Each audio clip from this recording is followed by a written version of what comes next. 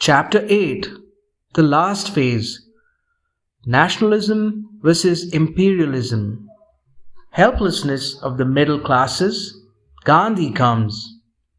The Congress becomes a dynamic organization under Gandhi's leadership. Congress governments in the provinces.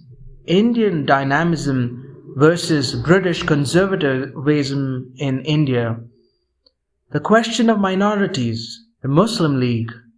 Mr. M.A. Jinnah, the National Planning Committee, the Congress and Industry, Big Industry versus Cottage Industry, Government checks industrial growth, War production is diversion from normal production. Chapter 9. The last phase. 3. The World War II. The Second World War. Congress develops a foreign policy. Congress approaches to the war. Reaction to the war. Another Congress offer and its rejection by the British government. Mr. Winston Churchill.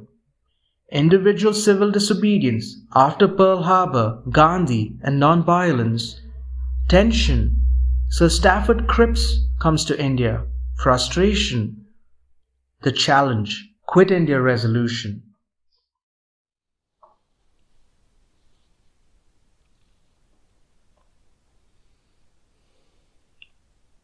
The Discovery of India by Jawaharlal Nehru. Chapter 8. The Last Phase. Part 2. Nationalism versus imperialism. Helplessness of the middle classes. Gandhi comes.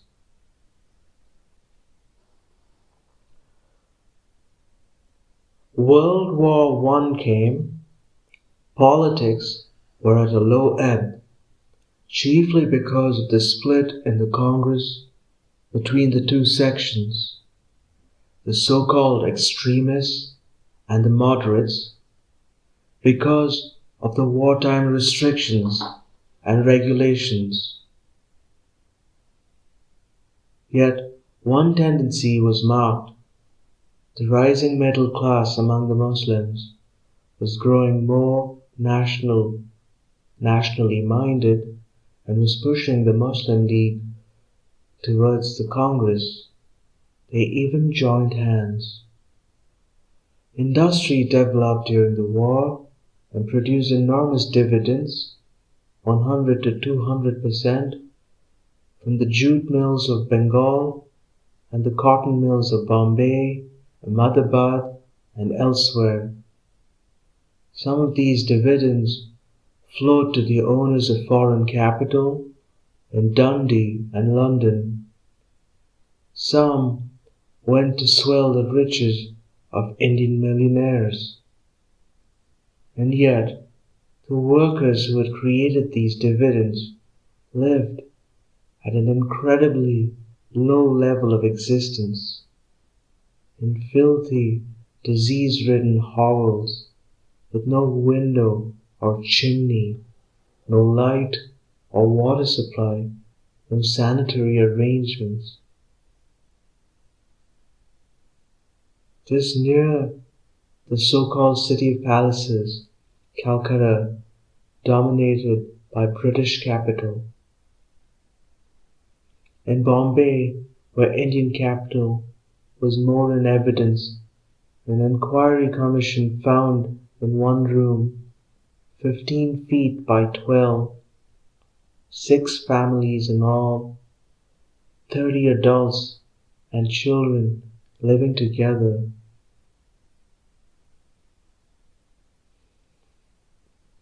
Three of these women were expecting a confinement soon, and each family had a separate oven in that one room. These are special cases, but they are not very exceptional.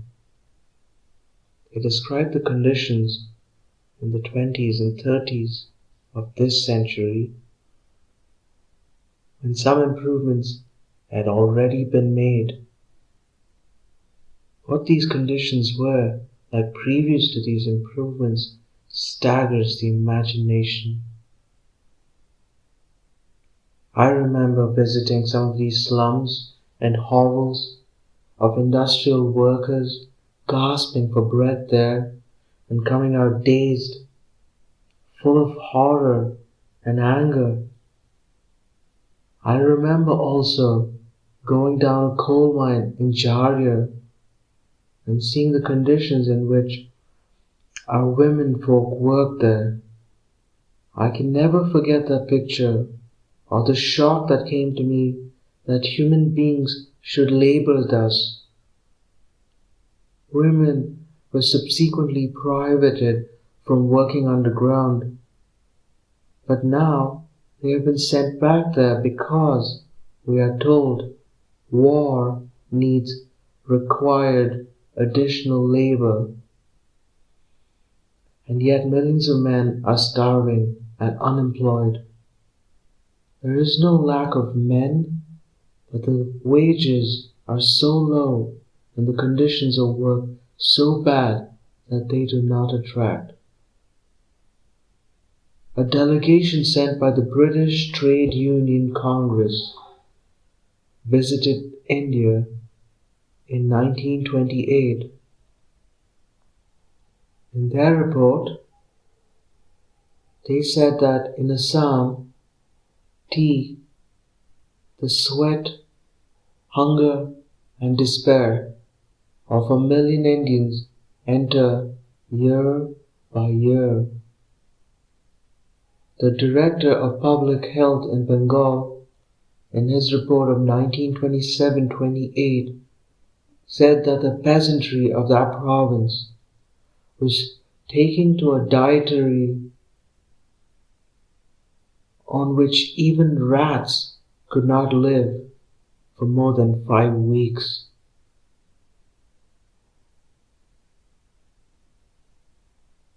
World War I ended at last, and peace, instead of bringing us relief and progress, brought us repressive legislation and martial law in the Punjab.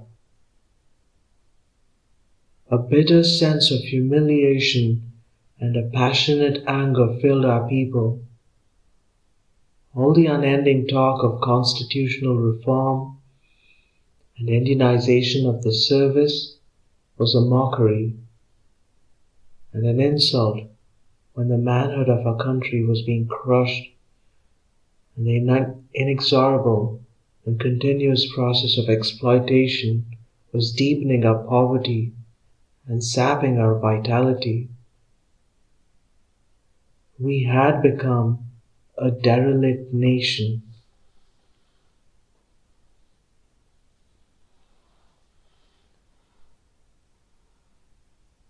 Yet, what could we do? How change this vicious process? We seem to be helpless in the grip of some all-powerful monster. Our limbs were paralyzed, our minds deadened.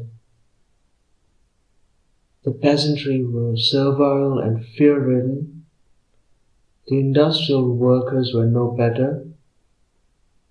The middle classes, the intelligentsia, who might have been the beacon lights in the enveloping darkness, were themselves submerged in this all-pervading gloom. In some ways their condition was even more pitiful than that of peasantry. Large numbers of them, déclassés intellectuals, cut off from the land and incapable of any kind of manual or technical work, joined the swelling army of the unemployed, and helpless, hopeless, sank ever deeper into the morass. A few successful lawyers, or doctors, or engineers, or clerks made a little difference to the mass.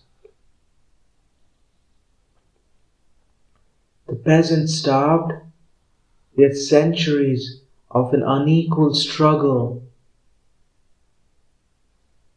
against his environment had taught him to endure, and even in poverty and starvation, he had a certain calm dignity, a feeling of submission to an all-powerful fate.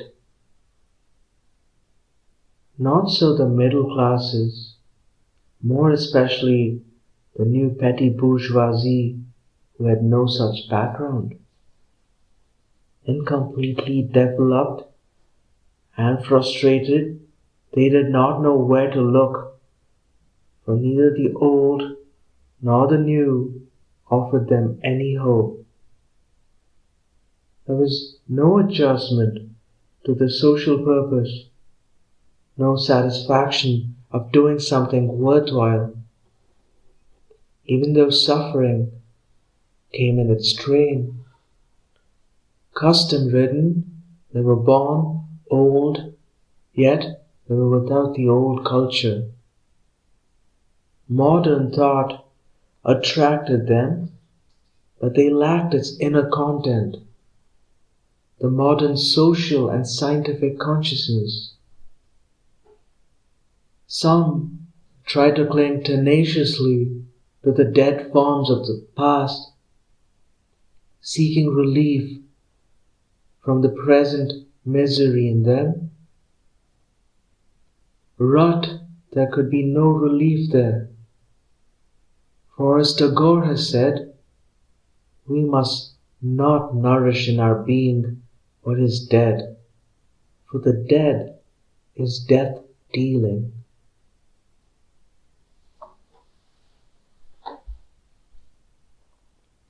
Others made themselves pale and ineffectual copies of the West, so, like derelicts frantically seeking some foothold of security for body and mind, and finding none, they floated aimlessly in the murky waters of Indian life.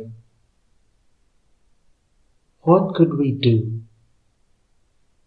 How could we pull India out of this quagmire of poverty and defeatism which sucked her in? Not for a few years of excitement and agony and suspense, but for long generations our people had offered their blood and toil, tears and sweat, and this process had eaten its way deep into the body and soul of India, poisoning every aspect of our corporate life. Like that fell disease which consumes the tissues of the lungs and kills slowly but inevitably. Sometimes we thought that some swifter and more obvious process resembling cholera or the bubonic plague would have been better. But that was a passing thought, for adventurism leads nowhere, and the quack treatment of deep-seated diseases does not yield results.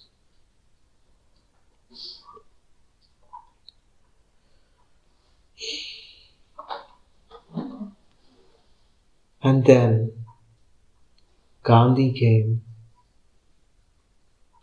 He was like a powerful current of fresh air that made us stretch ourselves and take deep breaths.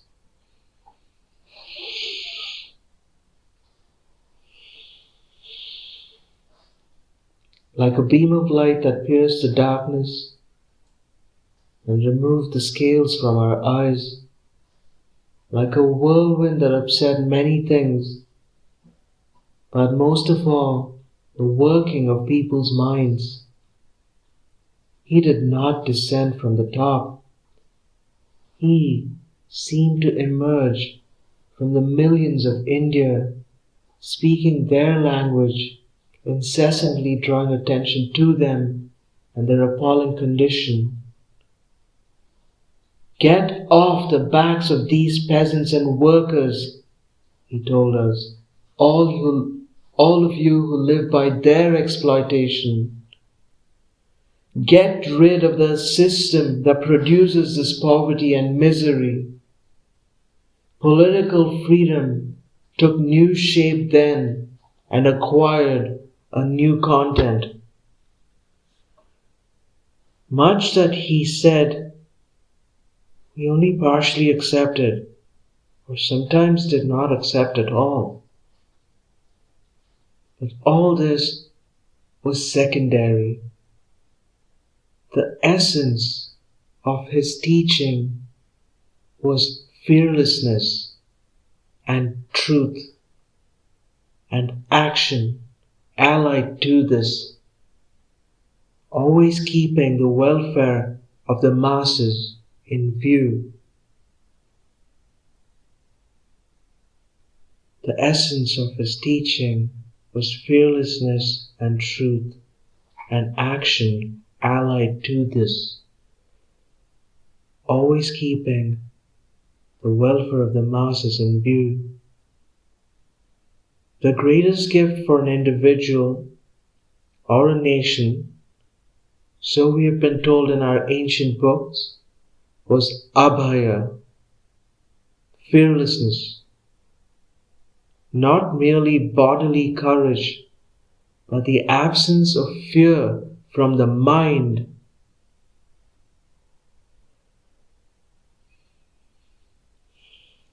Janaka and Yagnavalkya had said at the dawn of our history that it was the function of leaders of a people to make them fearless. But the dominant impulse in India under the British rule was that of fear, pervasive, oppressing, strangling fear.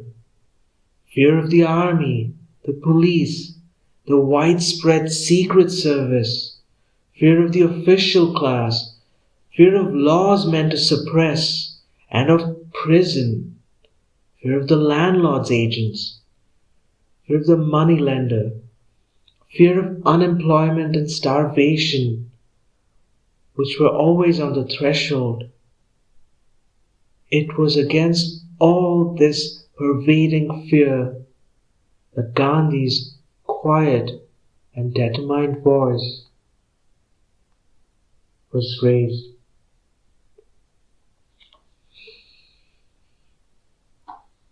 Be not afraid. Was it so simple as all that? Not quite. And yet, fear builds its phantoms, which are more fearsome than reality itself, and reality, when calmly analyzed and its consequences willingly accepted, loses much of its terror. So, suddenly, as it were, that black pall of fear was lifted from the people's shoulders. Not wholly, of course, but to an amazing degree. As fear is close companion to falsehood, so truth follows fearlessness. The Indian people did not become much more truthful than they were, nor did they change their essential nature overnight. Nevertheless, a sea change was visible as the need for falsehood and furtive behavior lessened. It was a psychological change, almost as if some expert in psychoanalytic methods had probed deep into the patient's past and found out the origins of his complexes and exposed them to his view and thus rid him of that burden. There was that psychological reaction also, a feeling of shame and a long submission to an alien rule that had degraded and humiliated us, and a desire to submit no longer, whatever the consequences might be. We did not grow much more truthful, perhaps, than we had previously been, but Gandhi was always there as a symbol of uncompromising truth, to pull us up and shame us into truth. What is truth? I do not know for certain, and perhaps our truths are relative and absolute truth is beyond us. Different persons may and do take different views of truth, and each individual is powerfully influenced by his own background, training, and impulses. So also Gandhi.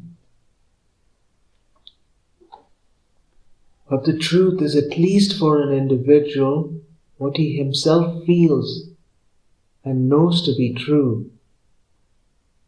According to this definition, I do not know of any person who holds to the truth as Gandhi does. But the truth is, at least for an individual, what he himself feels and knows to be true. According to this definition, I do not know of any person who holds to the truth as Gandhi does. That is a dangerous quality in a politician, for he speaks out his mind and even lets the public see its changing phases. Gandhi influenced millions of people in India in varying degrees. Some changed the whole texture of their lives, others were only partly affected, or the effect wore off, and yet not quite, for some part of it could not be wholly shaken off. Different people reacted differently, and each will give his own answer to this question. Some might well say, almost in the words of Alcibiades, besides, when we listen to anyone else talking, however eloquent he is, we don't really care a damn what he says. But when we listen to you, or to someone else repeating what you've said, even if he puts it ever so badly, and never mind whether the person who is listening is man, woman, or child, we're absolutely staggered and bewitched. And speaking for myself, gentlemen, if I wasn't afraid, you'd tell me I was completely bottled. I'd swear an oath what an extraordinary effect his words have had on me and still do, if it comes to that. For the moment I hear him speak, I'm smitten by a kind of sacred rage, worse than any Korban, and my heart jumps into my mouth, and tears start into my eyes. And oh, not only me, but lots of other men. There's one thing I've never felt with anybody else. Not the kind of thing you would expect to find in me either, and that is a sense of shame. Socrates is the only man in the world that can make me feel ashamed, because there's no getting away from it. I know I ought to do things he tells me to, and yet the moment I'm out of his sight, I don't care what I do to keep in with the mob.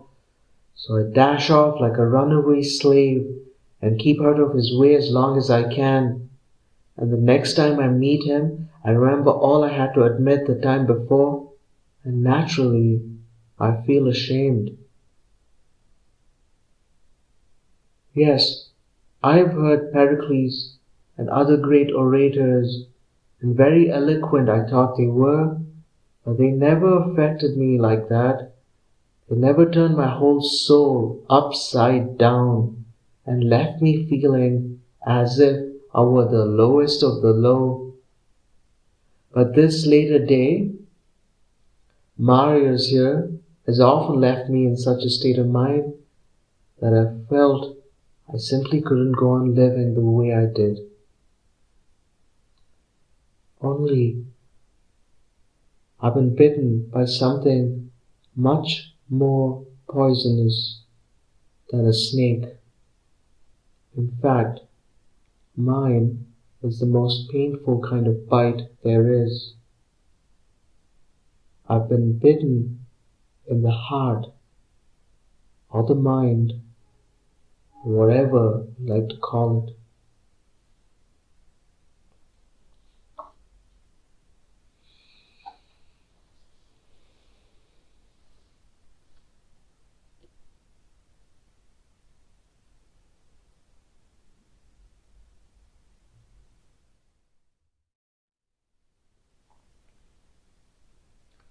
The Discovery of India by Jawaharlal Nehru.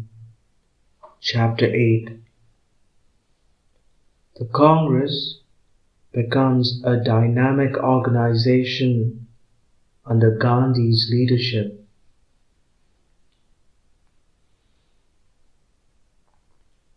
Gandhi, for the first time, entered the Congress organization and immediately brought about a complete change in its constitution. He made it democratic and a mass organization. Democratic it had previously also been, but it had so far been limited in franchise and restricted to the upper classes. Now the peasants rolled in, and in its new garb, it began to assume the look of a vast agrarian organization with a strong sprinkling of the middle classes. This agrarian character was to grow. Industrial workers also came in, but as individuals and not in their separate organized capacity. Action was to be the basis and the objective of this organization. Action based on peaceful methods. Thus far, the alternatives had been just talking and passing resolutions or terroristic activity. Both of these were set aside, and terrorism was especially condemned as opposed to the basic policy of the Congress. A new technique of action was evolved. A new technique of action was evolved, which, though perfectly peaceful, yet implied non-submission to what was considered wrong, and as a consequence, a willing acceptance of the pain and suffering involved in this. Gandhi was an odd kind of pacifist, for he was an activist full of dynamic energy. There was no submission in him to fate or anything that he considered evil. He was full of resistance, though this was peaceful and courteous.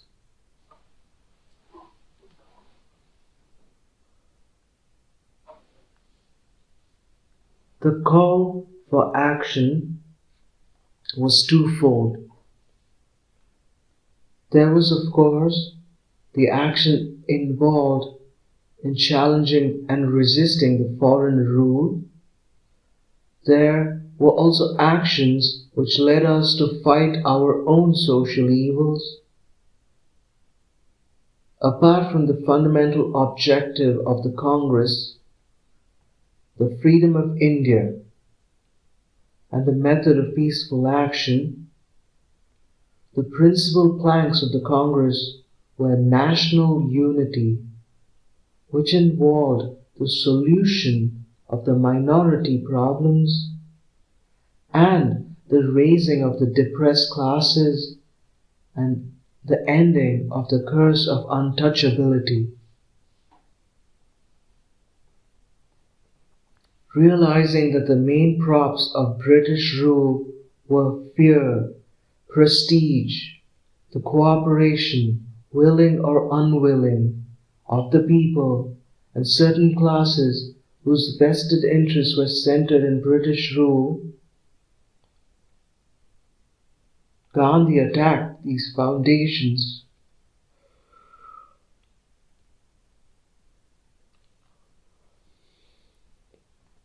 Titles were to be given up, and though title holders responded to this only in small measure, the popular respect for these British-given titles disappeared, and they became symbols of degradation. New standards and values were set up, and the pomp and splendor of the viceregal court and the princes, which used to impress so much, suddenly appeared supremely ridiculous and vulgar and rather shameful, surrounded as they were by poverty and misery of the people. Rich men were not so anxious to flaunt their riches. Outwardly, at least, many of them adopted simpler ways and in their dress became almost indistinguishable from humbler folk. The older leaders of Congress, bred in a different and more quiescent tradition, did not take easily to these new ways and were disturbed by the upsurge of the masses. Yet so powerful was the wave of feeling and sentiment that swept through the country that some of this intoxication filled them also. A very few fell away, and among them was Mr. M.A. Jinnah. He left the Congress not because of any difference of opinion on the Hindu-Muslim question, but because he could not adapt himself to the new and more advanced ideology, even more so because he disliked the crowds of ill-dressed people talking in Hindustani who filled the Congress. His idea of politics was of a superior variety, more suited to the legislative chamber or to a committee room. For some years, he felt completely out of the picture and even decided to leave India for good. He settled down in England and spent several years there. It is said, and I think with truth, that the Indian habit of mind is essentially one of quietism. Perhaps old races develop that attitude to life. A long tradition of philosophy also leads to it, and yet Gandhi, a typical product of India, represents the very antithesis of quietism. He has been a demon of energy and action, a hustler, a man who not only drives himself but drives others. He has done more than anyone I know to fight and change the quietism of the Indian people. He sent us to villages and the countryside, and hummed with the activity of innumerable messengers of the new gospel of action. The peasant was shaken up, and he began to emerge from his own quiescent shell. The effect on us was different but equally far-reaching, for we saw, for the first time as it were, the villager in the intimacy of his mud hut, and with the stark shadow of hunger always pursuing him. We learned our Indian economics more from these visits than from books and learned discourses. The emotional experience we had already undergone was emphasized and confirmed, and henceforward there could be no going back for us to our old life or our old standards, however so much our views might change subsequently.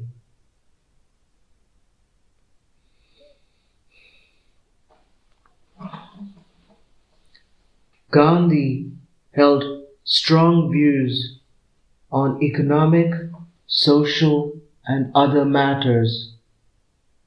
He did not try to impose all of these on the Congress, though he continued to develop these ideas and sometimes, in the process, varied them through his writings. But some he tried to push into the Congress.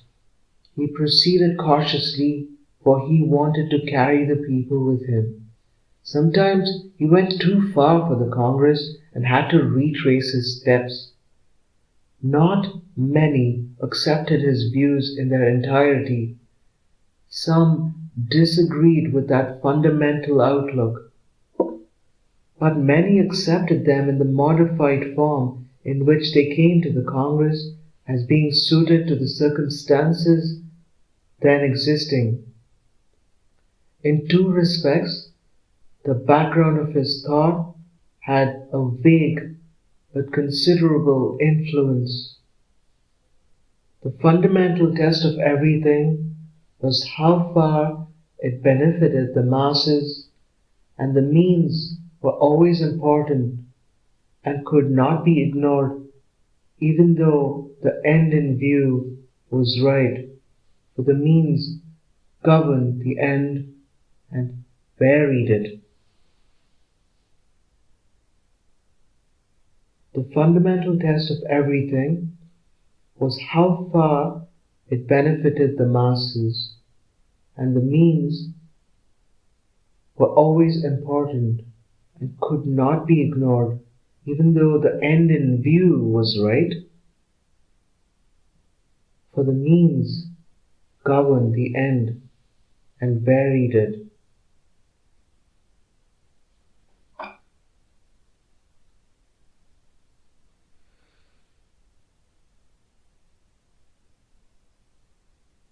Gandhi was essentially a man of religion, a Hindu to the innermost depth of his being, and yet his conception of religion had nothing to do with any dogma or custom or ritual. It was basically concerned with his firm belief in the moral law, which he calls the law of truth or love. Truth and non-violence appear to him to be the same thing, or different aspects of one and the same thing, and he uses these words almost interchangeably. Claiming to understand the spirit of Hinduism, he rejects every text or practice which does not fit in with his idealist interpretation of what it should be, calling it an interpolation or subsequent accretion. I decline to be a slave, he has said, to precedence or practice. I decline to be a slave, he has said, to precedence or practice I cannot understand or defend on a moral basis. And so, in practice, he is singularly free to take the path of his choice, to change and adapt himself, to develop his philosophy of life and action, and subject only to the overriding consideration of the moral law as he conceives this to be.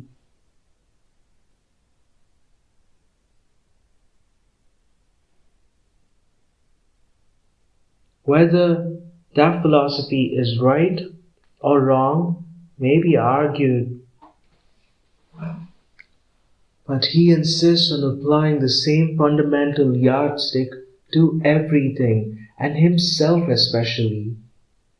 In politics, as in other aspects of life, this creates difficulties for the average person and often misunderstanding.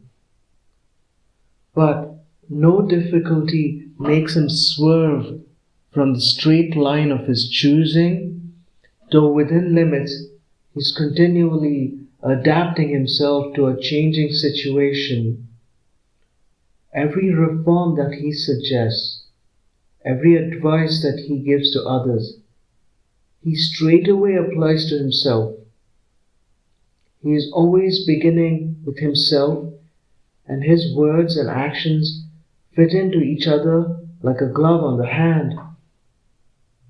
And so, whatever happens, he never loses his integrity, and there is always an organic completeness about his life and work. Even in his apparent failures, he has seemed to grow in stature.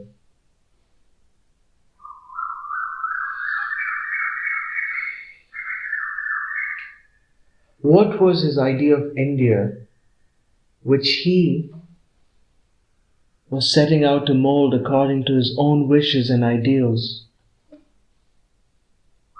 I shall work for an India in which the poorest shall feel that it is their country, in whose making they have an effective voice, an India in which all communities shall live in perfect harmony. There can be no room in such an India for the curse of untouchability or the curse of intoxicating drinks and drugs. Women will enjoy the same rights as men. This is the India of my dreams. I shall work for an India in which the poorest shall feel that it is their country, in whose making they have an effective voice. An India in which there shall be no high class and low class of people. An India in which all communities shall live in perfect harmony. There can be no room in such an India for the curse of untouchability or the curse of intoxicating drinks and drugs. Women will enjoy the same rights as men. This is the India of my dreams. Proud of his Hindu inheritance as he was, he tried to give to Hinduism a kind of universal attire and included all religions within the fold of truth. He refused to narrow his cultural inheritance.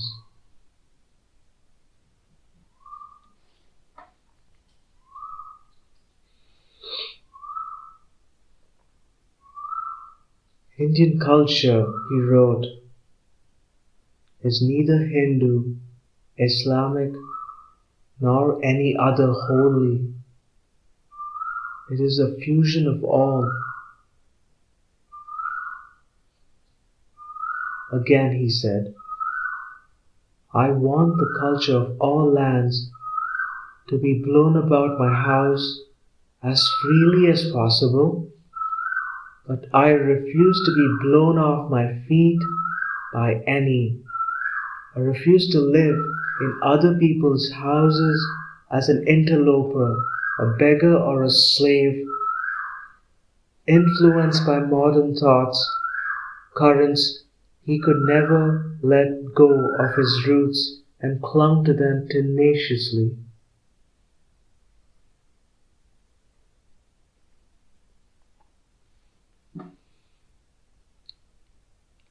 And so, he set about to restore the spiritual unity of the people and to break the barrier between the small westernized group at the top and the masses, to discover the living elements in the old roots and to build upon them, to awaken these masses out of their stupor, static condition, and make them dynamic.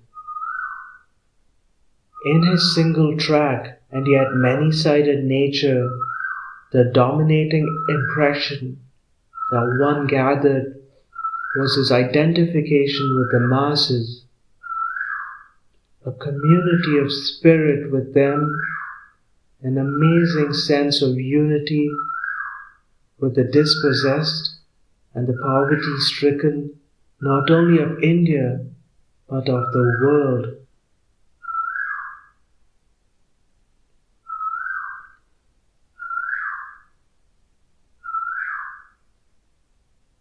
Even religion, as everything else, took second place to his passion to raise these submerged people. A semi-starved nation can have neither religion, nor art, nor organization. Whatever can be useful to starving millions is beautiful to my mind. Let us give today first the vital things of life, and all the graces and ornaments of life will follow. I want art and literature that can speak to millions. Whatever can be useful to starving millions is beautiful to my mind. Let us give today first the vital things of life, and all the graces and ornaments of life will follow. I want art and literature that can speak to millions. These unhappy, dispossessed millions haunted him, and everything seemed to revolve around them. For millions, it is an eternal vigil or an eternal trance. His ambition, he said, was to wipe every tear from eye to eye. It is not surprising that this astonishingly vital man, full of self-confidence and an unusual kind of power, standing for equality and freedom for each individual, but measuring all this in terms of the poorest, fascinated the masses of India and attracted them like a magnet.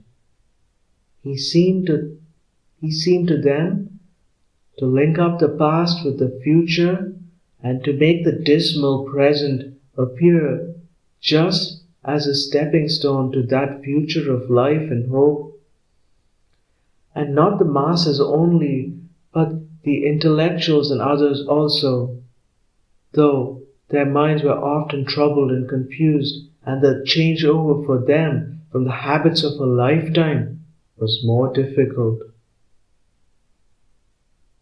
Thus, he effected a vast psychological revolution, not only among those who followed his lead, but also among his opponents and those many neutrals who could not make up their minds what to think and what to do.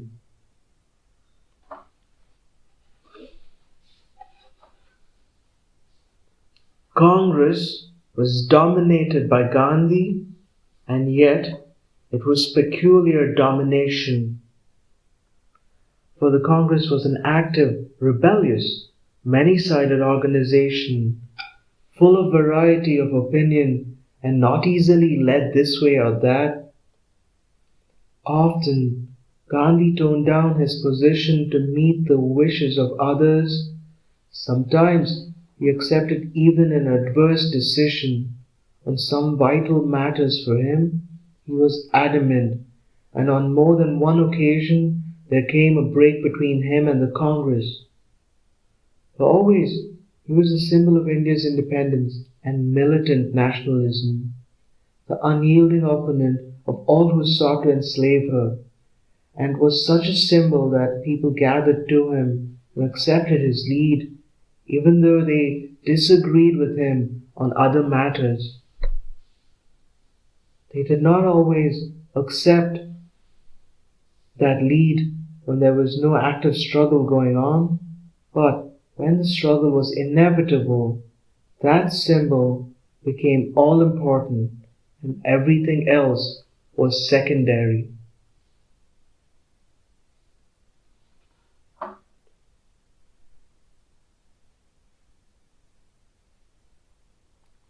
Thus, in 1920, the National Congress, and to a large extent the country, took to this new and unexplored path and came into conflict repeatedly with the British power. The conflict was inherent both in these methods and in the new situation that had arisen, yet back of all this was not political tactics and maneuvering, but the desire to strengthen the Indian people, for by that strength alone could they achieve independence and retain it. Civil disobedience struggles came one after the other, involving enormous suffering, but that suffering was self-invited and therefore strength-giving, not the kind which overwhelms the unwilling, leading to despair and defeatism. The unwilling also suffered, caught in the wide net of fierce governmental repression, and even the willing sometimes broke up and collapsed. But many remained true and steadfast, and harder for all the experience they had undergone. At no time, when its fortunes were low, did the Congress surrender to the superior might or submit to a foreign authority. It remained the symbol of India's passionate desire for independence and her will to resist alien domination. It was because of this that vast numbers of the Indian people sympathized with it and looked to it for leadership, even though many of them were so weak and feeble or so circumstanced as to be unable to do anything themselves. The Congress was a party in some ways. It was also a joint platform for several parties, but essentially it was something much more, for it represented the innermost desire of vast numbers of our people. The numbers of members on its rolls, large as this was only a feeble reflection of its widespread representative character, for membership depended not on the people's desire to join, but on our capacity to reach the remote villages. Often as now, we have been an illegal organization, not existing at all in the eyes of the law, and our books and papers have been taken away by the police. Even when there was no civil disobedience struggle going on, the general attitude of non-cooperation with the British apparatus of government in India continued, though it lost its aggressive character. That did not mean, of course, non-cooperation with Englishmen as such. When Congress governments were installed in many provinces, there was inevitably much cooperation in official and governmental work. Even then, however, that background did not change much, and instructions were issued regulating the conduct of congressmen apart from official duties. Between Indian nationalism and an alien imperialism, there could be no final peace, though temporary compromises and adjustments were sometimes inevitable. Only a free India could cooperate with England on equal terms.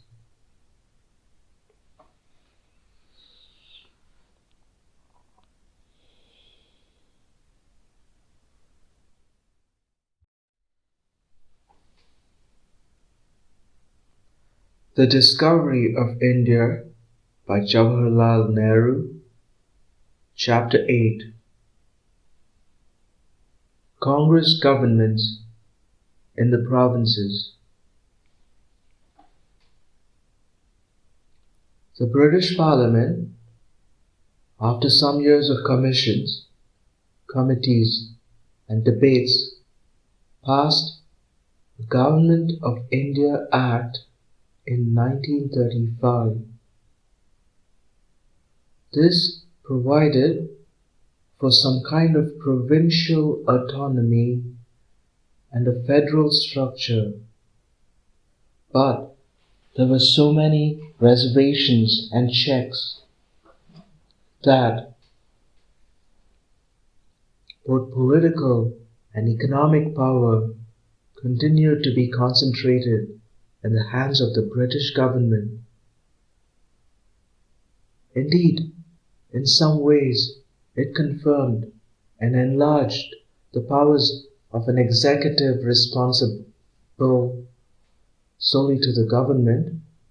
Indeed, in some ways, it confirmed and enlarged the powers of an executive responsible solely to that government.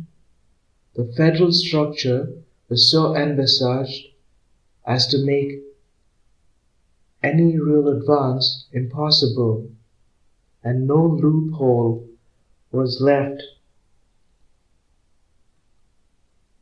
for the representatives of the Indian people to interfere with or modify the system of British-controlled administration.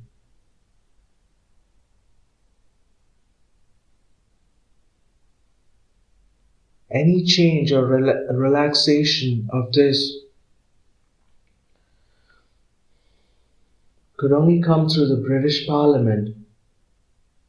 Thus, reactionary as this structure was, there were not even any seeds in it of self-growth, short of some kind of revolutionary action. The Act strengthened the alliance between the British government and the princes, landlords, and other reactionary elements in India. It added to the separate electorates, thus increasing the separatist tendencies. It consolidated the predominant position of British trade, industry, banking, and shipping, and laid down statutory prohibitions against any interference with this position, any discrimination, as it was called. It retained in British hands complete control over Indian finance, military, and foreign affairs.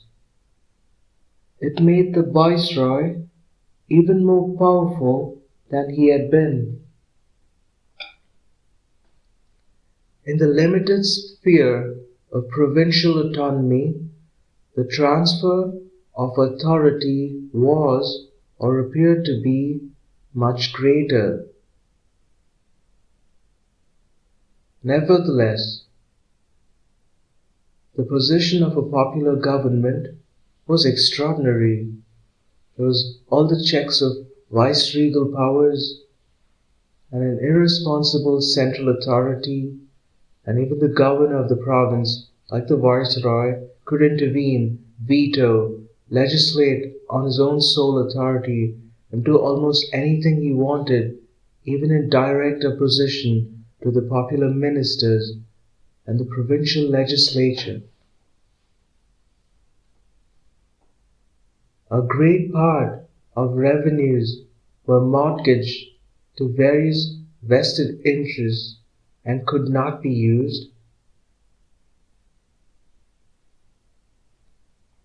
The superior services and the police were protected and could hardly be touched by the ministers.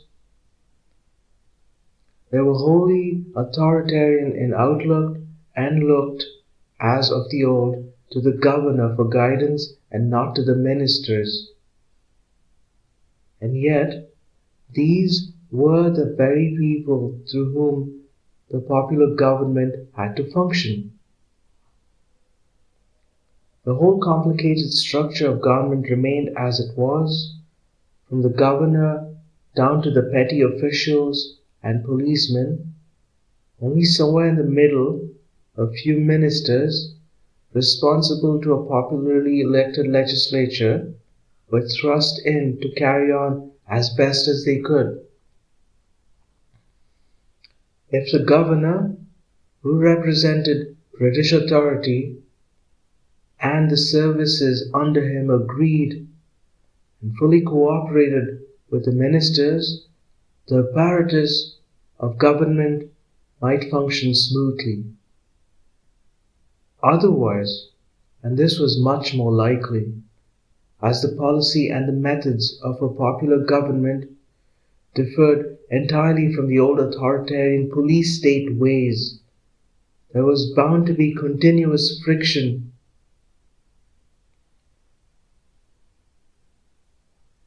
Even when the governor or the services were not openly at variance with or disloyal to the policy of the popular government, they could not obstruct, delay, pervert, and undo what the government did or wished to do. In law, there was nothing to prevent the governor and the viceroy from acting as they liked, even in active opposition to the ministry and the legislature. The only real check was fear of conflict. The ministers might resign. No others could command a majority in the legislature, and popular upheavals might follow. It was the old constitutional conflict between an autocratic king and parliament, which had so often taken place elsewhere, leading to revolutions and suppression of the king. Here, the king was in addition a foreign authority, supported by foreign military and economic power, and the special interest and lapdog breed it had created in the country.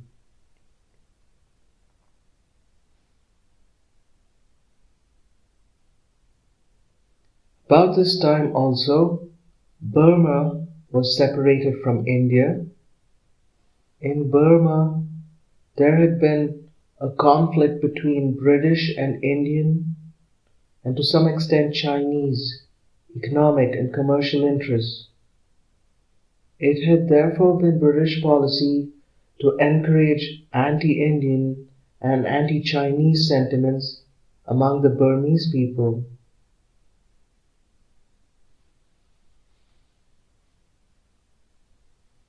This policy was helpful for some time.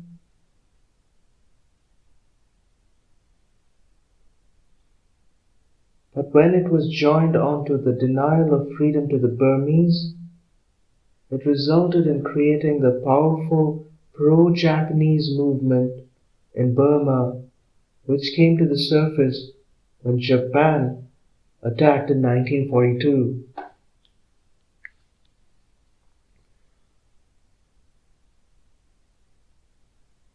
The Act of 1935 was bitterly opposed by all sections of Indian opinion.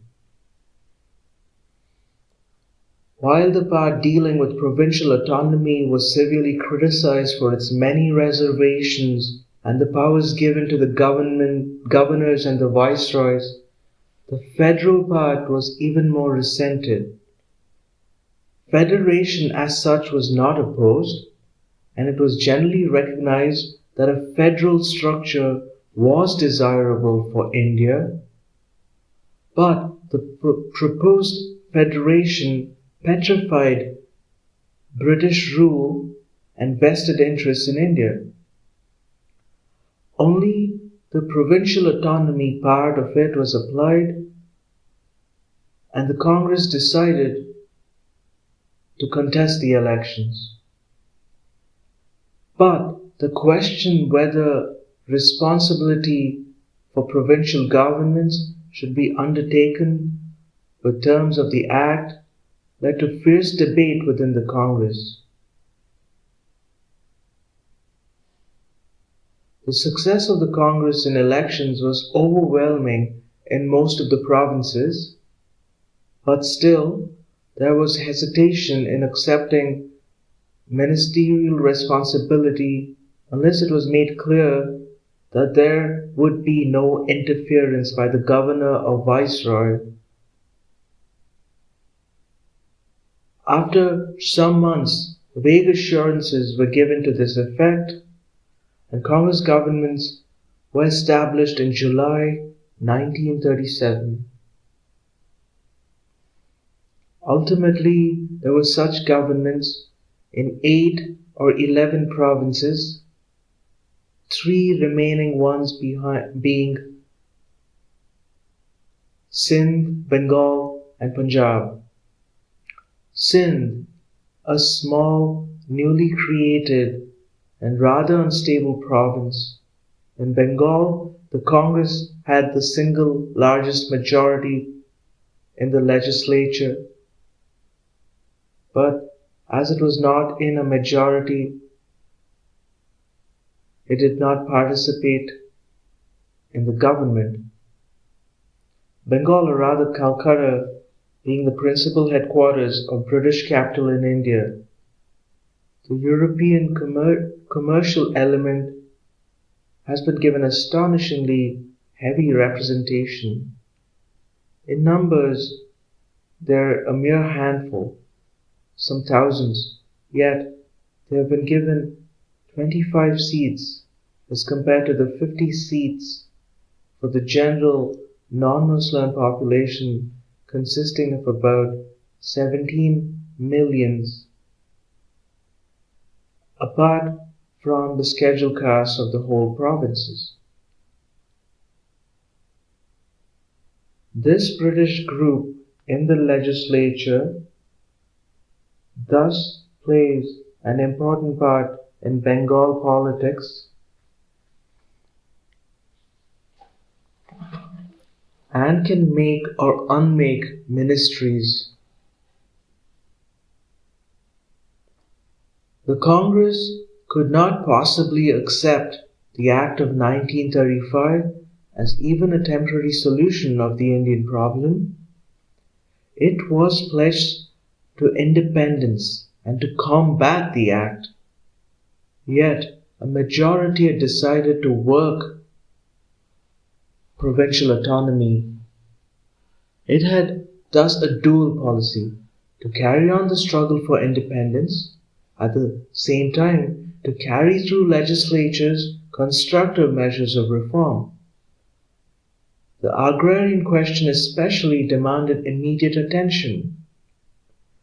The question of congressmen joining other groups to form coalition governments was considered, although there was no necessity for this, as Congress had clear majorities. Still, it was desirable to associate as many people as possible in the work of government. There was nothing inherently wrong about coalition at all times, and indeed, some form of coalition was agreed to in the frontier province and in Assam. As a matter of fact, the Congress itself was a kind of coalition or joint front of various groups tied together by the dominating urge for India's independence. In spite of this variety within its fold, it had developed a discipline, a social outlook, and a capacity to offer battle in its own peaceful way.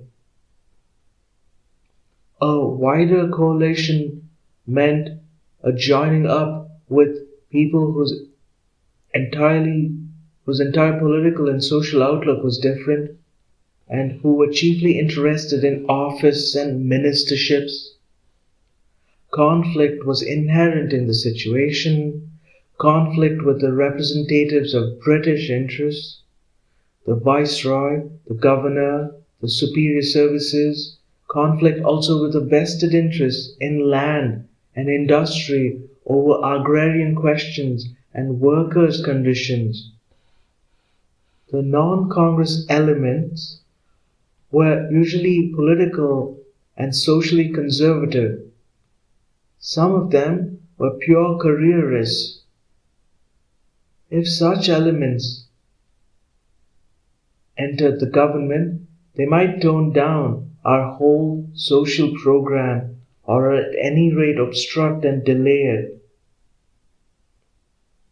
There might even be intrigues with the governors over the heads of other ministers. A joint front against British authority was essential. Any breach in this would be harmful to our cause. There would have been no binding cement, no common loyalty, no united objective, and individual ministers would have looked and pulled in different directions. Our public life naturally inclined many who could be called politicians, nothing more, careerists, both in the good and bad sense of the word. There were able, earnest and patriotic men and women, as well as careerists, both in the Congress and in other organizations. But the Congress had been, ever since 1920, something much more than a constitutional political party, and the breadth of revolutionary action actually or potentially surrounded it and often put it outside the pale of the law. The fact that this action was not connected with violence, secret intrigue and conspiracy, the usual accompaniments of revolutionary activity, did not make it any less revolutionary. Whether it was right or wrong, effective or not, may be an arguable matter.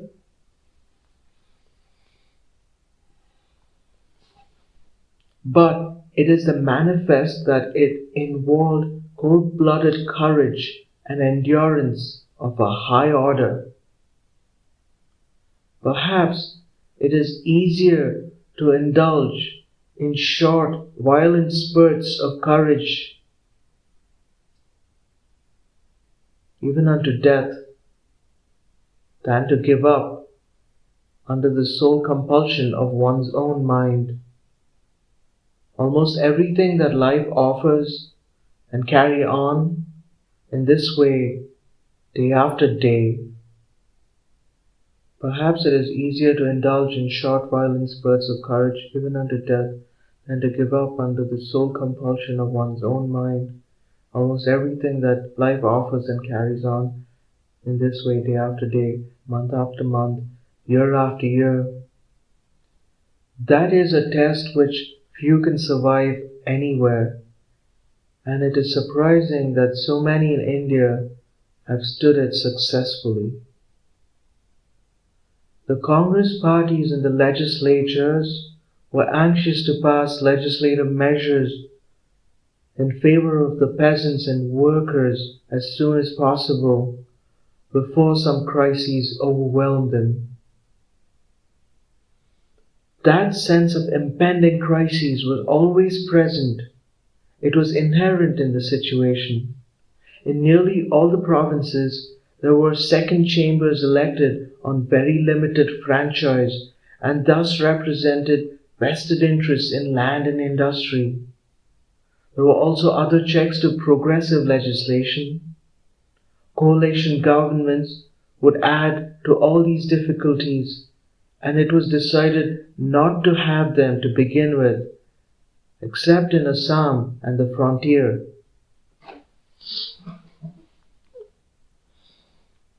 This decision was itself by no means final, and the possibility of change was kept in view, but rapidly developing circumstances made any change more difficult, and the Congress governments in the provinces became entangled in numerous problems that urgently demanded solution. In subsequent years, there had been much argument about the wisdom of that decision, and opinions have differed. It is easy to be wise after the event, but I am still inclined to think that politically and situated as we were then, it was natural and logical decision for us.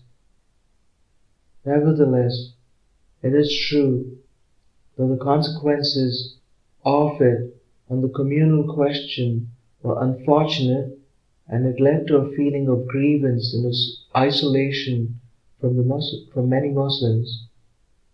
This played into the hands of reactionary elements who utilized it to strengthen their own position among certain groups.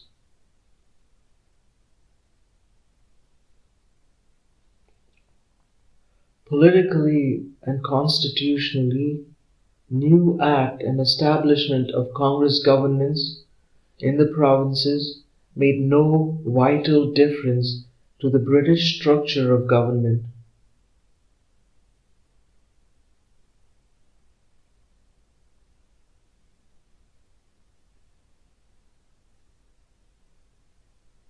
Real power remained where it had so long been.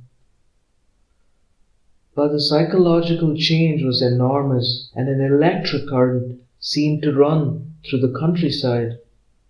This change was noticeable more in the rural areas than in the cities, though in the industrial centers the workers also reacted in the same way.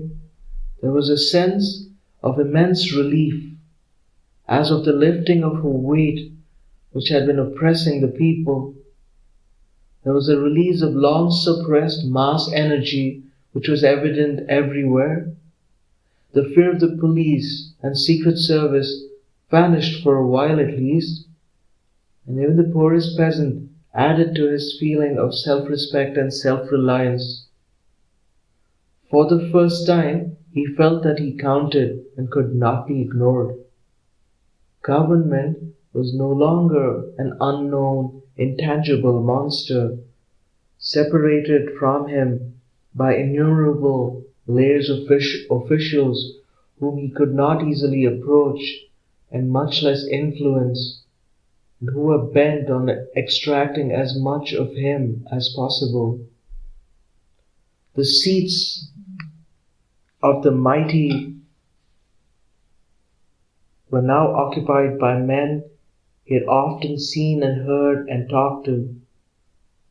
Sometimes they had been in prison together, and there was a feeling of comradeship between them. At the headquarters of the provincial government, in the very citadels of the old bureaucracy, many a symbolic scene was witnessed.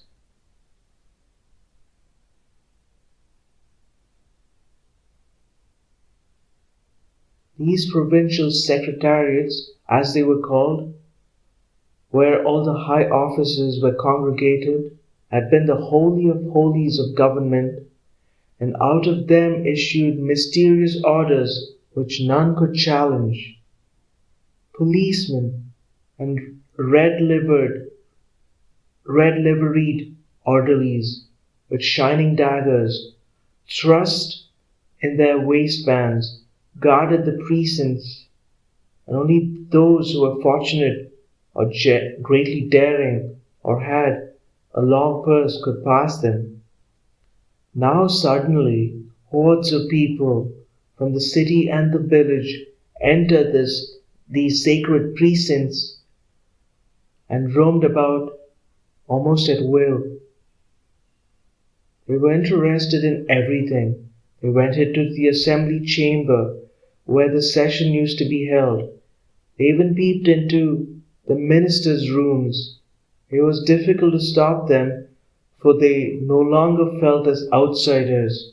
They had a sense of ownership in all this. Although it was all very complicated for them and difficult to understand, the policemen and the orderlies with shining daggers were paralyzed. The old standards had fallen.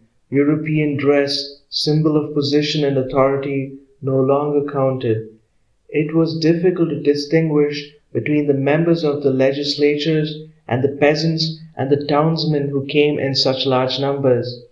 They were often dressed more or less alike, mostly in hand-spun cloth, with a well-known Gandhi cap on their heads.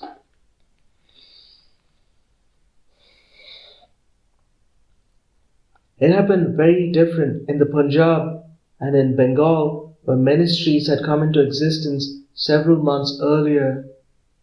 There had been no impasse there, and the changeover had taken place quietly, without ruffling the surface of life in any way.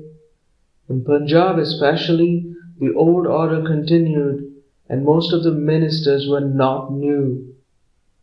They had been high officials previously, and they continued to be so. Between them and the British administration, there was no conflict or sense of tension, for politically, that administration was supreme. This difference between Congress province and Bengal and Punjab was immediately apparent in regard to civil liberties and political prisoners.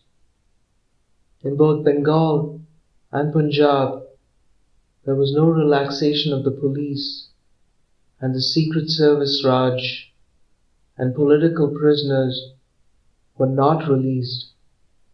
In Bengal, where the ministry often depended on European votes, there were in addition thousands of detainees, that is, men and women kept indefinitely for years and years in prison without charge or trial. In the Congress provinces, however, the very first step taken was the release of political prisoners. In regard to some of these who had been convicted for violent activities, there was a delay because of the governor's refusal to agree.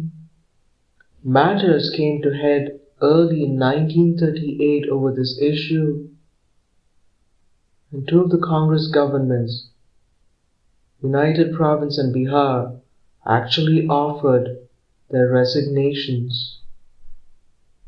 Thereupon the governor withdrew his objections and the prisoners were released.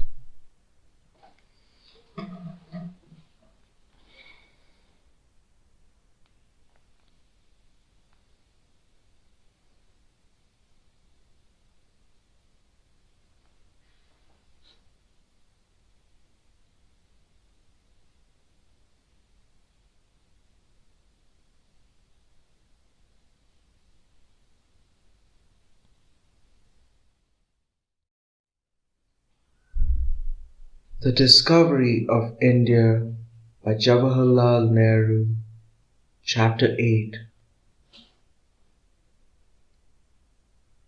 Indian Dynamism versus British Conservatism in India. The new provincial assemblies had a much larger representation from the rural areas, and this inevitably led to a demand in all of them for agrarian reforms. In Bengal, because of the permanent settlement and for other reasons, the conditions of the tenantry was worst of all.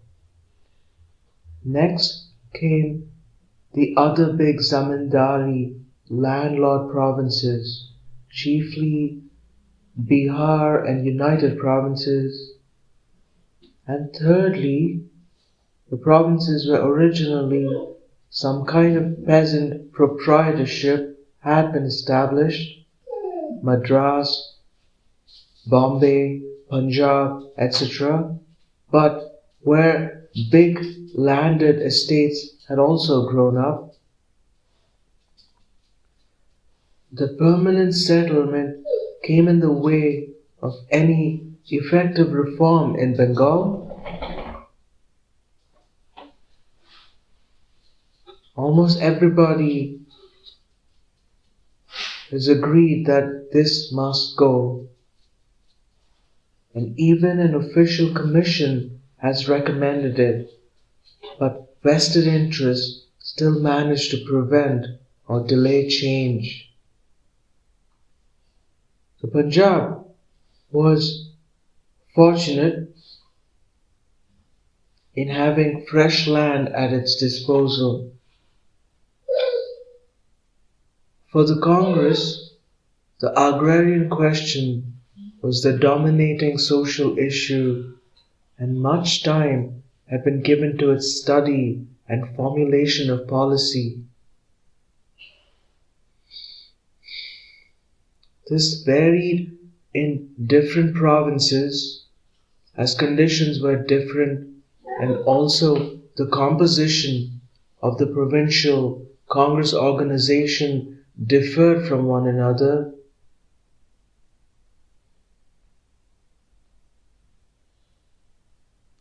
There was an All India agrarian policy which had been formulated by the central organization, and each province added to it and filled in the details.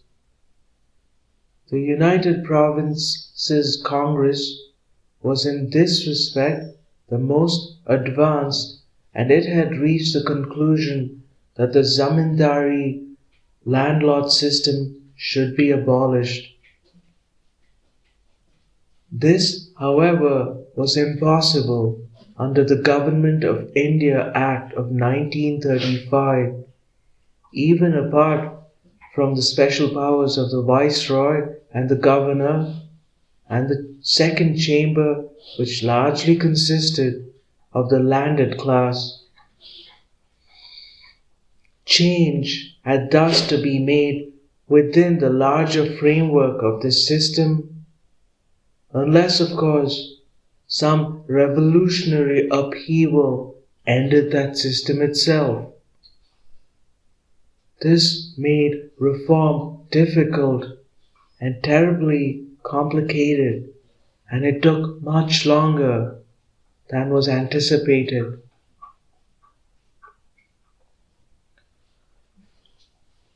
However, substantial agrarian reforms were introduced, and the problem of rural indebtedness was also attacked. So also labor conditions in factories, public health, and sanitation, local self-government, education, both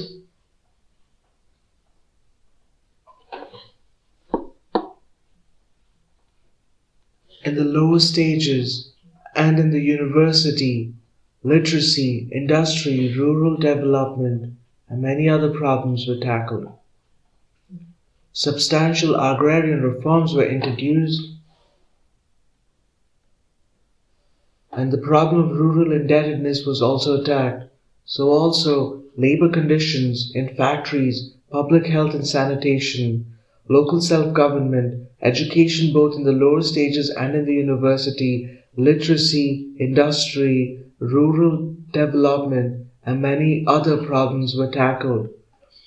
All these social, cultural, and economic problems had been ignored and neglected by previous governments. Their function had been to make the police and the revenue departments efficient and to allow the rest to take their own course. Occasionally, some little effort had been made and commissions and inquiry committees had been appointed which produced huge reports after years of labor and traveling about. Then the reports had been put away in their respective pigeonholes and little was done. Even proper statistics had not been collected.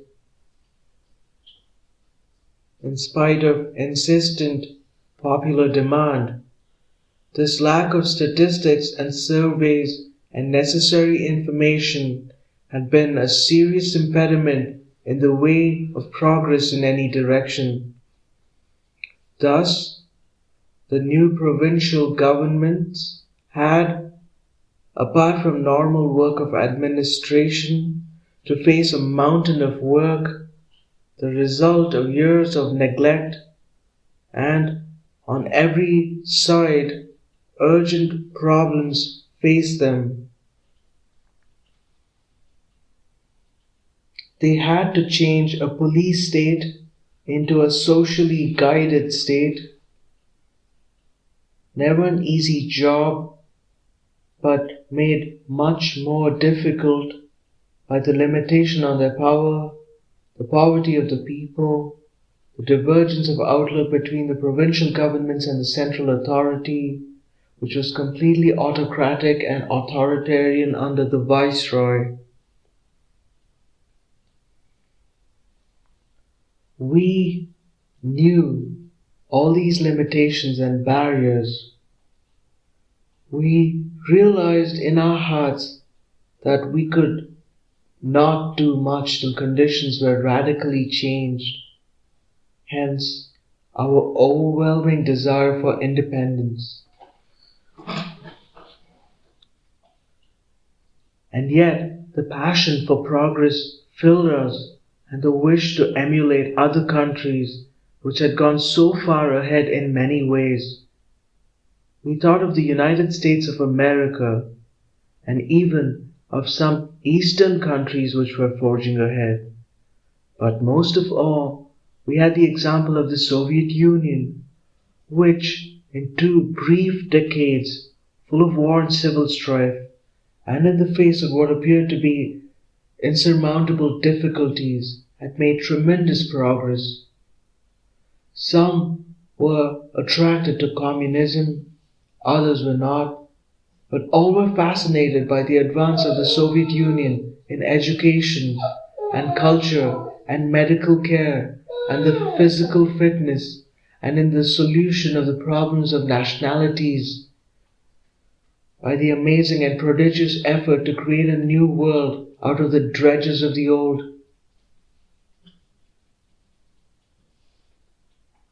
Even Rabindranath Tagore, highly individualistic as he was, and not attracted towards some aspect of the communistic system, became an admirer of this new civilization and contrasted it with the present condition in his own country. In his last deathbed message, he referred to the unsparing energy with which Russia has tried to fight disease and illiteracy and has succeeded in steadily liquidating ignorance and poverty, wiping off the humiliation from the face of a vast continent. Her civilization is free from all invidious distinctions between one class and another, between one sect and another. The rapid and astounding progress achieved by her made me happy and jealous at the same time.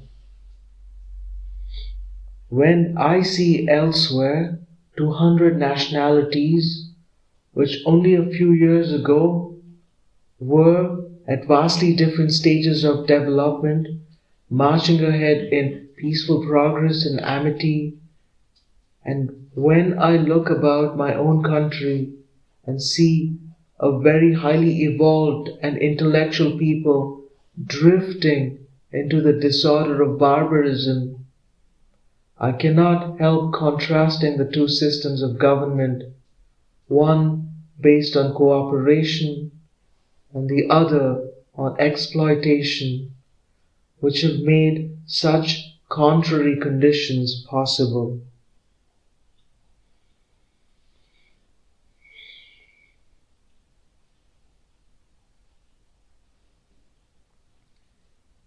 If others could do it, why not we? We had faith in our capacity, our intelligence, our will to persevere, to endure and succeed. We knew the difficulties, our poverty and backwardnesses, our reactionary groups and classes, our divisions, yet we would face them and overcome them. We knew the price was a heavy one, but we were prepared to pay it, for no price could be greater than what we paid from day to day in our present condition. But how were we to begin on our internal problems when the external problem of British rule and occupation faced us at every turn and nullified our every effort? Yet, since we had some opportunity, however limited and restricted, in these provincial governments, we wanted to take advantage of it in the fullest measure. But it was a heartbreaking job for our ministers, who were overwhelmed with work and responsibility and could not even share this with the permanent services because of the lack of harmony and the absence of the common outlook.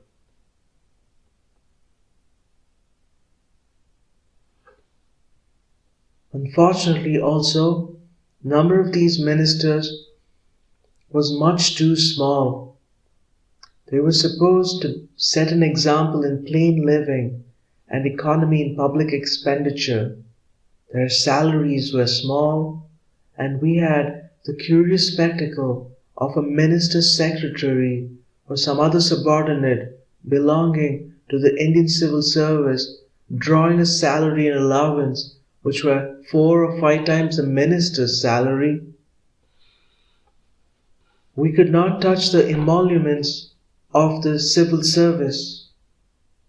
Also, the minister would travel second class by railway train or even third, while subordinate of his might be travelling first or in a lordly saloon in the same train.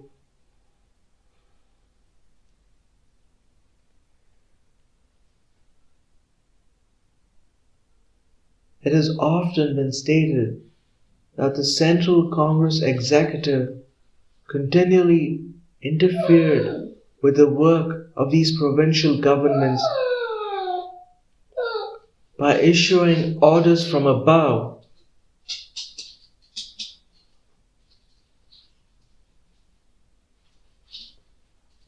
This is entirely incorrect, and there was no interference with the internal administration. What the Congress executive desired was that a common policy on all fundamental matters should be followed by the provincial governments.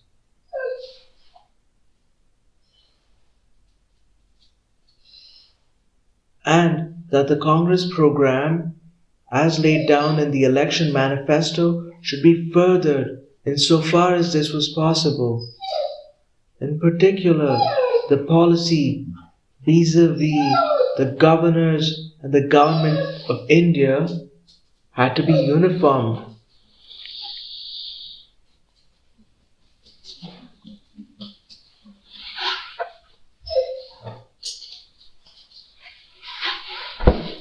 The introduction of provincial autonomy without any change in the central government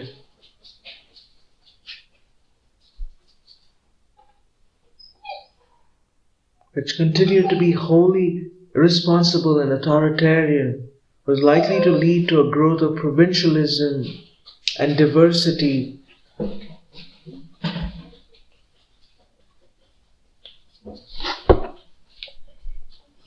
And thus to a lessening of the sense of Indian unity. Probably the British government had this in view in the furtherance of the policy of encouraging disruptive elements and tendencies. The government of India, irremovable, completely unresponsive, still representing the old tradition of British imperialism, stood as solid as rock and of course pursued a uniform policy with all the provincial governments. The governors, acting on instruction from New Delhi or Shimla, did likewise. If the Congress provincial governments had reacted differently from this, each in its own way, they could have been disposed of separately. It was essential, therefore, for these provincial governments to hold together and present a unified front to the government of India.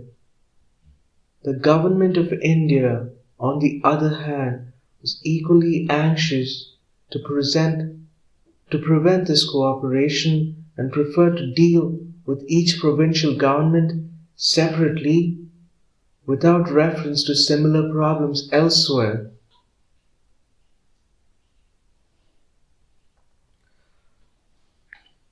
In August 1937, soon after the formation of the Congress provincial governments, the Congress executive passed the following resolution. The Working Committee recommended to the Congress ministers the appointment of a committee of experts to consider urgent and vital problems, the solution of which is necessary to any scheme of national reconstruction and social planning. Such a solution will require extensive surveys and the collection of data, as well as a clearly defined social objective.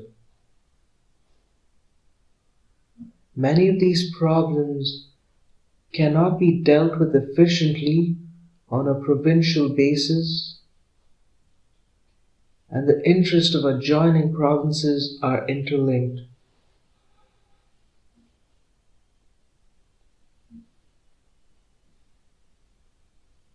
Comprehensive river surveys are necessary for the formulation of a policy to prevent disastrous floods, to utilize water for the purpose of irrigation, to consider the problems of soil erosion, to eradicate malaria, for the development of hydroelectricity and other schemes. For this purpose, the whole river valley will have to be surveyed and investigated, and large-scale state planning resorted to. The development and control of industries require also joint and coordinate action on part of several provinces. The working committee advised, therefore, that to begin with, an interprovincial committee of experts be appointed to consider the general nature of the problem to be faced and to suggest how and in what order those should be tackled. This expert committee may suggest the formation of special committees or boards to consider each such problem separately and to advise the provincial government concerned as to the joint action to be undertaken.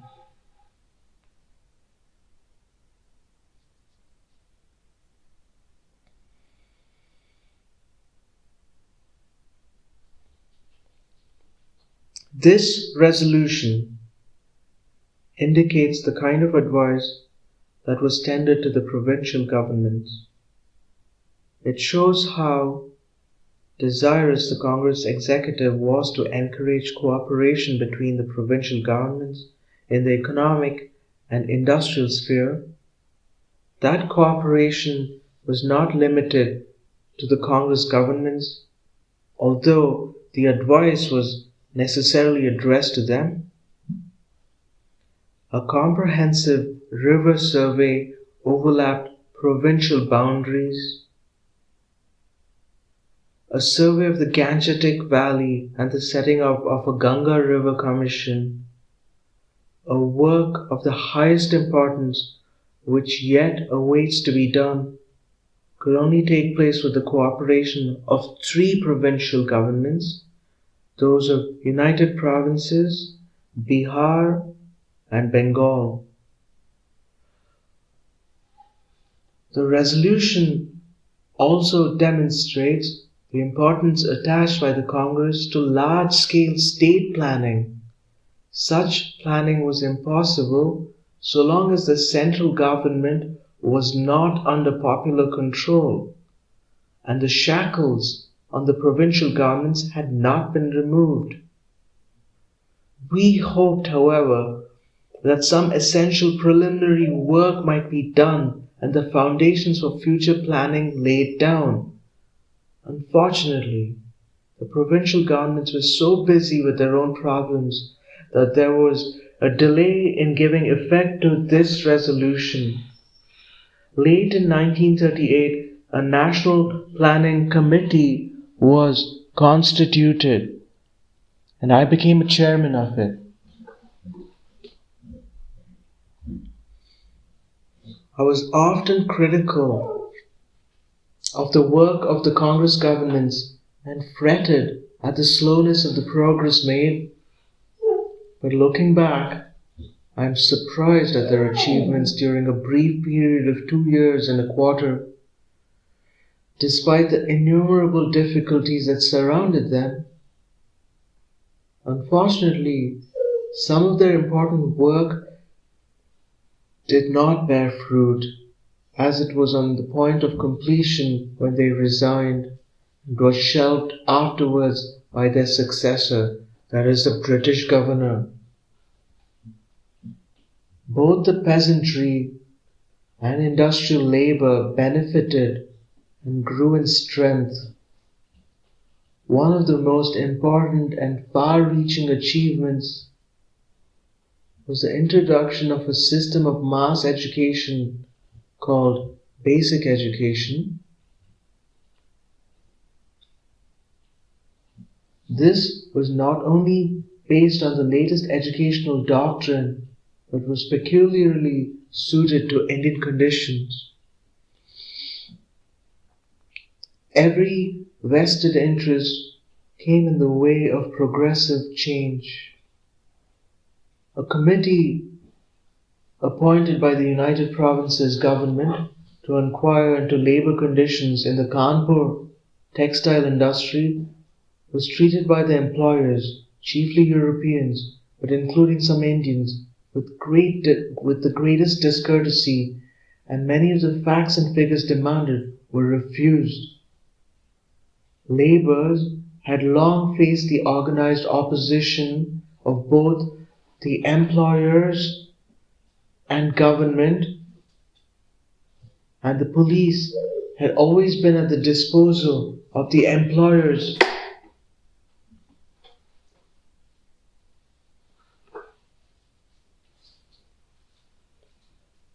The change in policy introduced by the Congress government was therefore resented by the employers.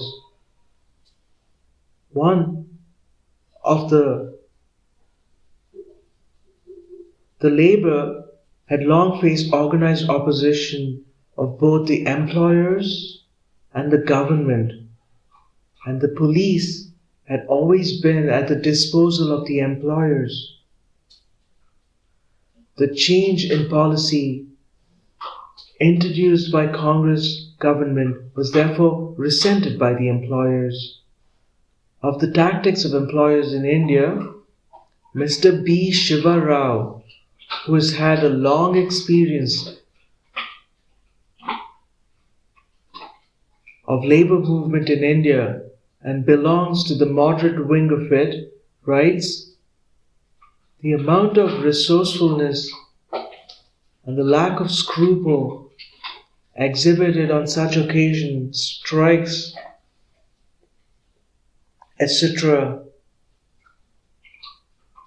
by the employers and the assistance of police would be incredible to one unacquainted with the Indian condition.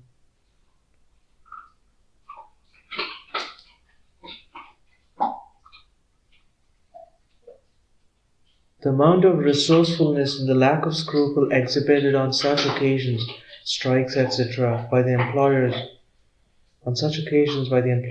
with the assistance of the police would be incredible to one unacquainted with Indian conditions.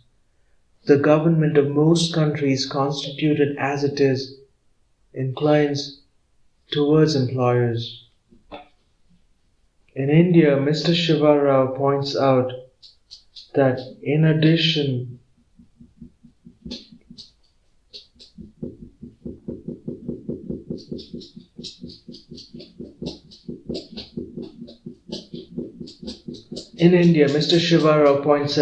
there is additional reason for this.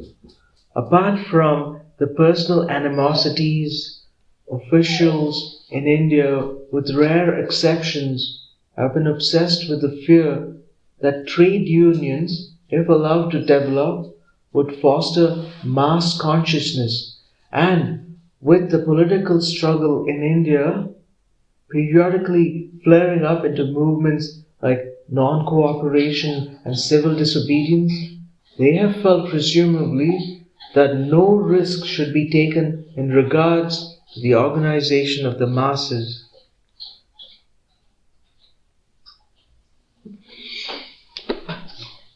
Governments lay down policy, legislators pass laws.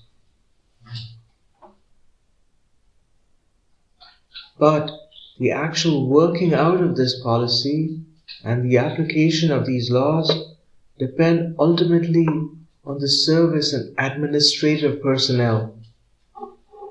The provincial government had thus inevitably to rely on the permanent services, especially the Indian civil service and the police. These services, bred in a different and authoritarian tradition, dislike the new atmosphere and the assertive attitude of the public, the lessening of their own importance, and their subordination to persons whom they had been in the habit of arresting and imprisoning.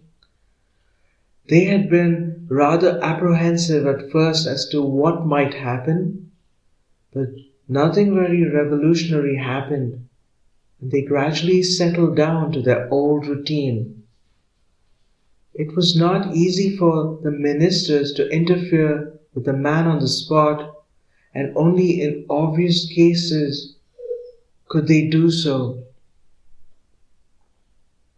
The services formed a close corporation and hung together, and if one man was transferred, his successor was likely to act in the same way. It was impossible to change suddenly the old reactionary and autocratic mentality of the services as a whole. A few individuals might change, some might make an effort to adapt themselves to the new conditions, but the vast majority of them, though differently, had always functioned as crusaders, had always functioned differently. But the vast majority of them had thought differently and always functioned differently. How could they undergo a sea change and emerge as crusaders of a new order? At the most, they could give a passive and heavy-moving loyalty.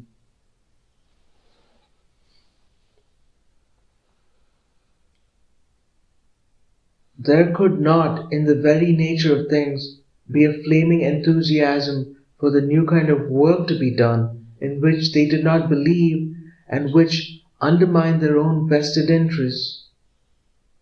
Unfortunately, even this passive loyalty was often lacking. Among the higher members of the civil service, long accustomed to the authoritarian methods and unchecked rule, there was a feeling that these ministers and legislators were intruders in a domain reserved for them.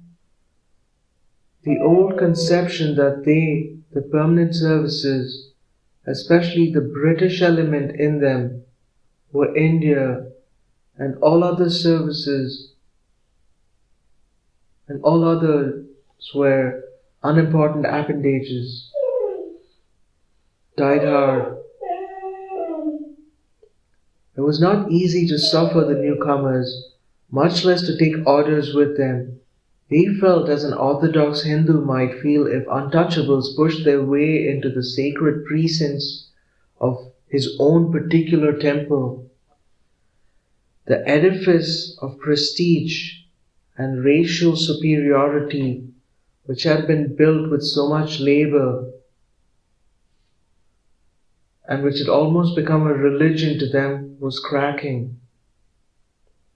The Chinese are said to be great believers in face, and yet I doubt if any of them are so passionately attached to the face as British in India.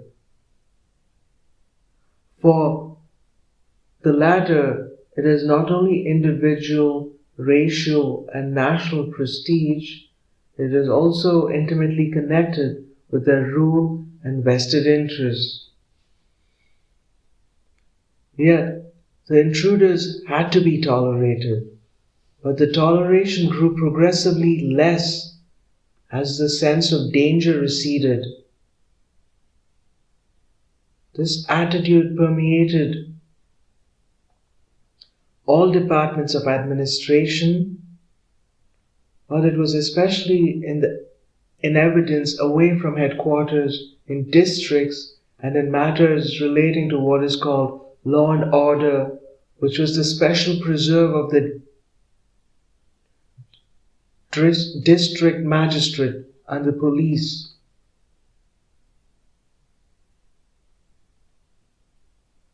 The emphasis of the Congress government on civil liberty gave the local officials and the police an excuse for allowing things to happen which ordinarily no government could have permitted. Indeed, I am convinced that in some cases the initiative for these undesirable occurrences came from the local officials or the police.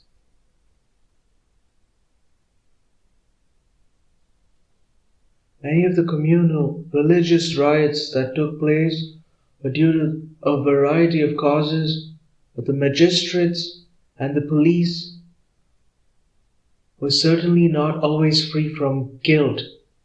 Experience showed that a quick and efficient handling of the situation put an end to the trouble.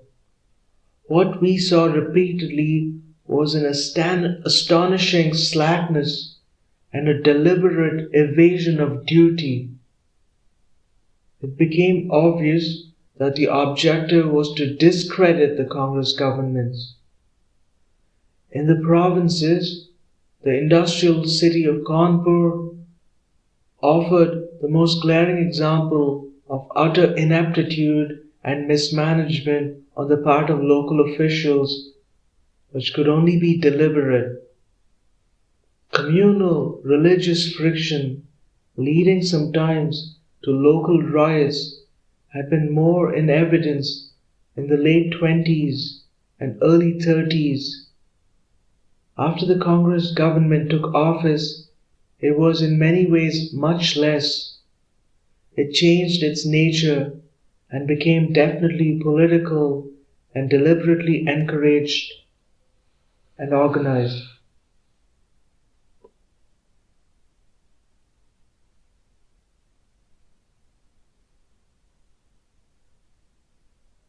The civil service had a reputation, chiefly self-propagated, for efficiency, but it became evident that outside the narrow sphere of work to which they had been accustomed, they were helpless and incompetent.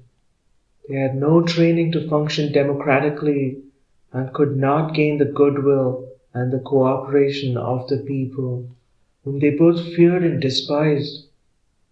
They had no conception of big and fast-moving schemes of social progress, and could only hamper them by their red tape and lack of imagination. Apart from certain individuals, this applied to both British and Indian members of the higher services. It was extraordinary how unfitted they were for the new tasks that faced them. There was, of course, a great deal of inefficiency and incompetence on the popular side, but it was counterbalanced by energy and enthusiasm and close touch with the masses, and a desire and a capacity to learn from one's own mistakes. There was a vitality there, a bubbling life, a sense of tension, a desire to get things done, all of which contrasted strangely with the apathy and conservatism of the British ruling class and their supporters. India, the land of tradition, thus offered a strange picture of reversal of roles. The British, who had come here as representatives of a dynamic society, were now the chief upholders of a static, unchanging tradition. Among the Indians, there were many who represented the new dynamic order and were eager for change, change not only political but also social and economic. Behind those Indians, there were, of course, vast new forces at work which perhaps even they hardly realized. This reversal of roles was a demonstration of the fact that whatever creative or progressive role the British might have played in the past in India, they had long ceased to play it and were now a hindrance and an obstruction to all progress. The tempo of their official life was slow and incapable of solving any of the vital problems before India. Even their utterances, which used to have some clarity and strength, became turgid, inept, lacking any real content.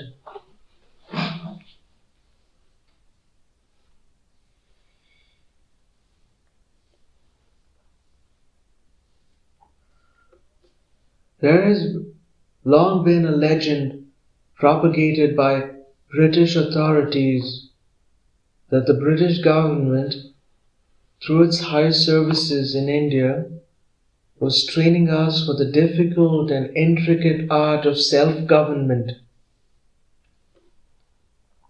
We had managed to carry on, and with a considerable degree of success, for a few thousand years before the British came here and gave us the advantage of their training. No doubt we lack many of the good qualities that we should possess, and some misguided persons even say that this deficiency has grown under British rule. But whatever our failings might be, it seemed obvious to us that the permanent services here were totally incapable of leading India in any progressive direction. The very qualities they possessed made them unhelpful for the qualities necessary in a police state are utterly different from those required in a progressive democratic community. Before they could presume to train others, it would be necessary for them to untrain themselves and to bathe in the waters of Leith so that they might forget what they had been.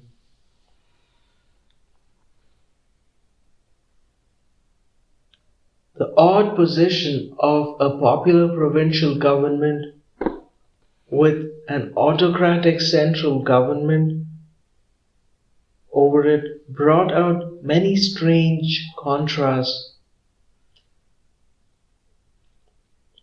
The Congress governments were anxious to preserve civil liberties, and they checked the wide-flung activities of the provincial CID, Criminal Investigation Department, whose chief function had been to shadow politicians and all who were suspected of anti-government sentiments.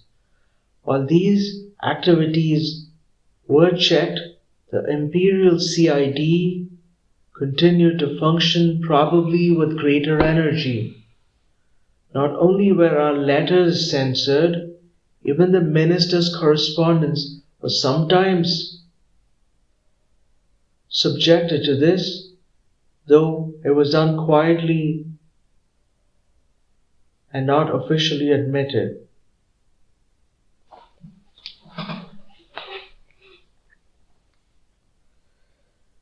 During the last quarter of a century or more, I have not written a single letter which has been posted in India, either to an Indian or a foreign address, without realizing that it would be seen and possibly copied by some secret service censor. Nor have I spoken on the telephone without remembering my conversation was likely to be tapped. The letters that have reached me also have had to pass some censor.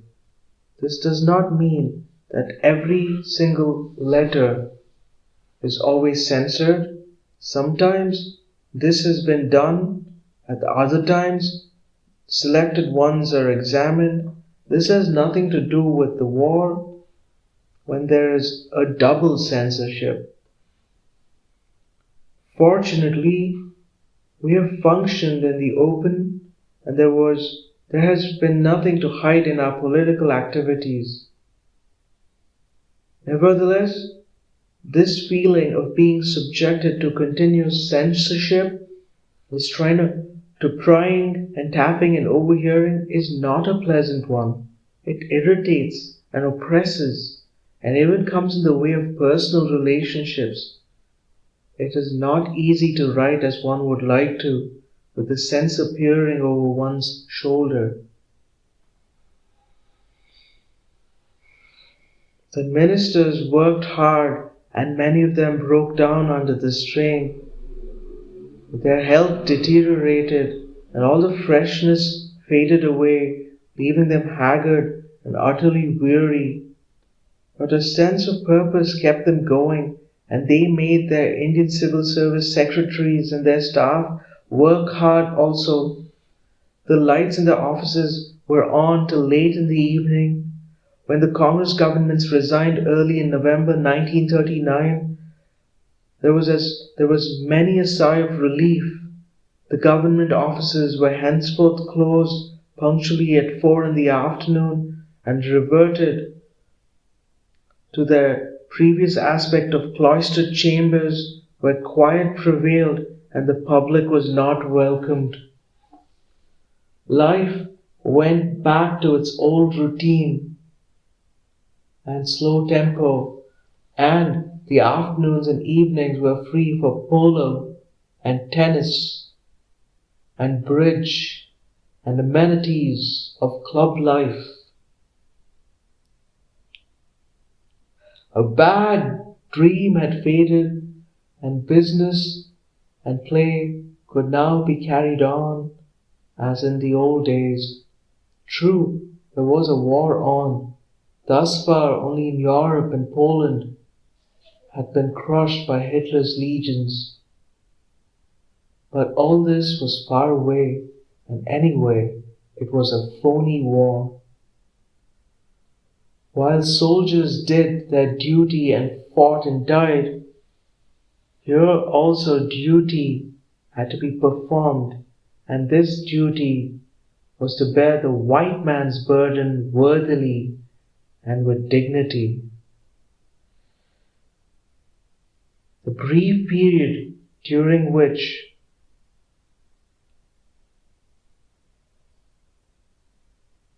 the Congress governments functioned in provinces confirmed our belief that major obstruction in progress in India was the political, economic structure imposed by the British. It was perfectly true that many traditional habits and social forms and practices were barriers to progress and they had to go. Yet the inherent tendency of Indian economy to expand was not restricted so much by these forms and habits as by the political and economic stranglehold of the British. But for that steel framework, expansion was inevitable, bringing in its wake many social changes and ending of outworn customs and ceremonial patterns. Hence, attention had to be concentrated on the removal of that framework, and energy spent on their matters bore little result, and was often like ploughing the sands. That framework was itself based on and protected the semi-feudal land tenure system and many other relics of the past. Any kind of democracy in India was incompatible with the British political and economic structure, and conflict between the two was inevitable. Hence, the partial democracy of 1937-1939 was always on the verge of conflict. Hence, also, the official British view that democracy in India had not been successful because they could only consider it in terms of maintaining the structure and values and vested interests they had built up. As the kind of tame and subservient democracy of which they could have approved was not forthcoming, and all manner of radical changes were aimed at, the only alternative left to British power was to revert to a purely authoritarian regime and put an end to all pretensions of democracy. There is a marked similarity in the development of this outlook and the birth and growth of fascism in Europe. Even the rule of law on which the British had prided themselves in India gave place to something in the nature of a state of siege and rule by ordinance and decree.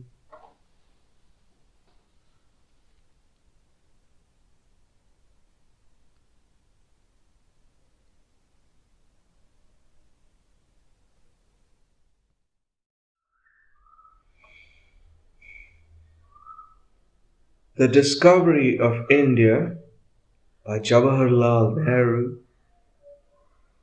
Chapter 8.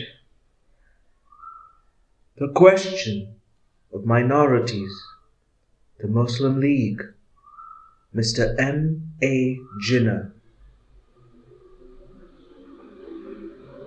The development and growth of the Muslim League during the last 7 years has been an unusual phenomenon.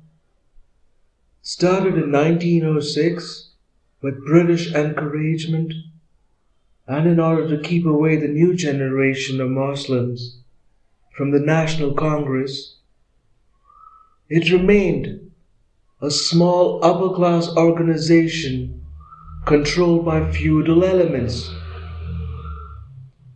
It had no influence on the Muslim masses and was hardly known by them.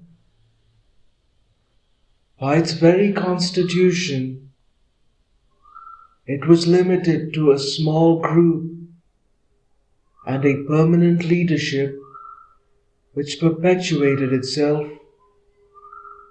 Even so, events and the growing middle class among the Muslims pushed it in the direction of the Congress. World War I and the fate of the Turkish Caliphate, and the Muslim holy places produced a powerful impression on the Muslims of India and made them intensely anti-British. The Muslim League, constituted as it was, could not offer any guidance or leadership to these awakened and excited masses. Indeed, the League suffered from an attack of nerves and practically faded away. A new Muslim organization grew up in loose cooperation with the Congress, the Caliphate Committee. Large number of Muslims also joined the Congress and worked through it. After the first non-cooperation movement of 1920-23, the Caliphate Committee also began to fade away as its very raison d'etre had disappeared, the Turkish Caliphate. The Muslim masses drifted away from political activity, as also the Hindu masses to a lesser extent. But a very considerable number of Muslims, chiefly of the middle classes, continued to function through the Congress. During this period, a number of petty Muslim organizations functioned spasmodically, often coming into conflict with each other. They had no mass affiliations, no political importance, except such as were given to them by the British government. Their chief function was to demand special privileges and protection for the Muslims in the legislatures and the services. In this matter, they did represent a definite Muslim viewpoint, but there was a background of resentment and fear among the Muslims at the superior position of the Hindus in education, services, and industry, as well as in numbers. Mr. M.A. Jinnah retired from Indian politics, and indeed from India, and settled down in England. During the civil disobedience movement of 1930, the response from the Muslims was very considerable, though less than in 1920-23. Among those who were jailed in connection with this movement, there were at least 10,000 Muslims. The Northwest Frontier Province, which is an entirely almost Muslim province, 95% Muslims, played a leading and remarkable part in the movement. This was largely due to the work and personality of Khan Abdul Ghaffar Khan, the unquestioned and beloved leader of the Pathans in this province. Of all remarkable happenings in India in recent times, nothing is more astonishing than the way in which Khan Abdul Ghaffar Khan made his turbulent and quarrelsome people accept peaceful methods of political action involving enormous suffering. That suffering was indeed terrible and has left a trail of bitter memories. And yet, their discipline and self-control was such that no act of violence was committed by the Pathans against the government forces or others opposed to them. When it remembered that the Pathan loves his gun more than his brother, is easily excited, and has had a long reputation for killing at the slightest provocation, this self-discipline appears little short of miraculous. The frontier province, under Abdul Ghaffar Khan's leadership, stood firmly by the side of the National Congress. So also did a large number of politically conscious middle-class Muslims elsewhere. Among the peasantry and workers, Congress influence was considerable, especially in provinces like United Province, which had an advanced agrarian and workers' program.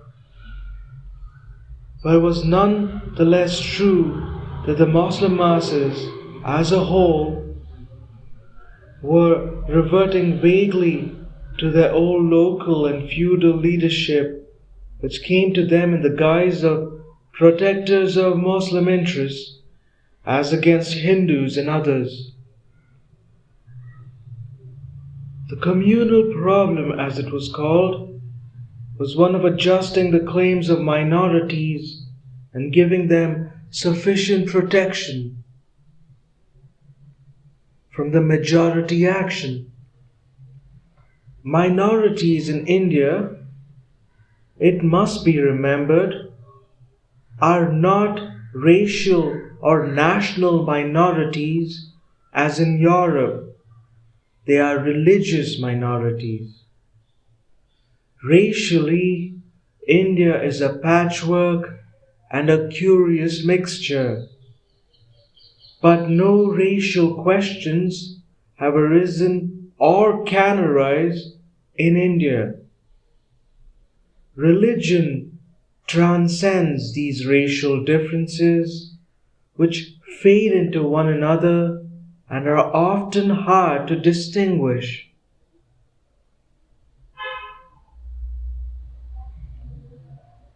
Religious barriers are obviously not permanent, and as conversions can take place from one religion to another, and a person changing his religion does not thereby lose his racial background or his cultural or linguistic inheritance. Laterally, religion in any real sense of the word has played little part in Indian political conflicts, though the word is often enough used and exploited. Religious differences as such do not come in the way, for there is a great deal of mutual tolerance for them. In the way, for there is a great deal of mutual tolerance for them. In political matters, religion has been displaced by what is called communalism, a narrow group mentality basing itself on a religious community, but in reality concerned with political power and patronage of the interested group. Repeated efforts were made by the Congress, as well as others, organizations, to settle this communal problem with the consent of the various groups concerned. Some partial success was achieved, but there was always a basic difficulty: the presence and policy of the British government. Naturally, the British did not favor any real settlement which would strengthen the political movement, now grown to mass proportions, against them. It was a triangle, with the government in a position to play off one side against the other by giving special privileges. If other parties had been wise enough, they could have overcome even this obstacle, but they lacked wisdom and foresight. Whenever a settlement was almost reached, government would take some step which upset the balance. There was no dispute about the usual provisions for minority protection, such as League of Nations used to lay down. All those were agreed to and much more. Religion, culture, language, the fundamental rights of the individual and the group were all to be protected and assured by basic constitutional provisions in our democratic constitution, applying equally to all. Apart from this, the whole history of India was witness of the toleration and even encouragement of minorities and of different racial groups. There is nothing in Indian history to compare with the bitter religious feuds and persecutions that prevail in Europe. So, we did not have to go abroad for ideas of religious and cultural toleration. These were inherent in Indian life. In regard to individual and political rights and civil liberties, we were influenced by the ideas of French and American revolutions, as also by the constitutional history of the British Parliament. Socialistic ideas and the influence of the Soviet Revolution came in later to give a powerful economic turn to our thoughts. Apart from full protection of all such rights of the individual and the group, it was common ground that every effort should be made by the state as well as by private agencies to remove all invidious social and customary barriers which came in the way of the full development of the individual as well as any group, and that occasionally and economically backward classes should be helped to get rid of their disabilities as rapidly as possible. This especially applied to the depressed classes. It was further laid down that women should share in every way with men in the privileges of citizenship. What remained? Fear that bigger numbers might politically overwhelm a minority. Normally speaking, numbers meant the peasantry, the workers, the masses of all religious faiths who had long been exploited not only by foreign rule but by their own upper classes. Having assured the protection of religion and culture, etc., the major problems that were bound to come up were economic ones which had nothing to do with a person's religion.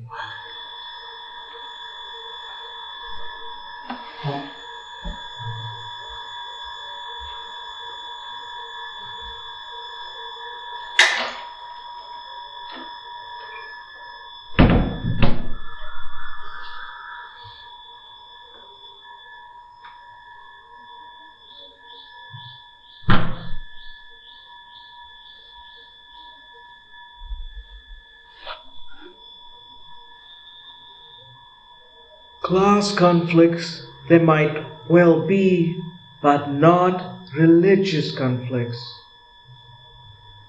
Except insofar as religion itself represented some vested interest. Nevertheless, people had grown so accustomed to think along lines of religious cleavage and were continually being encouraged to do so by communal religious organizations and government action, that the fear of majority religious community, that is the Hindus, swamping others, continued to exercise the minds of many Muslims. It was not clear how even a majority could injure the interests of a huge minority like the Muslims, concentrated mostly in certain parts of the country which would be autonomous, but fear is not reasonable.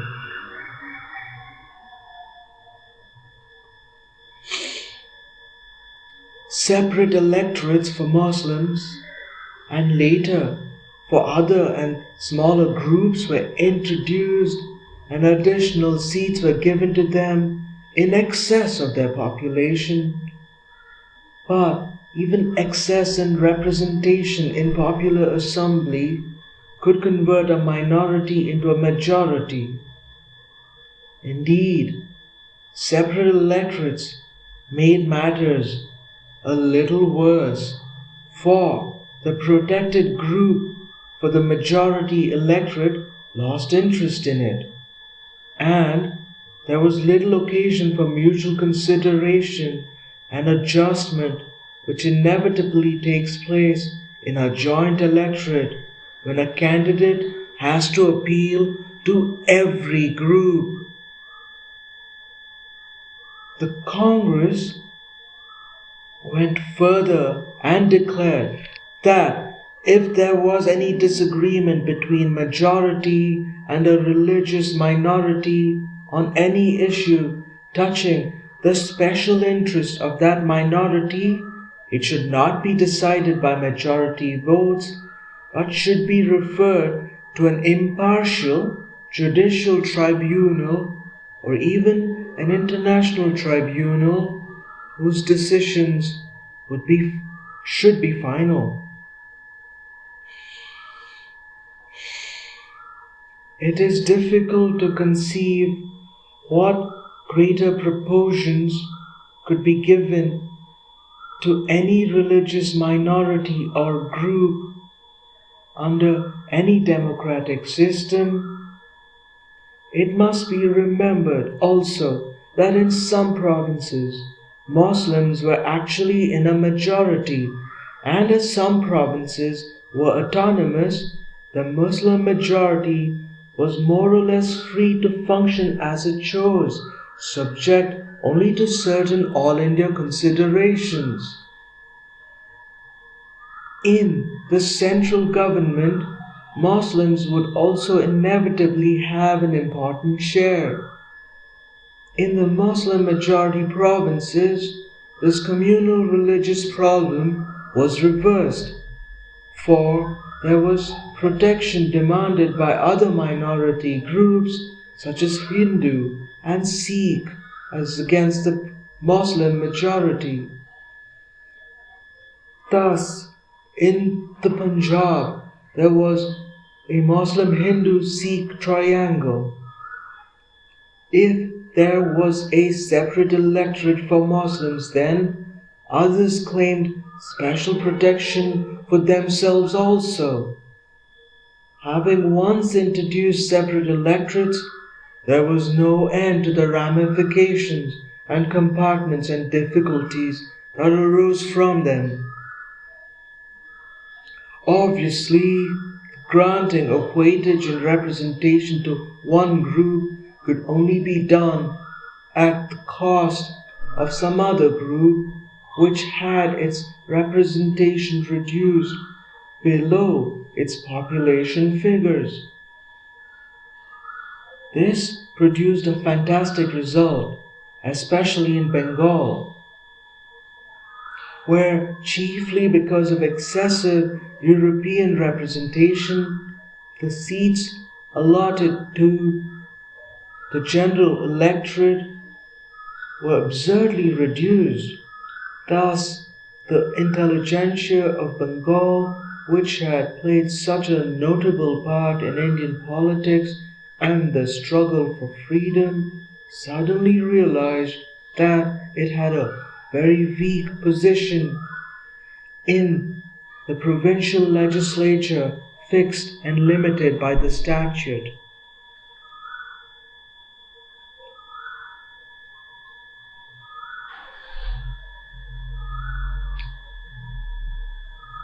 The Congress made many mistakes, but these were in relatively minor questions of approach or tactics. It was obvious that even for purely political reasons, the Congress was eager and anxious to bring about a communal solution and to remove a barrier to progress. There was no such eagerness in the purely communal organization, for their chief reason for existence was to emphasize the particular demands of their respective groups, and this had led to a certain vested interest in the status quo. Though predominantly Hindu in membership, the Congress had a large number of Muslims on its rolls, as well as other religious groups like Sikhs, Christians, etc. It was thus forced to think in national terms. For if the dominating issue was national freedom and the establishment of an independent democratic state, it realized that in a vast and varied country like India, a simple type of democracy, giving full powers to a majority to curb or overrule minority groups in all matters, was not satisfactory nor desirable, even if it could be established.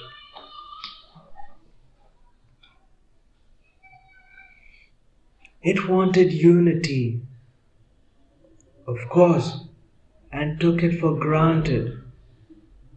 But it saw no reason why the richness and variety of India's cultural life should be regimented after a single pattern.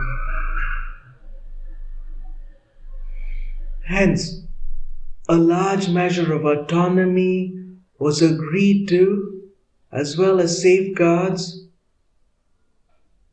for cultural growth and individual and group freedom.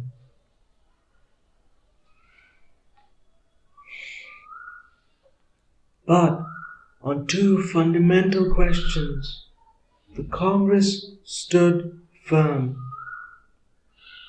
national unity and democracy. These were the foundations on which it had been founded, and its very growth for half a century had emphasized these. The Congress organization is certainly one of the most democratic organizations that I know of anywhere in the world, both in theory and in practice. Through its tens of thousands of local communities spread out all over the country, it had trained the people in democratic ways and achieving striking success in this. The fact that a dominating and very popular personality like Gandhiji was connected with it did not lessen the essential democracy of the Congress. In times of crises and struggle, there was an inevitable tendency to look to the leadership for guidance, as in every country, and such crises were frequent. Nothing is more absurd than to call the Congress an authoritarian organization, and it is interesting to note that such changes are usually made by high representatives of British authority, which is the essence of autocracy and authoritarianism in India.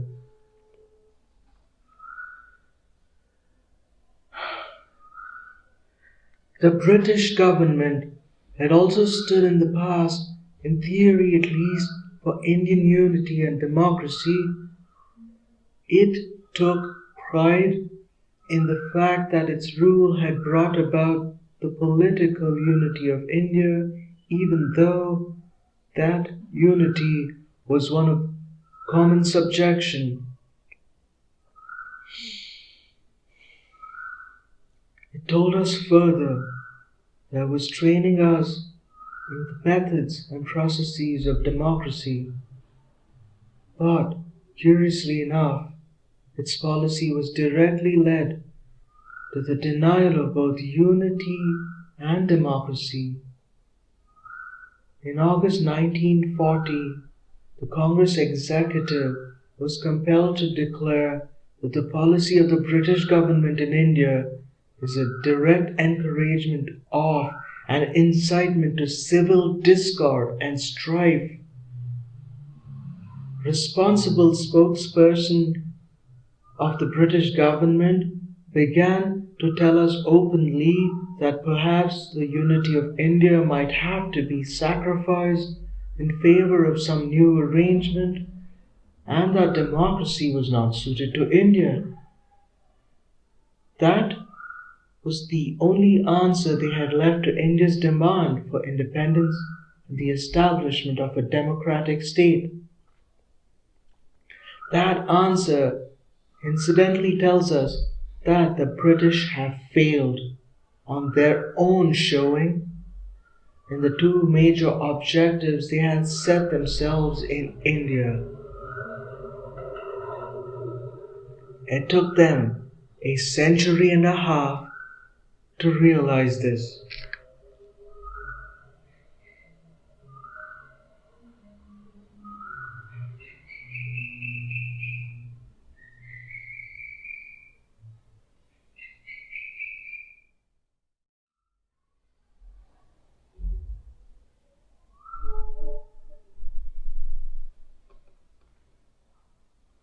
We failed in finding a solution for the communal problem agreeable to all parties concerned, and certainly we must share the blame, as we have to shoulder the consequences for this failure. But how does one get everybody to agree to any important proposition or change? There are always feudal and reactionary elements opposed to all change, and there are those who want political and economic and social change. In between, these are varying groups. If a small group can exercise a veto on change, then surely there can never be any change.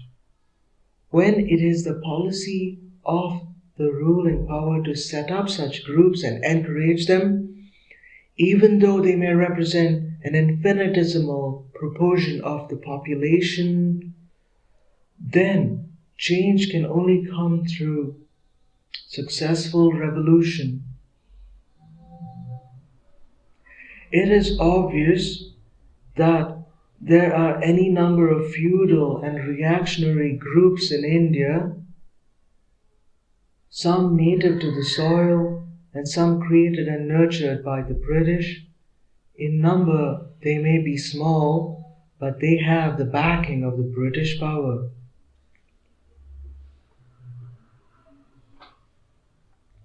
Among the Muslims, various organizations grew up apart from the Muslim League.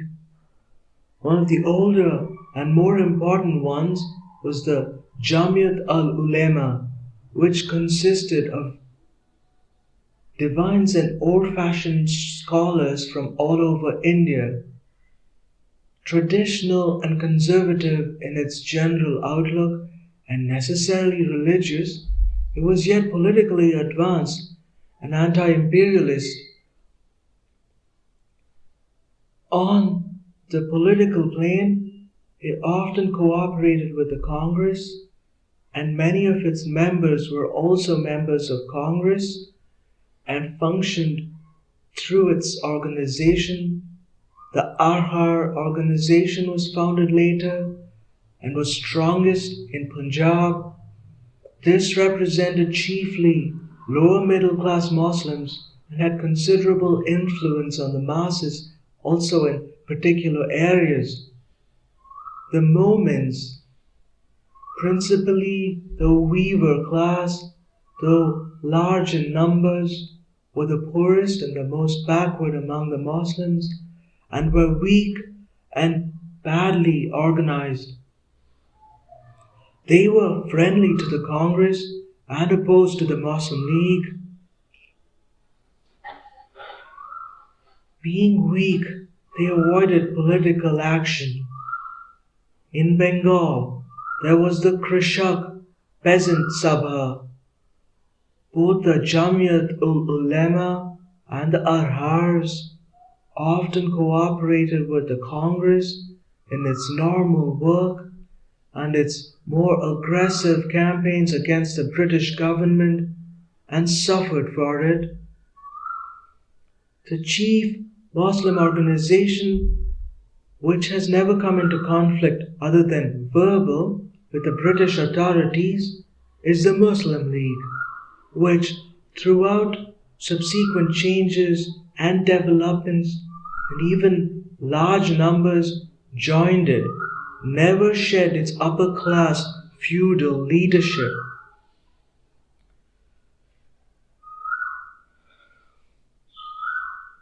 There were also the Shia Muslims, organized separately but rather vaguely, chiefly for the purpose of making political demands. In the early days of Islam in Arabia, a bitter dispute about the succession to the Caliphate led to a schism, and two groups or sects emerged, the Sunnis and the Shias. That quarrel perpetuated itself and still separates the two. Though the schism ceased to have any political meaning, Sunnis are in a majority in India and in Islamic countries, except in Iran, where the Shias are in a majority. Religious conflicts have sometimes taken place between the two groups. The Shia organization in India, as such, kept apart and differed from the Muslim League. It was in favor of joint electorates for all. But there are many prominent Shias in the League. All these Muslim organizations, as well as some others, but not including the Muslim League, joined hands to promote Azad Muslim Conference, which was a kind of joint Muslim front opposed to the Muslim League. This conference held a very representative and successful first session in Delhi in 1940. The chief Hindu communal organization is the Hindu Mahasabha, the counterpart of the Muslim League, but relatively less important. It is as aggressively communal as the League, but it tries to cover up its extreme narrowness of outlook by using some kind of vague national terminology, though its outlook is more revivalist than progressive. It is peculiarly unfortunate in some of its leaders who indulge in irresponsible and violent diatribes, as indeed do some of the Muslim League leaders also. This verbal warfare indulged in on both sides is a constant irritant. It takes the place of action.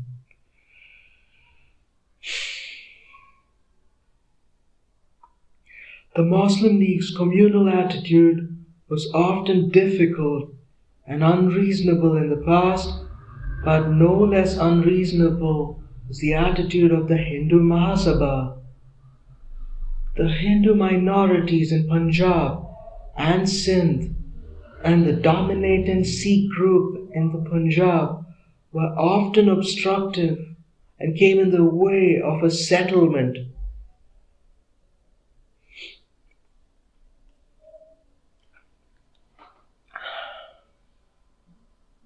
British policy was to encourage and emphasize these differences and to give importance to communal organizations against the Congress. One test of the importance of a group or a party, or at any rate of its hold on the people, is an election. During the general elections in India in 1937, the Hindu Mahasabha failed completely. It was nowhere in picture. The Muslim League did better on the whole. Its showing was poor, especially in the predominantly Muslim provinces.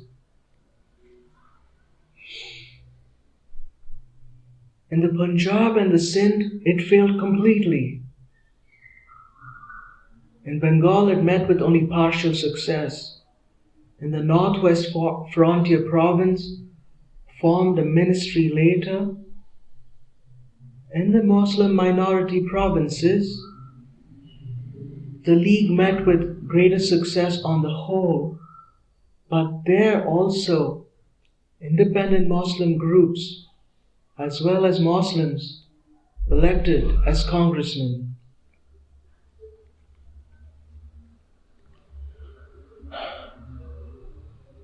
Then began a remarkable campaign on behalf of the Muslim League against the Congress governments in the provinces and the Congress organization itself. Day after day, it was repeated that the governments were committing atrocities on the Muslims. The government contained Muslim ministers also, but they were not members of the Muslim League. What these atrocities were, it was never usually stated. or some petty local incidents which had nothing to do with the government were distorted and magnified. Some minor errors of some departments, which were soon rectified, became atrocities. Some entirely false and baseless charges were made. Even a report was issued, fantastic in its contents and having little to do with facts. Congress governments invited those who had made charges to supply particulars for investigations or to come and inquire themselves with government help. No one took advantage of these offers, but the campaigns continued unchecked. Early in 1940, soon after the resignation of the Congress ministers, the then British President, the then Congress President, Dr. Rajendra Prasad, wrote to Mr. M.A. Jinnah and also made a public statement inviting the Muslim League to place any charges against the Congress governments before the Federal Court of Inquiry and Decision. Mr. Jinnah declined this offer and referred to the possibility of a royal commission being appointed for the purpose.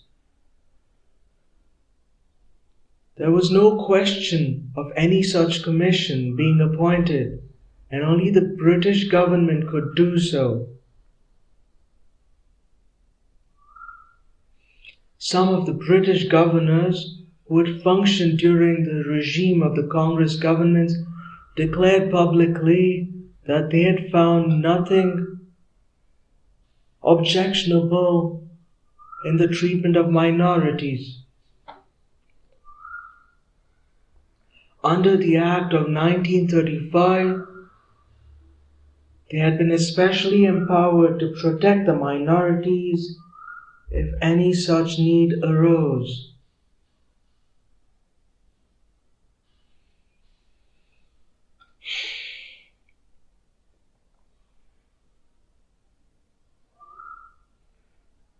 I had made a close study of Nazi methods of propaganda since Hitler's rise to power, and I was astonished to find something very similar taking place in India. A year later, in 1938, when Czechoslovakia had to face the Sudetenland crises, the Nazi methods employed there were studied and referred to with the approval by Muslim League spokesmen. A comparison was drawn between the position of Sudetenland Germans and Indian Muslims. Violence and incitement in speeches and in some newspapers became marked. A Congress Muslim minister was stabbed, and there was no condemnation of this from any Muslim League leader. In fact, it was condoned. Other exhibitions of violence frequently took place. I was terribly depressed by these developments and by the general lowering of the standards of public life. Violence, vulgarity, and irresponsibility were on the increase, and it appeared that they were approved by the responsible leaders of the Muslim League. I wrote to some of the leaders and begged them to check this tendency, but with no success.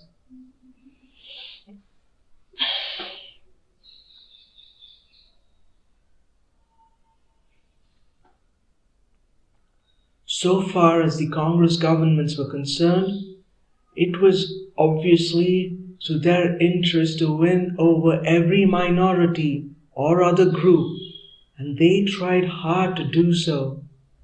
Indeed, Complaints arose from some quarters that they were showing undue favors to Muslims at the expense of other groups. But it was not a question of a particular grievance which could be remedied or a reasonable consideration of any matter. There was a regular campaign on the part of members or sympathizers of the Muslim League to make the Muslim masses believe that something terrible was happening and the Congress was to blame. What that terrible thing was,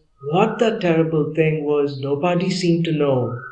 But surely there must be something behind all the shouting and cursing, if not here then elsewhere.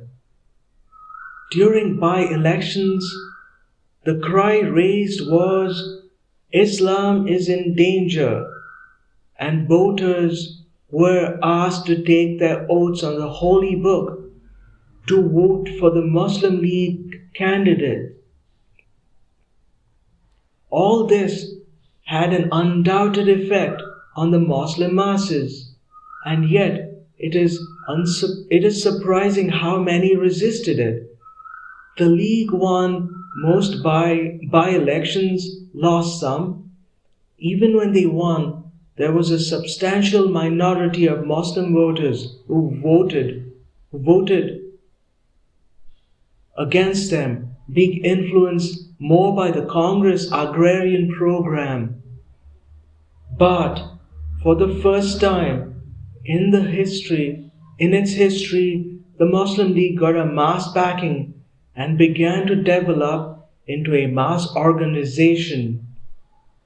Much as I regretted what was happening, I welcomed this development in a way as I thought it might lead ultimately to a change in the feudal leadership and that a more progressive element would come forward. The real difficulty thus far had been the extreme political and social backwardness of the Muslims, which made them liable to exploitation by reactionary leaders.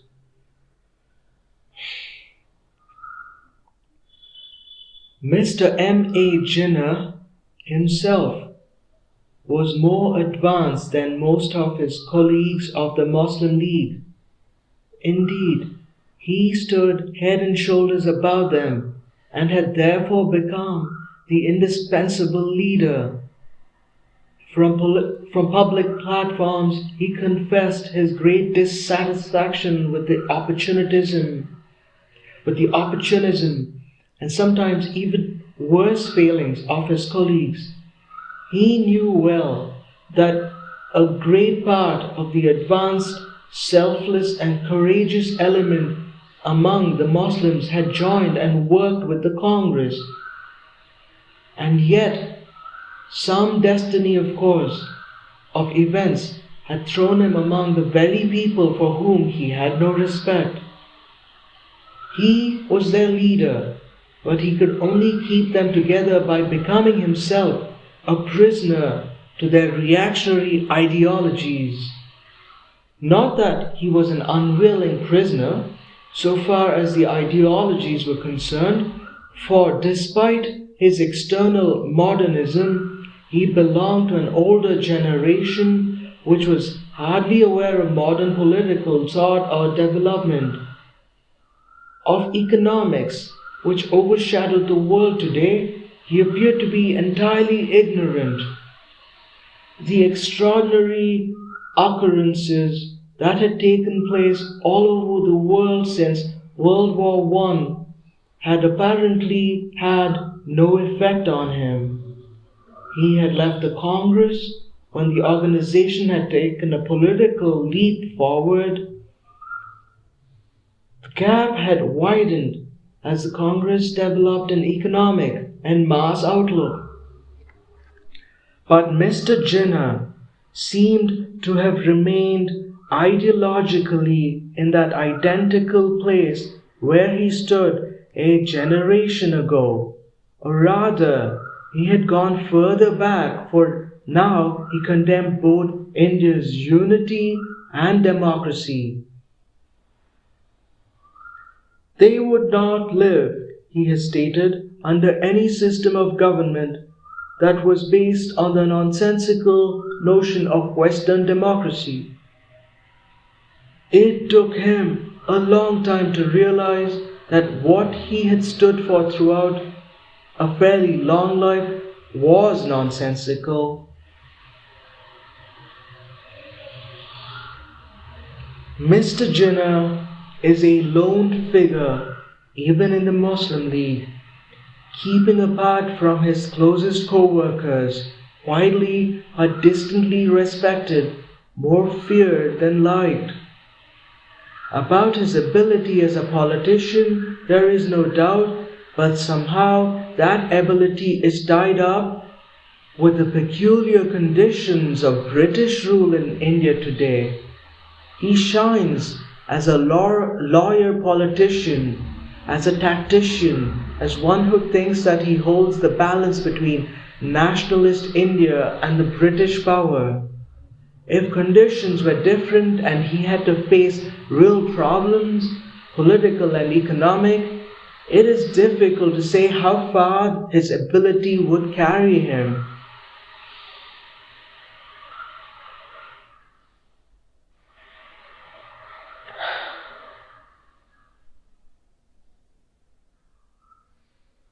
Perhaps he is himself doubtful of this, although he has no small opinion of himself.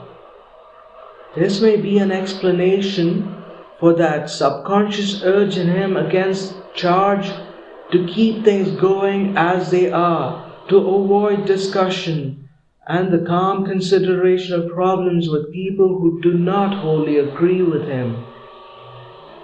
He fits into this present pattern. Whether he or anybody else will fit into a new pattern, it is difficult to say. What passion moves him? What objective does he strive for? Or is it that he has no dominating passion except the pleasure he has in playing a fascinating political game of chess in which he has often an opportunity to say check? He seems to have a hatred for the Congress which has grown with the years. His aversions and dislikes are obvious, but what does he like? With all his strength and tenacity, he is a strangely negative person whose appropriate symbol might well be a no. Hence, all attempts to understand his positive appeal fail, and one cannot come to grips with it. Some British rule came to India. Muslims have produced few outstanding figures of the modern type. They have produced some remarkable men, but as a rule, they represented the continuation of the old culture, and tradition did not easily fit in with modern developments.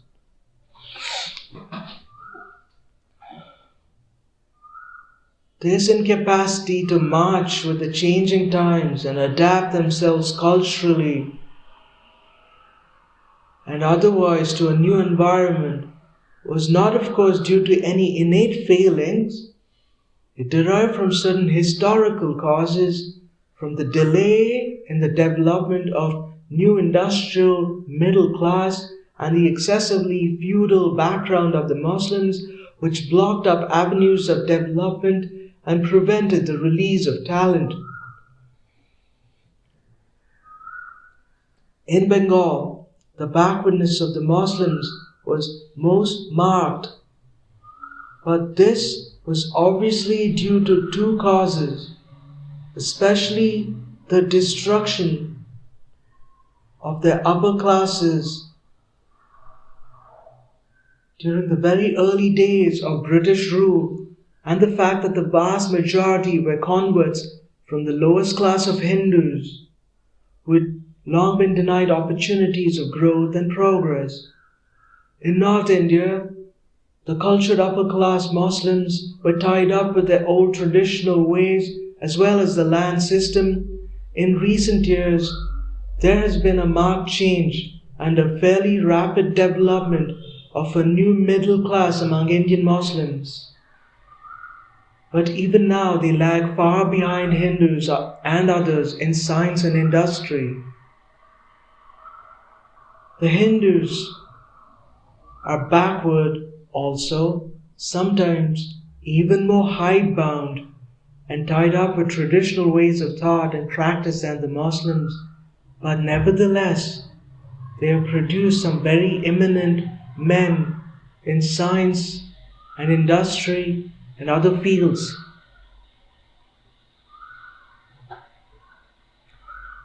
The small Parsi community has also produced outstanding leaders of modern industry.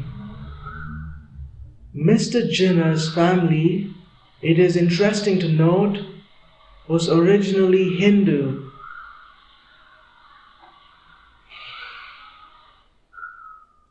Both among Hindus and Muslims, a good deal of talent and ability has in the past gone into the government service, as that was the most attractive avenue open.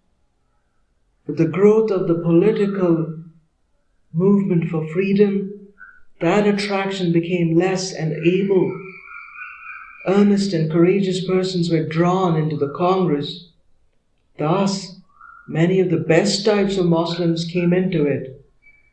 In more recent years, young Muslims joined the socialist and communist parties also. Apart from all these ardent and progressive persons, Muslims are very poor in the quality of their leaders and were inclined to look to the government service alone for advancement. Mr. Jinnah was a different type. He was able, tenacious, and open to the lure of office, which had been such a failing of so many others. His position in the Muslim League, therefore, became unique, and he was able to command the respect which was denied to many other prominent in the League. Unfortunately, his tenacity prevented him from opening his mind to any new ideas, and his unquestioned hold on his own organization made him intolerant both of his own dissidents and other organizations. He became the Muslim League, but a question arose, as the League was becoming a mass organization, how long could this feudal leadership with outmoded ideas continue?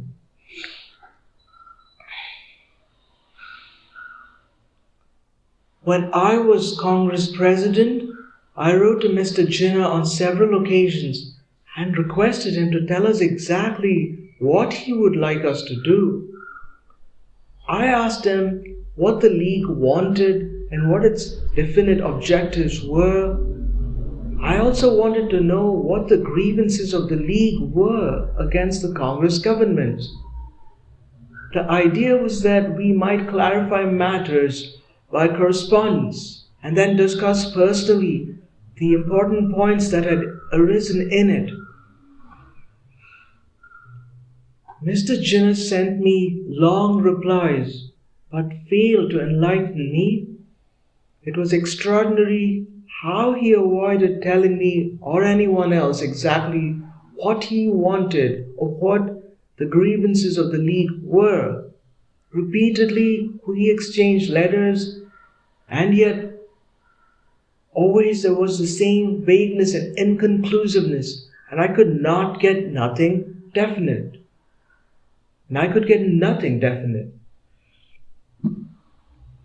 This surprised me very much and made me feel a little helpless.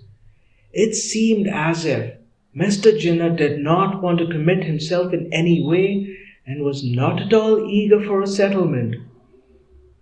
Subsequently, Gandhiji and others amongst us met Mr. Jinnah several times. They talked for hours but they never got beyond a preliminary stage.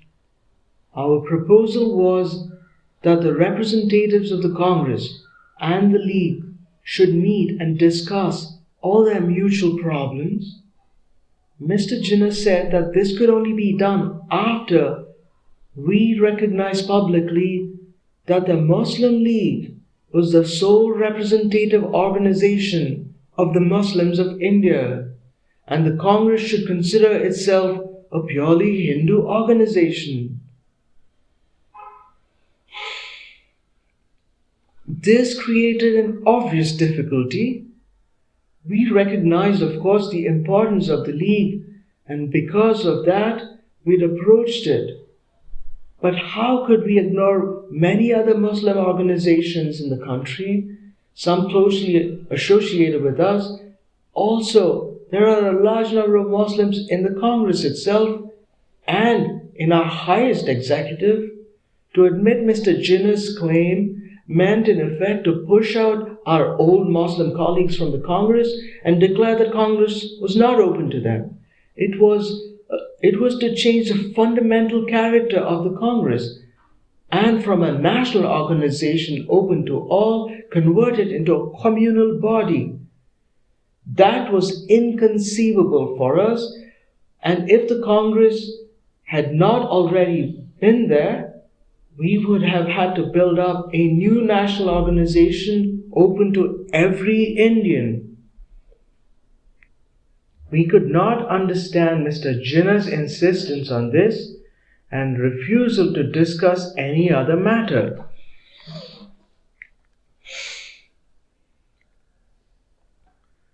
Again, we could only conclude that he did not want any settlements, nor did he want to commit himself in any way. He was satisfied in letting matters drift and in expecting that he could get more out of the British government this way.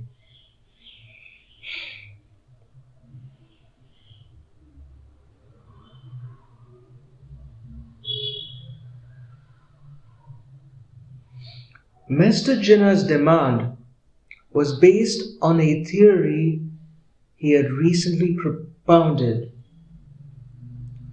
that India consisted of two nations, Hindu and Muslim. Mr. Jinnah's demand was based on a new theory he had recently propounded that India consisted of two nations, Hindu and Muslim. Why only two, I do not know, for if nationality based on religion, then there were many nations in India, it would seem. Of two brothers, one may be Hindu, another a Muslim. They would belong to two different nations. These two nations existed in varying proportions in most of the villages of India. They were nations which had no boundaries. They overlapped. There were nations which had no boundaries. They overlapped. A Bengali Muslim and a Bengali Hindu living together, speaking the same language, and having much the same traditions and customs, belonged to different nations. All this was very difficult to grasp. It seemed a reversion to some medieval theory. What a nation is, it is difficult to define. Possibly the essential characteristic of national consciousness is a kind of belonging together and of together facing the rest of mankind. How far that is present in India as a whole may be debatable. It may even be said that India developed in the past as a multinational state and gradually acquired national consciousness. But all these are theoretical abstractions which hardly concern us. Today, the most powerful states are multinational, but at the same time developing a national consciousness, like the USA or the USSR. From Mr. Jinnah's two-nation theory developed the conception of Pakistan, or splitting up of India. That, of course, did not solve the problem of the two nations, for they were all over the place. But that gave body to a metaphysical conception. This again gave rise to a passionate reaction among many in the favor of the unity of India. Ordinarily, national unity is taken for granted.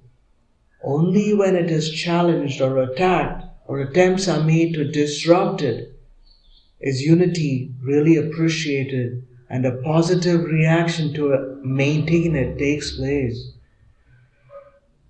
Thus, sometimes attempts at disruption actually help to weld that unity.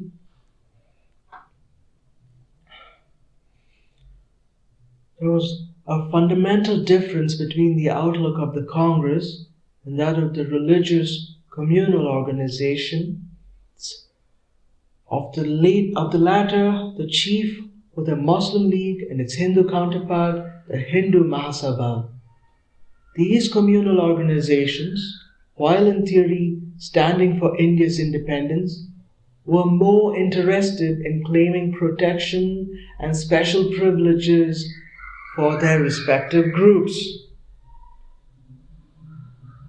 They had thus inevitably to look to the British government for such privileges, and this led them to avoid conflict with it. The Congress outlook was so tied up with India's freedom as a united nation that everything else was secondary. And this meant ceaseless conflict or friction with the British power. Indian nationalism, as represented by the Congress, opposed in British imperialism. The Congress had further developed agrarian, economic, and social programs. Neither the Muslim League nor the Hindu Mahasabha had ever considered any such questions or attempted to frame a program. Socialists and communists were, of course, intensely interested in such matters and had their own programs, which they tried to push in the Congress as well as outside. There was yet another marked difference between Congress policy and work and those of the religious communal organizations. Quite apart from its agitational side and its legislative activity when such existed, the Congress laid the greatest stress on certain constructive activities among the masses. These activities consisted in organizing and developing cottage industries, in raising the depressed classes, and later in the spread of basic education. Village work also included sanitation and some simple forms of medical relief. Separate organizations for carrying on these activities were created by the Congress, which functioned apart from the political plane and which absorbed thousands of whole-time workers and a much larger number of part-time helpers. This quiet, non-political, constructive work was carried on even when political activities were at a low ebb. But even this was suppressed by the government, and when there was open conflict with the Congress.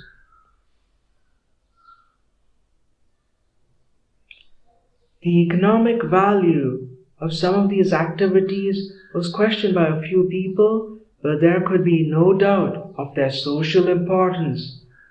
They trained a large body of whole-time workers in an intimate touch with the masses and produced a spirit of self-help and self-reliance among the people.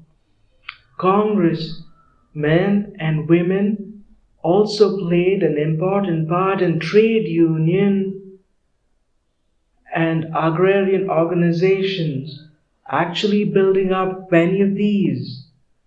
The largest and best organized trade union, that of Ahmedabad textile industry, was started by congressmen and worked in close cooperation with them. All these activities gave a solid background to Congress work, which was completely lacking in the religious communal organizations.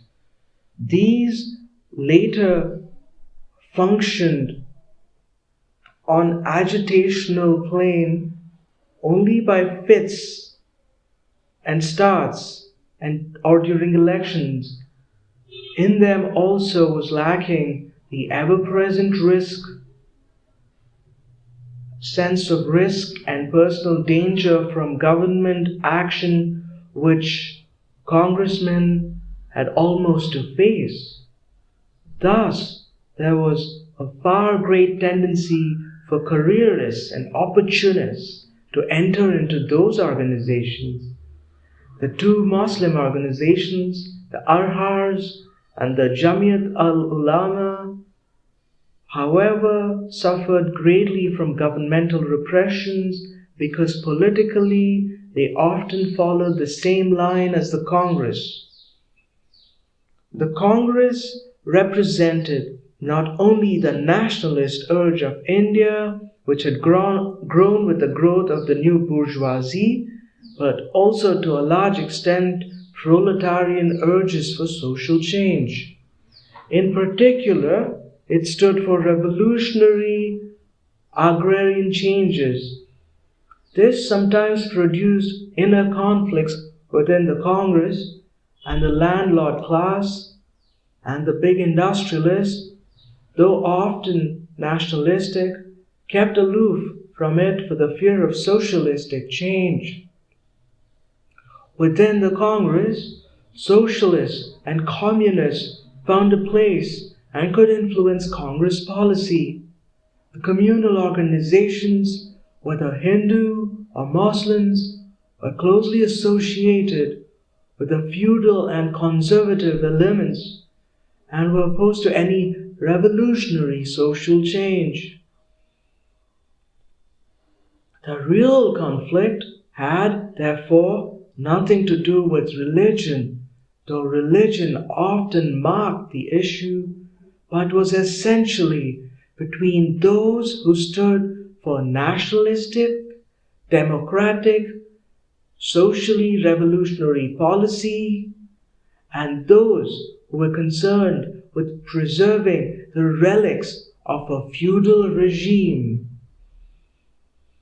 In a crisis, the latter inevitably depended upon foreign support, which is interested in preserving the status quo. The beginning of World War II brought an internal crisis which resulted in the resignation of the Congress governments in the provinces. Before this occurred, however, the Congress made another attempt to approach Mr. M.A. Jinnah and the Muslim League. Mr. Jinnah was invited to attend the first meeting of the Congress executive after the commencement of the war. He was unable to join us. We met him later and tried to evolve a common policy in view of the world crises. Not much progress was made, but nevertheless, we decided to continue over talks. Meanwhile, the Congress governments resigned on the political issue which had nothing to do with the Muslim League and the communal problems. Mr. Jinnah, however, chose that moment for a fierce attack on the Congress and a call on his league for the observance of a day of deliverance from Congress rule in the provinces. He followed this up by the very unbecoming remarks on nationalist Muslims in the Congress, and especially on the Congress President Maulana Abul Kalam Azad, who was greatly respected among Hindus and Muslims alike. The day of deliverance was rather a flop, and counter demonstrations among Muslims took place in some parts of India. But it added to the bitterness and confirmed the conviction that Mr. Jinnah and the Muslim League under his leadership had no intention whatever of coming to any settlement with the Congress or of advancing the cause of Indian freedom. They preferred the existing situation.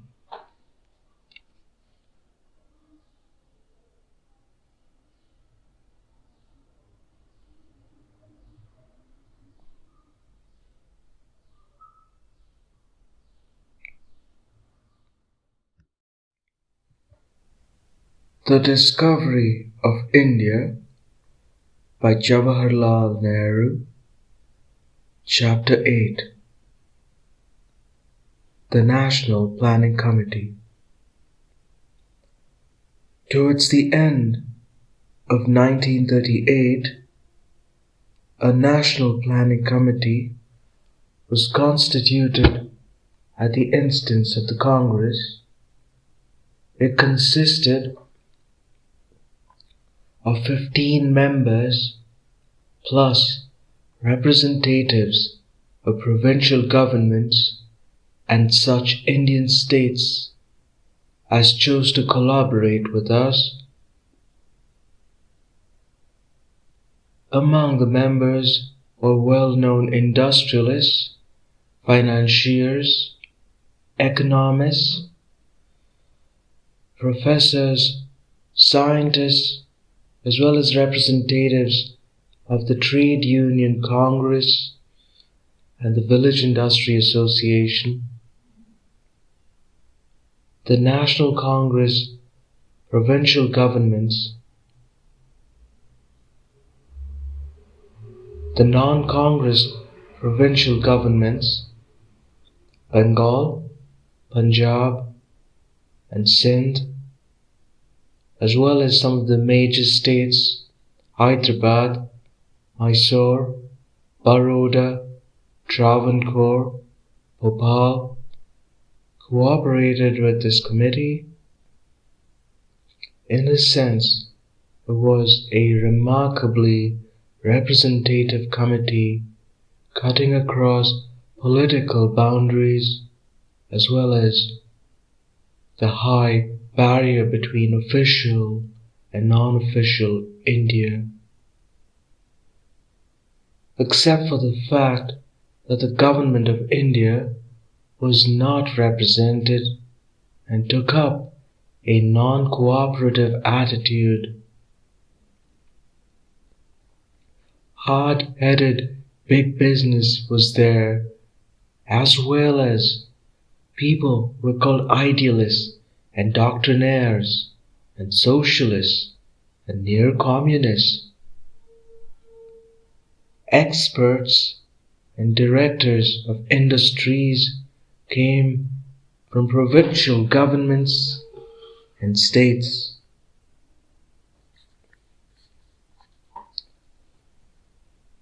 It was a strange assortment of different types, and it was not clear how such an odd mixture would work. I accepted the chairmanship of the committee, not without hesitation and misgiving. The work was after my own heart, and I could not keep out of it. Difficulties faced us at every turn. There were enough data for real planning, and few statistics were available. the government of India was not helpful.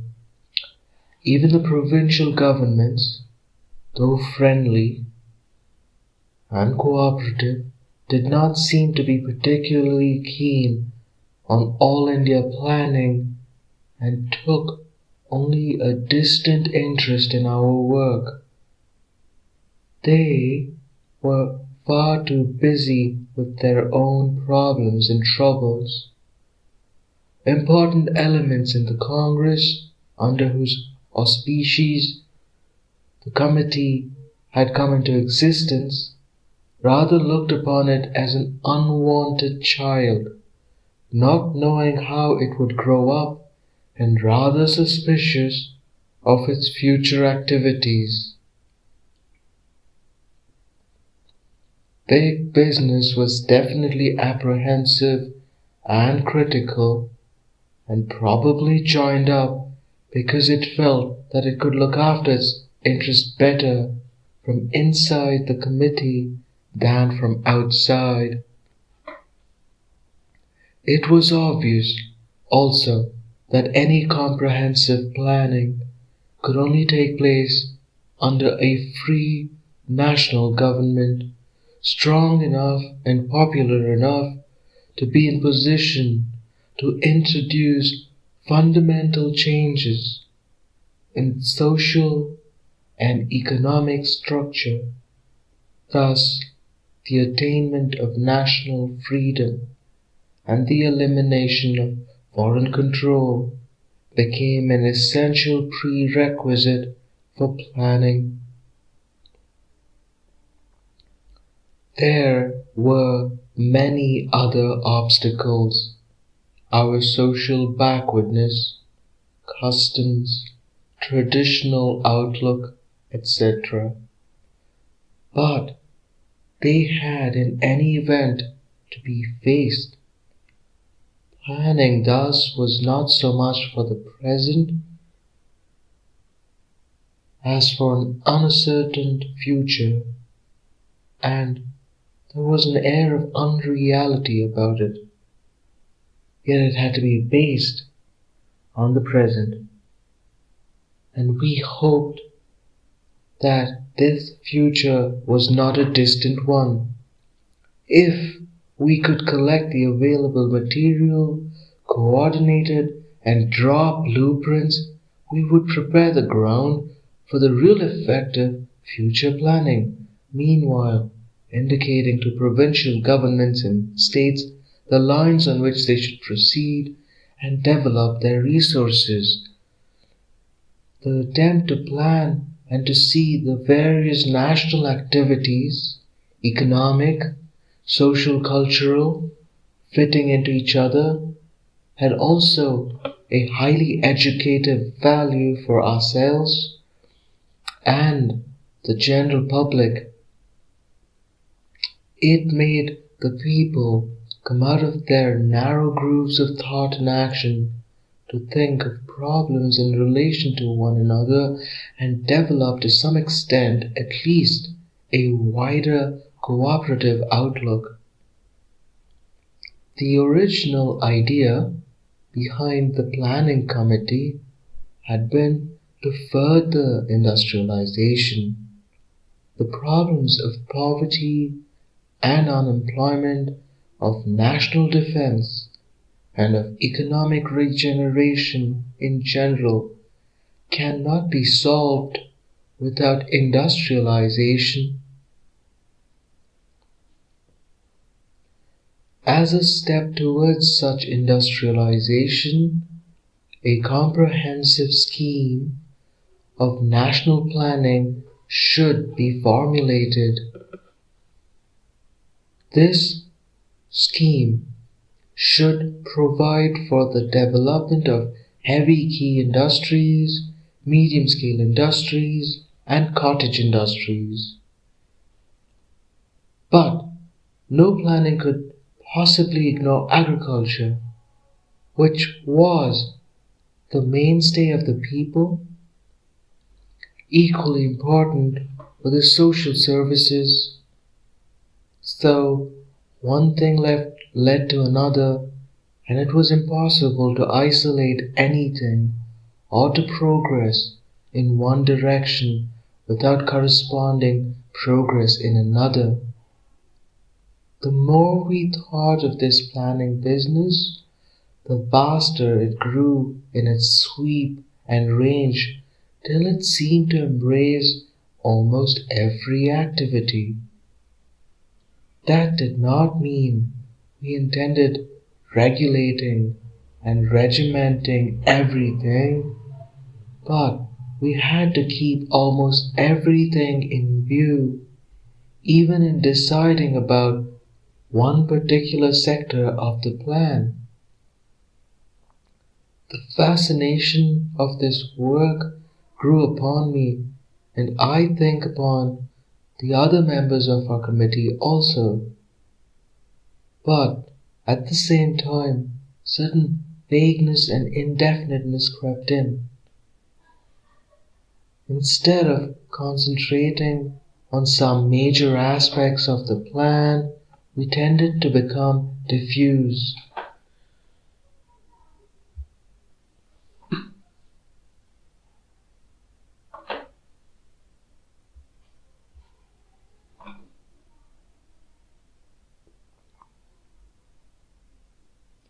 This also led to delay the work of many of our subcommittees, which lacked the sense of urgency and of working for a definite objective within a stated time.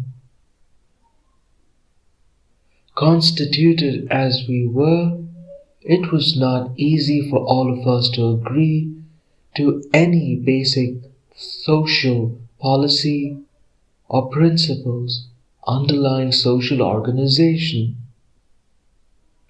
Any attempt to discuss these principles in the abstract was bound to lead to fundamental differences of approach at the outset and possibly to a splitting up of the committee. Not to have such a guiding policy was a serious drawback, yet there was no help for it. We decided to consider the general problem of planning as well as individual problem concretely and not in the abstract, and allow principles to develop out of such considerations. Broadly speaking, there were two approaches: the socialist one, aiming at the elimination of the profit motive and emphasizing the importance of equitable distribution, and the big business one, striving to retain free enterprise and the profit motive as far as possible, and laying greater stress on production.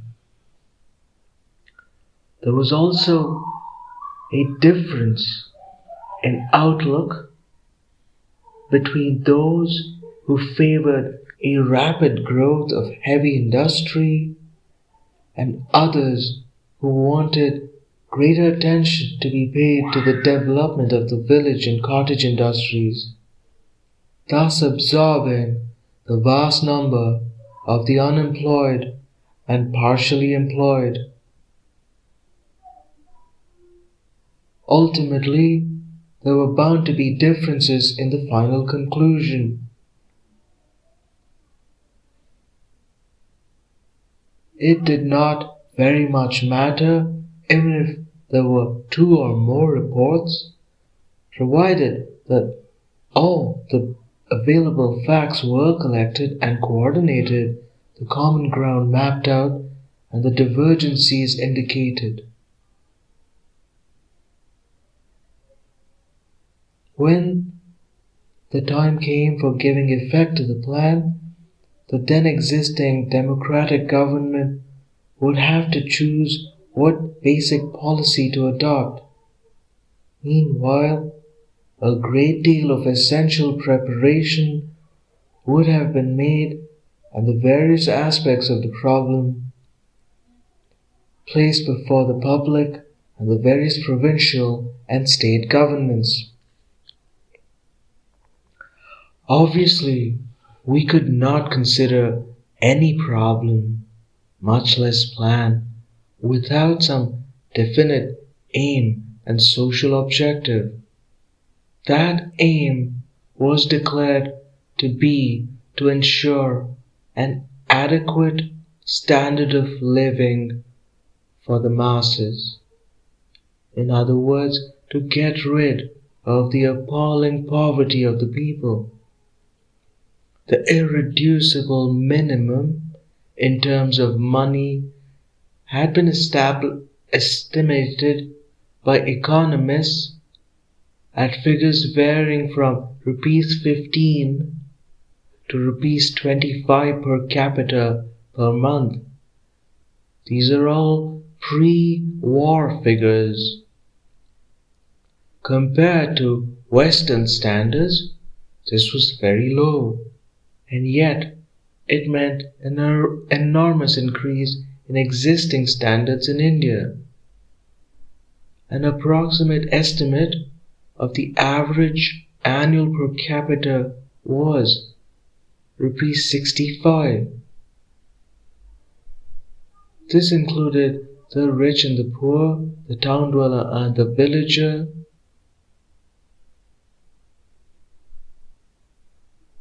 In view of the great gulf between the rich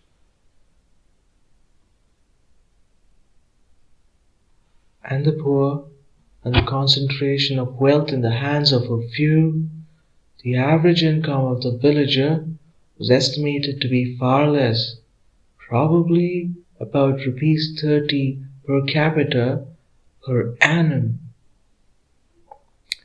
These figures bring home the terrible poverty of the people and the destitute condition of the masses. There was lack of food, of clothing, of housing, and of every other essential requirement of human existence.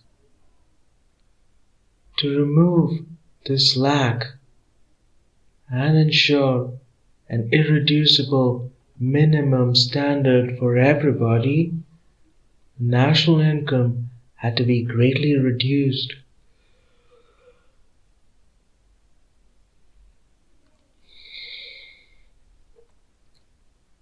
And in addition to this increased production, there had to be a more equitable distribution of wealth.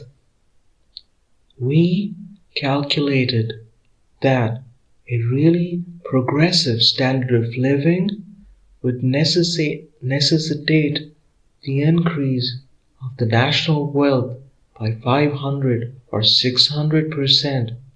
That was, however, too big a jump for us, and we aimed at 200 to 300% increase within 10 years. We fixed a 10-year period for the plan with control figures for different periods and different sectors of economic life. Certain objective tests were also suggested. 1. The improvement of nutrition. A balanced diet having a calorific value of 2,400 to 2,800 units for an adult worker. 2. Improvement in clothing from the then consumption of about 15 yards to at least 30 yards per capita per annum. 3. Housing standards to reach at least 100 square feet per capita. Further, certain indices of progress had to be kept in mind. 1. Increase in agricultural production. 2. Increase in industrial production. 3. Diminution of unemployment. 4. Increase in per capita income. 5. Liquidation of illiteracy. 6. Increase in public utility services. 7. Provision of medical aid on the basis of 1 unit for 1,000 population. 8. Increase in the average expectation of life. The objective for the country as a whole was the attainment, as far as possible, of national self-sufficiency. International trade was certainly not excluded, but we were anxious to avoid being drawn into the whirlpool of economic imperialism. We neither wanted to be victims of an imperialist power nor to develop such tendencies ourselves.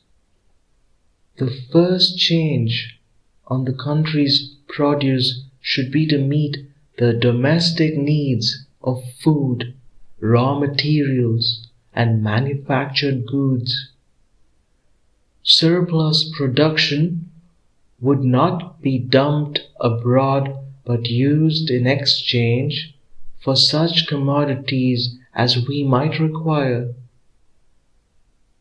To base our national economy on export markets might lead to conflicts with other nations and to sudden upsets when those markets were close to us.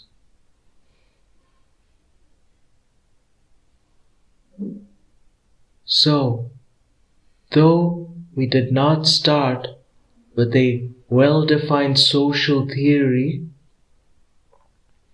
our social objectives were clear enough and afforded common basis for planning. The very essence of this planning was a large measure of regulation and coordination. Thus, while free enterprise was not ruled out as such, its scope was severely restricted. In regard to defense industry, it was decided that they must be owned and controlled by the state. Regarding other key industries, the majority were of the opinion that they should be state-owned, but a substantial minority of the committee considered that the state control would be sufficient. Such control, however, of these industries had to be rigid. Public utilities, it was also decided, should be owned by some organ of the state, either the central government, provincial government, or a local board.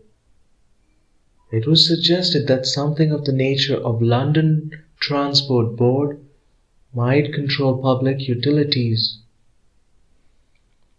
In regard to other important and vital industries, no special rule was laid down, but it was made clear that the very nature of planning required control in some measure, which might vary with the industry.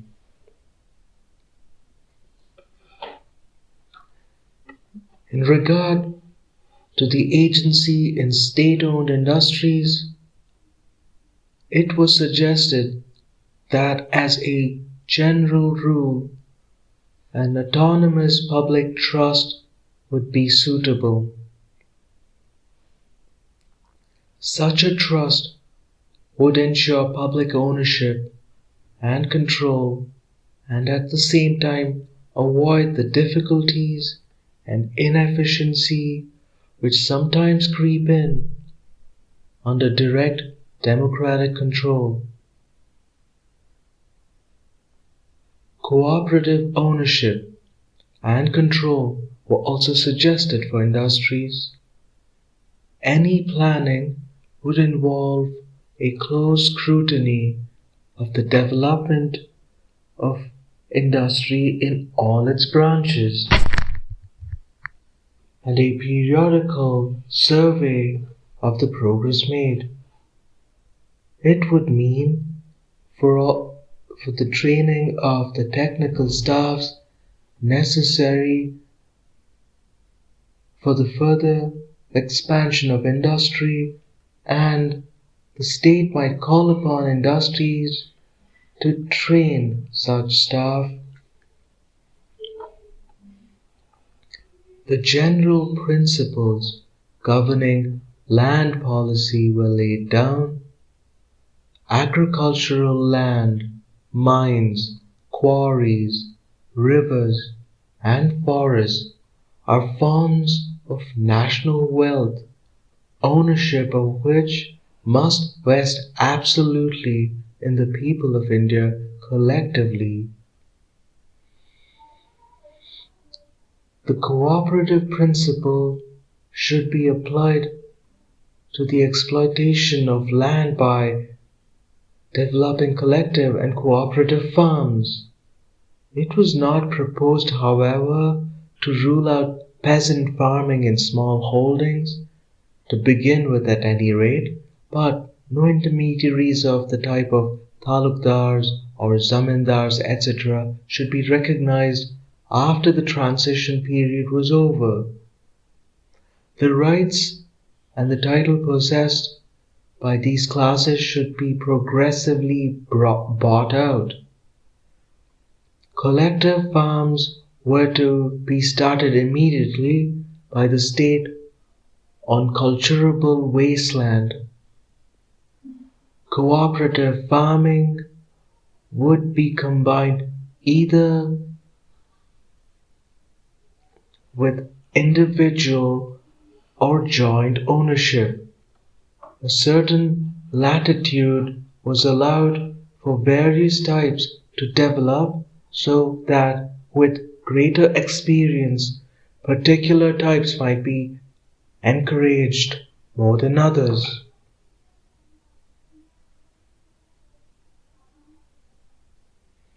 We, or some of us at any rate, hope to evolve a socialized system of credit.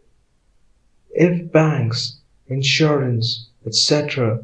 were not to be nationalized, they should at least be under the control of the state, thus leading to a state regulation of capital and credit. It was also desirable to control the export and import trade. By these various means, a considerable measure of state control would be established in regard to land as well as in industry as a whole, though varying in particular instances, and allowing private initiative to continue in a restricted sphere. Thus, through the consideration of special problems, we gradually developed our social objectives and policy. There were gaps in them, an occasional vagueness, and even some contradiction. It was far from a perfect scheme in theory, but I was agreeably surprised at the large measure of unanimity achieved by us in spite of the incongruous elements in our committee. The big business element was the single largest group, and its outlook on many matters, especially financial and commercial, was definitely conservative. Yet, the urge for rapid progress and the conviction that only thus could we solve our problems of poverty and unemployment was so great that all of us were forced out of our grooves and compelled to think on new lines. We had avoided a theoretical approach and each practical problem was viewed in its larger context. It led us inevitably in a particular direction.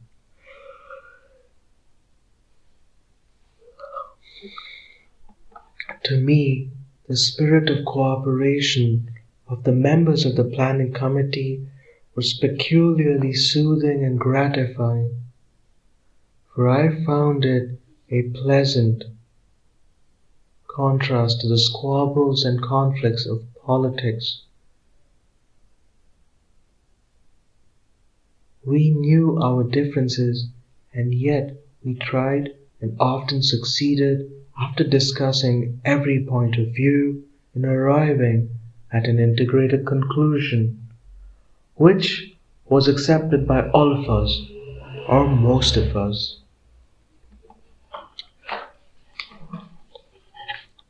Constituted as we were, not only in our committee, but in the larger field of India, we could not then plan for socialism as such.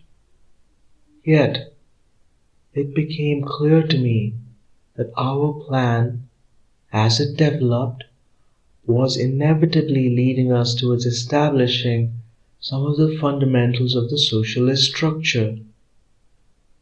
It was limiting the acquisitive factor in society, removing many of the barriers to growth, and thus leading to a rapid expanding social structure. It was based on planning for the benefit of the common man, raising his standards greatly, giving him opportunities of growth, and releasing an enormous amount of latent talent and capacity. All this was to be attempted in the context of democratic freedom, and with a large measure of cooperation of some of, at least of the groups who were normally opposed to the socialist doctrine. That cooperation seemed to me worthwhile, even if it involved toning down or weakening the plan in some respects. Probably I was too optimistic, but so long as a big step in the right direction was taken, I felt that the very dynamics involved in the process of change would facilitate further adaptation and progress. If conflict was inevitable, it had to be faced, but if it could be avoided or minimized, that was an obvious gain. Especially as in the political sphere, there was conflict enough for us, and in the future there might well be unstable conditions. A general consent for plan was thus of great value. It was easy enough to draw blueprints based on some idealist conception. It was much more difficult to get behind them that measure of general consent and approval which was essential for satisfactory working of any plan. Planning, though, inevitably bringing about a great deal of control and coordination and interfering in some measures with individual freedom would, as a matter of fact, in the context of India today, lead to a vast increase of freedom. We have very little freedom to lose.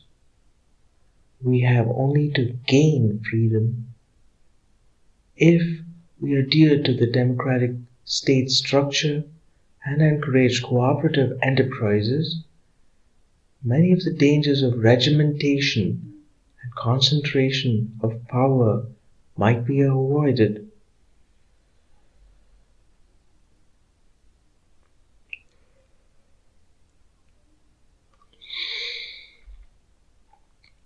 At our first sessions, we had framed a formidable questionnaire which was issued to various governments and public bodies, universities, chambers of commerce, trade unions, research institutes, etc.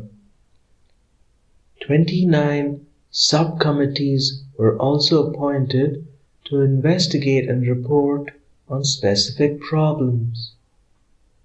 8 of these subcommittees were for the agricultural problem, several were for the industry, 5 for commerce and finance, 2 for transport, 2 for education, 2 for public welfare, 2 for demographic relations, and 1 for women's role in planned economy. There were in all about 350 members of these subcommittees, some of them overlapping.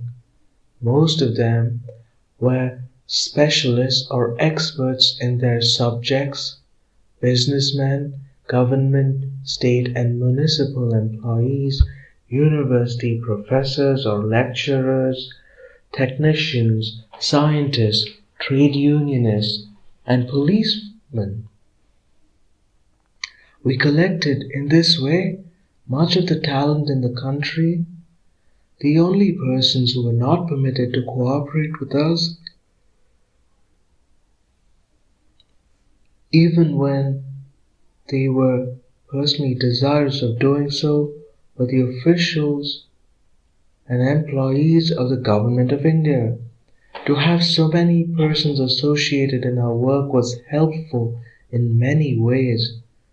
We had the advantage of their special knowledge and experience, and they were led to think of their special subject in relation to the wider problem.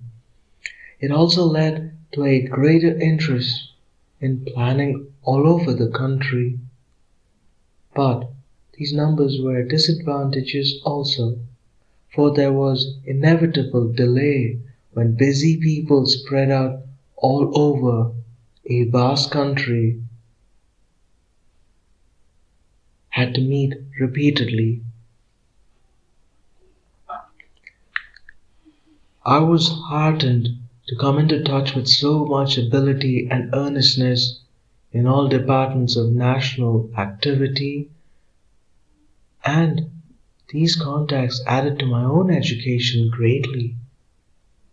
Our method of work was to have an interim report from each subcommittee, which the planning committee considered approving of it or partly criticizing it, and then sending it back with its remarks to the subcommittee.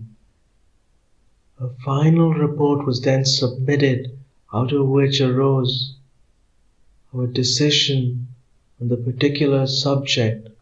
An attempt was being made continually to coordinate the decisions on each subject with those arrived at on other subjects. When all the final reports had been thus considered and disposed of, the planning committee was to review the whole problem in its vastness and intricacy and evolve its own comprehensive report, to which the subcommittee reports would be added as appendices,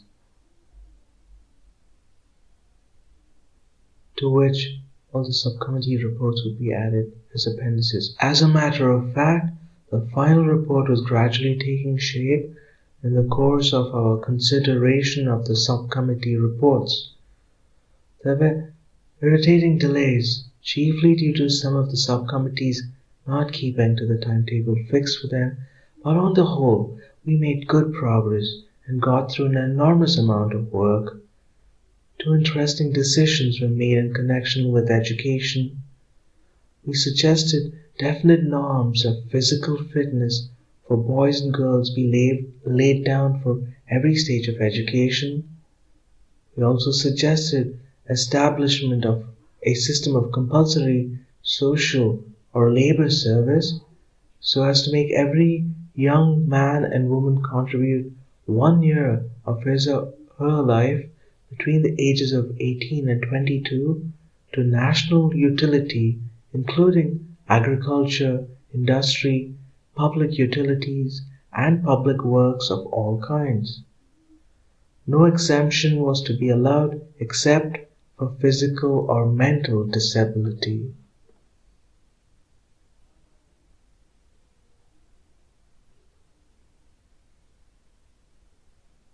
When the World War II started in September 1939, it was suggested that the National Planning Committee should suspend its activities.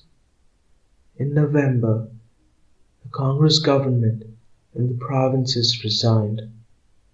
This added to our difficulties, for under the absolute rule of governors in provinces, no interest was taken in our work. Businessmen were busier than ever making money out of war requirements and were not so much interested in planning. The situation was changing from day to day. We decided, however, to continue and felt that the war made this even more necessary. It was bound to result in further industrialization, and the work we had already done and were engaged in doing could be of great help in this process. We were dealing then with our subcommittee reports on engineering industries, transport, chemical industries, and manufacturing industries, and all of the highest importance from the point of view of the war. The government was not interested in our work and in fact viewed it with great disfavor. During the early months of the war, the so-called phony period, their policy was not to encourage the growth of Indian industry. Afterwards, the pressure of events forced them to buy many of the requirements in India, but even so, they disapproved of any heavy industries being started there. This approval meant virtual prohibition, for no machinery could be imported without government sanction. The planning committee continued its work and had nearly finished dealing with its subcommittee reports. We were to finish what little remained of this work and then proceed to the consideration of our own comprehensive report. I was, however, arrested in October 1940 and sentenced to a long term of imprisonment.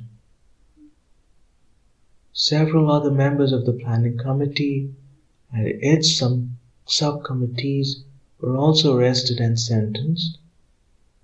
I was anxious that the planning committee should continue to function and requested my colleagues outside to do so. But they were not willing to work in the committee in my absence. I tried to get the planning committee's paper and reports in prison so that I might study them and prepare a draft report. The government of India intervened and stopped this. No such papers were allowed to reach me, nor were interviews on the subject permitted. So, the National Planning Committee languished, while I spent my days in jail. All the work we had done, which, though incomplete, could be used to great advantage for war purposes, remained in pigeonholes of our office. I was released in December 1941 and was out of prison for some months, but this period was a hectic one for me as it was for others. All manner of new developments had taken place. The Pacific War was on. India was threatened with invasion, and it was not possible then to pick up the old threads and continue the unfinished work of the planning committee unless the political situation cleared up, and then I returned to prison.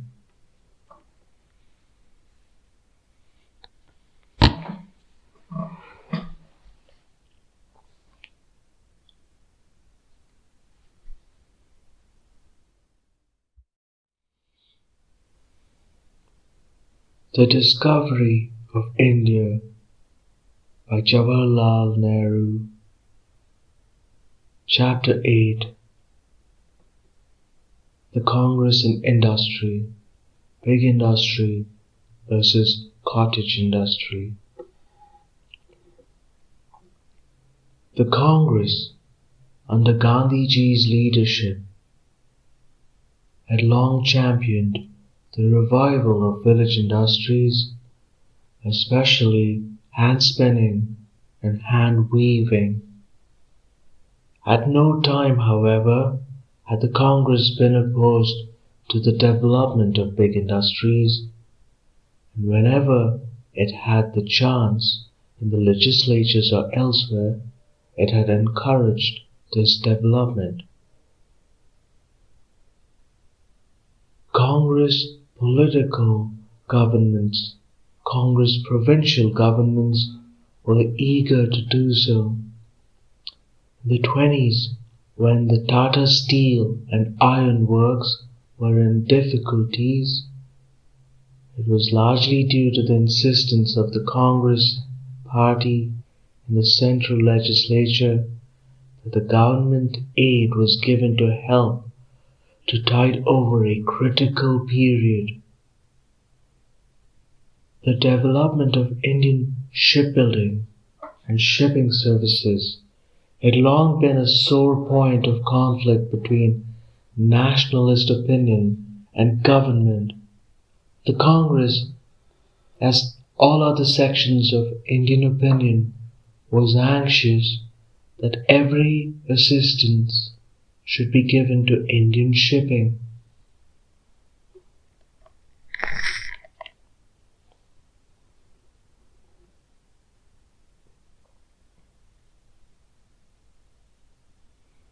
The government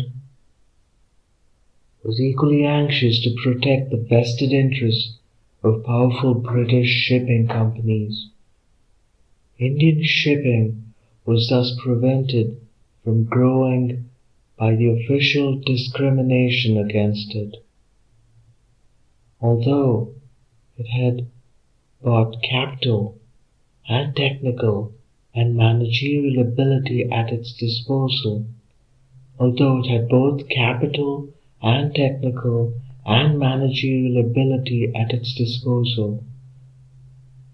this kind of discrimination worked all along the line whenever any British industrial, commercial or financial interests were concerned. That huge combine, the imperial chemical industries, has been repeatedly favored at the expense of Indian industries.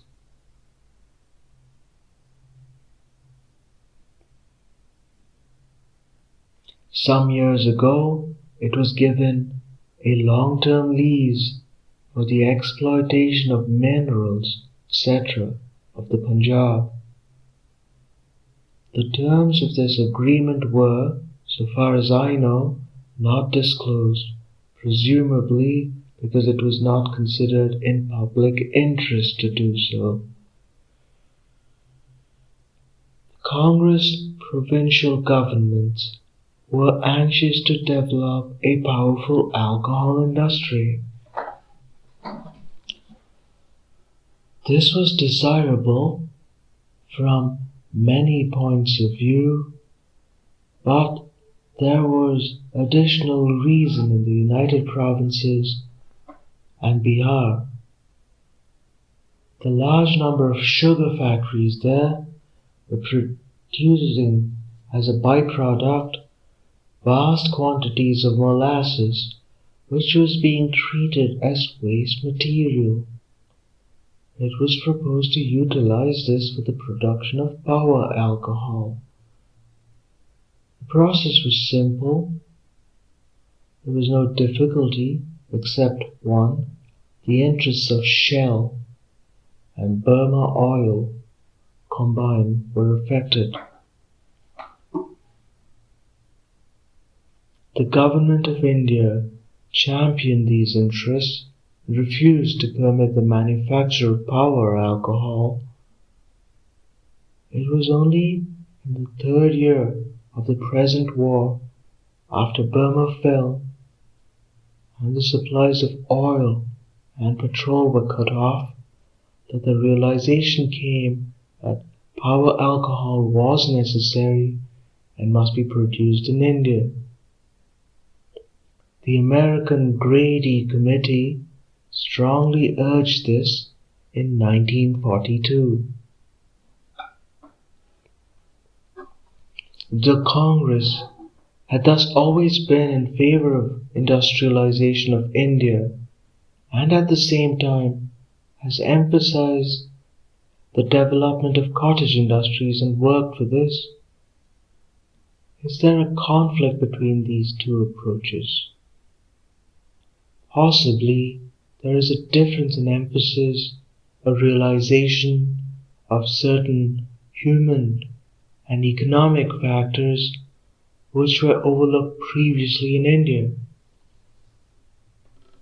Indian industrialists and the politicians who supported them thought too much in terms of the 19th century development of capitalist industries in Europe and ignored many of the evil consequences that were obvious in the 20th century.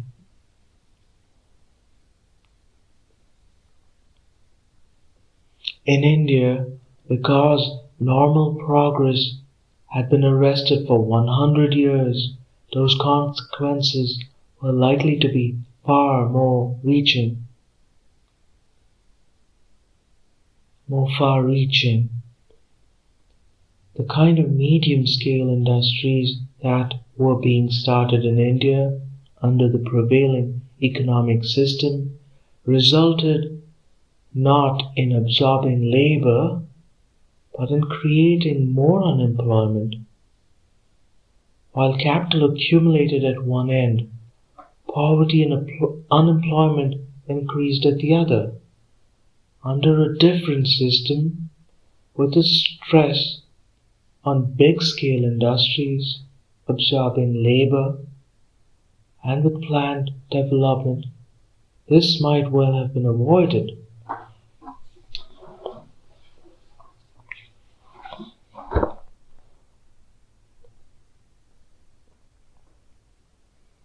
This fact of increasing mass poverty influenced Gandhi powerfully. It is true, I think, that there is a fundamental difference between his outlook on life generally and what might be called the modern outlook. He is not enamored of ever-increased standards of living and growth of luxury at the cost of spiritual and moral values. He does not favor the soft life. For him, the straight way is the hard way, and the love of luxury leads to crookedness and loss of virtue. Above all, he is shocked at the vast gulf that stretches between the rich and the poor, and their ways of living and their opportunities of growth. For his personal and psychological satisfaction, he crossed the gulf and went over to the side of the poor, adopting with only such improvements as the poor themselves could afford. Their ways of living, their dress or lack of dress. This vast difference between the few rich and the poverty-stricken masses seemed to him to be due to two principal causes: foreign rule and the exploitation that accompanied it, and the capitalist industrial civilization of the West as embodied in the big machine. He reacted against both. He looked back with yearning to the days of the old autonomous and more or less self-contained village community, where there had been an automatic balance between production, distribution, and consumption, where political or economic power was spread out and not concentrated as it is today, where a kind of simple democracy prevailed, where the gulf between the rich and the poor were not so marked, where the evils of great cities were absent, and people lived in contact with life-giving soil and breathed the pure air of the open spaces. There was all this basic difference in outlook as to the meaning of life itself between him and many others, and this difference colored his language as well as in his activities. His language, vivid and powerful as it often was, drew its inspiration from religious and moral teachings of the ages, principally of India, but also of other countries. Moral values must prevail. The ends can never justify unworthy means, or else the individuals and the race perish. And yet, he was no dreamer living in some fantasy of his own creation, cut off from life and its problems. He came from Gujarat, the home of hard-headed businessmen, and he had an unrivaled knowledge of the Indian villages and the conditions of life that prevailed there.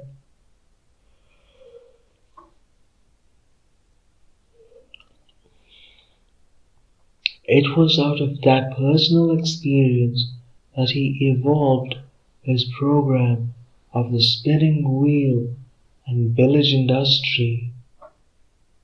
If immediate relief was to be given to the vast numbers of unemployed and partially employed, if that rot that was spreading throughout India and paralyzing the masses was to be stopped, if the villages' standards were to be raised, however little en masse, if they were to be taught self-reliance instead of waiting helplessly like derelicts for relief from others, if all this was to be done without much capital, then there seemed no other way. Apart from the evils inherent in foreign rule and exploitation, and the lack of freedom to initiate and carry through big schemes of reform, the problem of India is one of scarcity of capital and abundance of labor. How to utilize that wasted labor, that manpower that was producing nothing?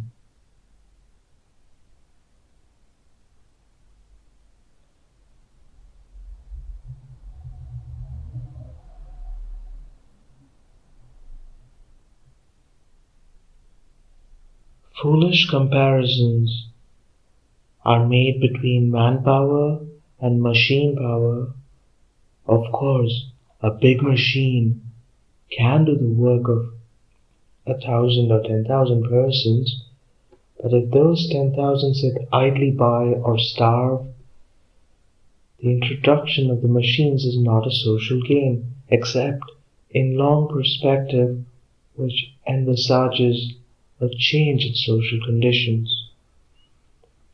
When the big machine is not there at all, then no question of comparison arises. That is a net gain both from the individual and the national point of view to utilize manpower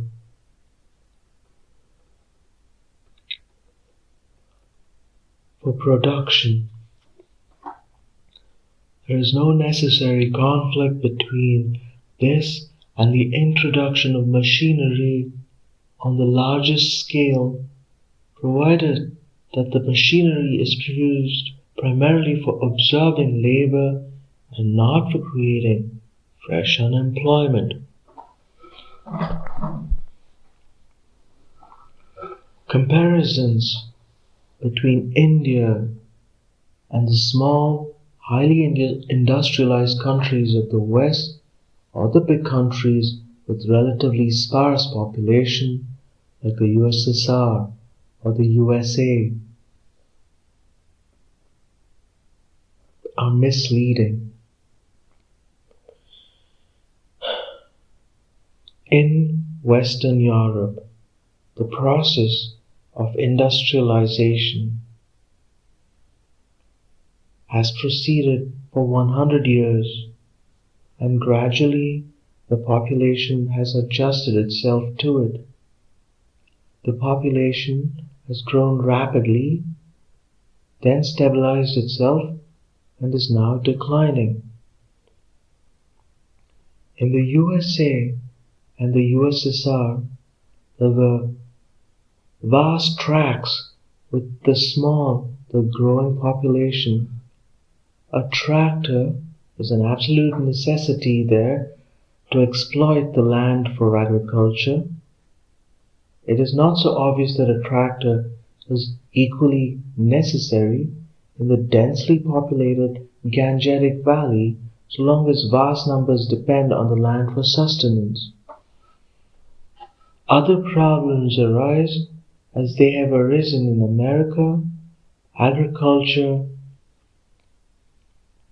has been carried on for thousands of years in India, and the soil has been exploited to the utmost.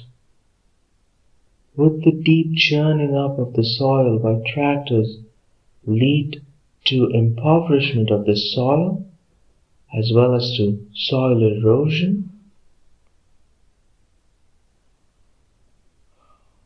When railways were built in India and high embankments put up for the purpose, no thought was given to the natural drainage of the country.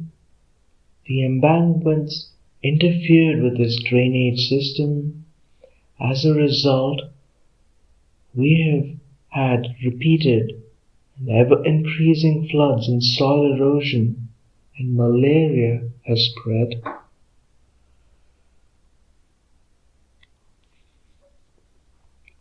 I am all for tractors and big machinery, and I am convinced that the rapid industrialization of India is essential to relieve the pressure on land, to combat poverty, and raise standards of living for defense and variety of other purposes. But I am equally convinced that the most careful planning and adjustment are necessary if we are to reap the full benefit of industrialization and avoid many of its dangers. This planning is necessary today in all countries of arrested growth, like China and India, which have strong traditions of their own. In China, I was greatly attracted to the industrial cooperatives, the Indusco movement, and it seems to me that some such movement is peculiarly suited to India. It would fit in with the Indian background, give a democratic basis to small industry, and develop the cooperative habit. It could be made to complement big industry. It must be remembered that, however rapid might be the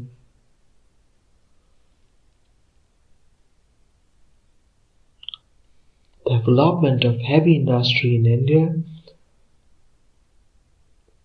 a vast field will remain open to small and cottage industries. Even in Soviet Russia, owner-producer cooperatives have played an important role in industrial growth.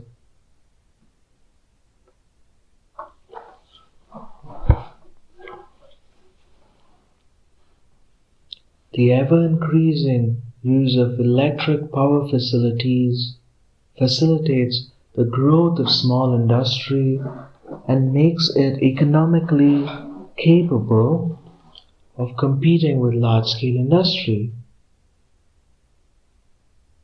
There is also a growing opinion in favor of decentralization, and even Henry Ford had advocated it.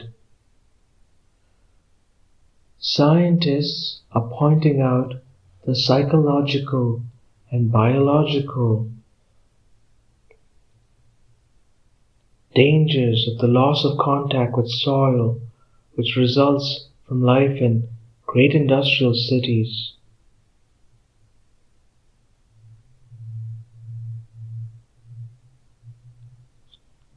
Some have even said that human survival necessitates a going back to the soil and the village.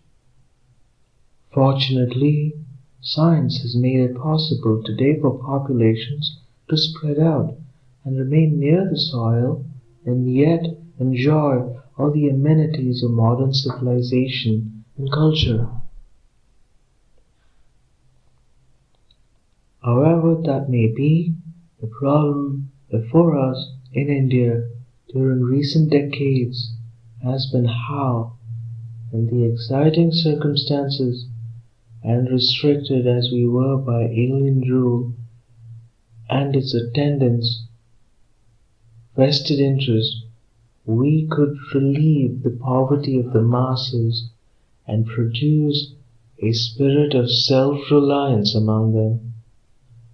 There are many arguments in favor of developing cottage industries at any time, but situated as we were, that was certainly the most practical thing we could do. The methods adopted may not have been the best or the most suitable. The problem was vast, difficult, and intricate, and we had frequently to face suppression by the government. We had to learn gradually by the process of trial and error, I think. We should have encouraged cooperatives from the beginning and relied more on expert technical and scientific knowledge for the improvement of small machines suitable for cottage and village use. The cooperation principle is now being introduced in these organizations. G.D.H. Coe, the economist, has said, Gandhi's campaign for the development of the homemade cloth industry is no mere fad of a romantic eager to revive the past, but a practical attempt to relieve poverty and uplift the standard of the village.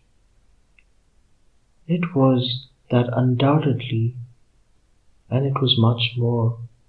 It forced India to think of the poor peasants in human terms, to realize that behind the glitter of a few cities lay this morass of misery and poverty, to grasp the fundamental fact that the true test of progress and freedom in India did not lie in the creation of a number of millionaires or prosperous lawyers and the likes, or in setting up of councils and assemblies, but in the change in status and conditions of life of the peasant. The British had created a new caste or class in India, the educated class, the English educated class, which lived in a world of its own, cut off from the mass of the population, and looked always, even when protesting, towards its rulers. Gandhi bridged the gap to some extent and forced it to turn its head and look towards its own people. Gandhiji's attitude to the use of machinery seemed to undergo a gradual change. "What I object to," he said, "is the craze for machinery, not machinery as such.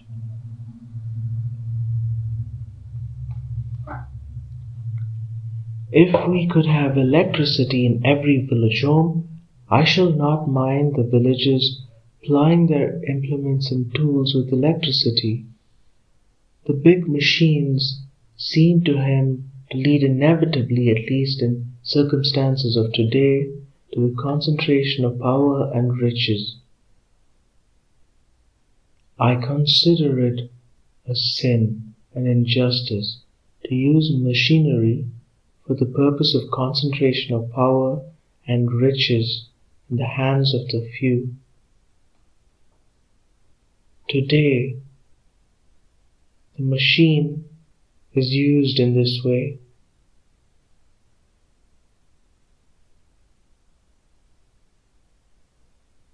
He even came to accept the necessity of many kind of heavy industries and large-scale key industries and public utilities, provided they were state-owned and did not interfere with some kind of cottage industries, which he considered as essential.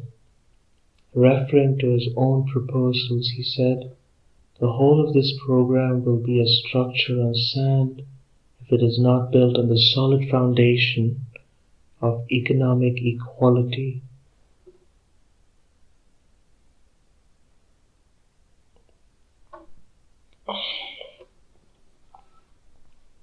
Thus, even the enthusiastic advocates for cottage and small-scale industries recognize that the big-scale industry is, to a certain extent, necessary and inevitable.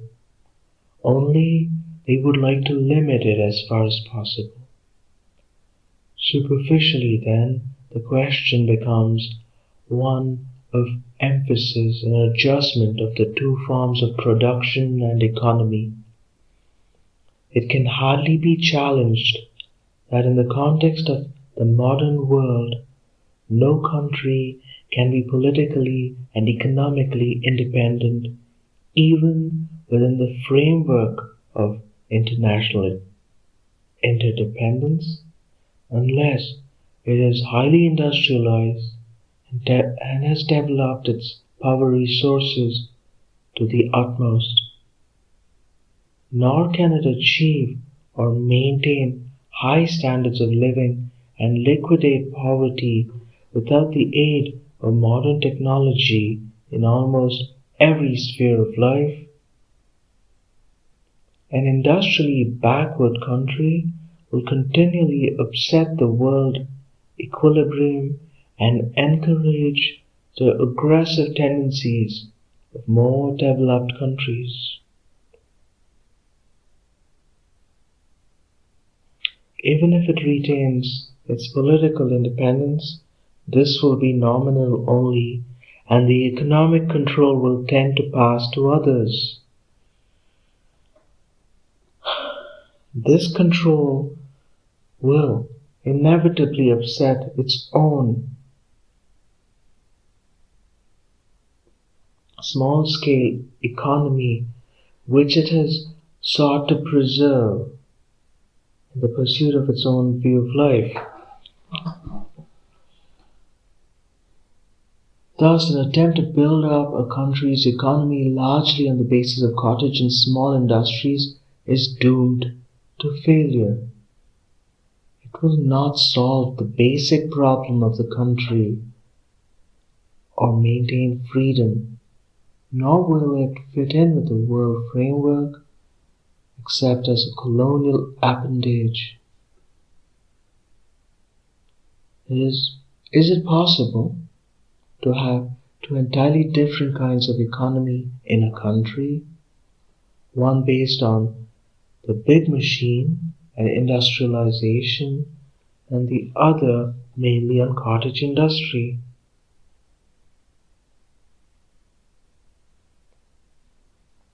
This is hardly conceivable, for one must overcome the other, and there can be little doubt that the big machine will triumph unless it is forcibly prevented from doing so. Thus, it is not a mere question of adjustment of the two forms of production and economy. One must be dominating and paramount, with the other as complementary to it, fitting in where it can. The economy based on the latest technical achievements of the day must necessarily be the dominating one.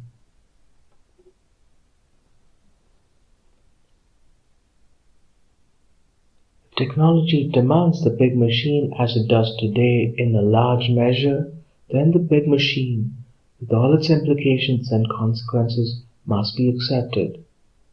Where it is possible in terms of the technology to decentralize production, this would be desirable.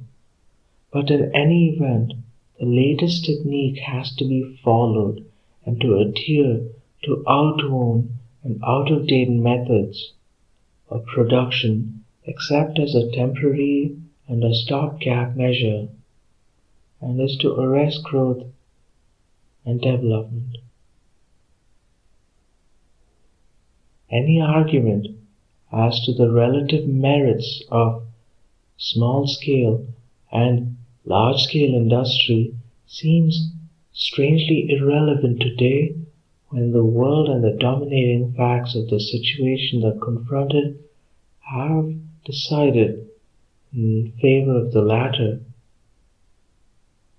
Even in India, the decision has been made by these facts themselves. No one doubts that India will be rapidly industrialized in the near future. She's already gone a long way in that direction. The evils of unrestricted and unplanned industrialization are well recognized today. Whether these evils are necessary concomitants of big industry or derived from the social and economic structure behind it is another matter. If the economic structure is primarily responsible for them, then surely we should set about changing that structure instead of blaming the inevitable and desirable development in technique.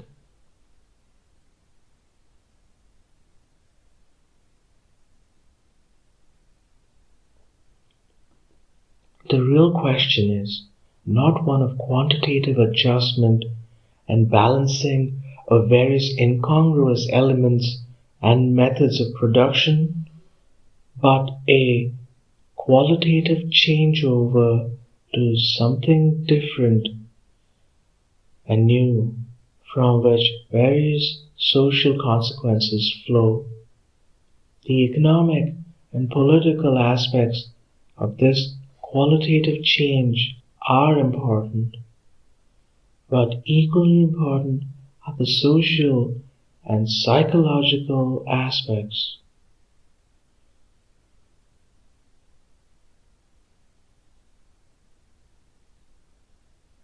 In India,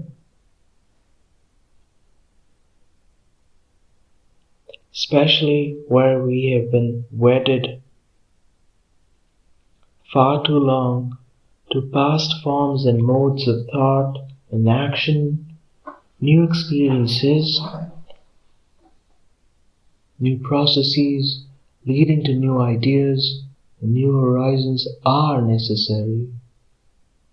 Thus, we will change the static character of our living and make it dynamic and vital, and our minds will become active and adventurous.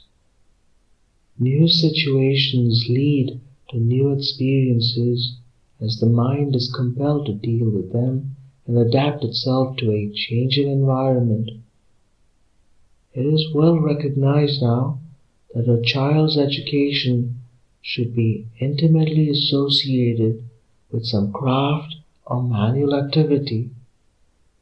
The mind is stimulated thereby, and there is a coordination between the activities of the mind and the hands. So also, the mind of the growing boy or girl is stimulated by the machine.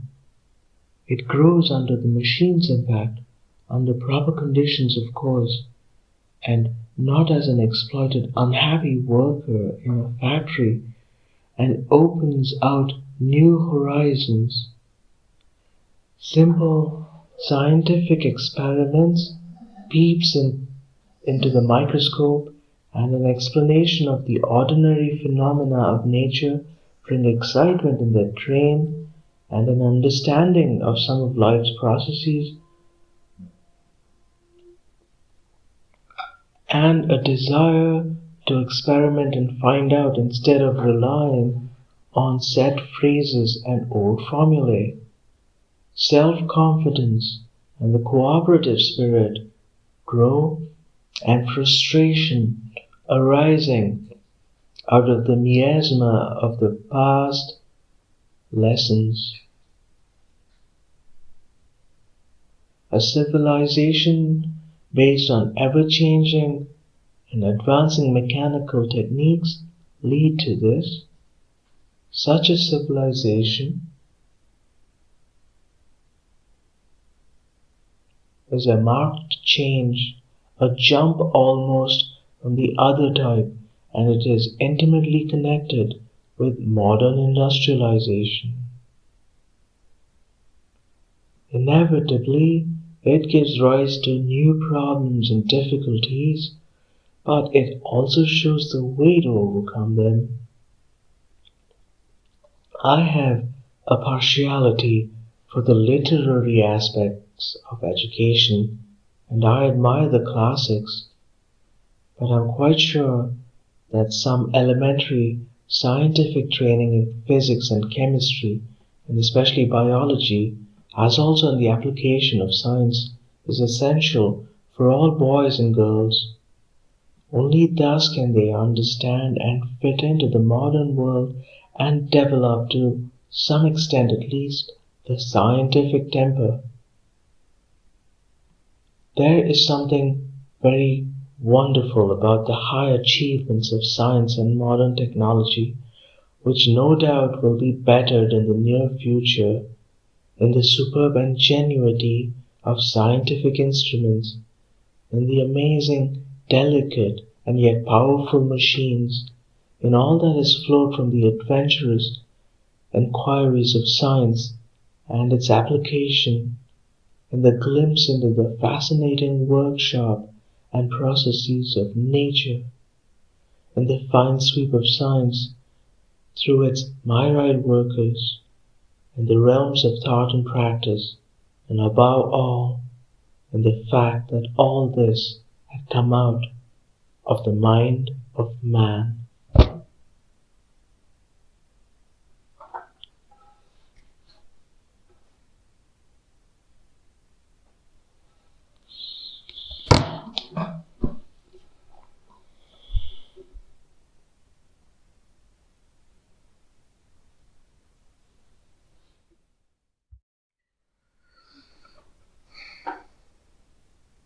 The Discovery of India by Jawaharlal Nehru. Chapter 8.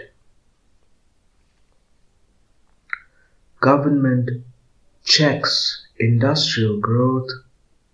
War production is diversion from normal production.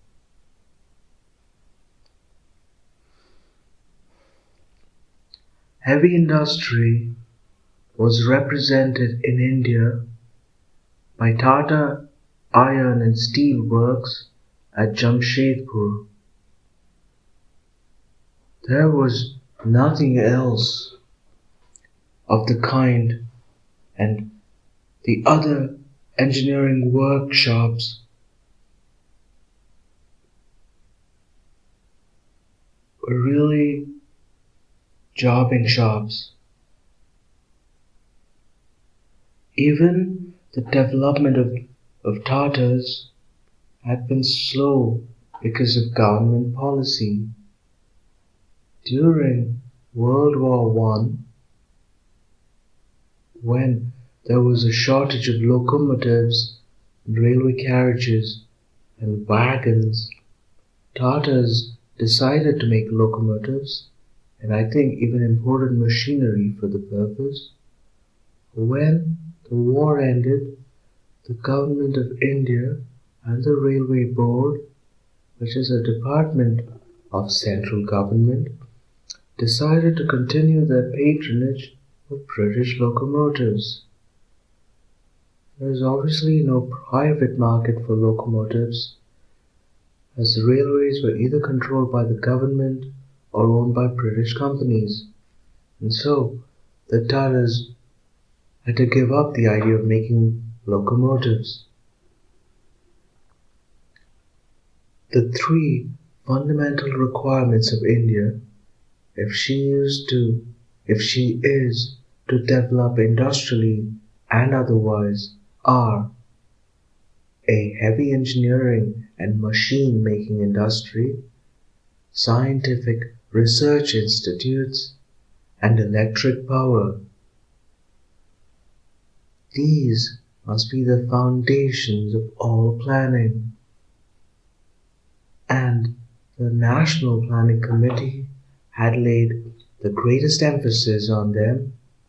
We lacked all three, and the bottlenecks in industrial expansion were always occurring. A forward policy could have rapidly removed these bottlenecks, but the government policy was the reverse of forward and was obviously one of preventing the development of heavy industry in India. Even when World War II started, the necessary machinery was not allowed to be imported. Later, shipping difficulties were pleaded.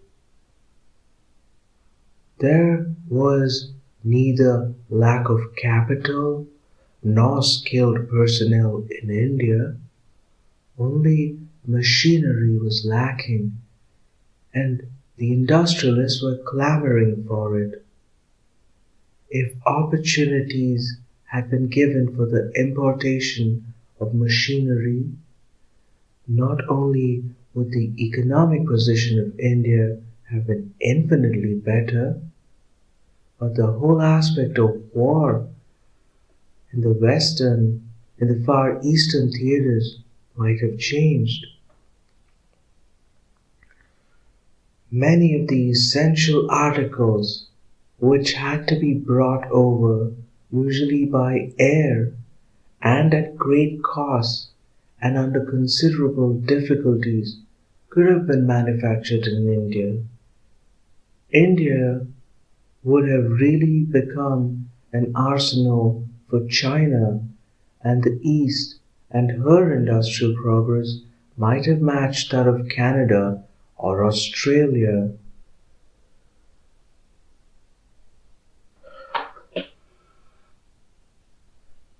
But imperatives as the needs of the war situation were, the future needs of British industry were always kept in view, and it was considered undesirable to develop any industry in India which might compete with British industries in post-war years.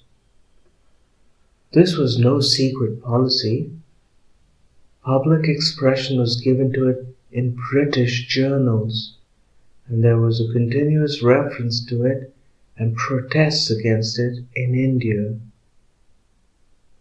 Jamshedji Tata, the far-sighted founder of Tata Steel, had vision enough to start the Indian Institute of Science in Bangalore. This research institute was one of the very few of its kind in India. The others were some government institutions with limited objectives. The vast field of scientific and industrial research, which has thousands of institutes, academies, and special stations in the USA and the Soviet Union, was thus almost wholly neglected in India, except for the Bangalore Institute and some work done in the universities. An effort was made some time after World War II started to encourage research, and though limited in scope, it has produced good results.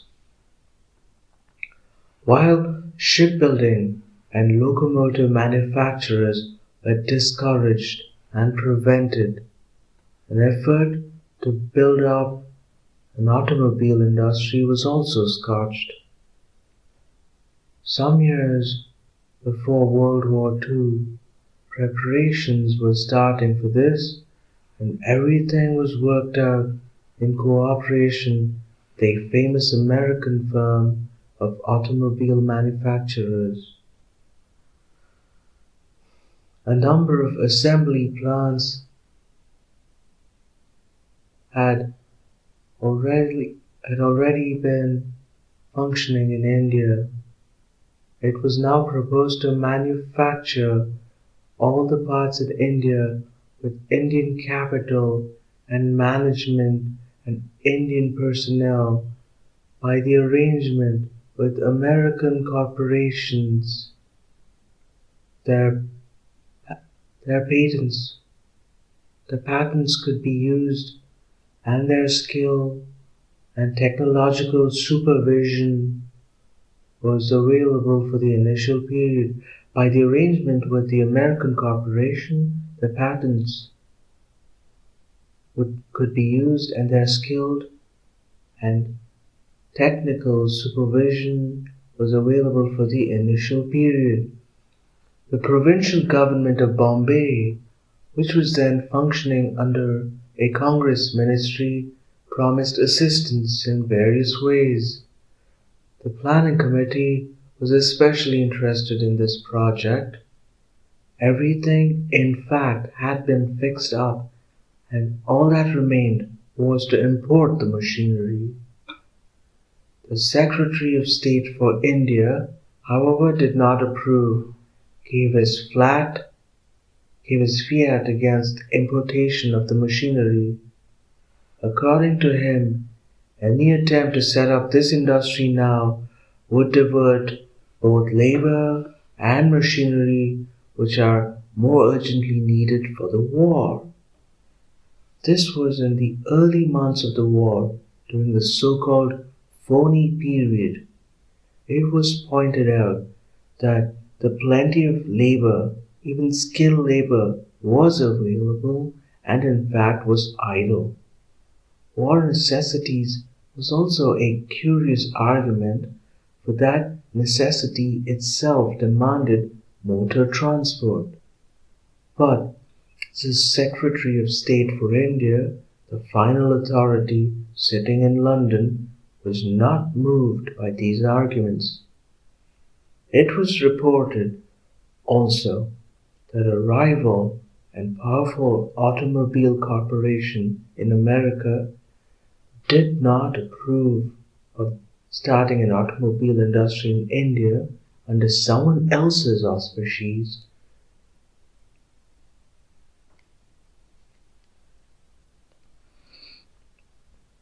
Transport became one of the major problems of the war in India.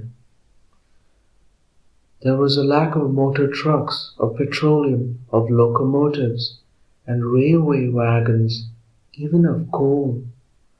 Almost all these difficulties would have been much easier of solution if the pre-war proposals on behalf of India had not been turned down. Locomotives, railway cars, motor trucks, as well as armored vehicles would have been manufactured in India. Our alcohol would have helped greatly in easing the strain caused by scarcity of petroleum. As for coal, there was no scarcity in India. There were huge reserves, but only very little was produced for use. As for coal, there was no scarcity in India. There were huge reserves, but only very little was produced for use. Coal production has actually gone down during the war years in spite of increased demand. Conditions in coal mines were so bad and wages so low that the workers were not attracted. Ultimately, the bar on women working underground was removed, as women were available at those wages. No attempt was made to overhaul the coal industry and improve the conditions and wages so as to attract workers. Owing to lack of coal, the expansion of industry has suffered greatly, and even existing factories have had to stop working. Some hundreds of locomotives and many thousands of railway cars were shipped from India to the Middle East, thus adding to the transport difficulties in India. Even the permanent way was uprooted in some places for transfer elsewhere. The casual way in which all this was done, without any regard to future consequences, was amazing. There was a complete lack of planning and foresight, and the partial solution of one problem led immediately to more serious problems. An attempt was made at the end of 1939 or the beginning of 1940 to start an aircraft manufacturing industry in India.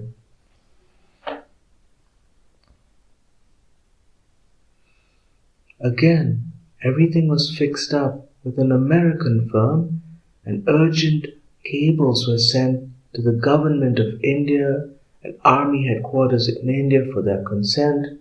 There was no response. After repeated reminders, a reply was forthcoming disapproving of the scheme.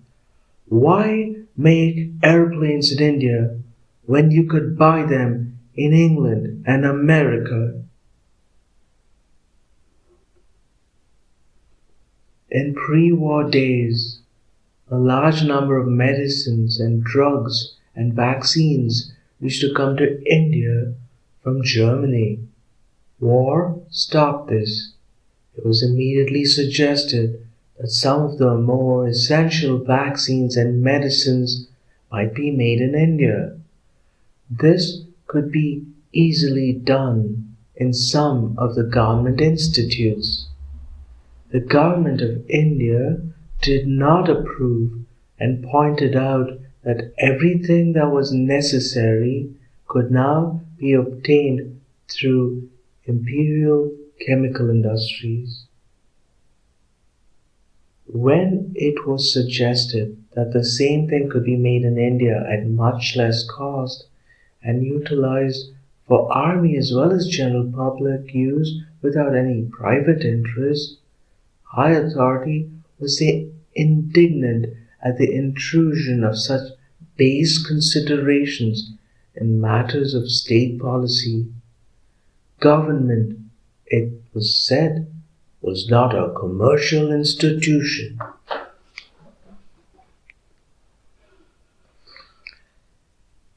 Government was not a commercial institution, but it was very much interested in commercial institutions, and one of these was Imperial Chemicals. This huge combine was given many facilities. Even without such facilities, it had enormous resources that no Indian firm, except to some extent Tatars, could possibly compete with it. Apart from these facilities, it had powerful support both in India and England. A few months after leaving the Viceroyalty of India, Lord Linlithgow appeared in a new role as a director of Imperial Chemicals. This demonstrates the very close connection between big business in England and the government of India, and how this connection must necessarily affect policy. Lord Linlithgow may have been a substantial shareholder in Imperial Chemicals even when he was Viceroy of India. In any event, he has now placed the prestige of his Indian connection and his special knowledge derived as Viceroy at the disposal of Imperial Chemicals. Lord Linlithgow declared as Viceroy in December 1942. We have achieved immense things in the field of supply. India has made a contribution of outstanding importance and value. For the 6 months of the war, the value of contracts placed was approximately 29 crores. For the next months, from April to October 1942, it was 137 crores. Over the whole period to the end of October 1942, it was no less than 428 crores. And these figures exclude the value of work done in the ordnance factories, which is in itself very considerable. This is perfectly true, and India's contribution to the war effort has grown tremendously since this was said. One would imagine that this represents a vast increase in industrial activity and a much larger index of production. Yet surprisingly, there has not been much change. The index of India's industrial activity in 1938-39 was 111.1, taking 1935 as 100. In 1939-40 it was 114.0, and in 1940-41 it varied between 112 to 127. In 1940-41, it varied between 112.1 to 127.0. In March 1942, it was 118.9. It fell in April 1942 to 109.2, and then gradually rose to 116.2 in July 1942. These figures are not complete, as they do not include munitions, and some chemical industry. Nevertheless, they are important and significant.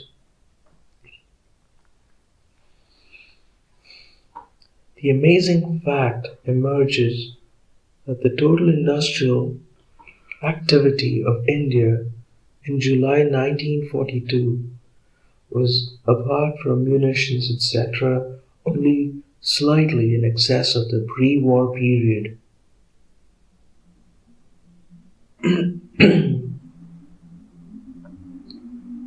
There was a brief spurt in December 1941, and when the index figure went up to 127.0 and then declined, and yet the value of government contracts placed with industries was progressively increasing. For the 6 months, October to March 1939-40, these contracts amounted to 290 million rupees, according to Lord Linlithgow, and for the 6 months, April to October 1942, they were 1,370 million rupees. All these tremendous war orders, thus, do not represent any increase in the total industrial activity.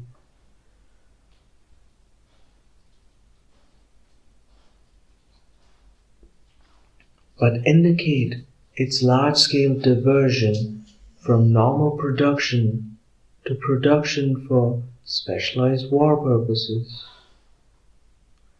For the moment, they supplied war needs, but at the cost of terrific lowering of production for civilian needs. This inevitably had far-reaching consequences. While sterling balances in favor of India grew in London, money accumulated in the hands of a few persons in India. The country as a whole was starved of essential needs. Vast and ever-increasing quantities of paper money circulated, and prices went up and sometimes reached fantastic figures.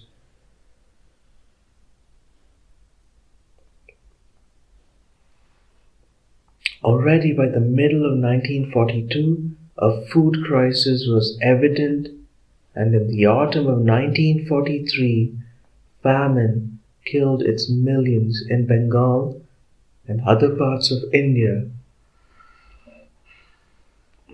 The burden of the war and of the official policy pursued in its connection fell on the scores of millions in India who were least capable of shouldering it, and crushed out of existence vast numbers of people who died by the cruelest of deaths, slow starvation.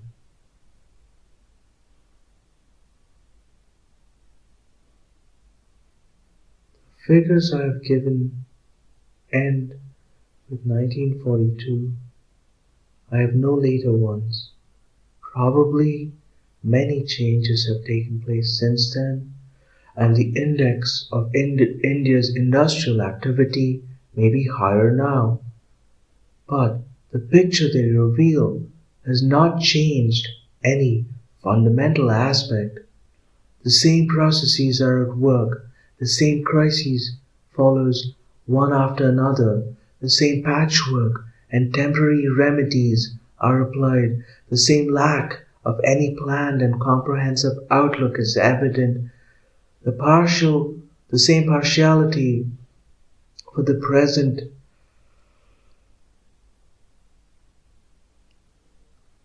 and future of British industry prevails, and meanwhile people continue to die from lack of food and from epidemics.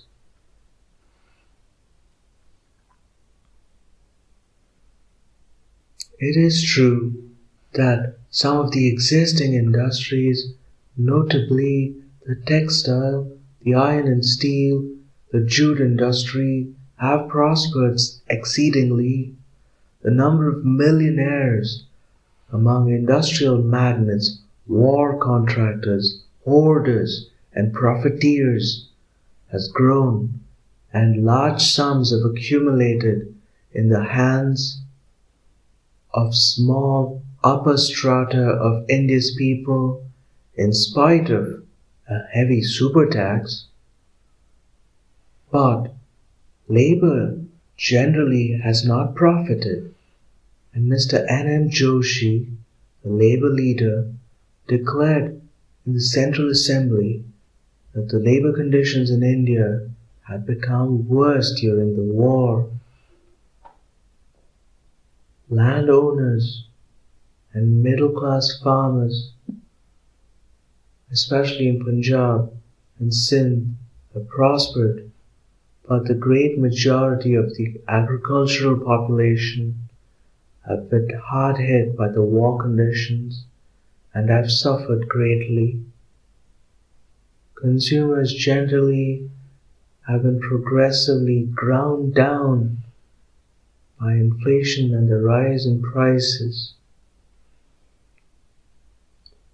In the middle of 1942, an American technical mission, the Grady Committee, came to India to inspect the existing industries and make suggestions for increased production. They were naturally concerned with production for war purposes only. The report was never published, possibly because the government of India vetoed publication. A few of their recommendations were, however, announced.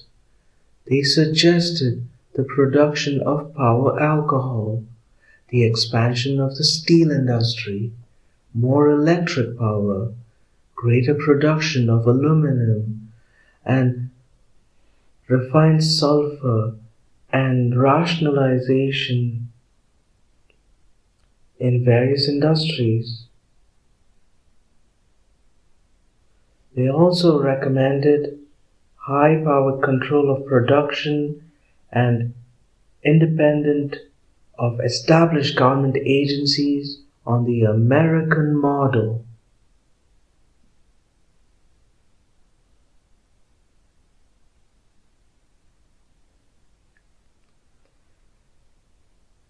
Evidently, the Grady Committee was not filled with admiration for the leisurely, casual, and inefficient methods of the government of India, on which even total war had produced little impression.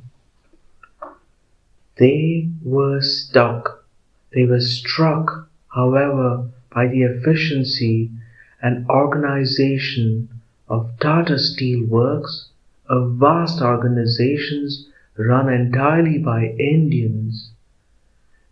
It was further stated in the preliminary report of the Grady Committee that the mission has been impressed with the good quality and excellent potentiality of Indian labor. The Indian is skillful with his hands, and given satisfactory working conditions and security of employment, is dependable and industrious.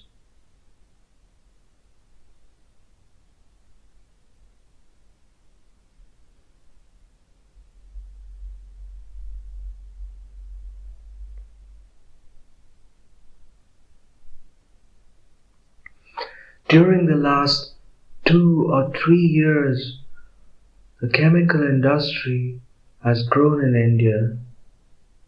Shipbuilding has made some advance, and an infant aircraft industry has been started. All war industries, including jute and textiles, have made vast profits in spite of the super tax, and a great deal of capital has accumulated. The government of India had put a ban on capital issues for fresh industrial undertakings. Recently, there has been some relaxation in this respect, though nothing definite may be done till after the war. Even this little relaxation has led to a burst of energy from big business, and huge industrial schemes are taking shape. India whose growth has so long been arrested, appears to be on the verge of large-scale industrialization.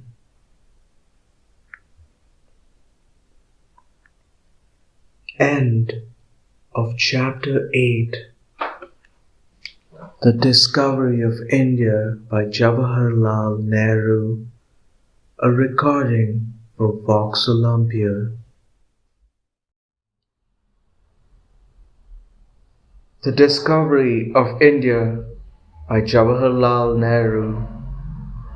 Chapter 9. The Last Phase, Part 3. World War II. The Congress develops a foreign policy.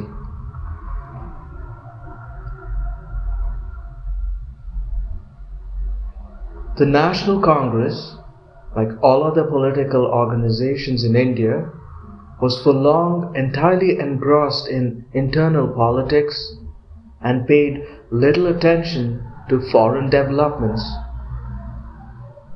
In the 1920s, it began to take some interest in foreign affairs. No other organization did so except a small group of socialists and communists. Muslim organizations were interested in Palestine and occasionally passed resolutions of sympathy for the Muslim Arabs there. The intense nationalism of Turkey, Egypt, and Iran was watched over by them, but not without some apprehension, as it was secular and was leading to reforms which were not wholly in keeping with their ideas of Islamic traditions. The Congress gradually developed a foreign policy which was based on the elimination of political and economic imperialism everywhere and the cooperation of free nations.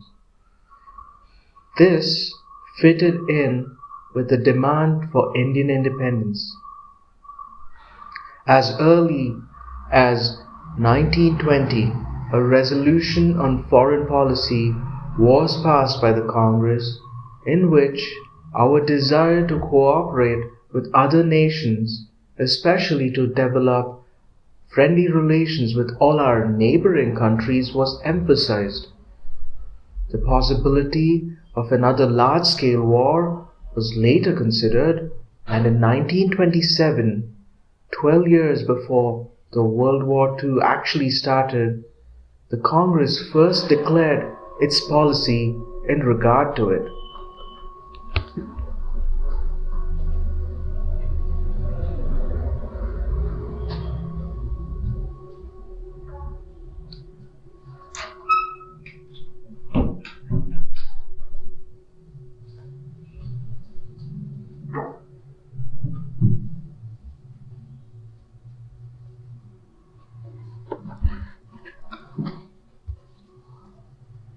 This was 5 or 6 years ago, before Hitler came to power, before Japanese aggression in Manchuria had begun. Mussolini was consolidating himself in Italy, but it did not appear as a major threat to world peace. Fascist Italy was on friendly terms with England, and British statesmen expressed their admiration for the Duce. There were a number of petty dictators in Europe, also usually on good terms with the British government. Between England and Soviet Russia, however, there was a complete breach. There had been the Arcos raid and the withdrawal of diplomatic representatives.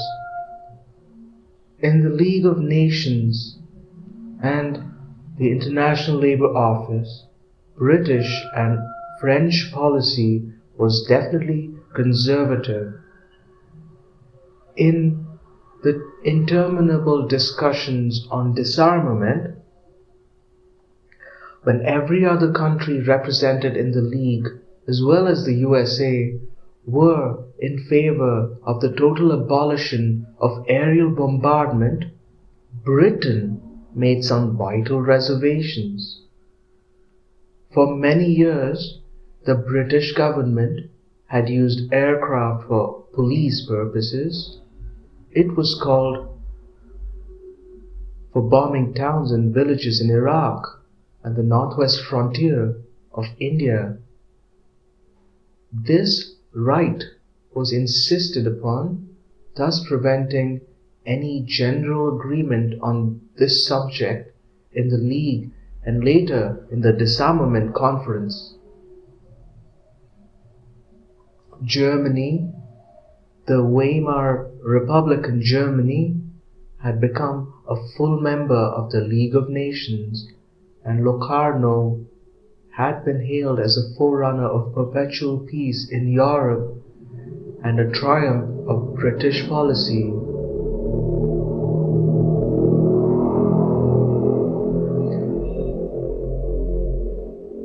Another view of all these developments was that Soviet Russia was being isolated and a joint front against her was being created in Europe. Russia had just celebrated the 10th anniversary of her revolution and had developed friendly ties with various eastern countries, Turkey, Iran, Afghanistan, and Mongolia. The Chinese Revolution had also advanced with great strides, and the nationalist armies had taken possession of half of China, coming into conflict with foreign and especially British interests in the port towns and the interior. Subsequently, there had been internal trouble and a breakup of the Kuomintang into rival groups.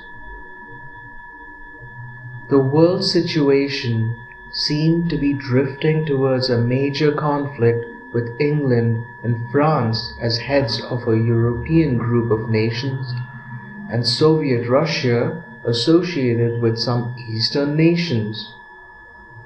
The United States of America held aloof from both these groups. Their intense dislike of communism kept them away from Russia, and their distrust of British policy and competition with British finance and industry preventing them from associating themselves with the British group. Over and above these considerations was the isolationist sentiment of America and the fear of being embroiled in European quarrels.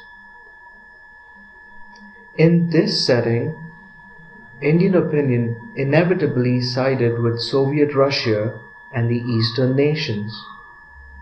This did not mean any widespread approval of communism, though a growing number were attracted to socialist thought. The triumphs of the Chinese Revolution were hailed with enthusiasm as portents of the approaching freedom of India and of the elimination of European aggression in Asia. We developed an interest in nationalist movements in the Dutch East Indies and Indochina, as well as the Western Asiatic countries and Egypt. The conversion of Singapore into a great naval base and the development of Trincomalee Harbour in Ceylon appeared as a part of general preparations for the coming war, in which Britain would try to consolidate and strengthen her imperialist position and crush Soviet Russia and the rising nationalist movements of the East. It was with this background that the National Congress began to develop its foreign policy in 1927. It declared that India could be no party to an imperialist war, and in no event should India be made to join any war without the consent of her people being obtained. In the years that followed, this declaration was frequently repeated and widespread propaganda was carried on in accordance with it.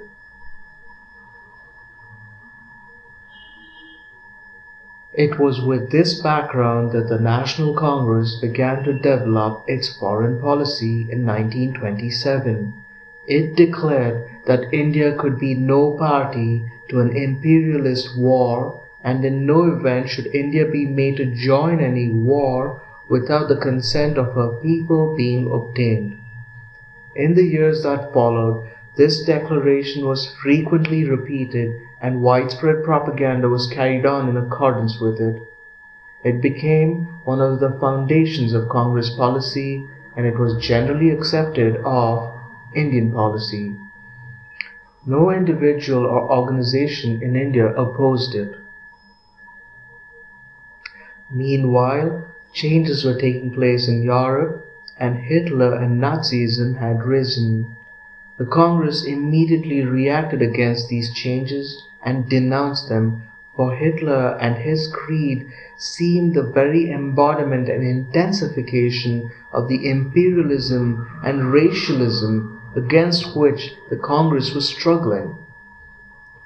Japanese aggression in Manchuria produced even stronger reactions because of sympathy for China. Abyssinia, Spain, the Sino-Japanese War, Czechoslovakia, and Munich added to this strength of feeling and the tension of approaching war. But this coming war was likely to be different, the one that had been envisaged before Hitler had risen. Even so, British policy had been almost continuously pro-fascist and pro-Nazi, and it was difficult to believe that it would suddenly change overnight and champion freedom and democracy. Its dominant imperialist outlook and desire to hold on to its empire would continue despite other developments. Also, its basic opposition to Russia and what Russia represented. But it became increasingly obvious that in spite of every desire to appease Hitler, he was becoming a dominant power in Europe, entirely upsetting the old balance and menacing the vital interests of the British Empire. War between England and Germany became probable. And if this broke out, what then would our policy be? How would we reconcile the two dominating trends of our policy? Opposition to British imperialism and opposition to fascism and Nazism.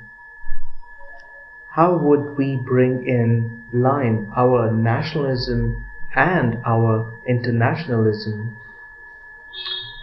It was a difficult question in the existing circumstances, difficult for us, but offering no difficulty if the British government took a step to demonstrate to us that they had given up their imperialist policy in India and wanted to rely on popular goodwill. In a contest between nationalism and internationalism, nationalism was bound to win. That had happened in every country and in every crisis. In a country under foreign domination, with bitter memories of continuous struggle and suffering, there was an inevitable and unavoidable consequence. England and France had played false to Republican Spain and betrayed Czechoslovakia, and thus sacrificed internationalism for what they considered wrongly, as events proved, their national interests. The United States of America had clung to isolationism in spite of the evident sympathy with England, France, and China and their hatred of Nazism and Japanese militarism and aggression. It was Pearl Harbor that flung them headlong into war. Soviet Russia, the very emblem of internationalism, had followed a strict national policy, bringing confusion to many of her friends and sympathizers. It was the sudden and unannounced attack by the German armies that brought war to the USSR. The Scandinavian countries and Holland and Belgium tried to avoid war and entanglement in the vain hope of saving themselves, and yet were overwhelmed by it. Turkey has sat precariously for 5 years on the thin edge of a varying neutrality governed solely by national considerations. Egypt, still a semi-colonial country in spite of its apparent independence, itself one of the major battle areas, occupies a curious, anomalous position. For all practical purposes, it is a belligerent country completely under the control of the armed forces of the United Nations, and yet, apparently, it is not a belligerent. There may be justification or excuse for all these policies adopted by various governments and countries. A democracy cannot easily jump into war without preparing its people and gaining their cooperation. Even an authoritarian state has to prepare the ground. But whatever the reason or justification may be, it is clear that whenever a crisis has occurred, national considerations, or what we consider to be such, have been paramount, and all others which did not fit in with them have been swept away. It was extraordinary how, during the Munich crisis, the hundreds of international organizations, anti-fascist leagues, etc. in Europe were struck dumb and became powerless and ineffective. Individuals and small groups may become internationally minded and may even be prepared to sacrifice personal and immediate national interest for a larger cause, but not so nations.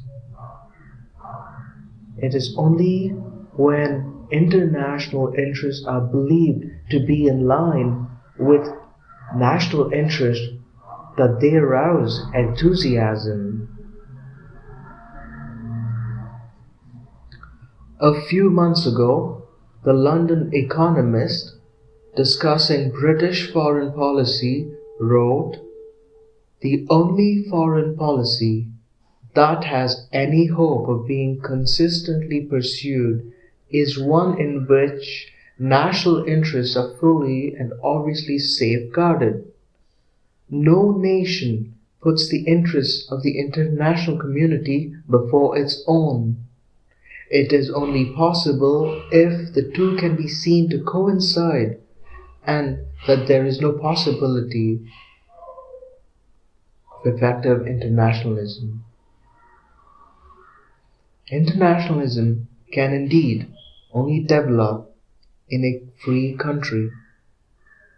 For all the thought and energy of a subject country are directed towards the achievement of its own freedom. That subject condition is like a cancerous growth inside the body, which not only prevents any limb from becoming healthy, but is a constant irritant to the mind and colors all thought and action. Conflict is inherent in it, and such conflicts lead to a concentration of thought on it and prevents a consideration of wider issues. The history of a long succession of past conflicts and suffering becomes the inseparable companion of both individual and the national mind. It becomes an obsession, a dominating passion which cannot be exorcised except by removing its root cause. And even then, when the sense of subjection has gone, the cure is slow, for the injuries of the mind take longer to heal than those of the body.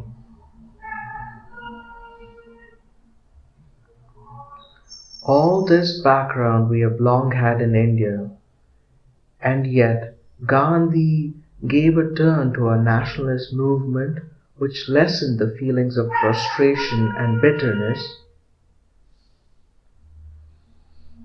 Those feelings continued, but I do not know of any other nationalist movement which has been so free from hatred.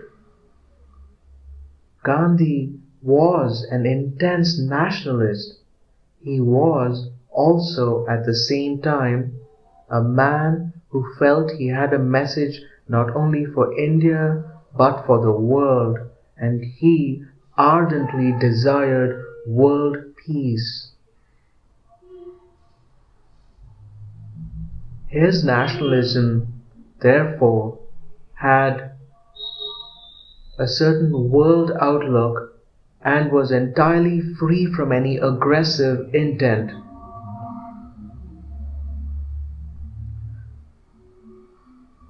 Desiring the independence of India, he had come to believe that a world federation of interdependent states was the only right goal, however distant that might be. He said, "My idea of nationalism is that my country may become free." He said, "My idea of nationalism is that my country may become free, that if need be the whole of the country may die, so that the human race may live. There is no room for race hatred here. Let that be our nationalism." And again, I do not want to think in terms of the whole world. My patriotism includes the good of mankind in general. Therefore, my service of India includes the service of humanity. Isolated independence is not the goal of the world states.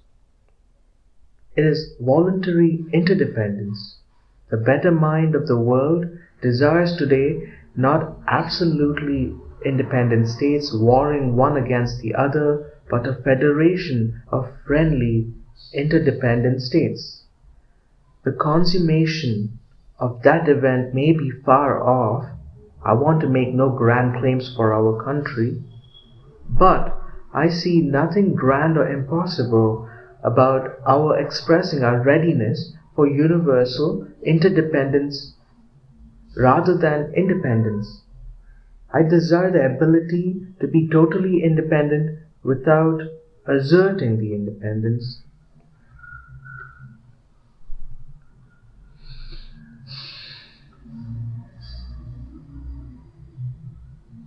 As the nationalist movement grew in strength and self-confidence, many people began to think in terms of a free India, what she would be like, what she would do, and what her relations with other countries would be. The very bigness and potential strength and resources of the country made them think in big terms. India could not be a mere hanger-on of any country or group of nations. Her freedom and growth would make a vital difference to Asia and therefore to the world.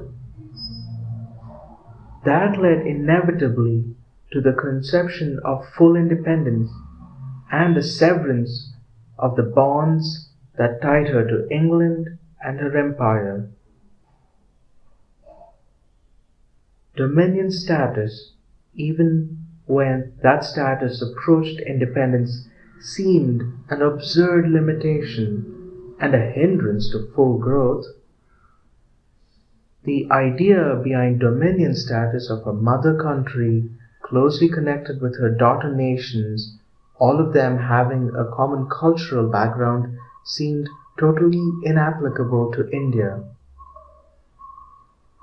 It meant certainly a wider sphere of international cooperation which was desirable, but it also meant at the same time lesser cooperation with countries outside that empire or Commonwealth group. It thus became a limiting factor, and our ideas, full of promise of the future, overstepped these boundaries and looked into wider cooperation. In particular, we thought of close relations with our neighbor countries in the East and the West, with China, Afghanistan, Iran, and the Soviet Union. Even with distant America we wanted closer relations, for we could learn much from the United States as also from the Soviet Union. There was a feeling that we had exhausted our capacity for learning anything more from England, and in any event we could only profit by contact with each other after breaking the unhealthy bond that tied us and by meeting on equal terms.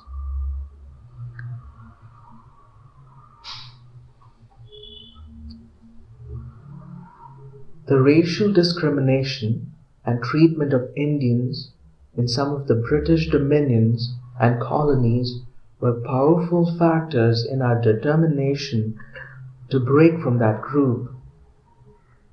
In particular, South Africa was a constant irritant, and East Africa and Kenya directly under the British colonial policy.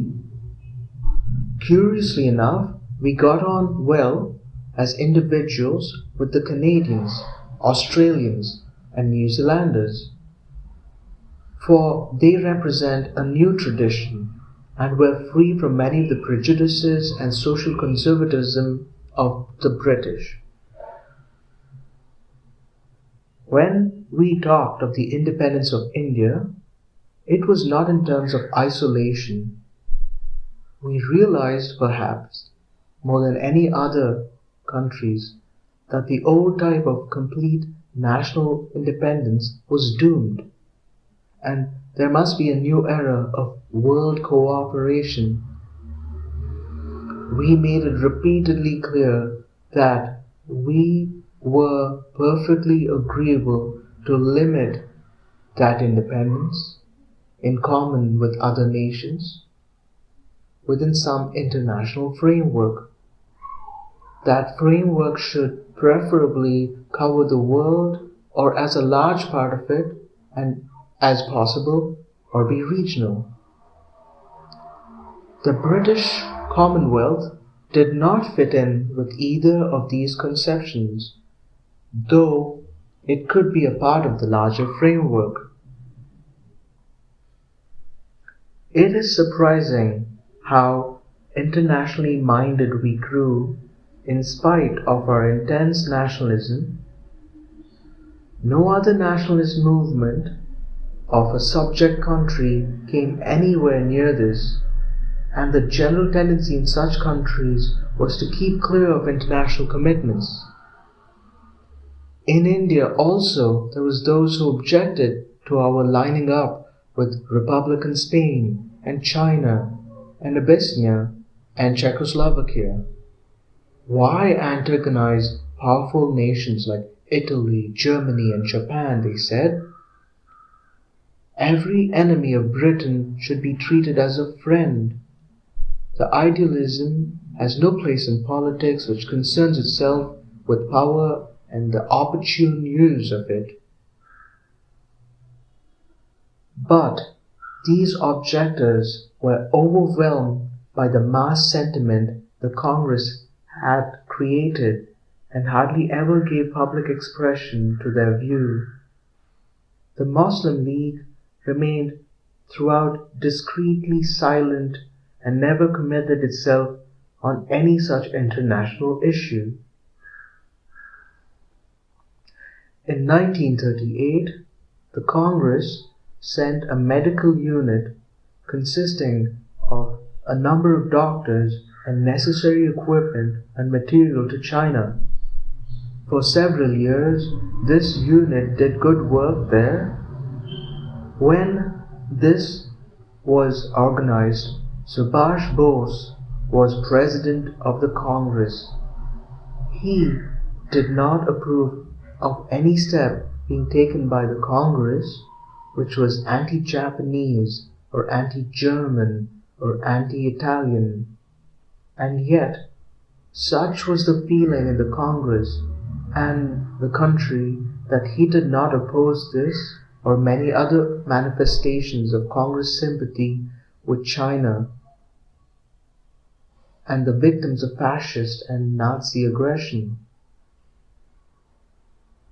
We passed many resolutions and organized many demonstrations of which he did not approve during the period of his presidentship, but he submitted to them without protest because he realized the strength of feeling behind them.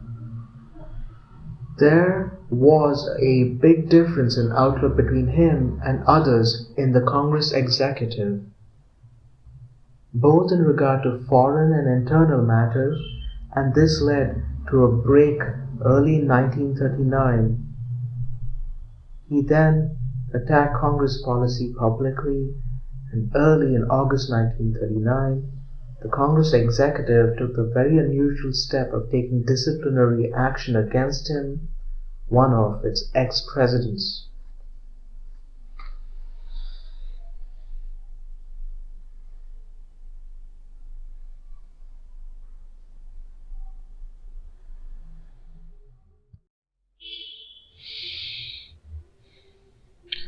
The Discovery of India by Jawaharlal Nehru, Chapter 9.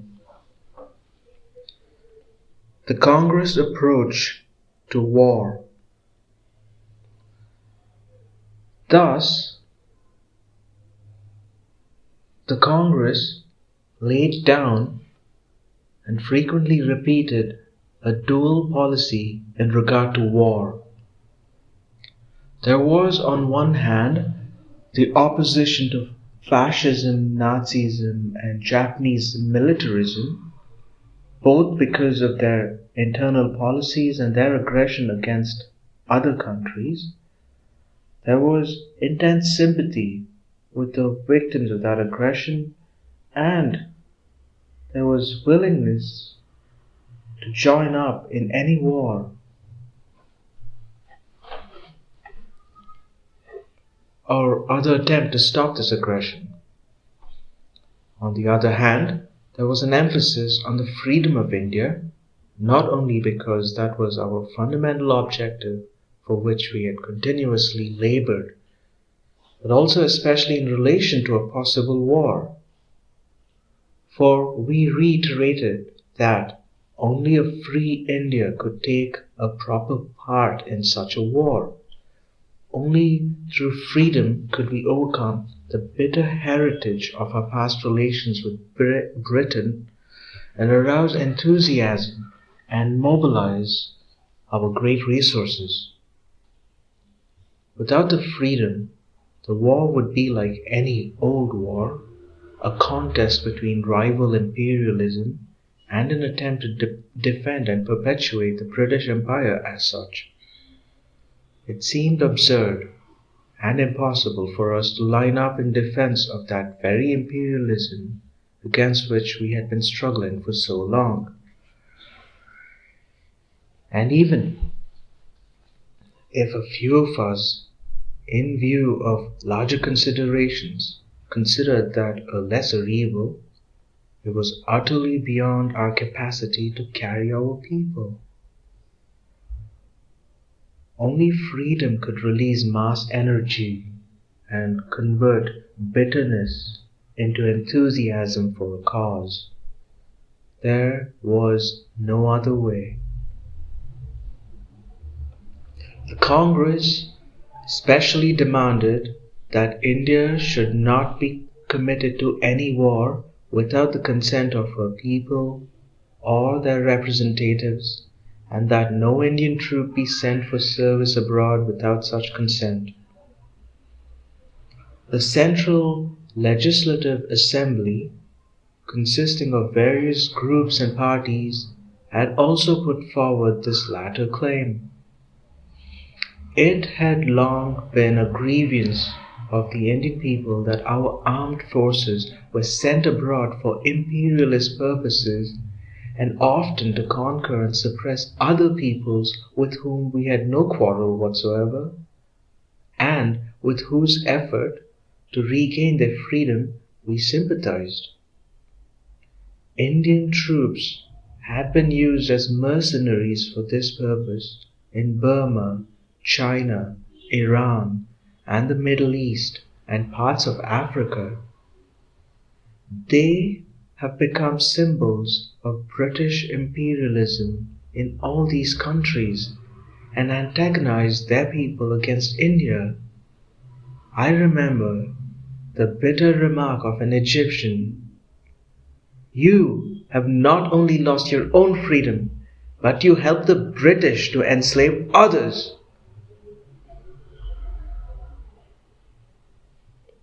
The two parts of this dual policy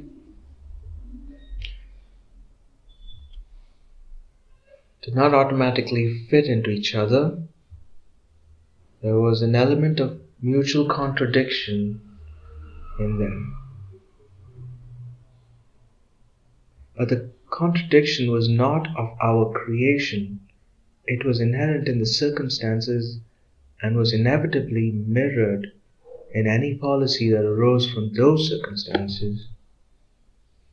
Repeatedly we pointed out the inconsistency of condemning fascism and Nazism and maintaining imperialist domination. It was true that the former were indulging in horrid crimes, whilst imperialism in India and elsewhere had stabilized itself. The difference was one of degree and of time, not of kind. The former also were far away, and something which we read about, the latter was always at our doorstep, surrounding all of us, pervading the entire atmosphere. We emphasized the absurdity of holding aloft the banner of democracy elsewhere and denying it to us in India. Whatever inconsistency there might have been in our dual policy, no question of the doctrine of non-violence coming in the way of armed conflict for defense or against aggression arose. Whatever inconsistency there might have been in our dual policy, no question of the doctrine of non-violence coming in way of armed conflict for defense or against aggression arose. I was in England and on the continent of Europe in the summer of 1938, and in speech, writing, and private conversation, I explained this policy of ours and pointed out the dangers of allowing matters to drift or to remain as they were. At the height of the Sudetenland crisis, anxious Czechs asked me what India was likely to do in the case of war. Danger was too near and terrible for them to consider finer points and grievances. Nevertheless, they appreciated what I said and agreed with the logic of it. About the middle of 1939, it became known that Indian troops had been dispatched overseas, probably to Singapore and the Middle East. Immediately there was an outcry at this having been done without any reference to the representatives of the people. It was recognized that troop movements during a period of crisis have often to be secret. Still, there were many ways of taking representative leaders into confidence. There were the party leaders in the Central Assembly, and in every province there were popularly elected governments. In the normal course, the central government had to consult and share confidence in many matters with these provincial ministers, but not even formal or nominal respect was shown to the people's representatives and the declared wishes of the nation.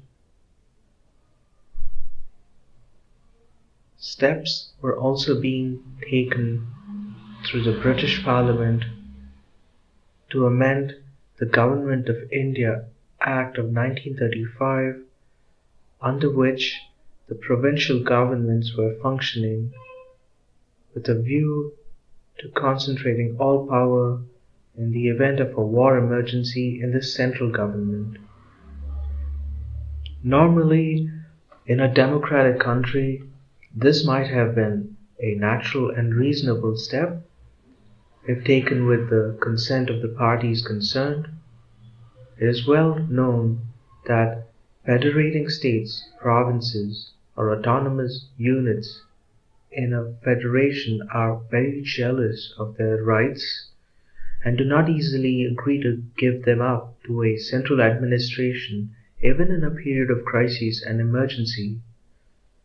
This tug of war is continuous in the United States of America, and as I write this, a referendum in Australia has rejected the proposal to add to the powers of the Commonwealth government at the expense of the states, even for the purposes and duration of the war. And yet, both in USA and Australia, the central government and legislatures are popularly elected and consist of representatives of those very states. In India, the central government was and is wholly irresponsible and authoritarian, not elected, not in any way responsible to the people generally or to the provinces.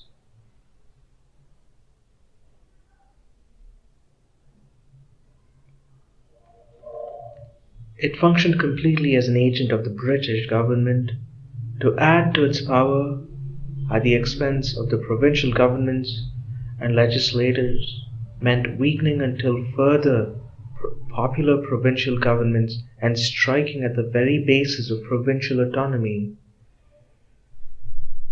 This was deeply resented. It was felt that this was contrary to the assurances under which Congress governments had been formed, and indicated that, as previously, war would be imposed upon India without any reference to her chosen representatives. The Congress executive expressed its strong dissent with this policy, which it considered a deliberate flouting of the declaration both of the Congress and the central legislature.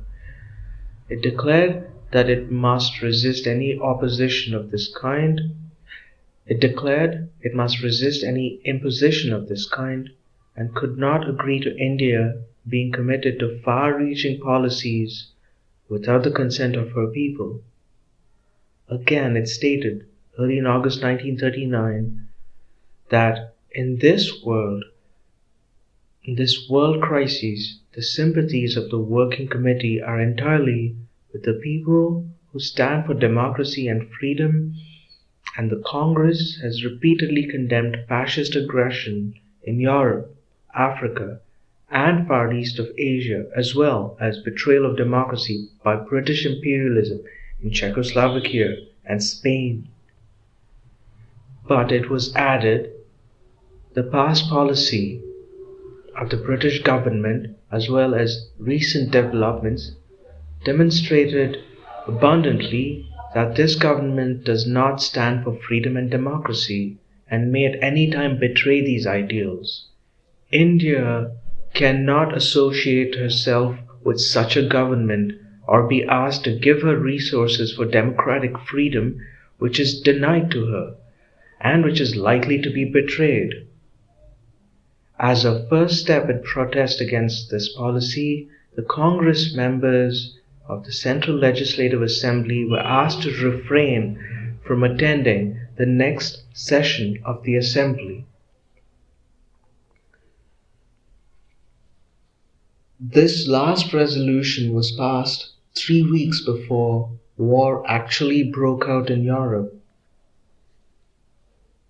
It seemed that the government of India and the British government behind it were bent on ignoring completely Indian opinion, not only in regard to the major issue raised by the war crises, but also in many minor matters. This policy was reflected in the attitudes of the governors in the provinces and the civil service administration, which became more non-cooperative with the Congress governments. The position of these Congress provincial governments was becoming increasingly difficult, and strong sections of public opinion were excited and apprehensive. They feared that the British government would act as it had done a quarter of a century earlier in 1914, impose the war on India, ignoring the provincial governments and public opinion and everything that had happened during this period, and make the war a cloak of suppressing such limited freedoms as India had obtained and exploiting her resources without check.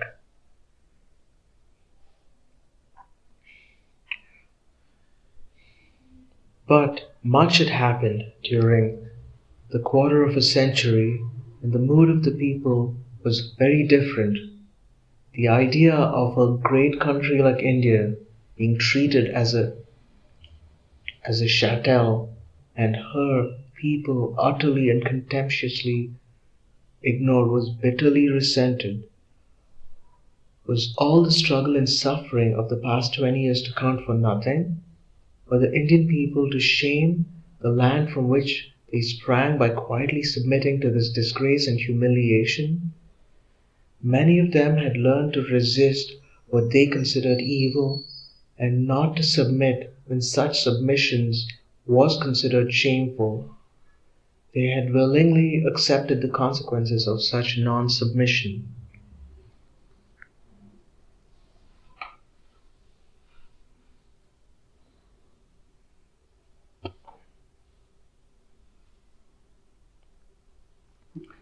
Then there were others, a younger generation, which had little personal experience of the nationalist struggle and what it had involved, and for whom even the civil disobedience movements of the 20s and early 30s were past history and nothing more. They had not been tested in the fire of experience and suffering and took many things for granted. They were critical of the older generation, considering it weak and compromising, and imagining that strong language was a good substitute for action. They quarreled amongst themselves over the question of personal leadership or fine points of political or economic doctrine. They discussed world affairs without knowing much about them. They were immature and lacked the ballast. There was good material in them, much enthusiasm for good causes, but somehow the general effect produced by them was disappointing and discouraging. Perhaps it was a temporary phase which they would outgrow, which they may have outgrown already with bitter experiences, which they have since had. Whatever the other differences, all these groups within the nationalist ranks reacted in similar fashion to British policy towards India during the crises. They were angered by it and called upon the Congress to resist it.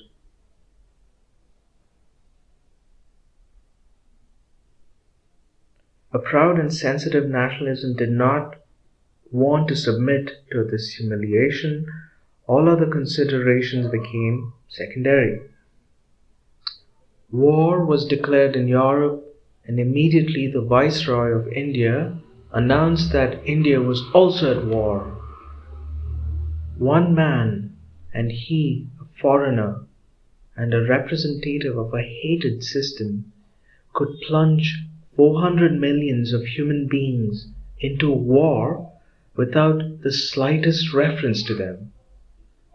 There was something fundamentally wrong and rotten in a system under which the fate of these millions could be decided in this way.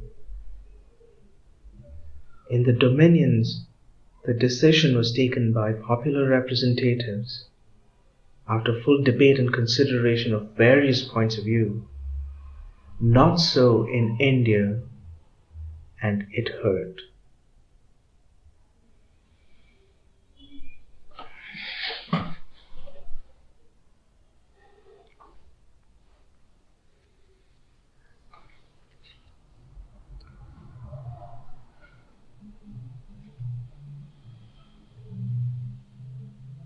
Reaction to war. I was in Chungking when the war began in Europe. The Congress president cabled me to return immediately, and I hurried back. A meeting of the Congress executives was being held when I arrived, and to this meeting Mr. M.A. Jinnah was also invited, but he expressed his inability to come. The Viceroy had not only committed India formally to the war, but had issued a number of ordinances. The British Parliament had also passed the Government of India Amending Act.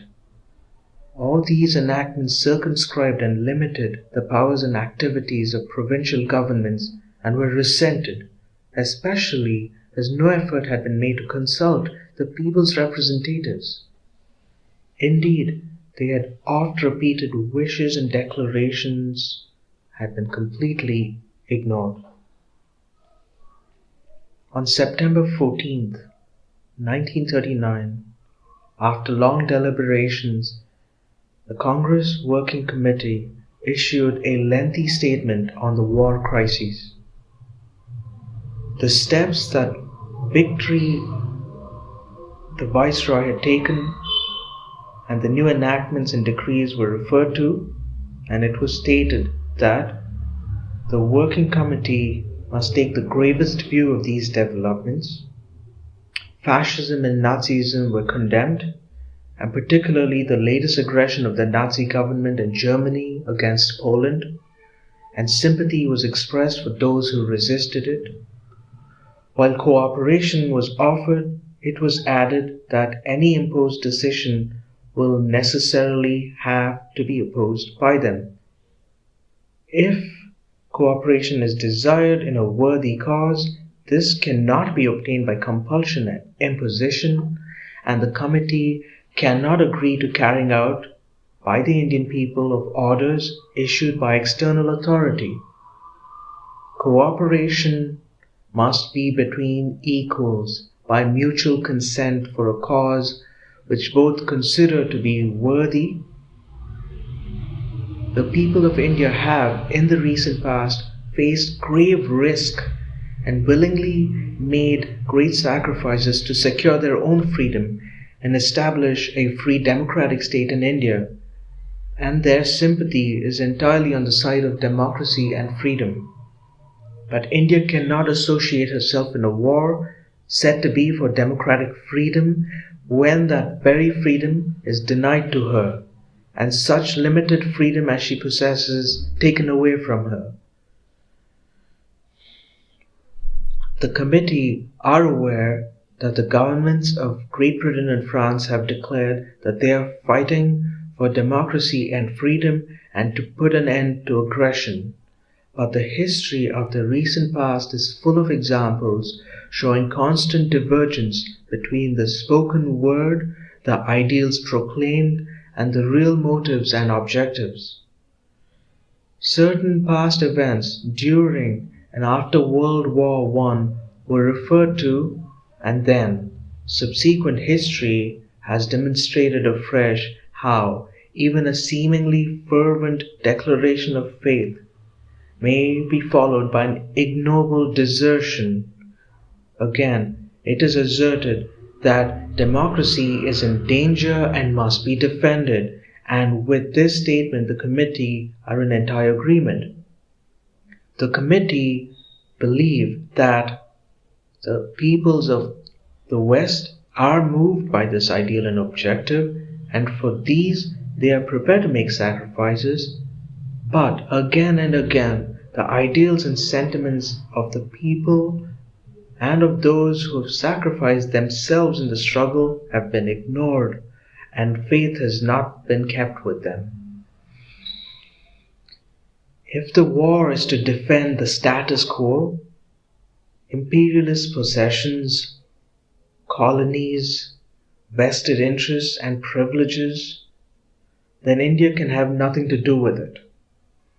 If, however, the issue is democracy and a world order based on democracy, then India is immensely interested in it.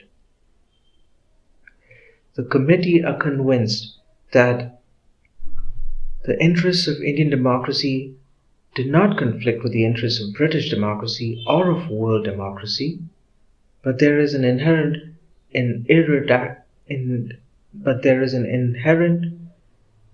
an irreducible conflict between democracy for India and elsewhere, and imperialism and fascism. If Great Britain fights for the maintenance and extension of democracy, then she must necessarily end imperialism in her own possessions. A free democratic India will gladly associate herself with other free nations for mutual defense against aggression and for economic cooperation. She will force for the establishment of a real world order based on freedom and democracy, utilizing the world's knowledge and resources for the progress and advancement of humanity.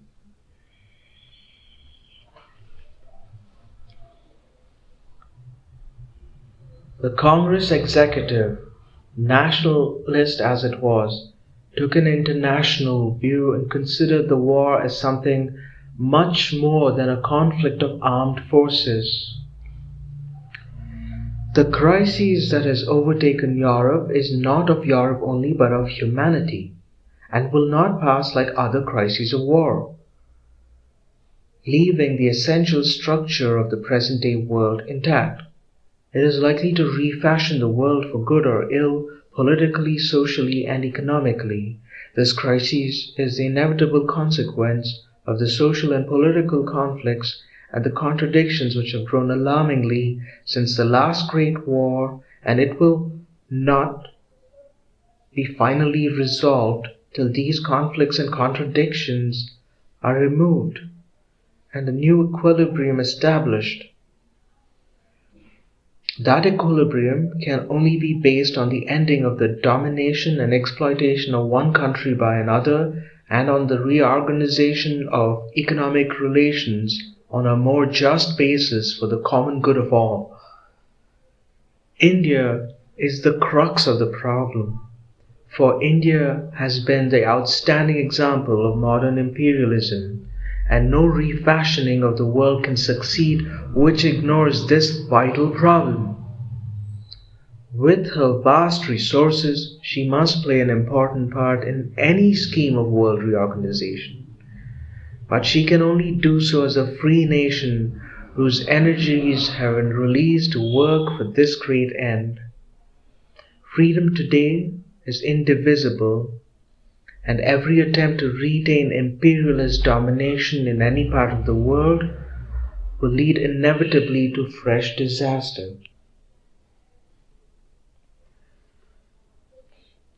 The committee proceeded to refer to the other offers of rulers of Indian states to support the cause of democracy in Europe, and suggested that it would be fitting if they introduced democracy within their own states where diluted autocracy prevailed.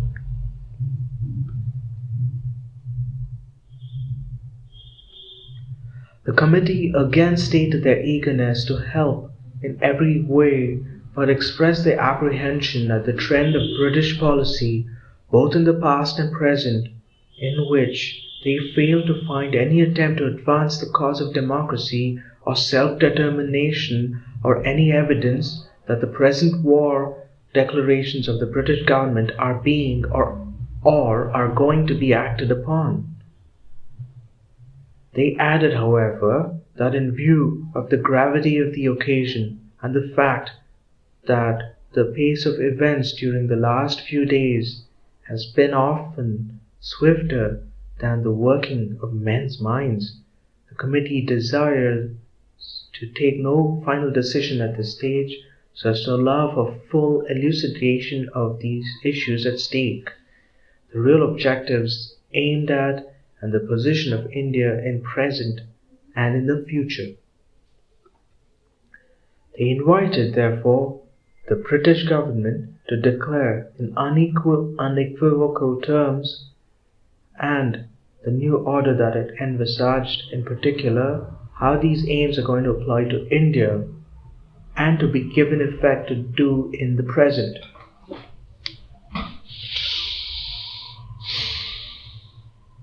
Do they include elimination of imperialism and treatment of India as a free nation whose policy will be guided in accordance with the wishes of our people complete?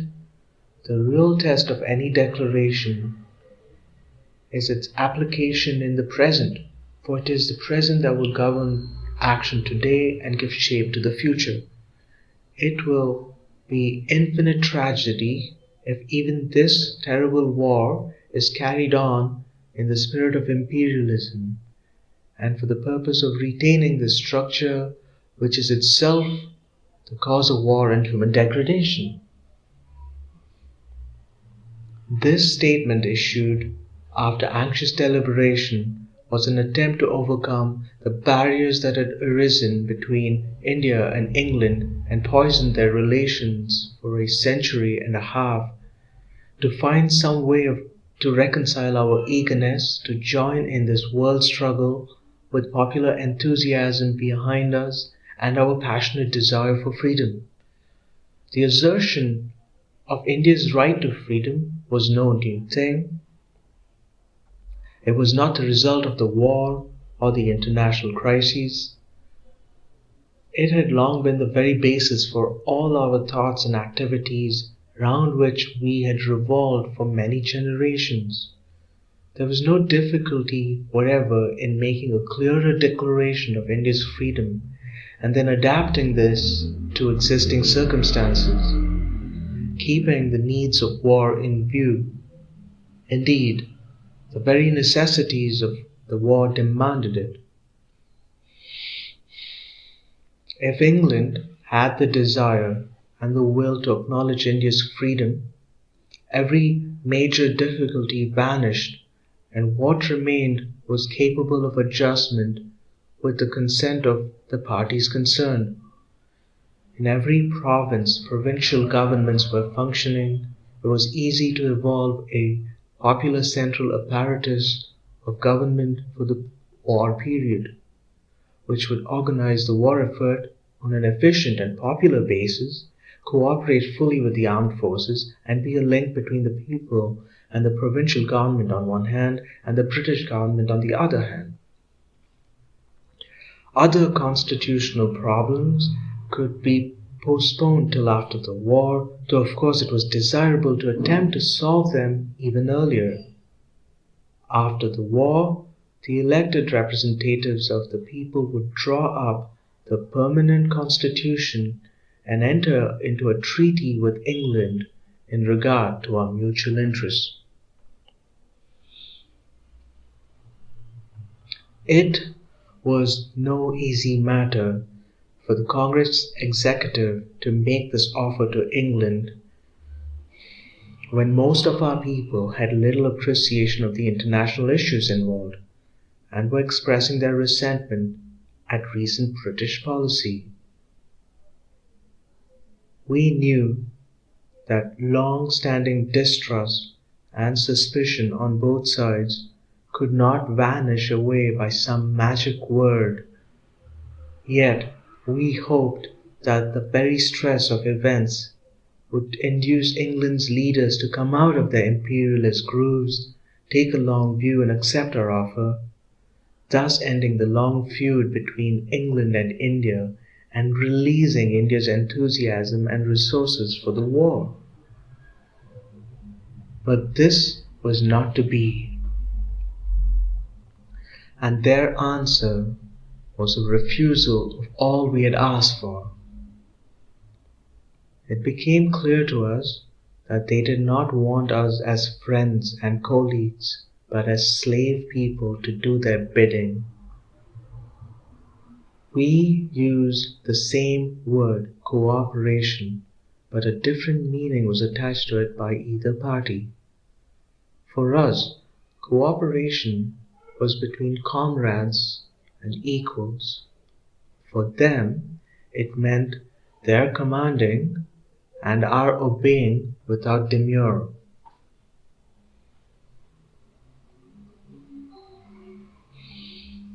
It was impossible for us to accept this position without abandoning and betraying everything we had stood for and that had given some meaning to our lives. Even if some of us had been willing to do so, we could not have carried our people with us. We would have been stranded, isolated, and cut off from the living currents of nationalism, as well as from internationalism that we envisaged. The position of our provincial governments became difficult, and the choice of them was submission to continuous interference by the governor and the viceroy or conflict with them.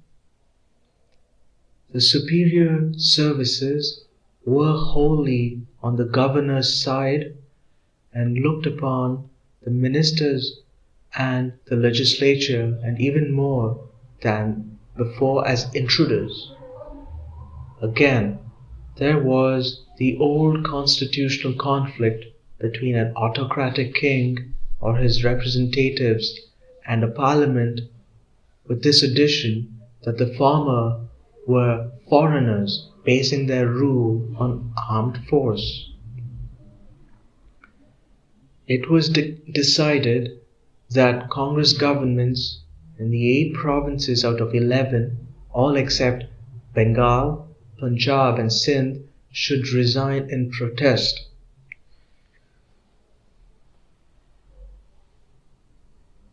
Some were of the opinion that instead of resigning, they should carry on and thus invite dismissal by the governor.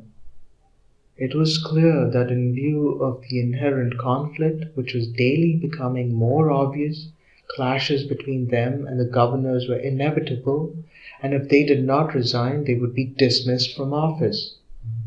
They took the strict constitutional course of resigning, and thus inviting dissolution of the legislature and fresh elections. As big majorities were behind them in the legislatures, no other ministries could be formed. The governors, however, were anxious to avoid new elections, as they knew well enough that they would result in overwhelming triumph of the Congress. They did not dissolve the legislatures, but merely suspended them and assumed all the powers of the provincial governments and legislatures. They became completely autocratic heads of provinces, making laws, issuing decrees, and doing everything else they wanted to without the slightest reference to any elected body or to public opinion.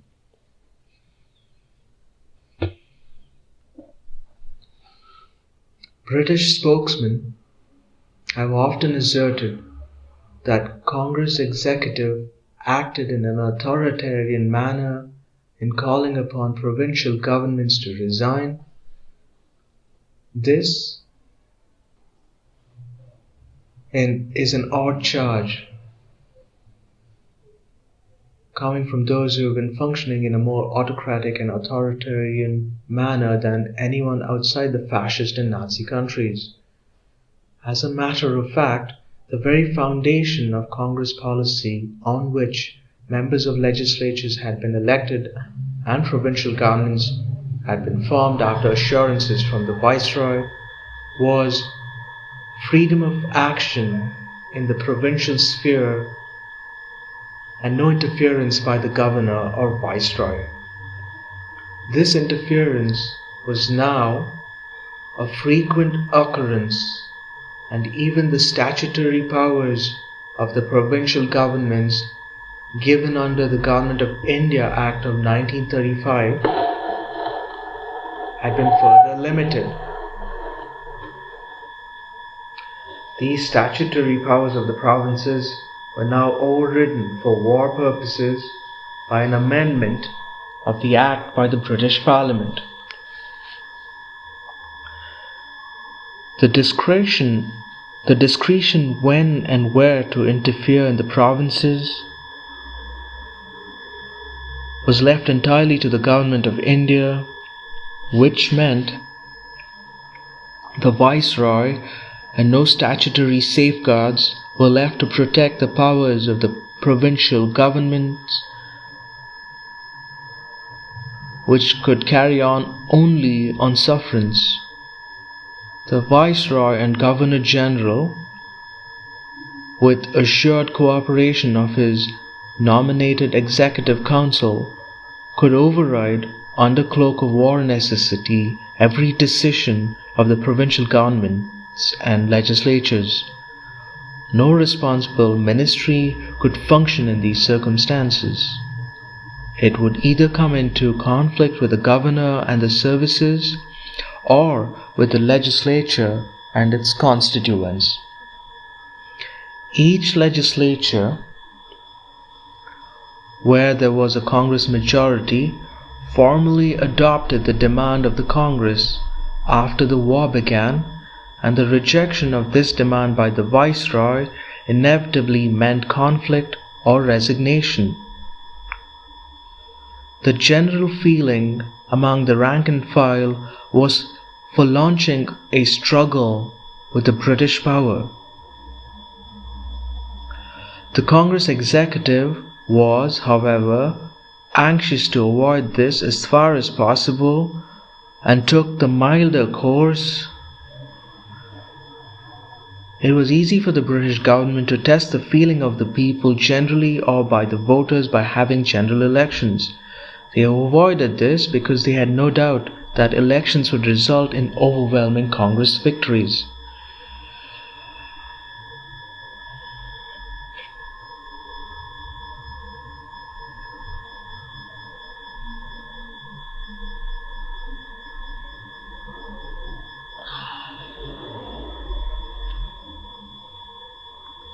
In major provinces of Bengal and Punjab, and in the smaller province of Sindh, there were no resignations. In both Bengal and Punjab, the governors and the superior services had all along played a dominant role, and hence no conflict could arise. Even so, in Bengal, on a later occasion, the governor did not like the Prime Minister and forced him and his ministry to resign. In Sindh also, at a later stage, the Prime Minister addressed a letter to the Viceroy criticizing the British government's policy and, as a protest, gave up an honor conferred on him by that government. He did not resign. The Viceroy, however, made the governor dismiss him from the premiership because of this letter, which was not considered in keeping with the viceregal dignity. It is nearly 5 years since the Congress provincial governments resigned. During this entire period, there has been one-man rule, the governors in each of the provinces, and we have gone back under the pretext and in the fog of war to full-blooded autocracy of the middle 19th century. The civil services and the police are supreme, and if any of their number, English or Indian, shows the slightest disinclination to carry out the ruthless policy of the British government, the gravest displeasure is visited on him. much of the work done by the Congress governments has been undone and their schemes have been liquidated. Fortunately, some of the tenancy legislation has remained, and even this is often interpreted against the interests of the tenants. During the last 2 years, in the 3 minor provinces of Assam, Orissa, and the northwest frontier, provincial governments have been reconstituted by the very simple device of imprisoning a number of members of the legislature and thus converting a minority into a majority. In Bengal, the existing ministry depends entirely on the support of the large European bloc. The Orissa ministry did not survive for long. The province reverted to the governor's one-man rule. In Frontier Province, a ministry continued to function, though it had no majority to back it, and hence a meeting of the legislature was avoided. In the Punjab and the Sindh, special executive orders were passed on Congress members of the legislatures, those out of prison, preventing them from attending the sessions of the legislative assemblies or participating in any public activities.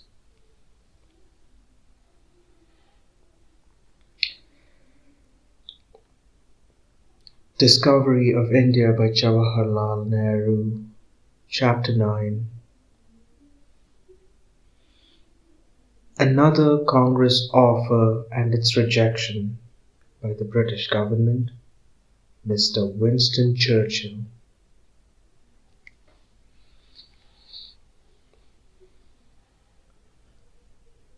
The change over to autocratic and one-man rule in 8 of the provinces were not a mere substitution of the people at the top, such as a change in ministries might indicate.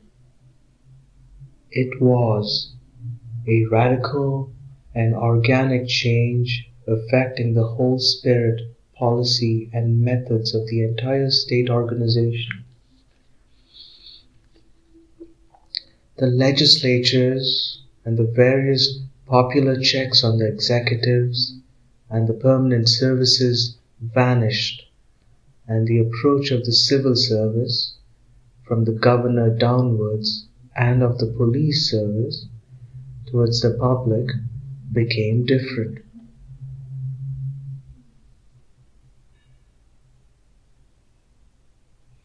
It was not merely a reversion and a setback to the days before the Congress governments had come into power.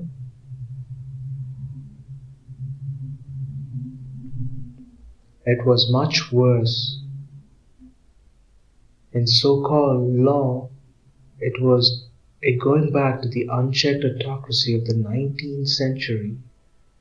In practice, it was harsher, as the old confidence and paternalism were absent, and all the fear and passion of a long-established vested interest, which was breaking up, pervaded the British element in the administration. The 2¼ years of Congress governments had been hard to bear. The carrying out of the policy and orders of those who could always be sent to prison if they gave trouble had not been pleasant. Now, there was a desire not only to resume the old thread, but also to put these troublemakers in their proper places. Everyone, the peasant in the field, the worker in the factory, the artisan, the shopkeepers, the industrialists, the professional classes, the young men and women in colleges, the subordinate services, even those Indians in the higher ranks of the services who had shown any enthusiasm for popular governments must be made to realize that the British Raj still functioned and had to be reckoned with.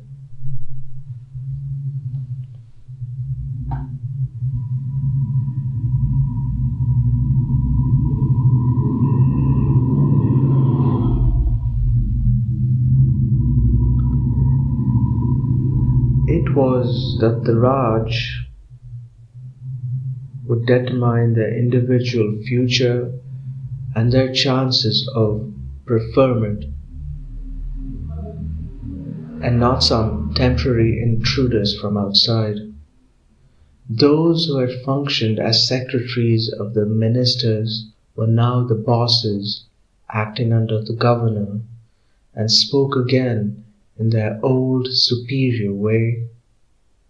The district magistrates resumed their old functions of gauleators for their respective areas.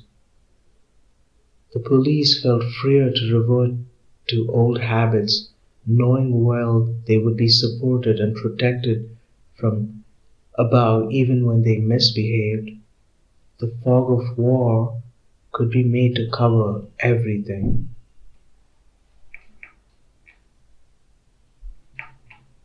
Many, even of the critics of Congress government, viewed this prospect with dismay.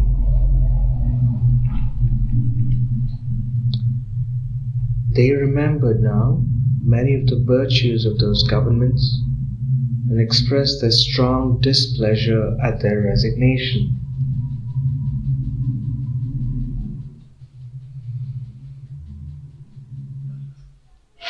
According to them, they should have held on whatever the consequences. Curiously enough, even members of the Muslim League were apprehensive. If this was the reaction of non-congressmen and critics of the Congress government, the reaction of the members and sympathizers of the Congress and the members of the legislatures can well be imagined.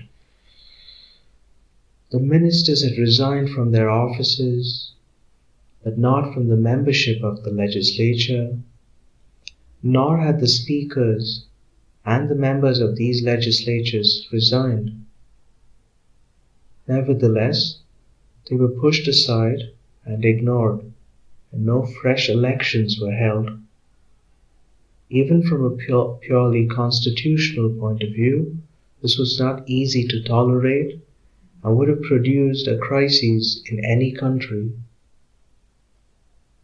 A powerful, semi-revolutionary organization like the Congress represented the nationalist sentiment of the country, and with a long record of struggle for freedom behind it, could not passively accept this autocratic one-man rule.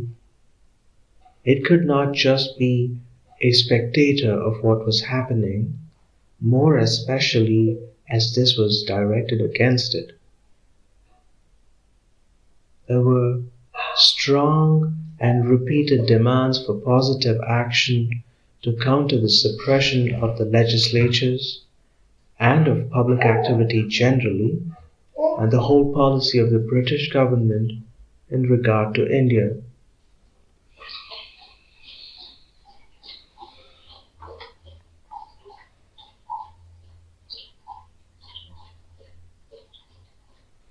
After the refusal of the British government to state their war aims or to make any advance in India, the Congress Working Committee had declared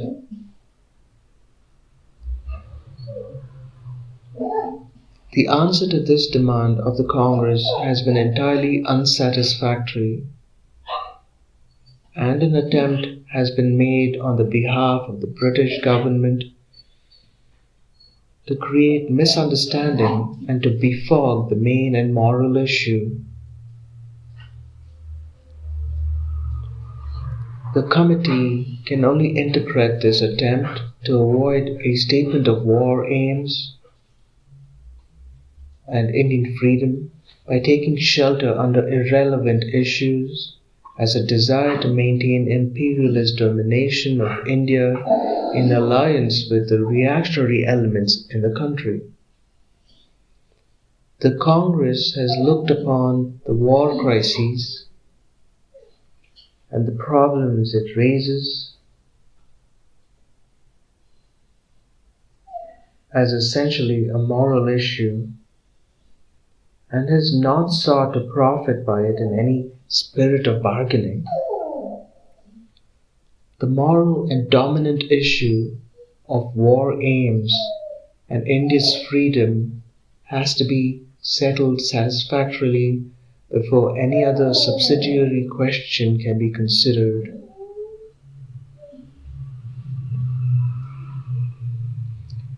In no event can the Congress accept the responsibility of government, even in the transitional period, without real power being given to popular representatives.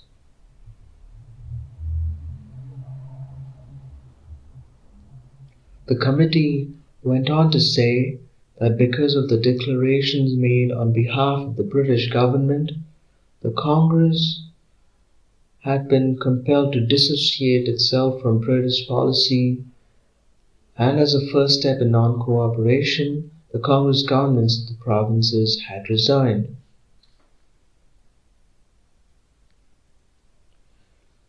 The general policy of non-cooperation continued and would have to continue unless the British government revised its policy.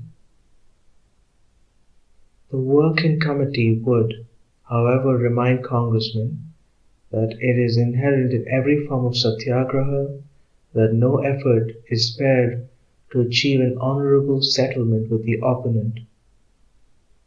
The working committee will, therefore, continue to explore the means of arriving at an honorable settlement, even though the British government has banged the door in the face of the Congress.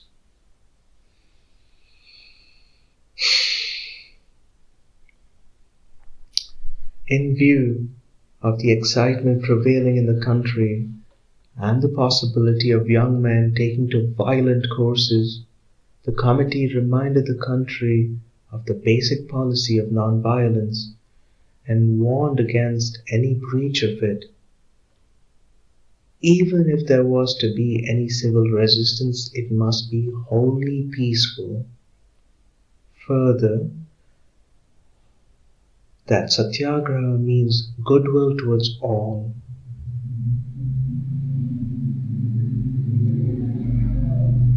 Especially towards opponents. This reference to non-violence had no connection with the war or with the defense of the country against aggression. It was meant to apply to any action that might be taken in the case of Indian freedom against British rule.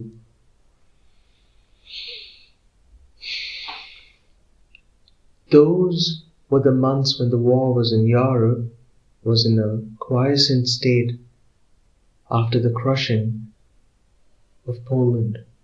Those were the months when the war in Europe was in a quiescent state after the crushing of Poland. It was the so-called phony period, and in India especially, war seemed very far off to the average person, and probably even more so to the British authorities in India, except insofar as material had to be supplied. The Communist Party in India then, and right up to the day when Germany attacked Russia in June 1941, was wholly against any cooperation with the British war effort. Their organization had been banned. Their influence was inconsiderable, except among some groups of young men. But because they gave aggressive expression to a prevailing sentiment, they became a kind of ginger group. It would have been easy during this period to have general elections both in the provinces and for the Central Assembly. The war did not come in the way. Such elections would have cleared the atmosphere and brought the real situation in the country to surface.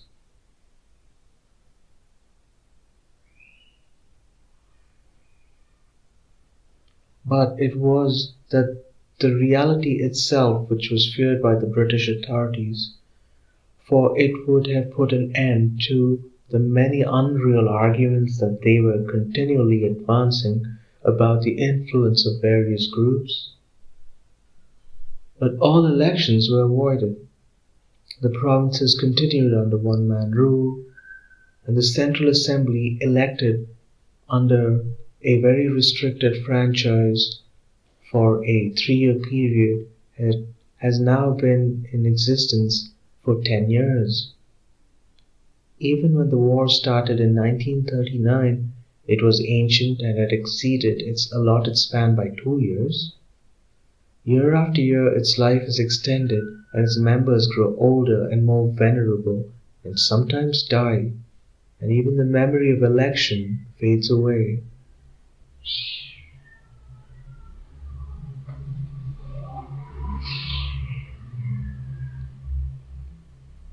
Elections are not liked by the British government.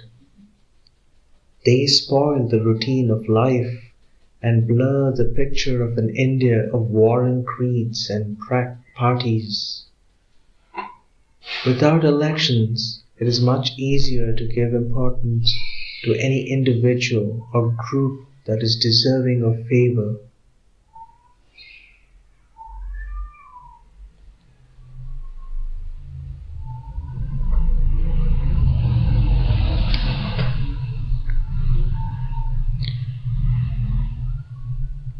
The situation in the country as a whole, and especially in many provinces where one-man rule now flourished, became progressively more tense.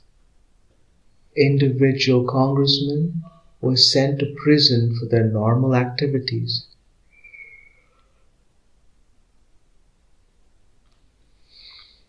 The peasantry cried loudly for relief from the renewed oppression of petty officials and police, who sought favor from their superiors by making all manner of exactions in the name of the war. The demand for some action to meet the situation became imperative, and the Congress at its annual session held at Ramgarh in Bihar in March 1940 under the presidentship of Maulana Abdul Kalam Azad, decided that civil disobedience was the only course left. Even so, it avoided taking any positive step then and asked people to prepare for it.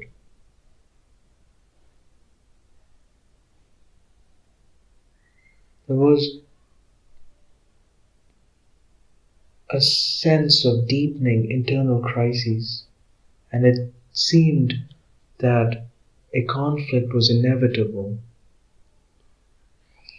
The Defence of India Act, passed as a war measure, was being used extensively to suppress normal activities and arrest and imprison people, many without trial.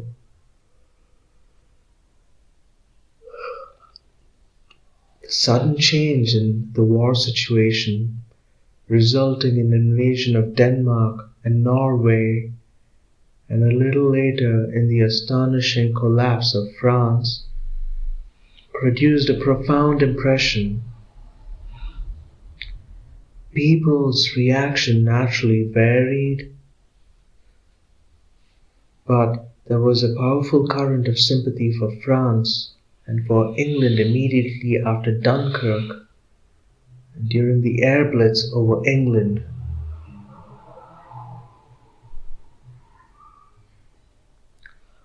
Congress, which had been on the verge of civil disobedience, could not think in terms of any such movement, while the very existence of free England hung in the balance. There were some people, of course,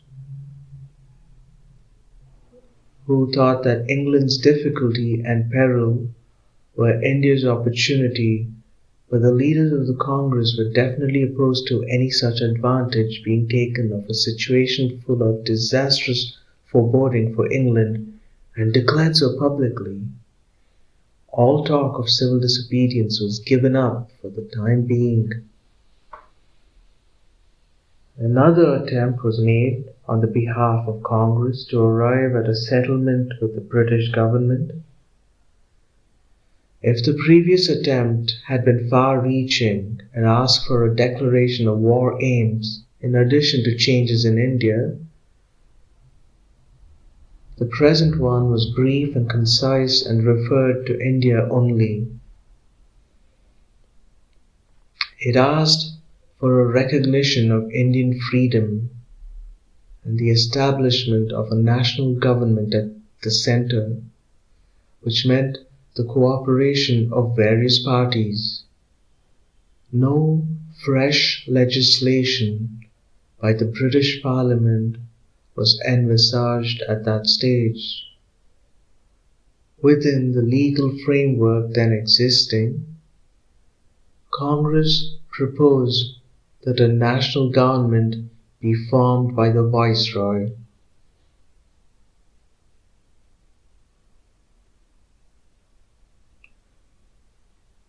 The changes proposed, important as they were, could be brought about by agreement and convention. Statutory and constitutional changes would, of course, have to follow, but they could await further discussion and a more favorable opportunity, provided that India's claim to complete freedom was recognized. Under these conditions, full cooperation in the war effort was offered.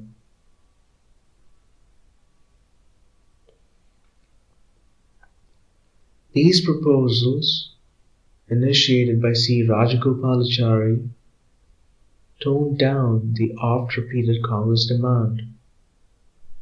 They were much less than what we had been claiming.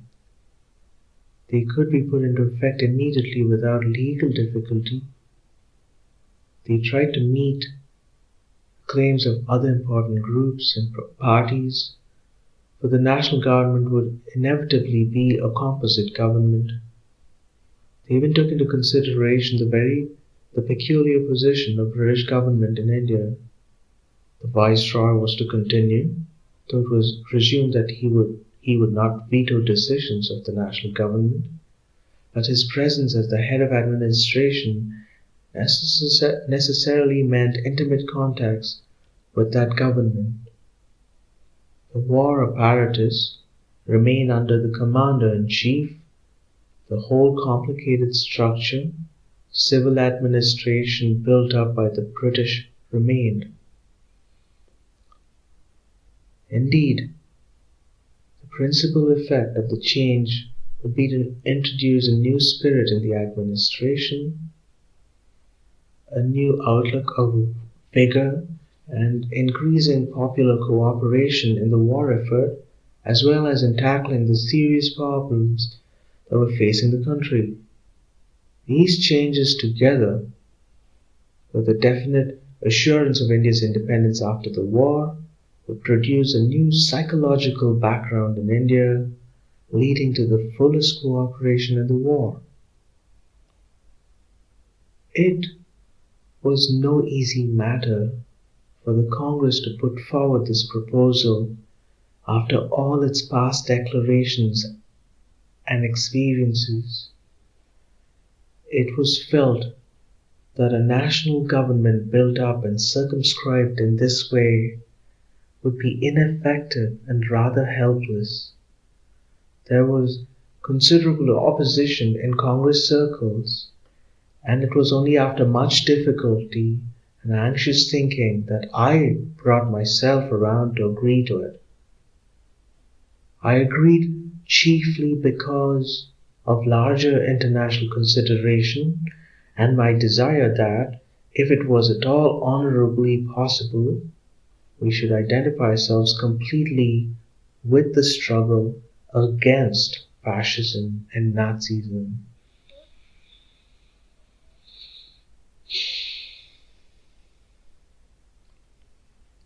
But there was a much greater difficulty before us, and that was Gandhiji's opposition. This opposition was almost entirely due to his pacifism.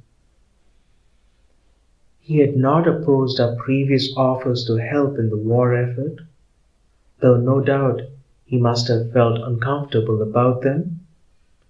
Right at the beginning of the war, he had told the Viceroy that the Congress could give full moral help only, but that had not been the Congress position as subsequently and repeatedly defined.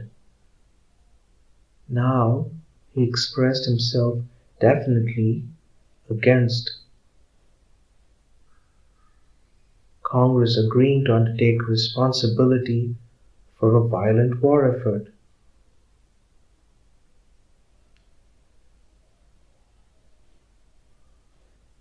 Now he expressed himself definitely against Congress agreeing to undertake responsibility for a violent war effort. He felt so strongly that he broke on this issue from his colleagues as well as the Congress organization. This was a painful wrench to all those associated with him, for the Congress today was his creation. Nevertheless, the Congress organization could not accept his application of the principle of non-violence to the war situation, and in its eagerness to bring about a settlement with the British government, it went to the extreme length of breaking with its cherished and well-loved leader.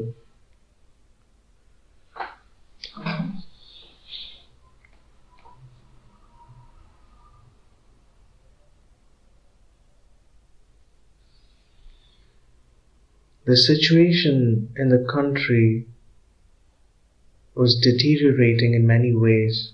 Politically, this was obvious. Even economically, while some among the peasantry and the workers were somewhat better off owing to war conditions, large numbers had been hard hit. Persons who were really prospering were the war profiteers, contractors, and a horde of officials, chiefly British, employed at fancy salaries for war work.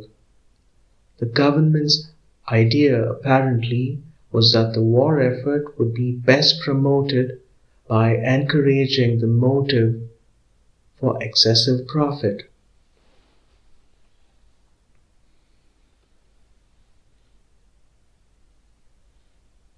Corruption and nepotism were rampant, and there were no popular checks on them. Public criticism was considered a discouragement of war effort, and hence to be put down by the all-embracing provisions of the Defence of India Act. It was a discouraging spectacle.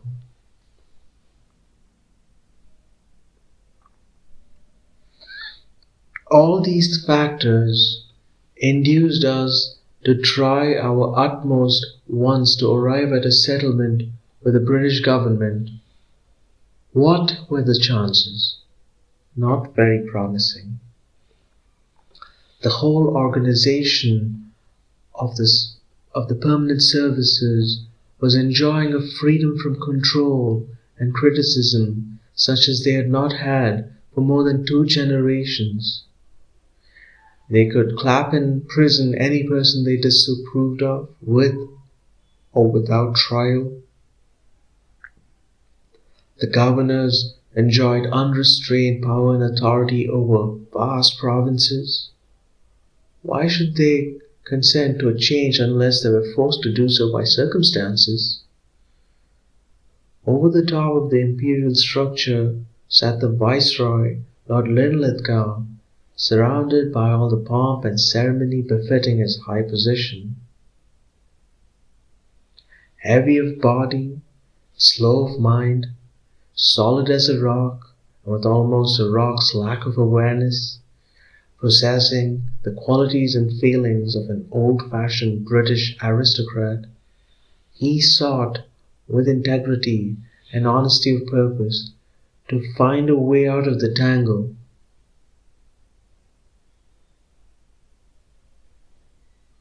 But his limitations were too many. His mind worked in the old groove and shrank back from any new innovations. His vision was limited by the traditions of the ruling class out of which he came. He saw and heard through the eyes and ears of the civil service and others who surrounded him. He distrusted people who talked of fundamental political and social changes. He disliked those who did not show a becoming appreciation of the high mission of the British Empire and its chief representative in India. In England, there had been a change during the dark days of the German blitzkrieg over Western Europe. In England, there had been a change during the dark days of the German blitzkrieg over Western Europe. Mr. Neville Chamberlain had gone, and that was a relief from many points of view. The Marquis of Zetland, that ornament of his noble order, had also departed from the India Office without any tears being shed. In his place had come Mr. Amory, about whom little was known, but this little was significant. He had vigorously defended in the House of Commons Japanese aggression over China, giving as an argument that if they condemned what Japan had done in China, they would have to condemn equally what Britain had done in India and Egypt. A sound argument used perversely for a wrong purpose.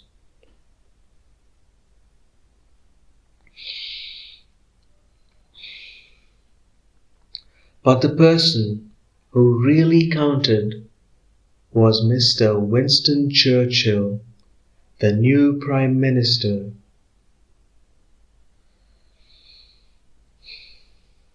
Mr. Churchill's views on Indian freedom were clear and definite and had been frequently repeated. He stood out as an uncompromising opponent of that freedom. In January 1930, he had said, "Sooner or later you will have to crush Gandhi and the Indian Congress and all they stand for." In December of that year, he said, "The British nation has no intention whatever of relinquishing control of Indian life and progress. We have no intention of casting away that most truly bright and precious jewel in the crown of the king, which more than all our dominions and dependencies constitutes the glory and strength of the British Empire."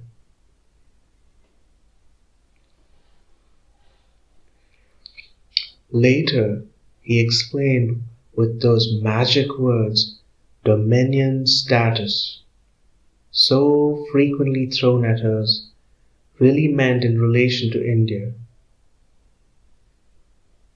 In January 1931, he said, "We have always contemplated it, dominion status, as the ultimate goal, but no one has supposed, except in a purely ceremonious sense, in the way in which representatives of India attend conferences during the war, that the principle and policy of India would be carried into effect in any time which is reasonable or useful for us to foresee.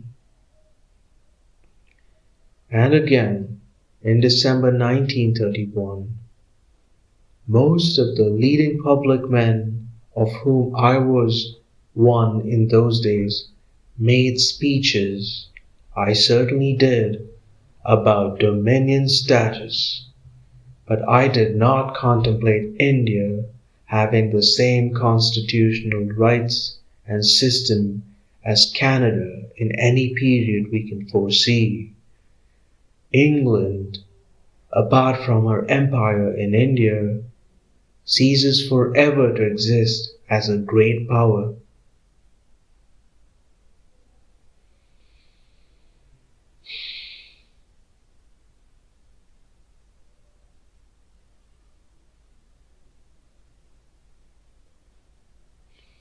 That was the crux of the question. India was the empire. It was her possession and exploitation that gave glory and strength to England and made her a great power. Mr. Churchill could not conceive of England except as the head and possessor of the vast empire, and so he could not conceive of India being free. And dominion status, which had so long been held out to us as something within our grasp, was explained to be a mere matter of words and ceremony, very far removed from freedom and power. Dominion status, even in its fullest sense, had been rejected by us, and we claimed independence. The gulf between Mr. Churchill and us was vast indeed. We remembered his words and knew him to be a stout and uncompromising person. We could hope for little from England under his leadership. For all his courage and great qualities of leadership, he represented the 19th century conservative imperialist England and seemed to be incapable of understanding the new world with its complex problems and forces, and much less the future which was taking shape. And yet, he was a big man who could take a big step. His offer of a union with France, though made at a time of dire peril, showed vision and adaptation to circumstances and had impressed India greatly. Perhaps the new position he occupied, with its vast responsibilities, had enlarged his vision and made him outgrow his earlier prejudices and conceptions. Perhaps the very needs of the war situation, which were paramount for him, would compel him to realize that India's freedom was not inevitable, but desirable from the point of view of the war. I remembered that when I was going to China in August 1939, he had sent me, through a mutual friend, his good wishes for my visit to the war-racked country. So, we made that offer not without hope, though not hoping too much. The response of the British government came soon after.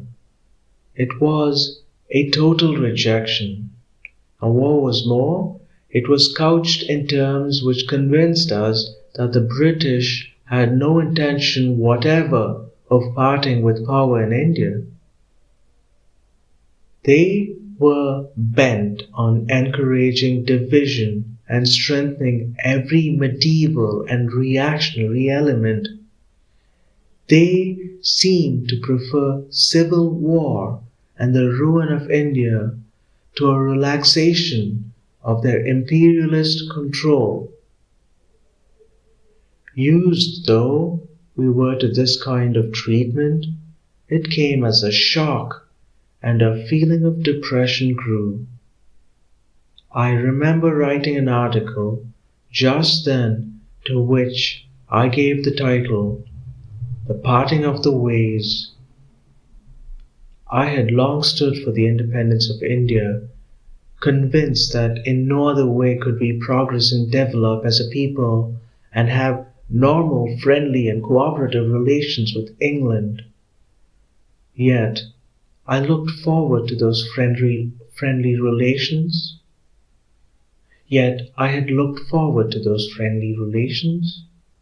Now, suddenly, I felt that unless England changed completely, there was no common path for us. We must follow different ways.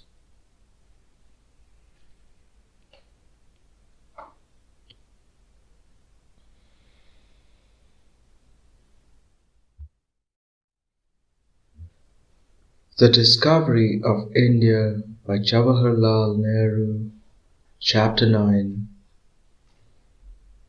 Individual Civil Disobedience.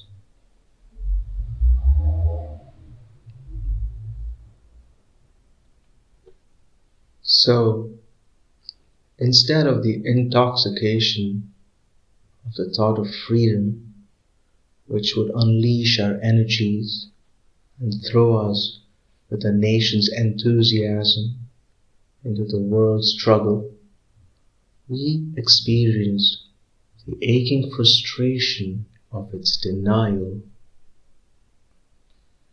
And this denial was accompanied by an arrogance of language, a self-glorification of British rule and policy, and an enumeration of conditions which were said to be necessary before India could claim freedom, conditions some of which seemed impossible of realization. It became obvious that all this talk and ritual of parliamentary debate in England, of rounded phrases and pompous utterances, was just political trickery, barely veiling the fixed intention to hold on to India as an imperial domain and possession for as long as this was possible. The claws of imperialism would continue deep in the living body of India, and that was the measure of that international order of freedom and democracy for which Britain claimed to be fighting.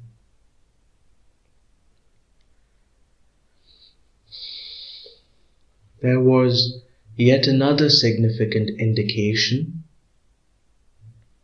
Burma had put forward a modest claim that an assurance of dominion status after the war be given her. This was long before the Pacific War started, and in any event, it did not interfere with the war in any way, for it was only intended to take effect after the conclusion of hostilities. She asked for dominion status only, not independence. As in the case of India, she had been told repeatedly that dominion status was the goal of British policy. Unlike India, she was a much more homogeneous country, and all the objections, real or fancied, which were advanced by the British in the case of India, did not apply to her. Yet,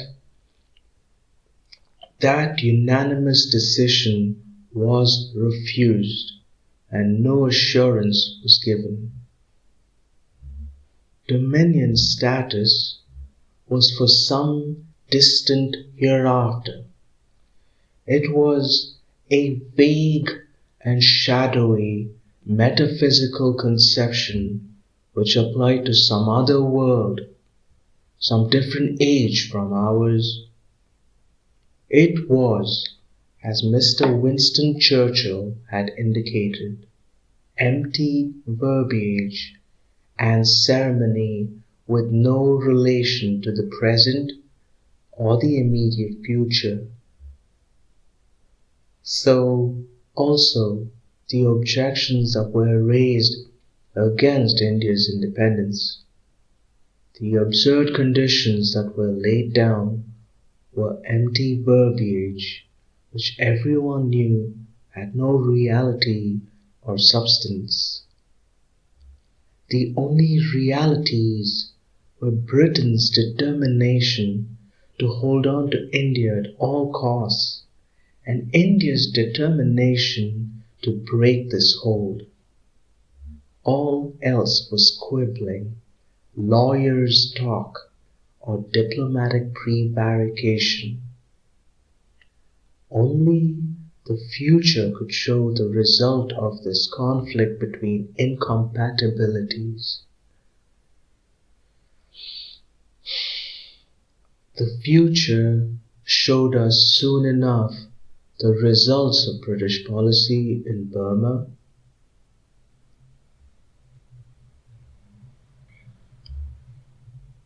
In India also, that future slowly unrolled itself, bringing struggle and bitterness and suffering in its train. To remain passive spectators of what was happening in India after the last insolent repulse from the British government became impossible. If this was the attitude of that government in the middle of a perilous war, when millions of people all over the world believed and faced enormous sacrifices in the cause of freedom, what would it be when the crisis was over and that popular pressure had subsided?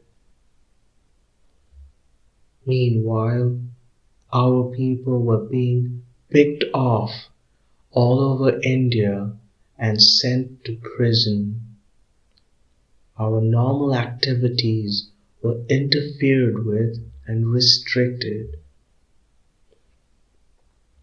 For it must be remembered that the British government in India is always carrying on a war against the nationalist and labor movements. It does not wait for civil disobedience to take action. That war flares up occasionally and becomes an attack on all fronts. Or it tones down a little, but always it has continued. During the brief period of Congress governments in the provinces, it was in a quiescent stage, but soon after their resignation, it started afresh, and the permanent services took peculiar pleasure in issuing orders to and imprisoning prominent congressmen and members of the legislature. Positive action became inevitable, for sometimes the only failure is in failing to act.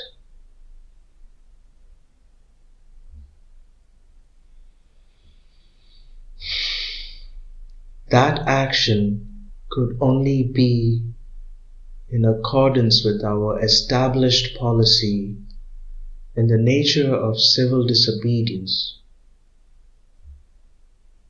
Yet, care was taken not to have any popular upheavals, and civil disobedience was limited to chosen individuals. It was what is called individual civil disobedience, as contrasted with the mass variety of it. It was really in the nature of a great moral protest. From a politician's point of view, it seems odd that we should deliberately avoid any attempt to upset the administration and make it easy for it to put the troublemakers in prison. That has not been the way of aggressive political action or revolution anywhere else.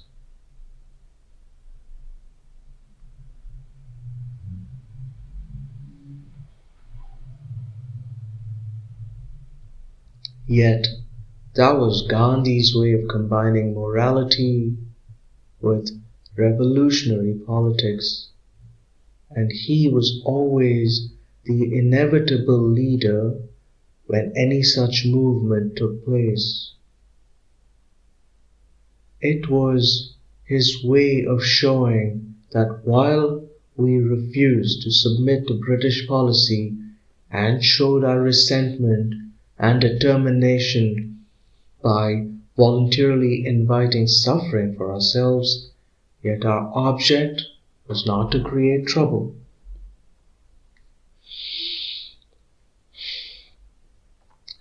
This individual civil disobedience movement started in a very small way, each person having to pass some kind of a test and yet permission before he or she could take part in it. Those who were chosen broke some formal order, were arrested and sentenced to imprisonment. As is usual with us, men at the top were chosen first, members of the Congress executive, ex-ministers of provincial governments, members of the legislatures, members of the All India and Provincial Congress committees. Gradually, the circle grew till between 25 to 30,000 men and women were in prison. These included the speakers and a large number of members of our provincial legislative assemblies, which had been suspended by the government. Thus, we demonstrated that if our elected assemblies were not allowed to function, their members would not submit to autocratic rule and preferred prison to it. Apart from those who offered formal civil disobedience, many thousands were arrested and sentenced for making speeches or some other activity, or detained without trial. I was arrested at an early stage and sentenced to 4 years imprisonment for a speech.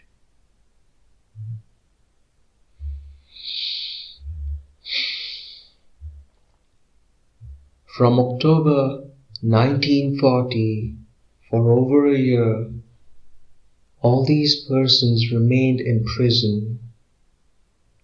We tried to follow with such material as we could obtain the course of the war and of events in India and the world.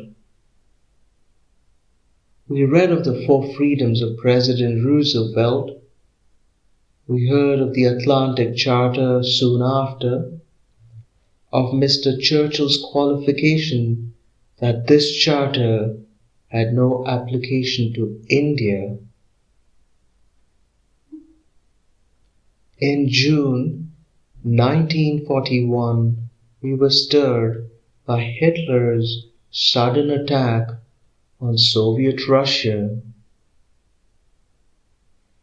and followed with anxious interest the dramatic changes in the war situation. On December 4th, 1941, many of us were discharged. 3 days later came Pearl Harbor and the Pacific War.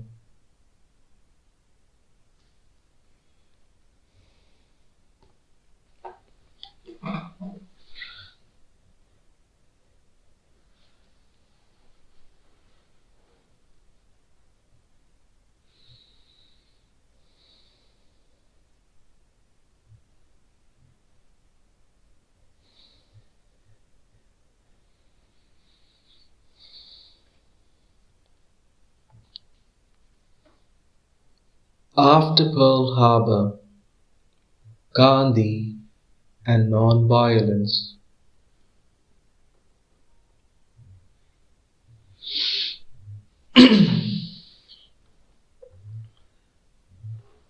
When we came out of prison, the nationalist position, the question of India versus England, had in no way changed. Prison affects people in various ways. Some break down or weaken, others grow harder and more confirmed in their convictions, and it is usually the latter whose influence is felt more by the mass of the people.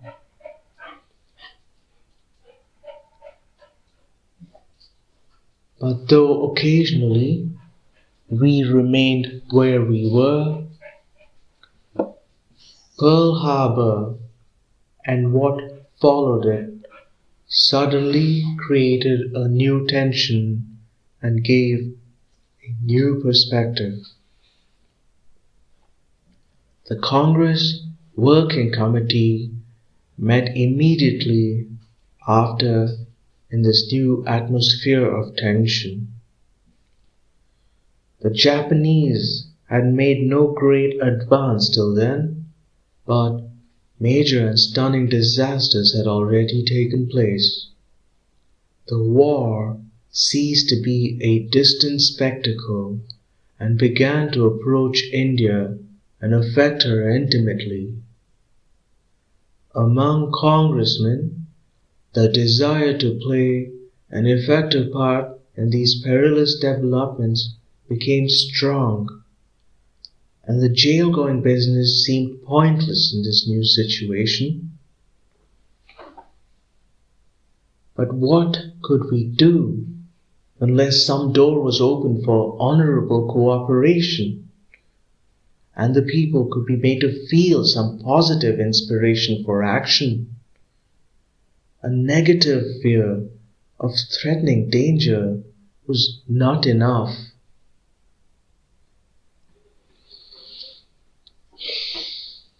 In spite of past history and all that had happened, we were eager to offer our cooperation in the war, and especially for the defense of India, subject necessarily to a national government which would enable us to function in cooperation with other elements in the country and to make people feel that it was really a national effort and not one imposed by outsiders who had enslaved us.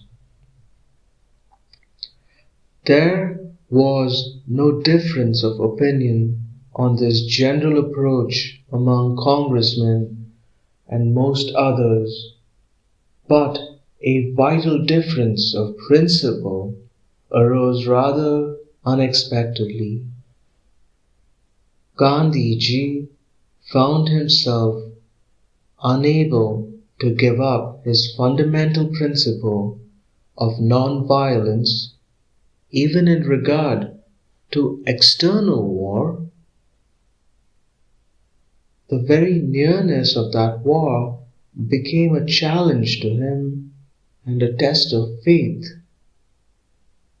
If he failed at this critical moment, either non-violence was not all-embracing and basic principle and course of action he had believed it to be, or else he was wrong in discarding it or compromising with it. The very nearness of that war became a challenge to him and a test of faith. If he failed at this critical moment, either non-violence was not the all-embracing and basic principle and course of action he had believed it to be, or else he was wrong in discarding it or compromising with it. He could not give up the faith of a lifetime on which he had based all his activities, and he felt that he must accept the necessary consequence and implications of that non-violence. A similar difficulty and conflict had arisen for the first time about the time of the Munich crisis in 1938, when war seemed to be impending. I was in Europe then and was not present at the discussions that took place, but the difficulty passed with that passing of the crises and the postponement of the war. When the war actually started in September 1939, no such question arose or was discussed by us. It was only in the late summer of 1940 that Gandhiji again made it clear to us that he could not make himself a party to violent warfare, and he would like the Congress to adopt the same attitude in regard to it. He was agreeable to giving moral and every other kind of help, short of actual assistance in armed and violent warfare. He wanted Congress to declare its adherence to the principle of non-violence, even for a free India. He knew, of course, that there were many elements in the country, and even within the Congress, which did not have the faith in non-violence. He realized that a government of free India was likely to discard non-violence when the questions of defense were concerned and to build up military, naval and air power. But he wanted, if possible, for Congress at least to hold the banner of non-violence aloft, and thus to train the minds of the people and make them think increasingly in terms of peaceful action. He had a horror of seeing India militarized. He dreamt of India becoming a symbol and example of non-violence, and by example of weaning the rest of the world from war and the ways of violence. Even if India as a whole had not accepted this idea, Congress should not discard it when the time for trial came. The Congress had long ago accepted the principle and practice of non-violence in its application to struggle for freedom and in building up unity in the nation. At no time had it gone beyond that position or applied the principle to defense from external aggression or internal disorder. Indeed, it had taken an eager interest in the development of the Indian Army and frequently demanded the Indianization of its officer personnel. The Congress Party in the central legislature had often moved or participated in resolutions on this subject. As the leader of that party in the 20s, my father had accepted membership of scheme committee which had been formed for the Indianization and reorganization of the Indian Army.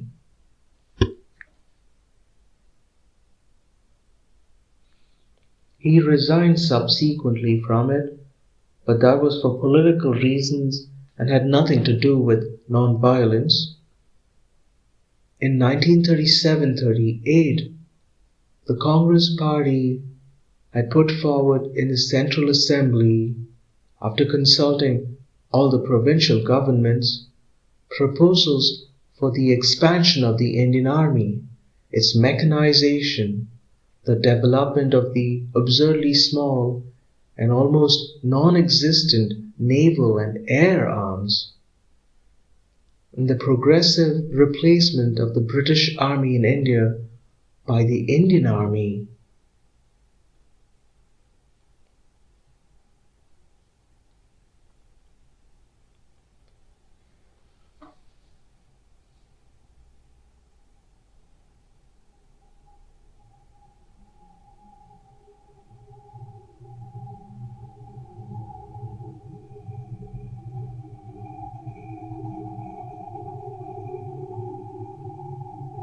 As the cost of British troops in India was about 4 times that of the Indian troops, the latter could be mechanized and expanded without much additional cost if they took the place of British troops.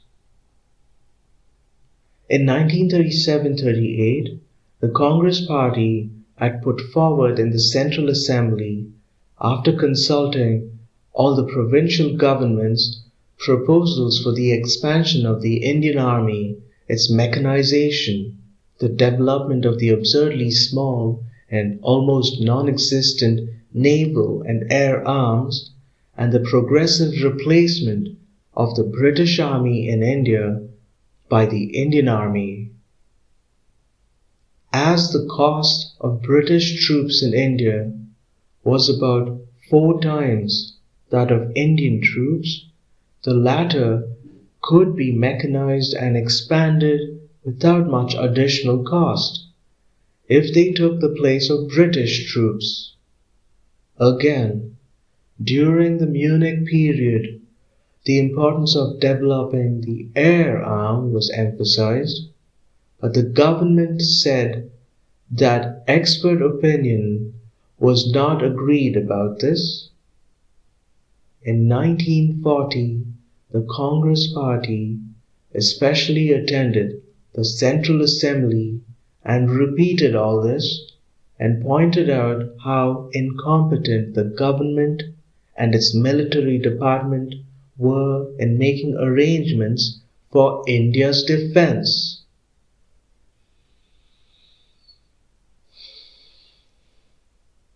At no time, so far as I am aware, was the question of non-violence considered in relation to the Army, Navy, or Air Forces, or the police.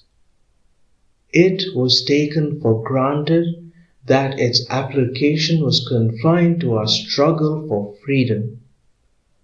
It is true that it had a powerful effect on our thinking in many ways, and it made Congress strongly favor world disarmament and a peaceful solution of all international as well as national disputes. When the Congress government were functioning in the provinces. Many of them were eager to encourage some form of military training in the universities and colleges. It was the government of India that disapproved of this and came in the way.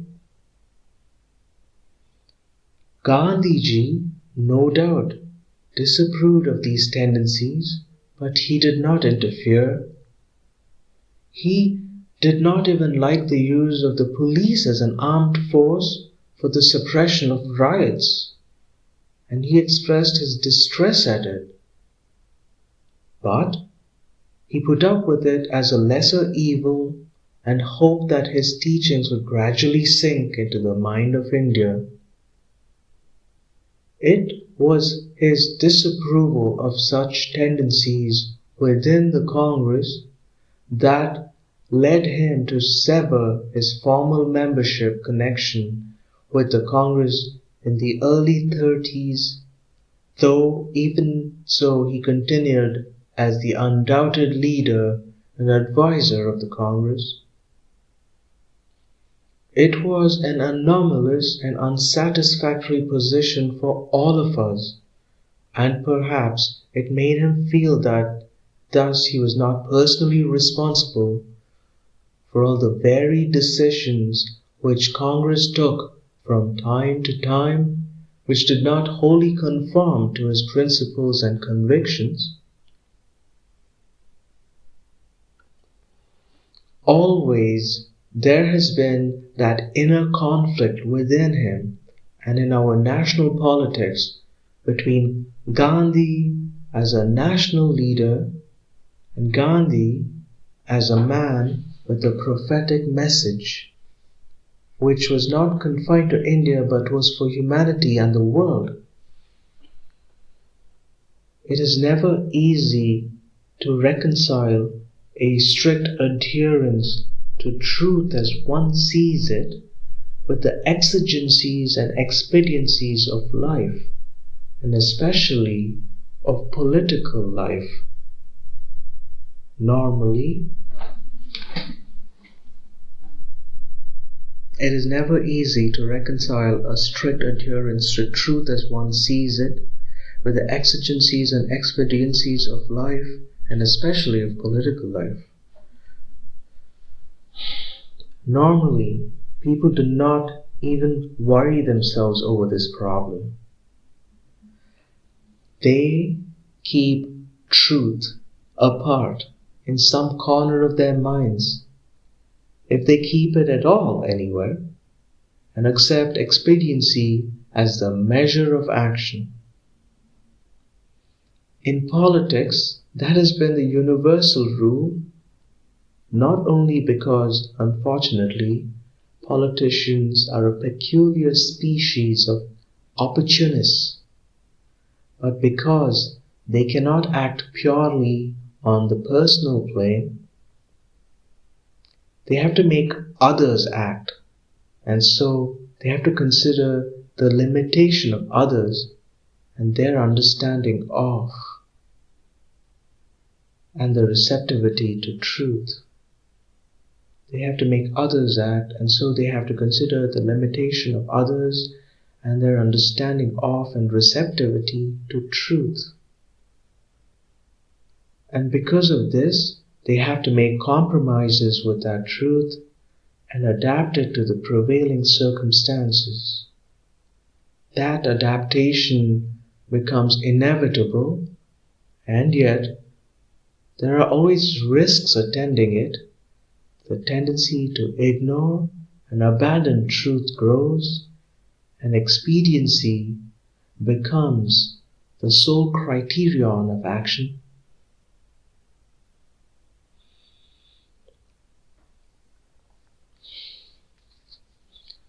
Gandhi,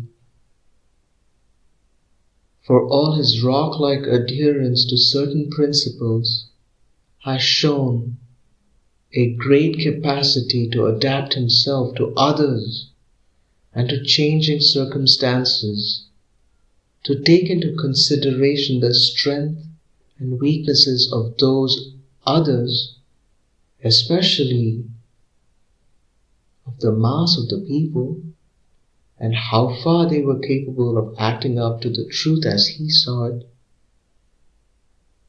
But from time to time, he pulls himself up, as if he were afraid that he'd gone too far in his compromising, and returns to his moorings. In the midst of action, he seems to be in tune with the mass mind, responsive to its capacity, and therefore adapting himself to it to some extent. At other times, he becomes more theoretical and apparently less adaptable. There is also the same difference observable in his action and his writings.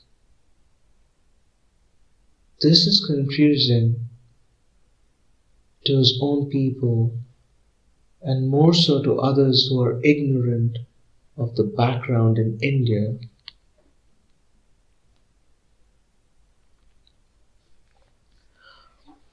How far a single individual can influence a people's thought and ideology, it is difficult to say. Some people in history have exerted a powerful influence, and yet it may be that they have emphasized and brought out something that already existed in the mind of the people, or have given clear and pointed expression to the vaguely felt ideas of the age. Gandhi's influence on India's mind has been profound in the present age. How long and in what form it will endure, only the future can show. His influence is not limited to those who agree with him or accept him as a national leader. It extends to those also who disagree with him and criticize him. Very few persons in India accept in its entirety his doctrine of non-violence or his economic theories. Yet, very many have been influenced by them in some way or other. Usually speaking, in terms of religion, he has emphasized the moral approach to political problems as well as those of everyday life. The religious background has affected those chiefly who are inclined that way, but the moral approach has influenced others also. Many have been appreciably raised to higher levels of moral and ethical action.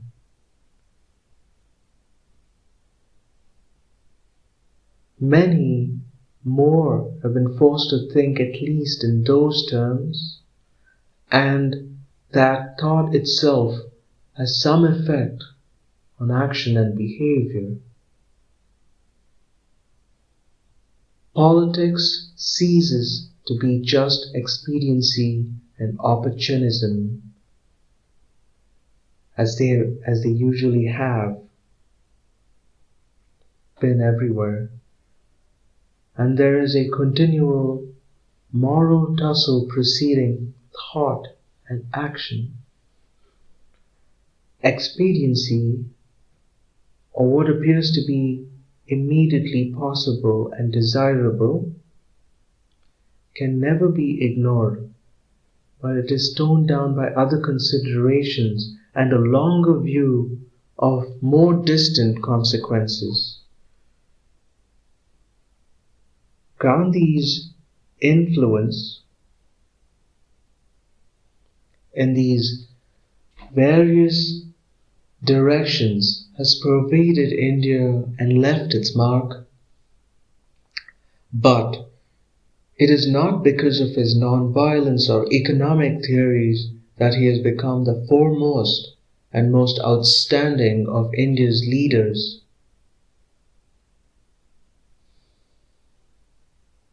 To the vast majority of India's people, he is the symbol of India determined to be free, of militant nationalism, of a refusal to submit to arrogant might, of never agreeing to anything involving national dishonor.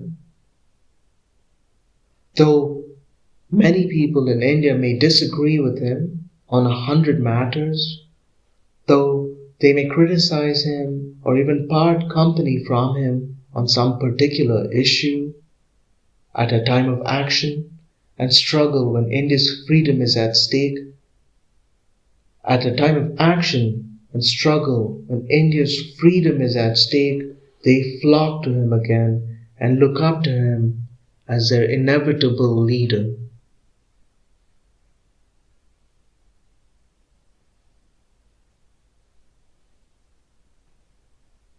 When Gandhiji raised in 1940 the question of non-violence in relation to the war and the future of free India, the Congress Working Committee had to face the issue squarely.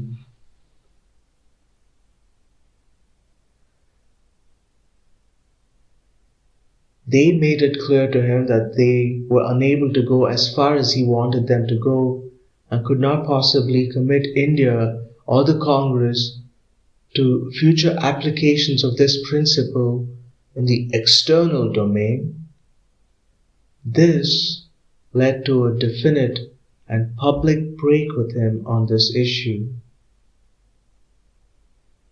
2 months later, further discussions led to an agreed formula which was later adopted as a part of a resolution by the All India Congress Committee.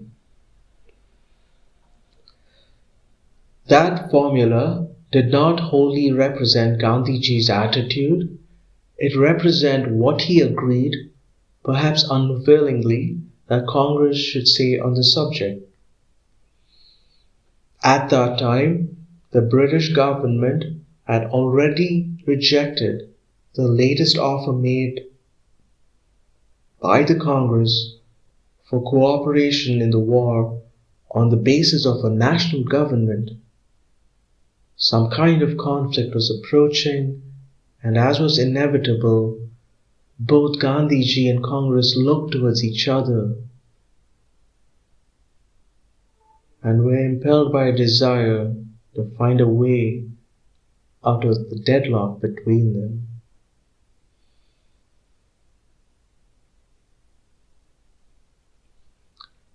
The formula did not refer to the war, as just previously our offer of cooperation had been unceremoniously and utterly rejected.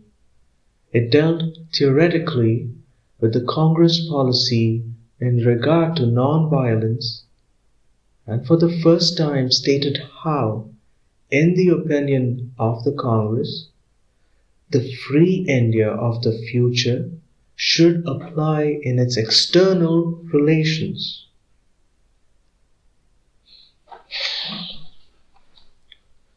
That part of the resolution ran thus: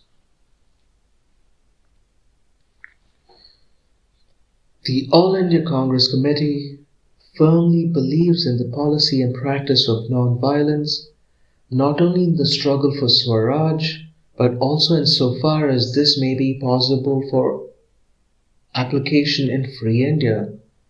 The committee is convinced, and recent world events have demonstrated, that complete world disarmament is necessary and the establishment of a new, juster political and economic order if the world is not to destroy itself and revert to barbarism.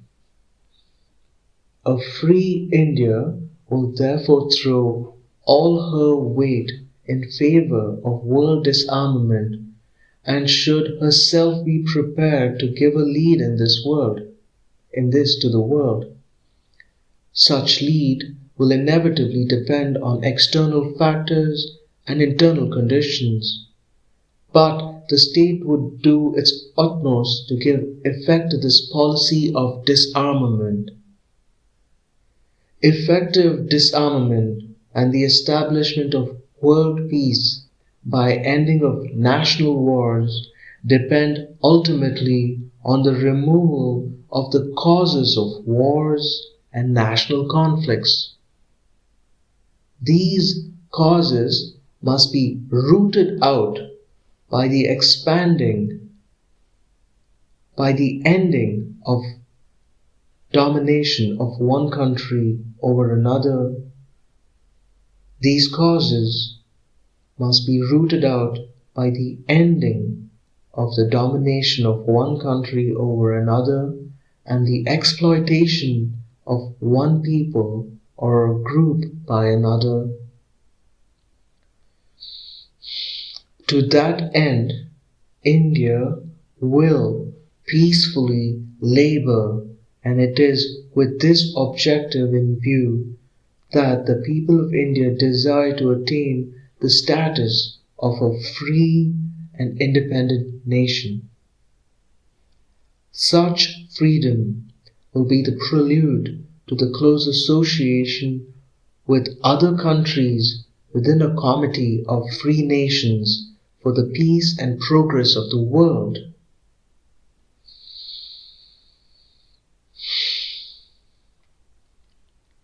This declaration, it will be noticed, while strongly affirming the Congress' wish for peaceful action and disarmament, also emphasized a number of qualifications and limitations.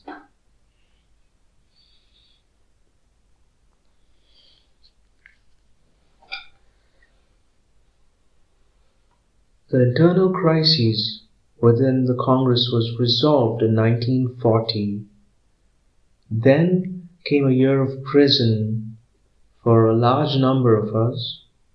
In December 1941, however, the same crises took shape again when Gandhiji insisted on complete non-violence. Again, there was a split and public disagreement, and the President of the Congress, Maulana Abul Kalam Azad, and others were unable to accept Gandhiji's viewpoint. It became clear that the Congress as a whole, including some of the faithful followers of Gandhiji, disagreed with him in this matter. The force of circumstances and the rapid succession of dramatic events influenced all of us, including Gandhiji, and he refrained from pressing his viewpoint on the Congress, though he did not identify himself with the Congress view.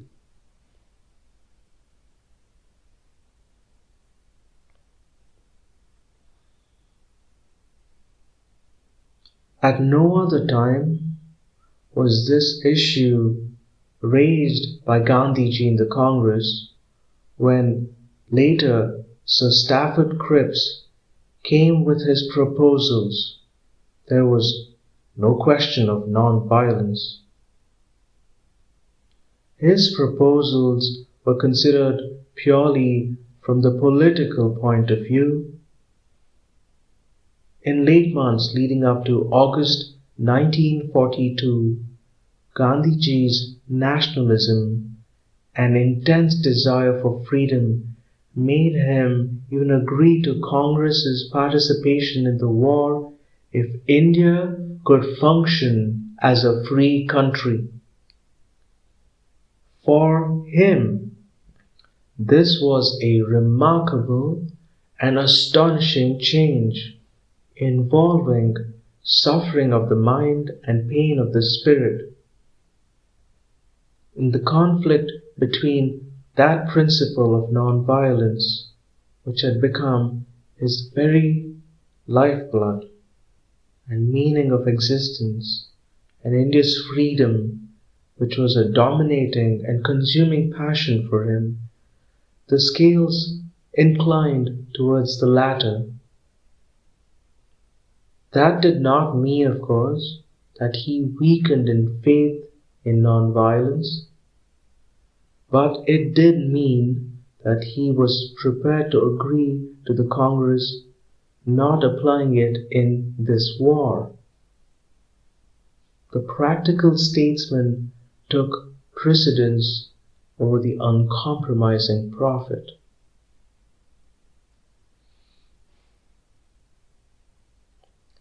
As I have watched and thought over this frequent struggle in Gandhi's mind, which has led often to so many seeming contradictions and which affected me and my activities intimately, I have remembered a passage in one of Liddell Hart's books.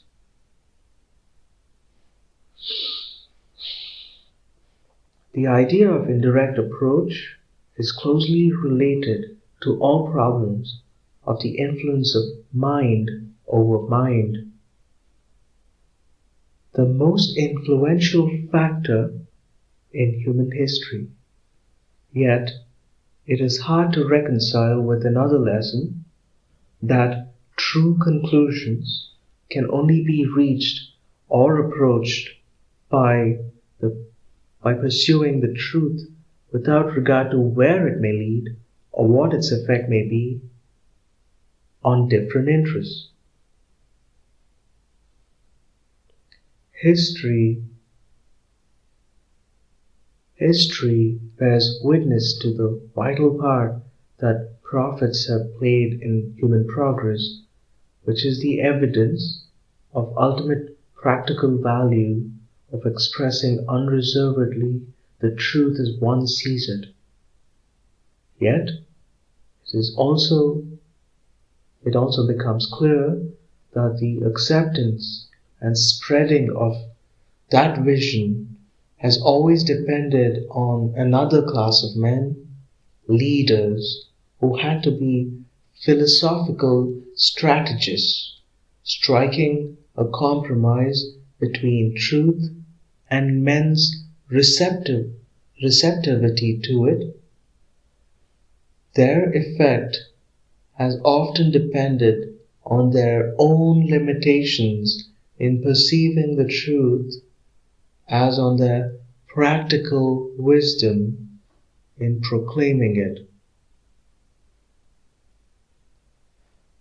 The prophets must be stoned, that is their lot, and the test of their self-fulfillment.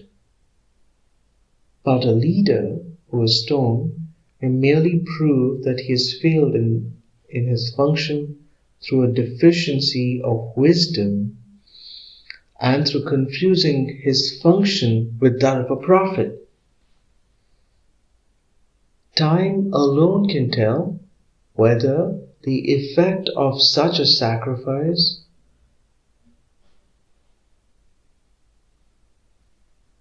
redeems that apparent failure as a leader that does honor to him as a man. At least he avoids the most common fault of leaders, that of sacrificing truth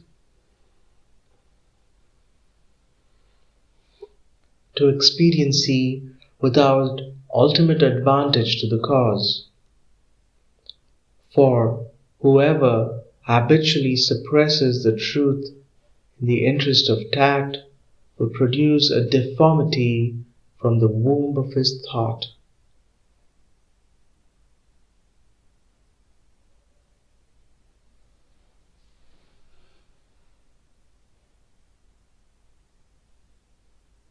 Is there a practical way of combining progress towards the attainment of truth with progress towards its acceptance. A possible solution of the problem is suggested by reflection on strategic principles, which point to the importance of maintaining an object consistently and also of pursuing it in a way adapted to circumstances. Opposition to the truth is inevitable, especially if it takes the form of a new idea, but the degree of resistance can be diminished by giving thought not only to the aim but to the method of approach. Avoid a frontal attack on a long-established position. Instead, seek to turn it by a flank movement so that a more penetrable side is exposed to the thrust of truth. But in any such indirect approach, take care not to diverge from the truth. For nothing is more fatal to its real advancement than to lapse into untruth.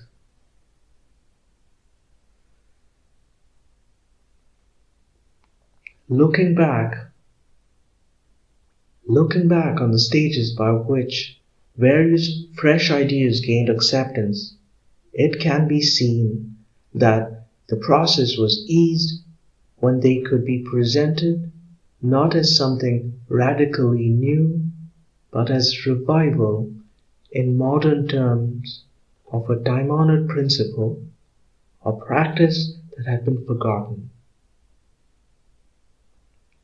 This required not deception, but care to trace the connection, since there is nothing new under the sun.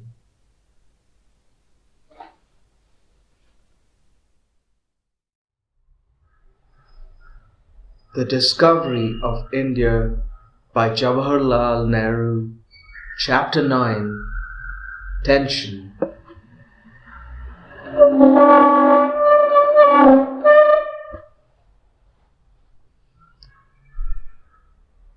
In India, tension grew in those early months of 1942. The theater of war came ever nearer, and there was now the probability of air raids over Indian cities.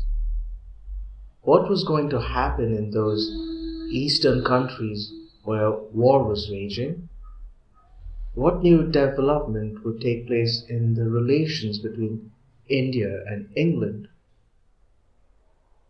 Were we going to carry on in the old way, glaring at each other, tied up and separated by bitter memories of past history, victims of a tragic fate which none could avert?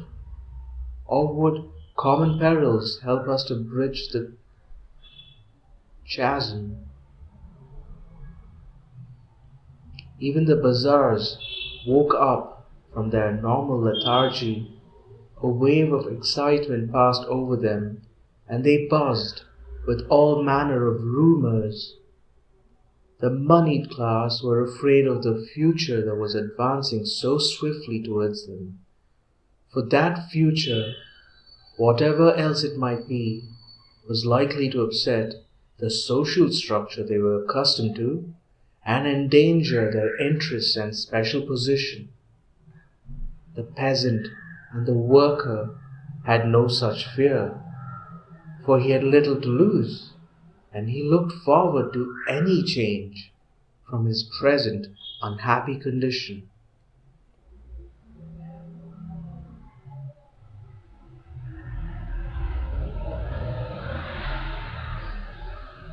In India, there had all along been much sympathy for China, and as a consequence, a certain antipathy to Japan. The Pacific War, it was thought at first, would bring relief to China. For 4.5 years, China had fought single-handed against Japan. Now she had powerful allies, and surely this must lighten her burden and lessen her danger. But those allies suffered blow after blow, and before the advancing Japanese armies, the British colonial empire cracked up with amazing rapidity. Was this proud structure then just a house of cards with no foundations or inner strength? Inevitably, comparisons were made with China's long resistance to Japanese aggression, in spite of her lack of almost everything required for modern war.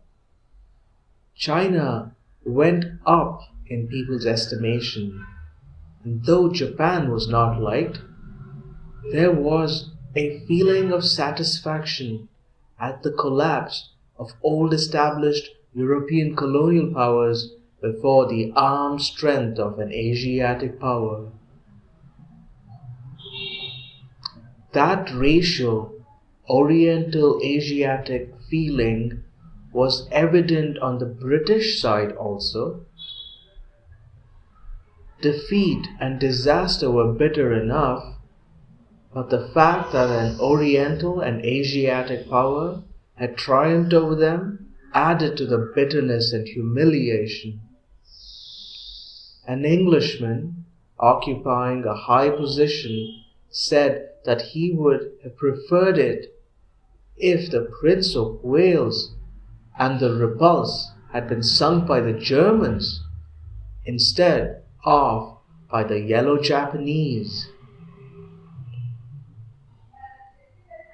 The visit of Chinese leaders, Generalissimo and Madame Chiang Kai-shek, was a great event in India. Official conventions and the wishes of the government of India prevented them from mixing with the people, but their presence in India itself at that critical stage and their manifest sympathy for India's freedom helped to bring India out of her national shell and increased her awareness of the international issues at stake. The bonds that tied India and China grew stronger, and so did the desire to line up with China and other nations against the common adversary. The peril to India helped to bring nationalism and internationalism close together, the only separating factor being the policy of the British government. The government of India were no doubt very conscious of the approaching perils. They must have been anxiety in their minds and a sense of urgency. There must have been anxiety in their minds and a sense of urgency. But such was the conventional existence of the British in India. So set were they in their established grooves, so wedded to the never-ending process of bureaucratic red tape, that no marked change was visible in their outlook or activities. There was no sense of hurry and speed, of tension and getting things done. The system they represented had been built up for another age and with other objectives. Whether it was their army or their civil services, the objective in view was the occupation of India and of suppression of any attempts of the Indian people to free themselves. It was sufficient enough for that purpose, but modern war against a powerful and ruthless adversary was a very different matter, and they found it exceedingly difficult to adapt themselves to it. They were not only mentally unfitted for this, but a great part of their energies was absorbed in keeping down nationalism in India. The collapse of Burmese and Malayan administration before new problems had been significant and revealing, yet it taught no lesson. Burma had been governed by the same kind of civil services as India. Indeed, till a few years ago, it had been part of the Indian administration. The ways of government there were identical with those of India, and Burma had demonstrated how moribund this system was. But the system continued without change, and the Viceroy and his high officials functioned in the same way as before. They added to their number many of the higher officials who had failed so conspicuously in Burma. There was another excellency sitting on a hilltop at Shimla, like the emigre governments in London.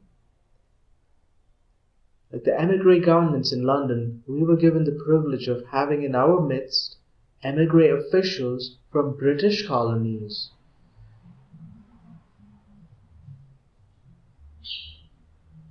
They fitted like a glove into the British structure in India. Like shadows on a stage, these high officials continued to function in their old way, trying to impress us with their elaborate imperial ritual, their court ceremonies, their darbars and investitures, their parades, their dinners and evening dresses, their pompous utterances. The Viceroy's house in New Delhi was the chief temple where the high priest officiated. But there were many other temples and priests. All this ceremonial and display of imperial pomp was designed to impress, and it had impressed our people. In the old days, for the Indians are also given to ceremonial observances, but new standards had arisen, different values had been created, and now this elaborate show was the subject of jest and ridicule. Indians are supposed to be a slow-moving people, disinclined to rush and hurry, but even they had developed a certain speed and vigor in their work. So strong was their desire to get things done. The Congress, provincial governments, whatever their failings might have been, were anxious to achieve results and worked hard and continuously, disregarding many old established routines.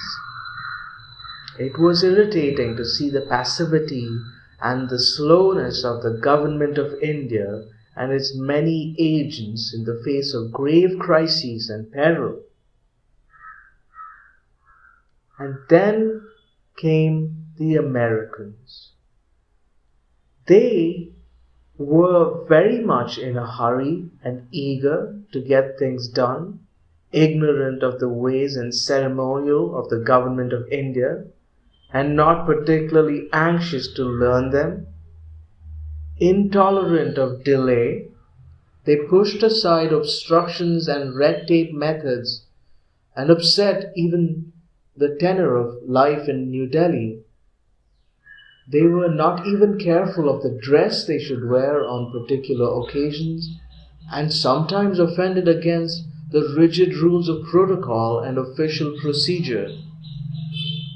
While the help they were bringing was very welcome, they were not liked in the highest official circles, and relations were strained. Indians liked them on the whole. Their energy and enthusiasm for the work in hand were infectious and contrasted with the lack of these qualities in British official circles in India. Their forthrightness and freedom from official constraints were appreciated. There was much silent amusement at the underlying friction between the newcomers and the official class, and many true or imagined stories of this were repeated.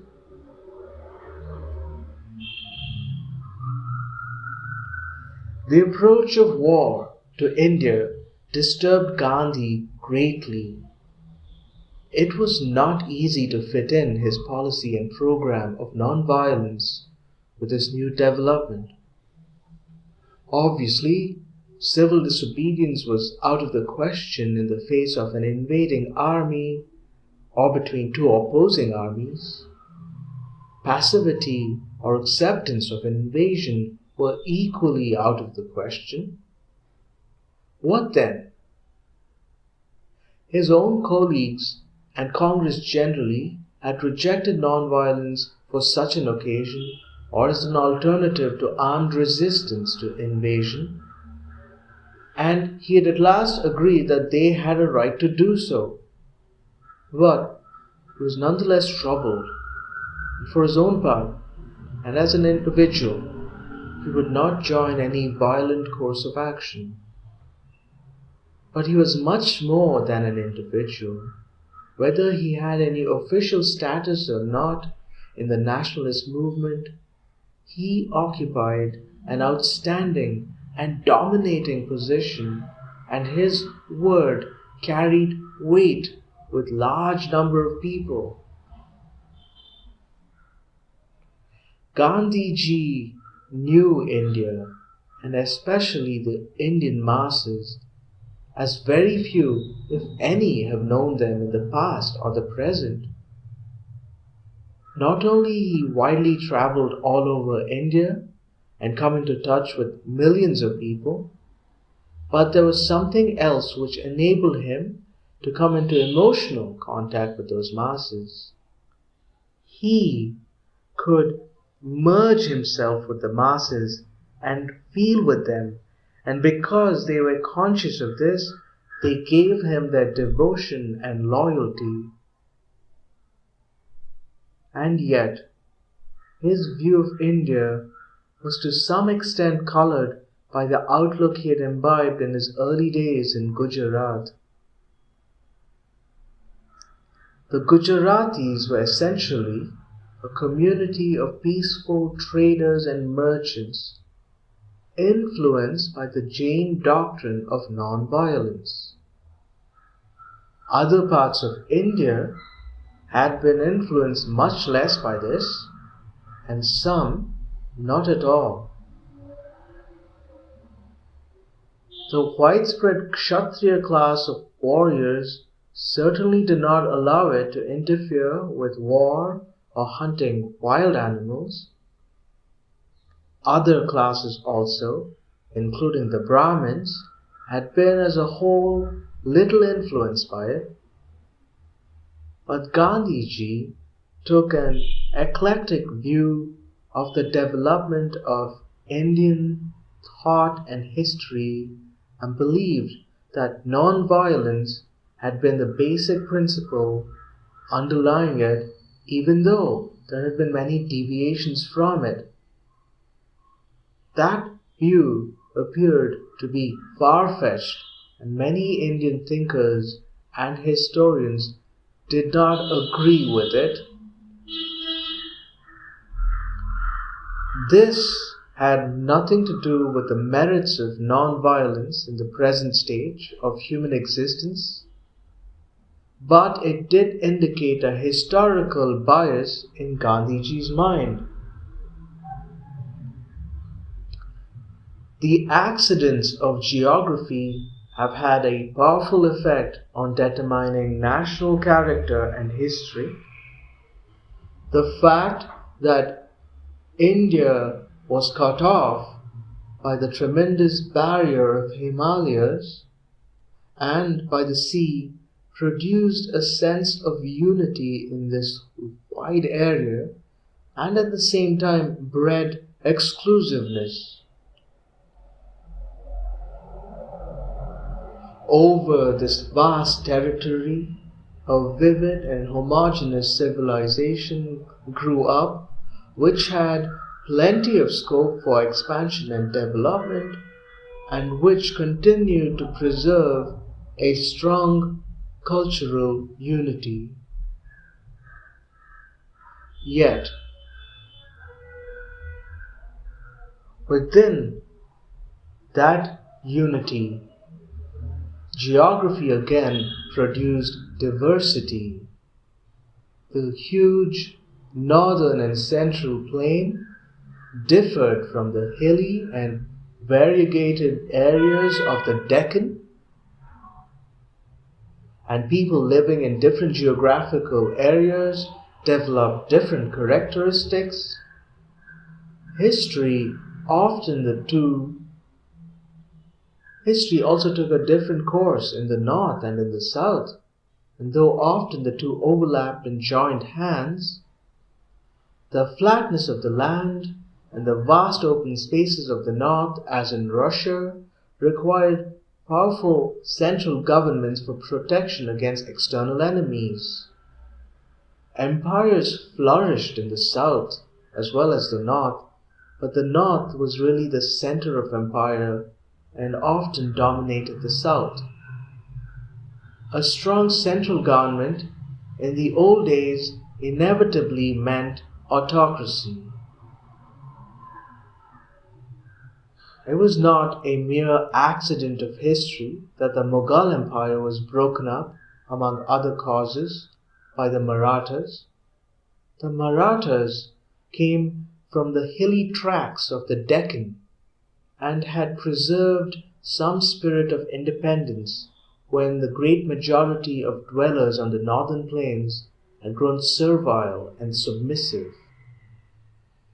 The British had had an easy victory in Bengal, and the people of the fertile plains there submitted with extraordinary docility. Having established themselves there, they spread everywhere. Geography counts still and must count in the future, but other factors play a more important role now. Mountains and seas are no longer barriers, but they still determine a people's character and a country's political and economic position.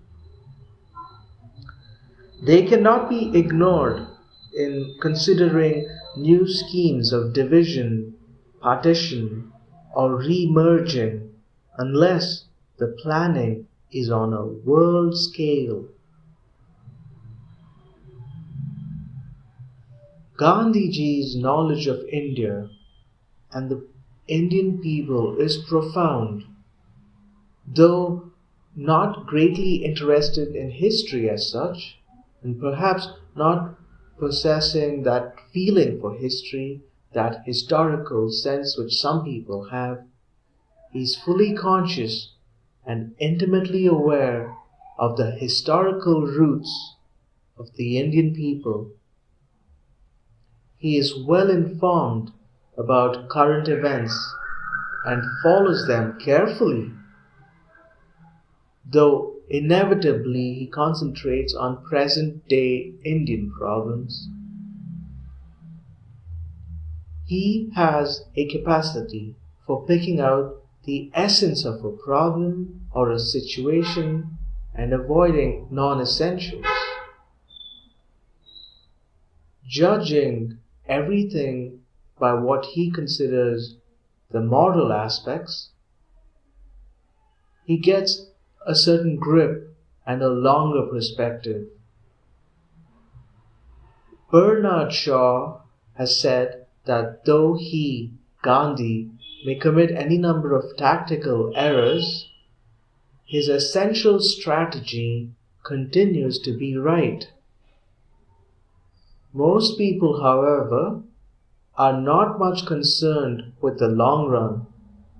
They are far more interested in the tactical advantage of the moment.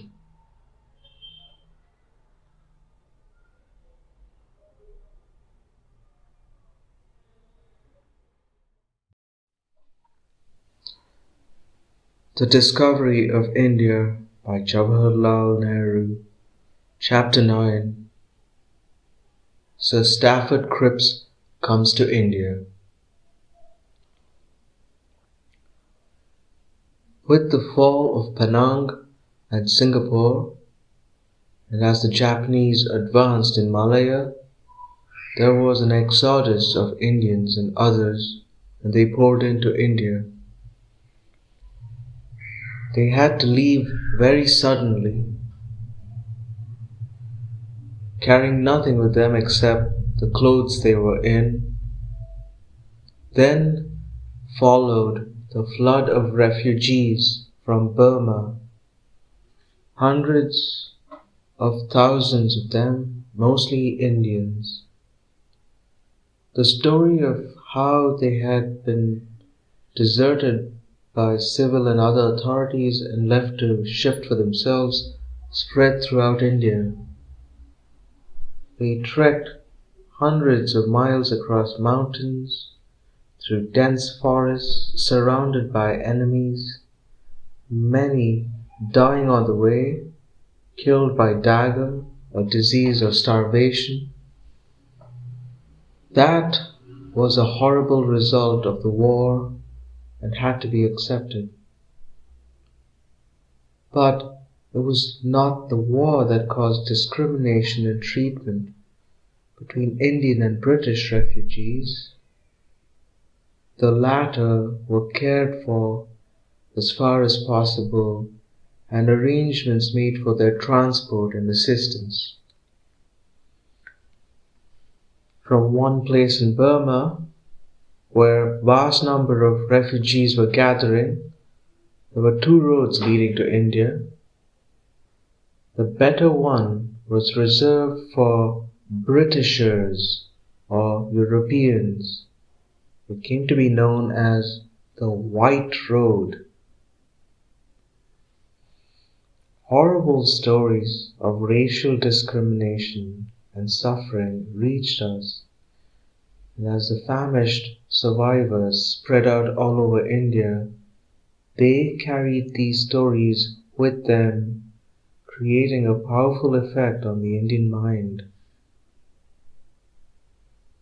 Just then, Sir Stafford Cripps came to India with the proposals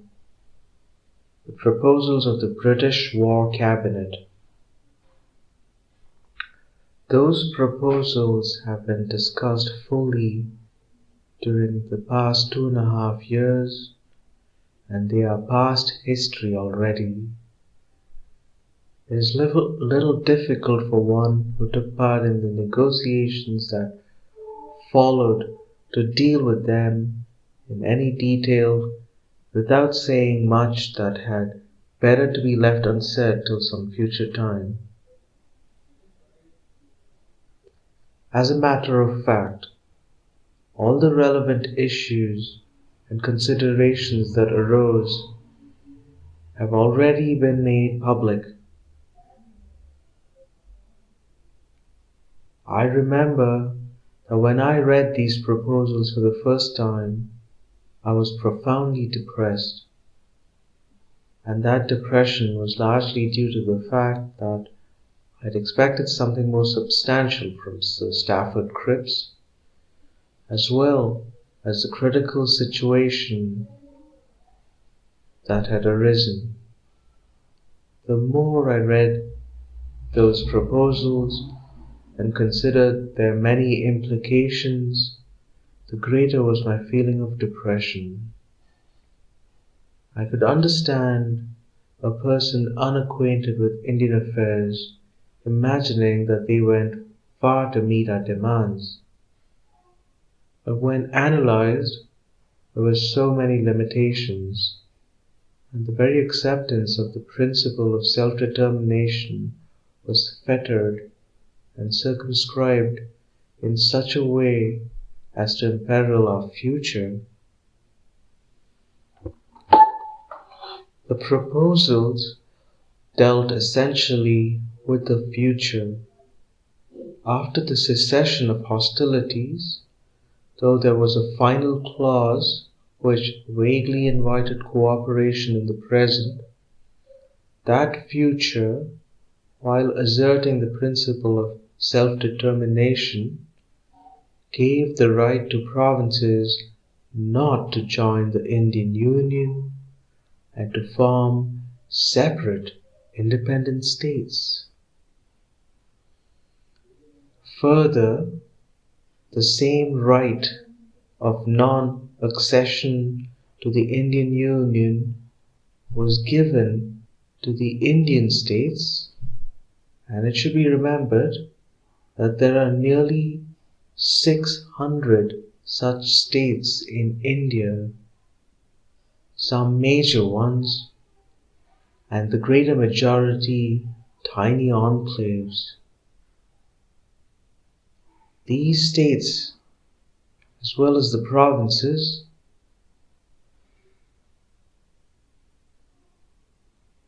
would all join in the constitution making, would influence the constitution, and then could walk out of it.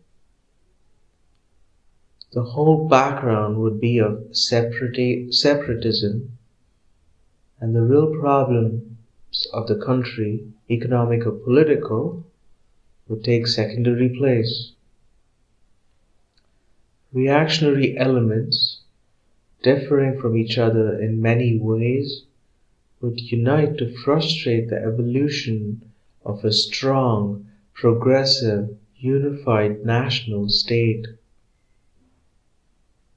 Under the constant threat of withdrawal, many undesirable provisions might be introduced into the Constitution. The central government might be weakened and emasculated, and yet the withdrawal might still follow, and it would be difficult then to refashion the Constitution and make it more workable for the remaining provinces and the states. The elections in the provinces for the constitution-making body would take place under the existing system of separate religious electorates. That was unfortunate, as it would bring with it the old spirit of cleavage, and yet, in the circumstances, it was inevitable. But in the states, there was no provision for elections, and their 90 million inhabitants were completely ignored. The semi-feudal rulers of the states could nominate their own representatives in proportion to the population. These nominees might contain some able ministers, but as a whole, they would inevitably represent not the people of the states, but the feudal and autocratic ruler. They would form nearly 1/4 of the members of the constitution-making body and would powerfully influence its decision by their numbers, their socially backward attitude, and their threats of subsequent withdrawal. The Constituent Assembly, or the constitution-making body, would be a curious mixture of elected and non-elected elements, the former chosen by separate religious electorates as well as by certain vested interests, the latter nominated by the rulers of the states. To this had to be added the fact that there would be no pressure to accept joint decision and the sense of reality which comes from evolving, integrates, and final decisions would be lacking. The tendency for many of its members would be to act in a wholly irresponsible manner, for they would feel that they could always withdraw and refuse to accept the responsibility for carrying out those decisions.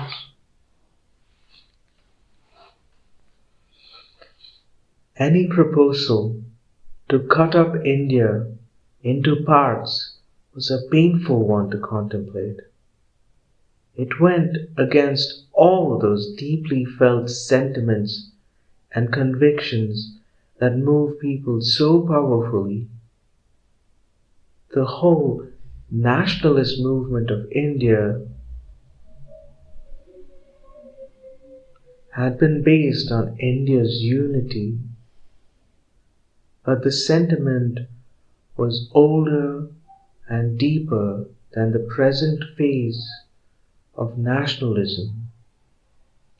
It went far back into the remote periods of Indian history.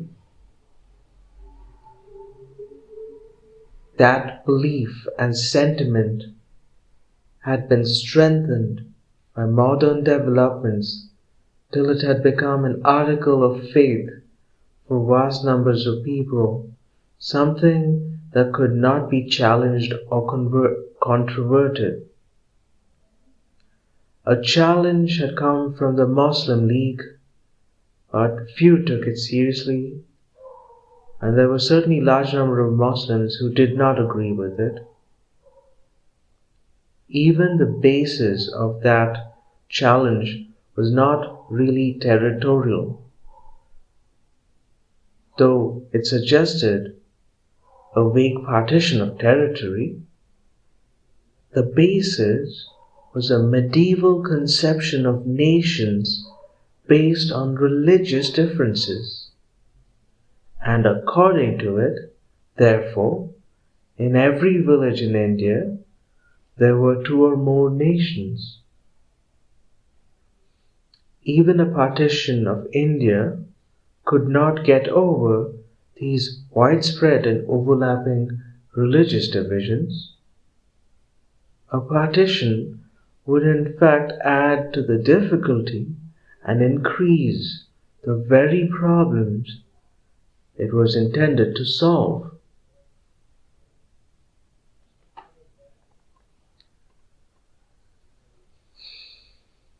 Apart from sentiment, there were solid reasons against partition.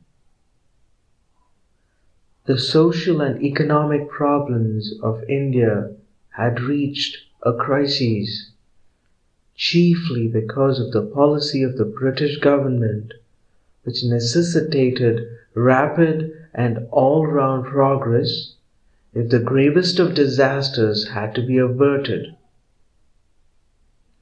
That progress could only take place with real and effective planning for the whole of India, for the various parts supplied each other's deficiencies.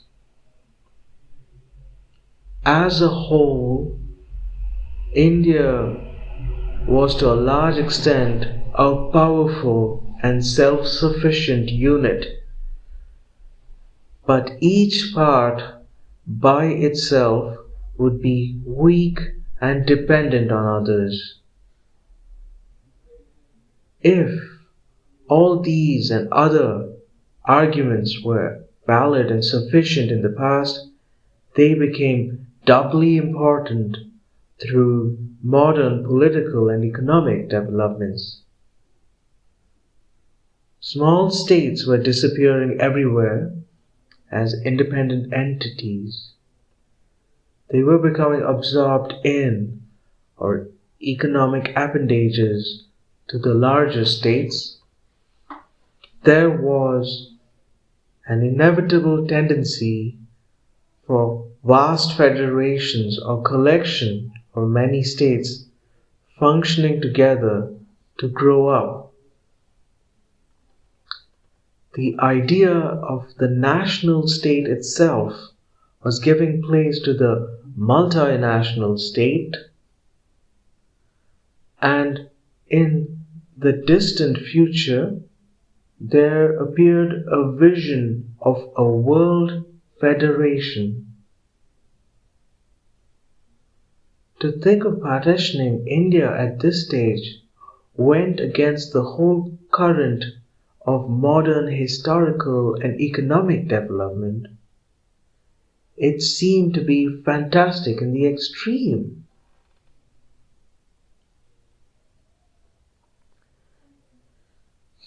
And yet, under the stress of dire necessity or some compelling disaster, one has to agree to many undesirable things. Circumstances may force a partition of what logically and normally must not be divided. But the proposals put forward on the behalf of the British government did not deal with any definite and particular partition of India. They opened out a vista of an indefinite number of partitions, both of provinces and states. They incited all the reactionary, feudal, and socially backward groups to claim partition. Probably none of them seriously wanted it because they could not stand by themselves, but they could give a lot of trouble and obstruct and delay the formation of a free Indian state. If they were backed by British policy, as they well might be, it meant no freedom at all for a long time. Our experience of that policy had been bitter, and at every stage we had found that it encouraged vociferous tendencies. What was the guarantee that it would not continue to do so, and then claim that it could not fulfill its promise because the conditions for it were lacking? Indeed, the probability was that this policy would continue. Thus, this proposal was not a mere acceptance of Pakistan or a particular partition, bad as that would have been, but something much worse, opening the door to the possibility of an indefinite number of partitions. It was a continuing menace to the freedom of India and a barrier to the fulfillment of the very promise that had been made. The decision about the future of the Indian states was not going to be made by the people of those states or their chosen representatives, but by their autocratic rulers. Our acceptance of this principle would have been a negation of our well-established and often repeated policy, and a betrayal of the people of the states who had been condemned to autocratic rule for a much longer period. We were prepared to treat the princes as gently as possible, so as to gain their cooperation in the changeover to democracy, and if there had been no third party, like the British power, we would no doubt have succeeded. But with the British government supporting autocracies in the states, the princes were likely to keep out of the Indian Union and rely on British military support for protection against their own people. Indeed, we were told that if such circumstances arose, foreign armed forces would be kept in the states, as these states were often likely to be isolated islands in the territory of the proposed Indian Union. The question arose how foreign forces could reach them or communicate with the forces in some other similar state. That necessitated a right of way for foreign forces over the territory of the Indian Union.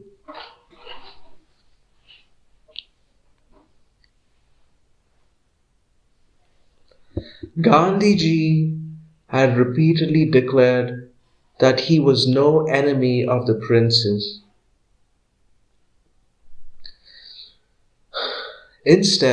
Indeed, his attitude has been consistently a friendly one towards them, though he had often criticized their methods of government and their denial of even elementary rights to their people. For many years, he had prevented the Congress from interfering directly with the affairs of the states, believing as he did that the people of the states should themselves take the initiative and thus develop self-confidence and strength. Many of us had disapproved of this attitude of his, yet behind it lay one basic conviction, as he put it himself. One fundamental element in my attitude is that I shall never be a party to the sale of the rights of the people of the states, even for the sake of the freedom of the people of British India.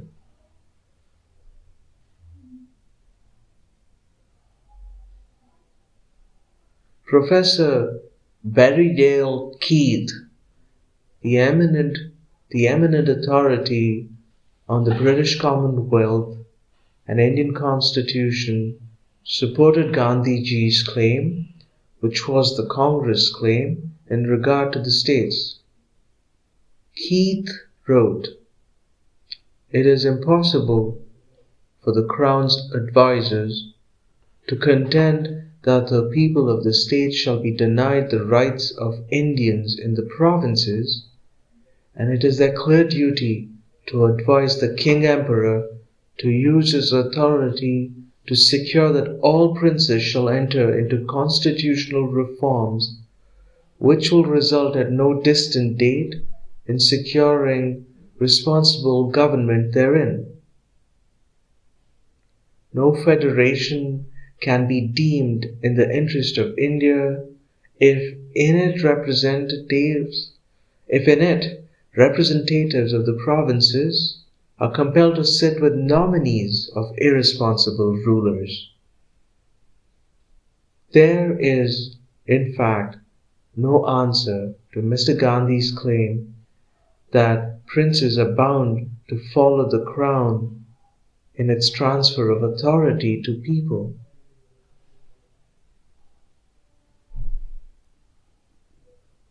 Professor Keith had given this opinion in regard to the earlier proposal of the British government relating to federation, but it was even more applicable to the proposals brought by Sir Stafford Cripps.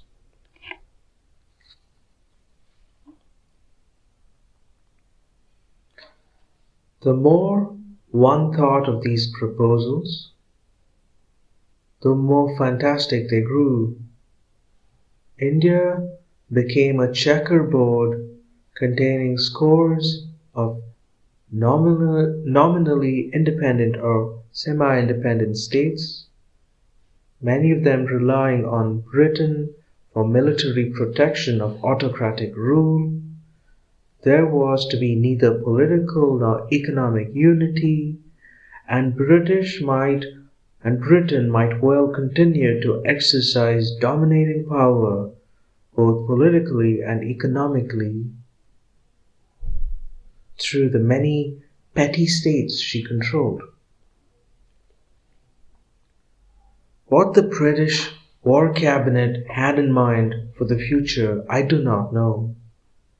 I think Sir Stafford Cripps meant well for India and hoped to see her free and united. But this was not a matter of individual views or opinions or personal goodwill. We had to consider a state document, carefully drafted in spite of its deliberate vagueness, and we were told that we had to accept it or reject it as a whole. And behind it lay the continuous century-old policy of the British government creating division in India and encouraging every factor that came in the way of national growth and freedom. Every forward step that had been taken in the past had always been hedged in by qualifications and limitations which seemed innocuous enough at the beginning, and yet which proved to be formidable checks and brakes. It was possible and even probable that the dire consequences that seemed to follow from the proposal need not all take shape. Wisdom and patriotism and a larger view of what was good for India and the world would no doubt influence many people, including rulers and ministers of Indian states. Left to ourselves, we would have faced each other with confidence, considered all the complexities of the problem and the difficulties that faced each group, and after full deliberation hammered out an integrated solution. But we were not going to be left to ourselves in spite of the suggestion that we were going to exercise self-determination.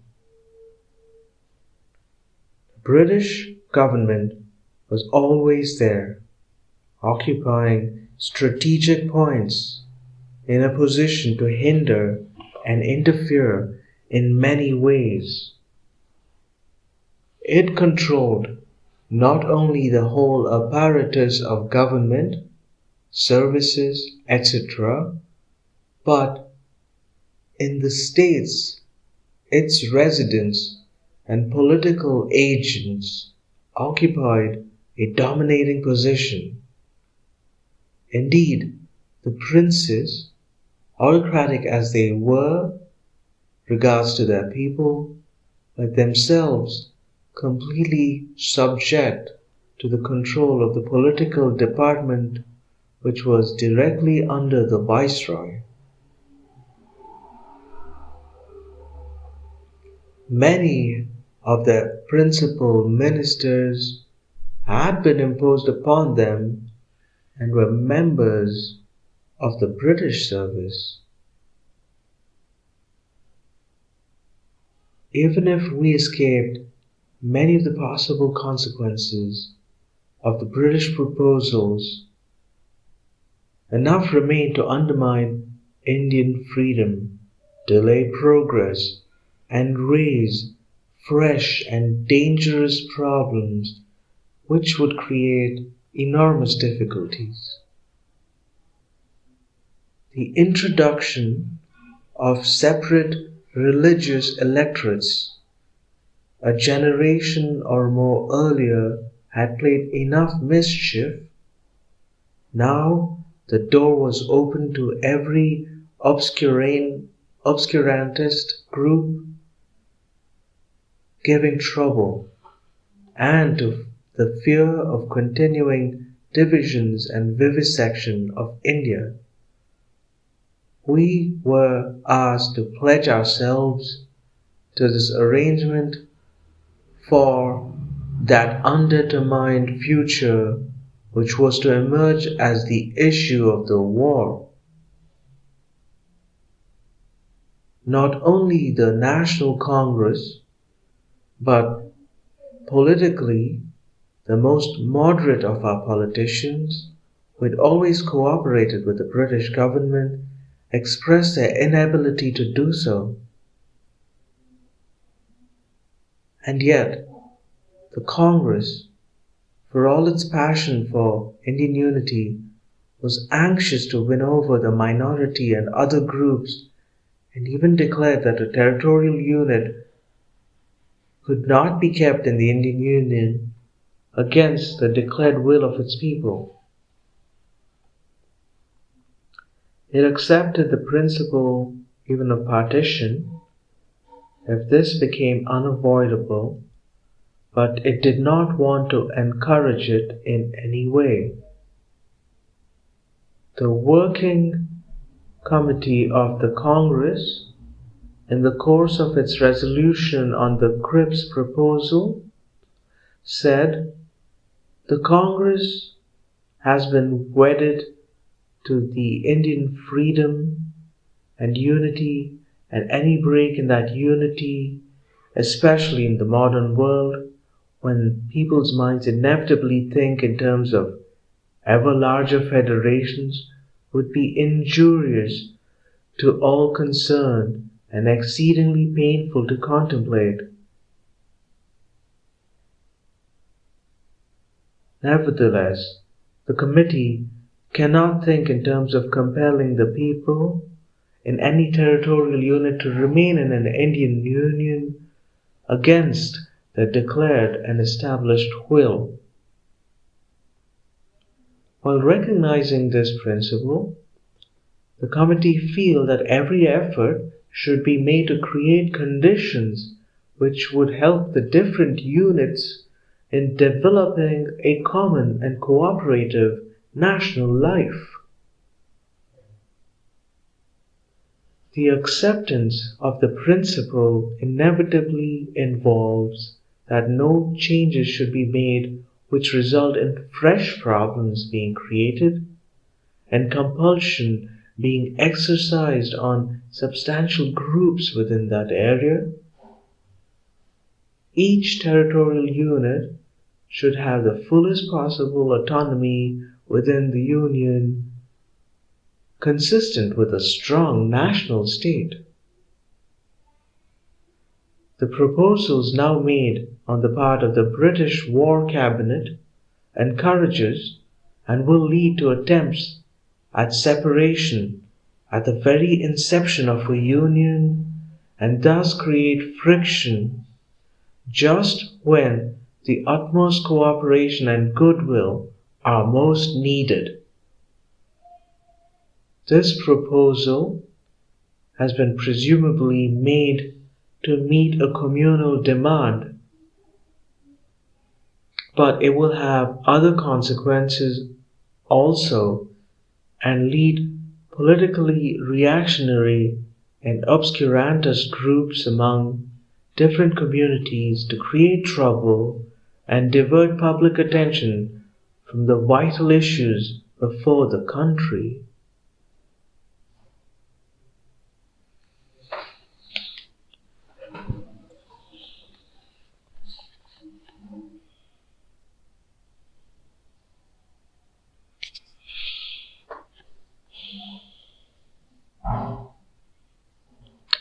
The committee went on to say that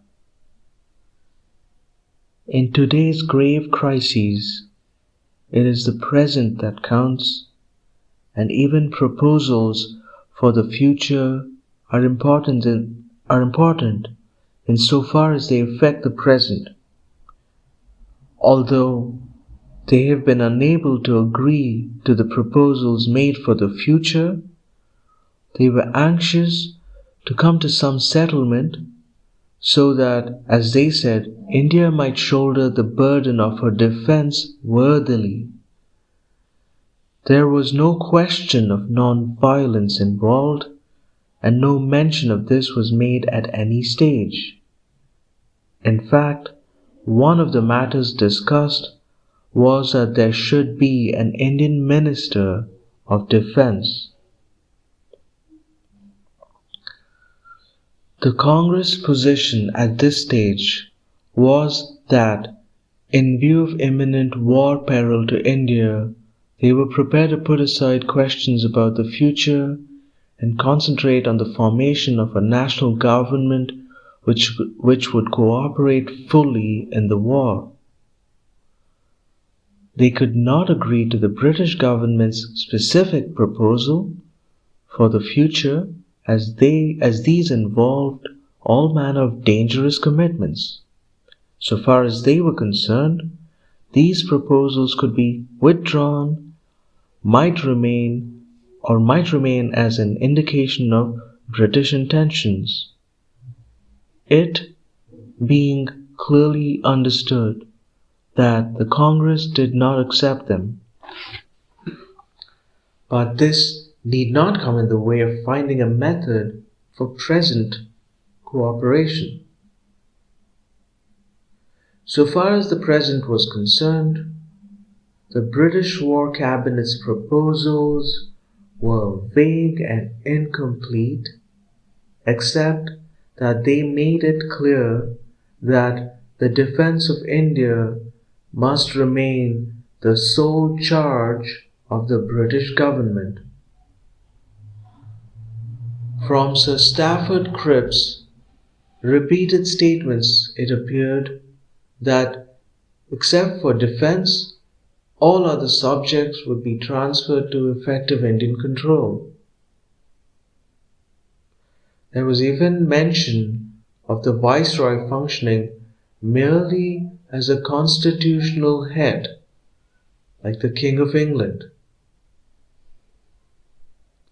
This led us to imagine that the only issue that remained for consideration was that of defense.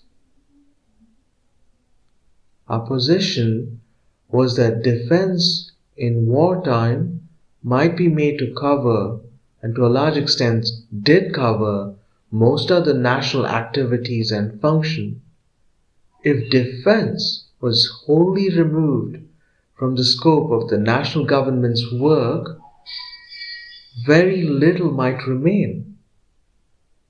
It was agreed that the British Commander-in-Chief would continue to exercise full authority over the armed forces and military operation. It was also agreed that the general strategy would be directed by the imperial staff. Apart from this, it was claimed that there would be a defense member of the national government. After some discussion, it was agreed by Sir Stafford that there might be a defense department under an Indian member, but the matters to be dealt with by this department were public relations, petroleum, canteens, stationery and printing, social arrangement for foreign missions, amenities for troop, etc. This list was remarkable and made the position of an Indian defense member ludicrous. Further discussions led to a somewhat different approach. There still seemed to be a considerable gap between the two viewpoints, but we seemed to be moving towards one another. For the first time I felt, and so did others, that a settlement was probable. The deepening crises in the war situation was a continuous spur to all of us to come to an agreement. The peril of war and invasion was great and had in any event to be met. Yet there were different ways of meeting it, or rather there was only one real effective way of doing so in the present, and much more so for the future. We felt that the psychological moment might pass, not only bringing present dangers in its train, but also adding to the greater dangers of the future. New weapons were necessary, as well as old, new ways of using them, new enthusiasms, new horizons, a new faith in a future that was going to be essentially different from the past and the present, and the proof of it lay in a change in the present. Perhaps our eagerness fed our optimism and made us forget for a while or minimize that width and depth of the formidable chasm that separated us from the British rulers. It was not so easy for the centuries-old conflict to be resolved even in the face of peril and disaster. It had never been easy for an imperial power to loosen its grip on its subject dominions unless forced to do so. Had circumstances produced that force, that conviction, we did not know, but we hoped it might be so.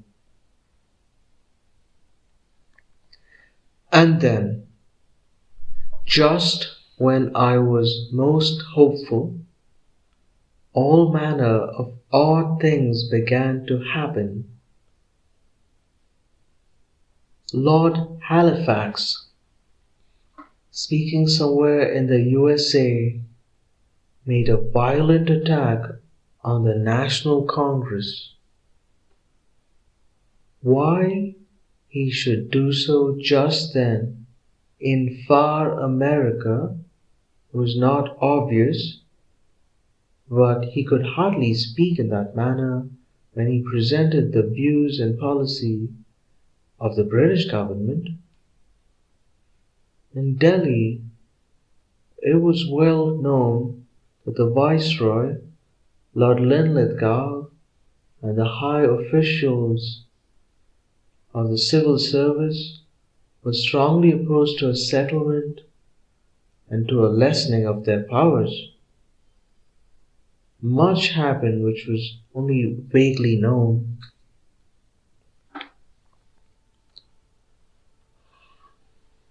When we met Sir Stafford Cripps again to discuss the latest formula about the functions of the Defence Minister, it transpired that all our previous talk was entirely beside the point, as there were going to be no ministers with any power. The existing Viceroy's Executive Council was to continue, and all that was contemplated was to appoint additional Indians representing political parties to this council. The council was in no sense a cabinet. It was just a group of heads of departments or secretaries, and all the power was concentrated in the Viceroy's hands. We realized that legal changes take time, and we had not therefore pressed for them, but we insisted that a convention should be observed, that the Viceroy was to treat this council as a cabinet and accept its decisions. We were now told that this was not possible, and the Viceroy's powers must remain unaltered, not only in theory, but in practice. This was an astonishing development which we could hardly take credit, for all our previous talks had taken place on a different basis. We discussed how we could increase India's powers of resistance against invasion. We were anxious to make the Indian army feel that it was a national army, and thus to introduce a patriotic element in the war. Also to build up new armies, militias, home guards, etc., rapidly for home defense in case of invasion. All these would of course function under the commander-in-chief. We were told that we could not do so. The Indian Army was really a part and section of the British Army, and it could not be considered or even referred to as a national army. It was further doubtful if we would be allowed to raise any separate forces like militia or home guards. So, it all came to this, that the existing structure of government would continue exactly as before. The autocratic powers of the Viceroy would remain, and a few of us could become his liveried camp followers, look after canteens and the like. There was not an atom of difference between this and what Mr. Amory had offered 18 months earlier, which had seemed to us then an affront to India. It was true that there would be a psychological change after all that had happened, and individuals make a difference. Strong and capable men would function differently from that servile breed that usually surrounded the viceregal throne. But it was inconceivable and impossible for us to accept this position at any time, and more especially at that time. If we had ventured to do so, we would have been disowned and rejected by our own people. As a matter of fact, when later the facts were known to public, there was an outcry against the many concessions we had agreed to in the course of the negotiations. In the whole course of our talks with Sir Stafford Cripps, the so-called minority or communal issue was at no time raised or considered. Indeed, it did not arise at that stage. It was an important issue in considering future constitutional changes, but these have been deliberately put aside after our initial reaction to the British proposals. If the principle of an effective transfer of power to a national government had been agreed to, then the question would no doubt have arisen as to the relative strengths of the various groups represented in it. But as we never reached the stage of agreements on that principle, the other question did not arise and was not considered at all. So far as we were concerned, we were so anxious to have an effective national government enjoying the confidence of the princely parties that we felt that the question of proportions would not give much trouble. Maulana Abul Kalam Azad, the Congress President, in a letter to Sir Stafford Cripps, had said, "We would point out to you that the suggestions we have put forward are not ours only, but may be considered to be the unanimous demand of the Indian people. On these matters, there is no difference of opinion among various groups and parties, and the difference is as between the Indian people as a whole and the British government. Such differences as exist in India relate to constitutional changes in the future. We are agreeable to the postponement of this issue so that the largest possible measure of unity might be achieved in the present crises for the defense of India. It would be a tragedy that even when there is this unanimity of opinion in India, the British government should prevent a free national government from functioning and from serving the cause of India as well as the larger causes for which millions are suffering and dying today. In a subsequent and final letter of the Congress President, it was stated, "We are not interested in the Congress as such gaining power, but we are interested in the Indian people as a whole having freedom and power. We are convinced that if the British government did not pursue a policy of encouraging disruption, all of us, to whatever party or group we belonged, would be able to come together and find a common line of action. But unhappily, even in this grave hour of peril, the British government is unable to give up its wrecking policy.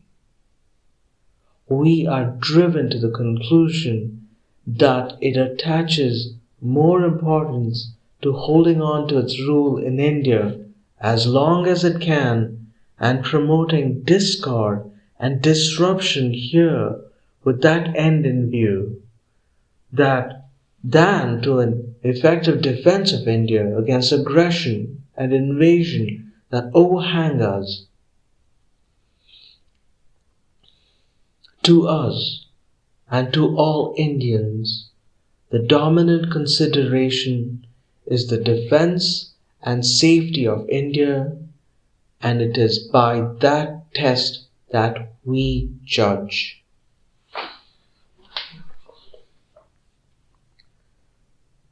In this letter, he also made clear our position in regard to defense. No one has suggested any restrictions on the normal powers of the Commander-in-Chief. Indeed, if we went beyond this and were prepared to agree to further powers being given to him as a war minister, but it is clear that the British government's conception and ours in regard to defense differ greatly. For us, it means giving it a national character and calling upon every man and woman in India to participate in it. It means trusting our own people and seeking their full cooperation in this great effort. The British government's view seems to be based on the utter lack of confidence in the Indian people and in withholding real power from them. You refer to the paramount duty and responsibility of His Majesty's government in regard to defense. That duty and responsibility cannot be discharged effectively unless the Indian people are made to have and feel their responsibility, and the recent past stands witness to this. The government of India do not realize that war can only be fought on a popular basis.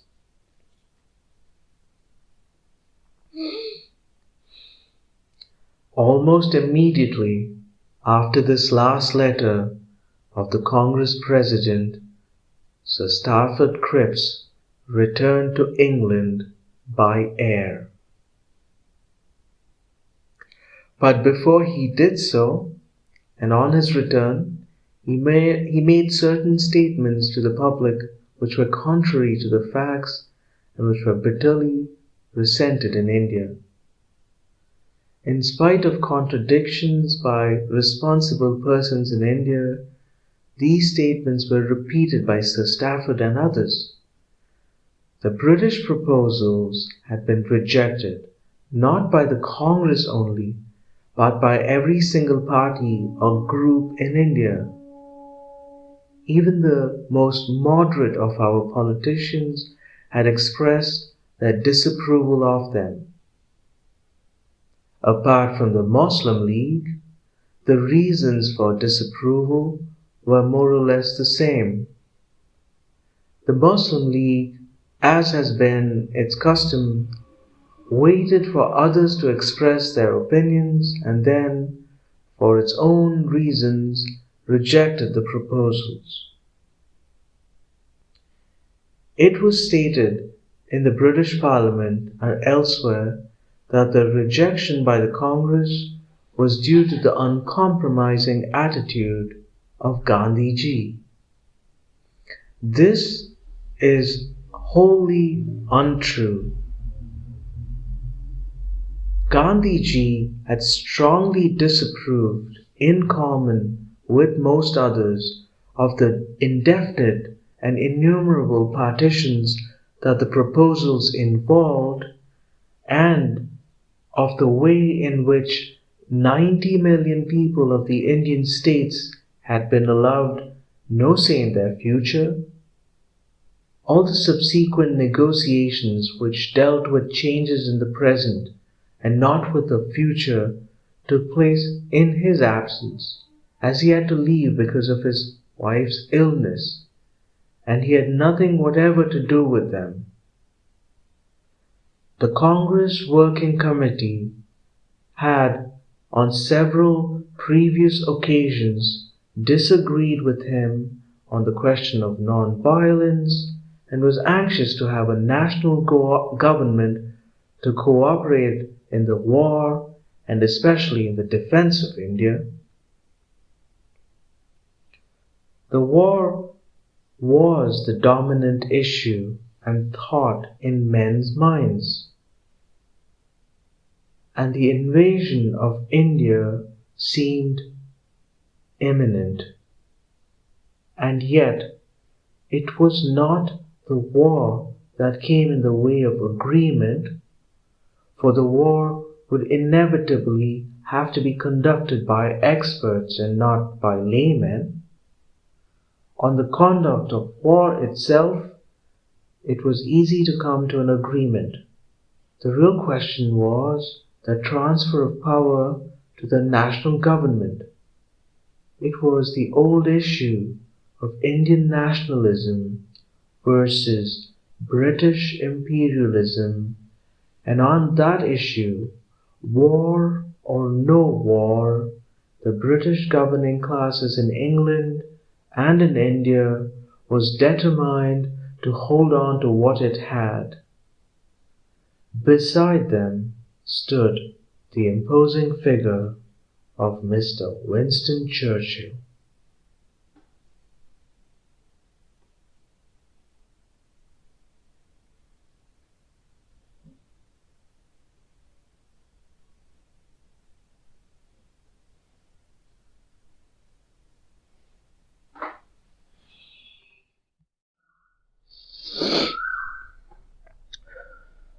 The Discovery of India by Jawaharlal Nehru. Chapter 9. Frustration.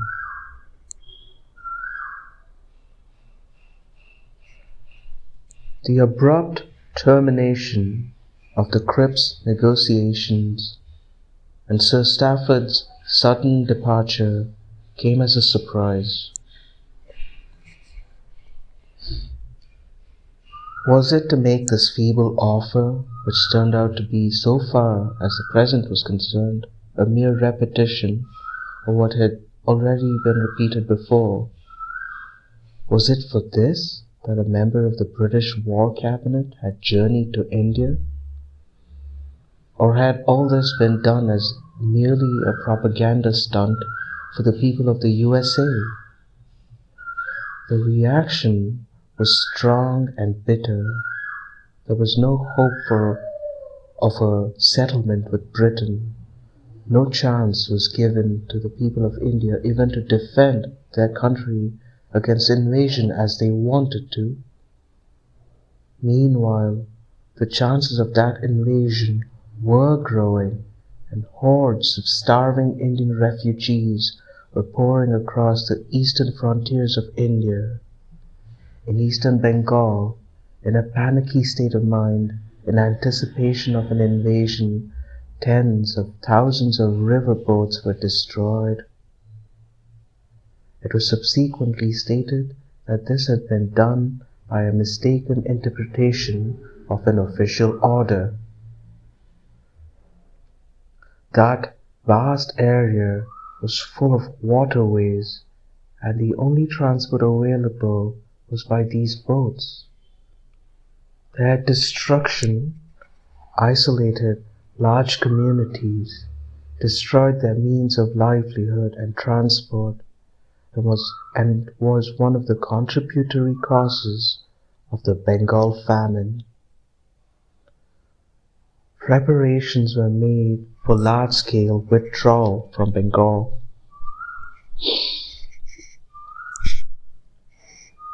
The repetition of what had happened in Rangoon and Lower Burma seemed probable. In the city of Madras, a vague and unconfirmed, and as it turned out a false, rumor of the approach of a Japanese fleet led to the sudden departure of high government officials and even to a partial destruction of harbor facilities. It seemed that the civilian administration of India was suffering from a nervous breakdown. It was strong only in its suppression of Indian nationalism. What were we to do? We could not tolerate any part of India submitting tamely to invasion. So far as armed resistance was concerned, that was a matter for the army and air force, such as they were. American help was pouring in, especially in the shape of aircraft, and was slowly changing the military situation. The only way we could have helped was changing the whole atmosphere of the home front by creating enthusiasm in the people and a fierce desire to resist at all costs, by building up citizen forces for this purpose and home guards and the like. That had been made terribly difficult for us by British policy. Even on the eve of invasion, no Indian outside the regular army could be trusted with a gun, and even our attempts to organize unarmed self-defense units in villages were disapproved and sometimes suppressed. Far from encouraging the organization of popular resistance, the British authorities were afraid of this, for they had long been accustomed to look upon all popular self-defense organization as seditious and dangerous to British rule. They had to follow their old policy, for the only alternative was to accept a national government relying on the people and organizing them for self-defense. This alternative had been definitely rejected by them, and there was no middle course or halfway house. Inevitably, they were led to treat people as chattels, who were to be allowed no initiative, or were to be used and disposed of entirely according to their own wishes. The All India Congress Committee, which met at the end of April 1942, declared its deep resentment at this policy and treatment, and said it would never accept a position which involved our functioning as slaves of foreign authority.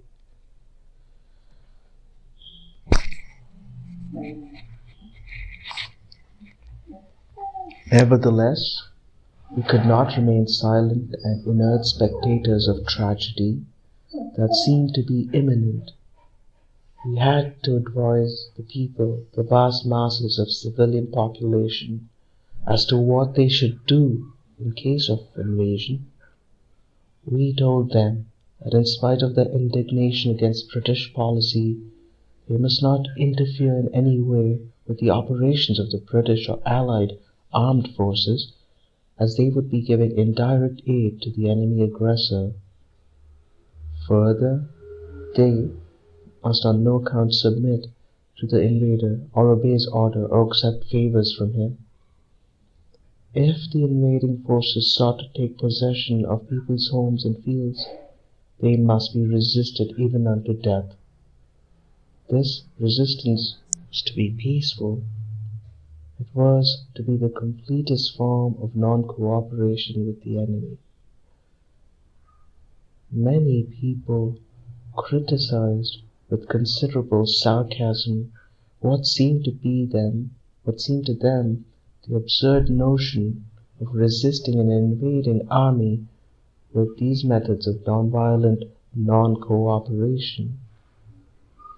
Yet, far from being absurd, it was the only method, and a very brave method, left to the people. The advice was not offered to the armed forces, and nor was peaceful resistance put forward as an alternative to armed resistance. That advice was meant only for the unarmed civil population, which almost invariably submits to the invader when its armed forces are defeated or withdrawn. Apart from the regular armed forces, it was possible to organize guerrilla units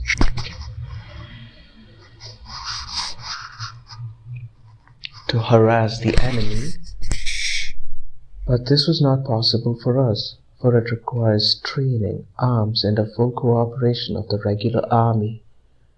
And even if some guerrilla units could have been trained, the rest of the population remained. Normally, the civilian population is expected to submit to enemy occupation. Indeed, it was known that direction had been issued by British authorities in certain threatened areas, advising submission, even by some of the petty officials, to the enemy when the army and higher officials withdrew. We knew perfectly well that peaceful non-cooperation could not stop an advancing enemy force. We knew also that most of the civilian inhabitants would find it difficult to resist even if they wanted to do so.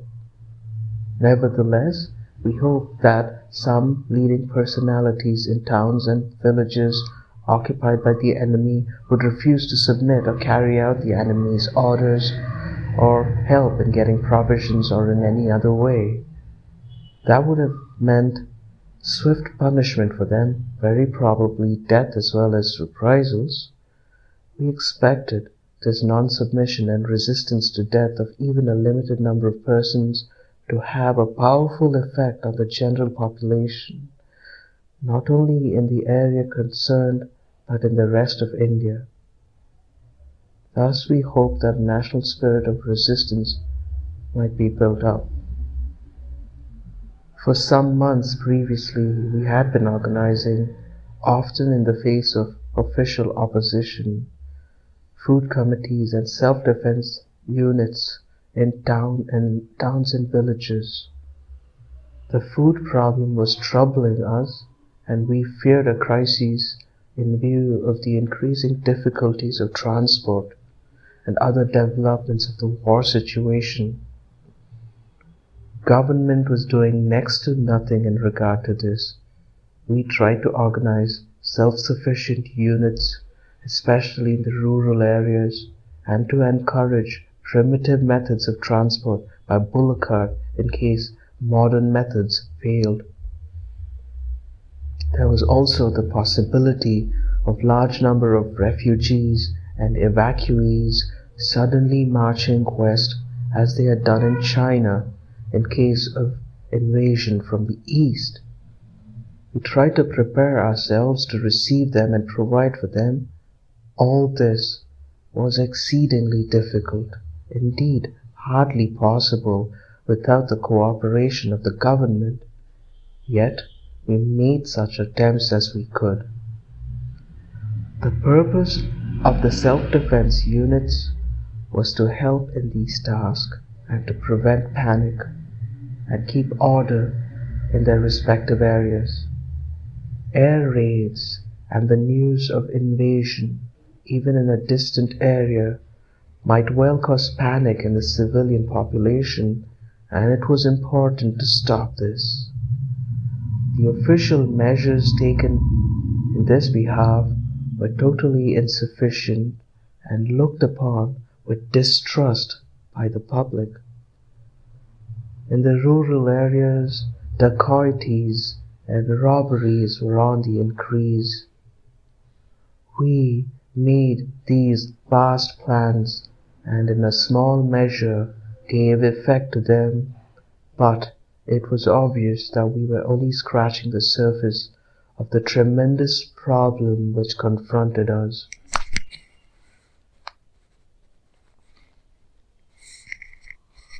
A real solution could come only through complete cooperation between the government apparatus and the people.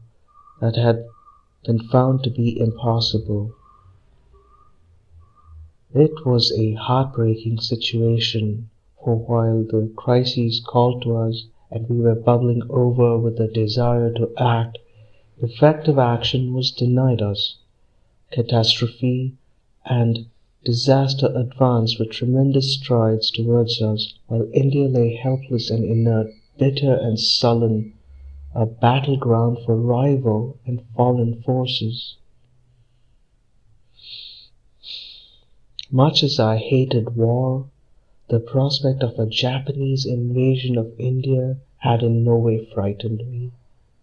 At the back of my mind, I was in a sense attracted to this coming of war, horrible as it was to India, for I wanted a tremendous shake-up, a personal experience for millions of people, which would drag them out of that piece of the grave that Britain had imposed on us. Something that would face them to face the reality of today and to outgrow the past which clung to them so tenaciously, to get beyond the petty political squabbles and exaggerations of temporary problems which filled their minds, not to break with the past and yet not to live in it, realize the present and look to the future, to change the rhythm of life and make it in tune with this present and future. The cost of war was heavy and the consequences full of uncertainty. That war was not our seeking, but since it had come, it could be made to harden the fiber of the nation and provide those vital experiences out of which a new life might blossom forth. Vast numbers would die, that was inevitable, but it is better to die in a war than through famine. It is better to die than to live a miserable, hopeless life. Out of death, life is born afresh, and individuals and nations who do not know how to die do not also know how to live. Only where there are graves are there resurrections.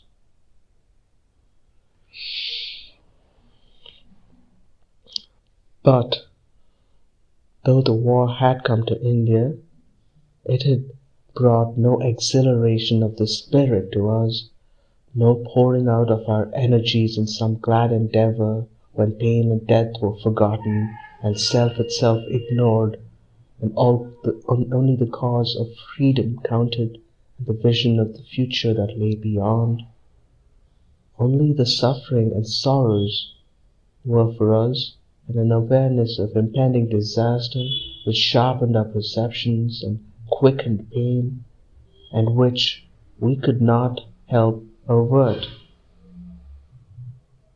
A brooding sense of inevitable and the ineluctable tragedy grew upon us, a tragedy that was both personal and national. This had nothing to do with the victory or defeat in the war, with who won and who lost. We did not want the Axis powers to win, for that led to a certain disaster. We did not want the Japanese to enter or occupy any part of India. That had to be resisted anyhow, and we repeatedly impressed the public with this fact, that all this was a negative approach. What positive aim was there in this war? What future could emerge out of it? Was it just a repetition of past follies and disasters? A play of nature's blind forces which took no cognizance of man's wishes and ideals? What was going to be the fate of India? We thought of Rabindranath Tagore's last testament, his deathbed message given the year before. The demon of barbarity has given up all the pretense and has emerged with unconcealed fangs, ready to tear up humanity in an orgy of devastation. From one end of the world to the other, the poisonous fumes of hatred darken the atmosphere. The spirit of violence, which perhaps lay dormant in the psychology of the West, has at last roused itself and desecrated the spirit of man. The wheels of fate will someday compel the English to give up their Indian empire. But what kind of India will they leave behind? What stark misery! When the stream of their centuries' administration runs dry at last, what a waste of mud and filth they will leave behind. I had one time believed that the springs of civilization would issue out of the heart of Europe. But today, when I'm about to quit the world, that faith has gone bankrupt altogether. As I look around, I see the crumbling ruins of a proud civilization, strewn like a vast heap of futility. And yet I shall not commit the grievous sin of losing faith in man. I would rather look forward to the opening of a new chapter in history after the cataclysm is over and the atmosphere rendered clean with the spirit of service and sacrifice. Perhaps that dawn will come from this horizon, from the east where the sun rises. A day will come when unvanquished man will retrace his path of conquest, despite all barbaries, to win back his lost human heritage. Today we witness the perils which attend on the insolence of might. One day shall be born out of the full truth of what the sages have proclaimed.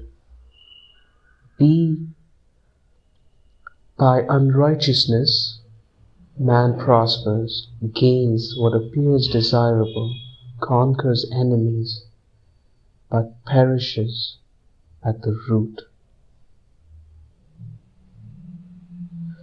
No, one may not lose faith in man. God we may deny, but what hope is there for us if we deny man and thus reduce everything to futility? Yet it was difficult to have faith in anything, or to believe that the triumph of righteousness is inevitable. Weary of body and troubled in mind, I sought escape from surroundings and journeyed to Kulu in the inner valleys of the Himalayas.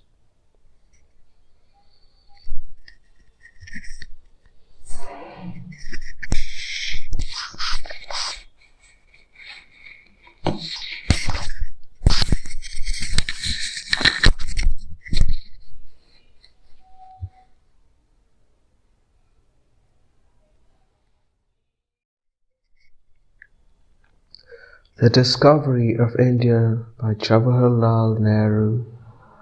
Chapter 9. The Challenge. Quit India Resolution.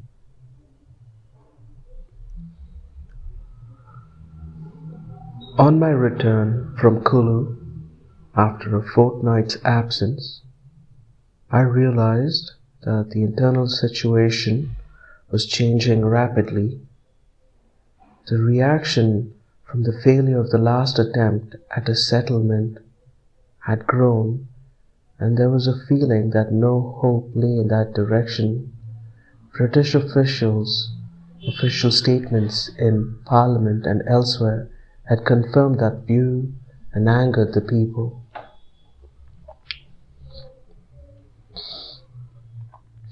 Official policy in India was definitely aiming at the suppression of our normal political and public activities, and there was an all-round tightening of pressure.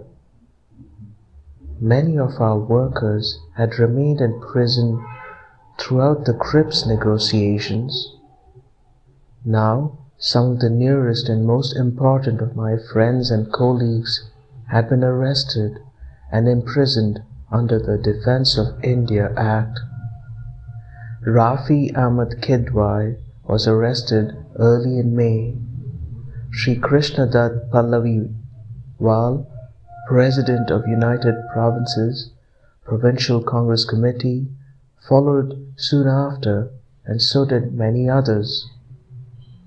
It seemed that most of us would be picked off in this way and removed from the scene of action, and our national movement prevented from functioning and gradually disintegrated. Could we submit to all this passively? We had not been trained that way, and both our personal and national pride rose in revolt against this treatment. But what could we do in the view of the grave war crises and possibility of invasion? Yet inaction was no service even to this cause, for it was leading to the growth of sentiments which we viewed with anxiety and apprehension. There were many trends in public opinion, as was natural in such a vast country and at such a time of crises. Actual pro-Japanese sentiment was practically nil, for no one wanted to change masters, and pro-Chinese feelings were strong and widespread.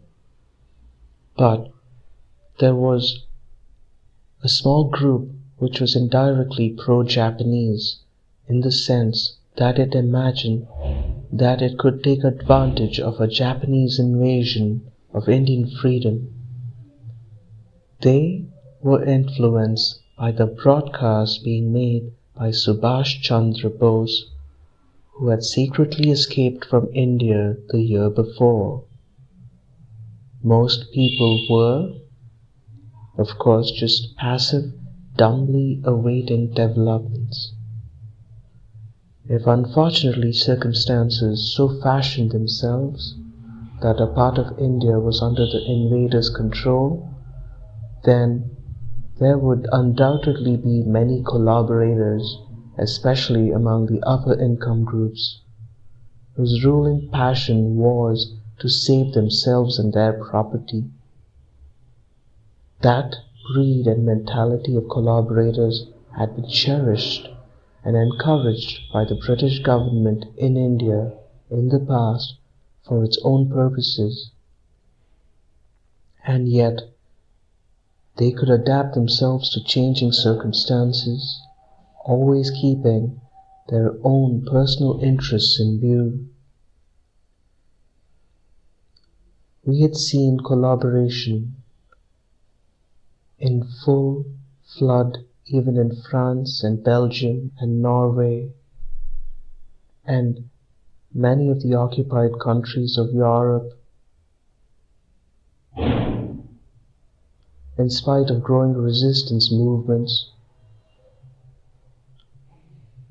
we had seen how the men of Vichy had, in Pertinax's words, racked their brains to palm off shame as honor, cowardice as courage, pusillanimity and ignorance as wisdom, humiliation as virtue, and the wholehearted acceptance of the German victory as moral regeneration. If that had been so in France, that country of revolution and fiery patriotism, it was certainly not unlikely among similar classes in India, where the mentality of collaboration had flourished for so long under British patronage and brought so many revolts. Indeed, it was highly likely that the chief among those who might collaborate with the invader would be many of the persons who had been collaborating with the British rule and who proclaimed their loyalty to that rule from the housetops. They had perfected the art of collaboration and would find no difficulty in holding on to the bases even though the superstructure changed. And if subsequently there was yet another change of that superstructure, well, they would readapt themselves again as others of their kind were doing in Europe. When necessity arose, they could take advantage of the anti-British feelings that had grown more powerful than ever after the failure of the Cripps negotiations. So would others also, not for personal and opportunist reasons, but pushed on by different motives, losing all perspective and forgetting the larger issues. These developments filled us with dismay, and we felt that the growth of enforced and sullen submission to British policy in India would lead to all manner of dangerous consequences and the complete degradation of the people. There was a widespread feeling that in case of attempted invasion and occupation of some eastern areas, there would be a breakdown of the civil administration over larger areas elsewhere, leading to chaotic conditions. What had happened in Malaya and Burma was before us. Hardly anyone expected any considerable part of the country to be occupied by the enemy, even if the chances of war favored him. India was vast, and we had seen in China that space counts. But space counts only when there is a determination to take advantage of it and resist and not to collapse and submit.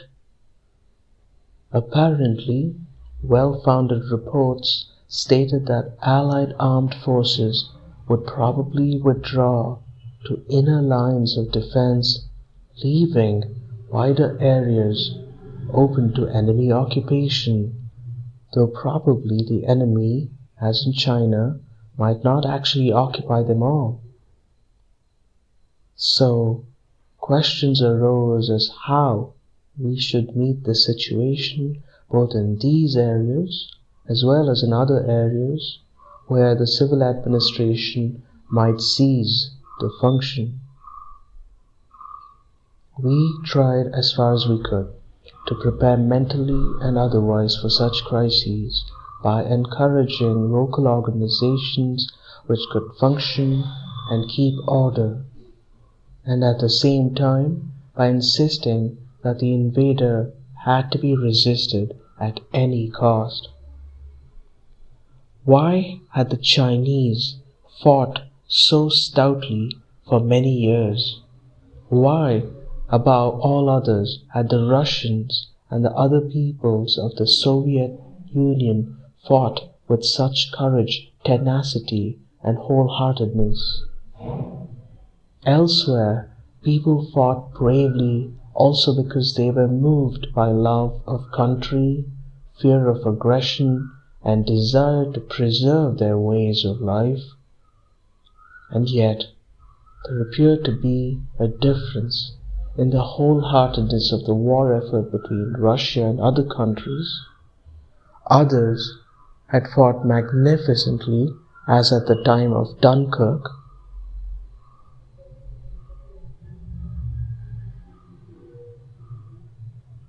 and after,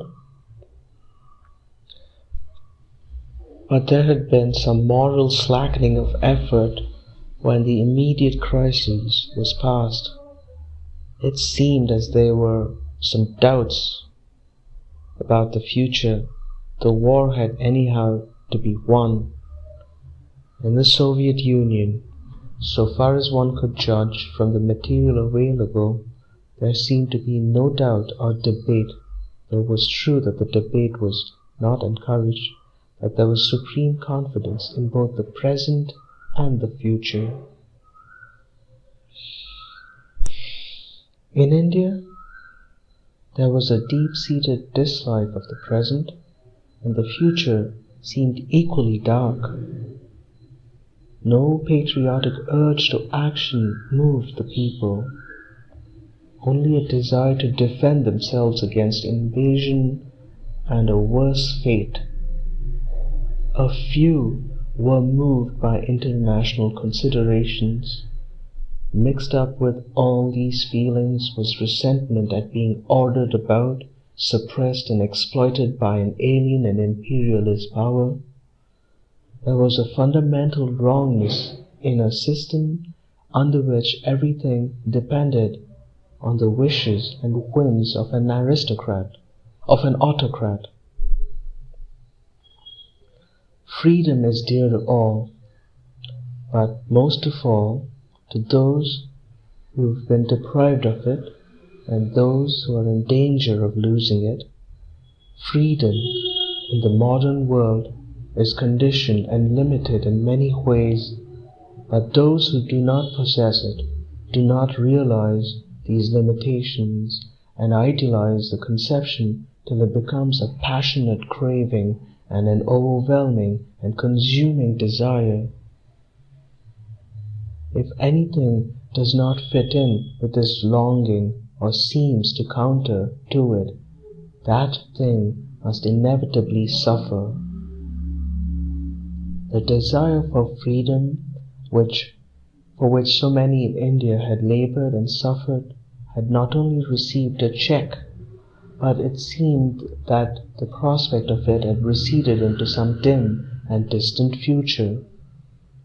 Instead of tacking that passion onto the world struggle that was going on and drawing upon the vast reservoir of energy in the cause of Indian and world freedom and for India's defense, the war had been isolated from it, and no hope was centered in its issue. It is never wise to leave any people, even enemies, without hope.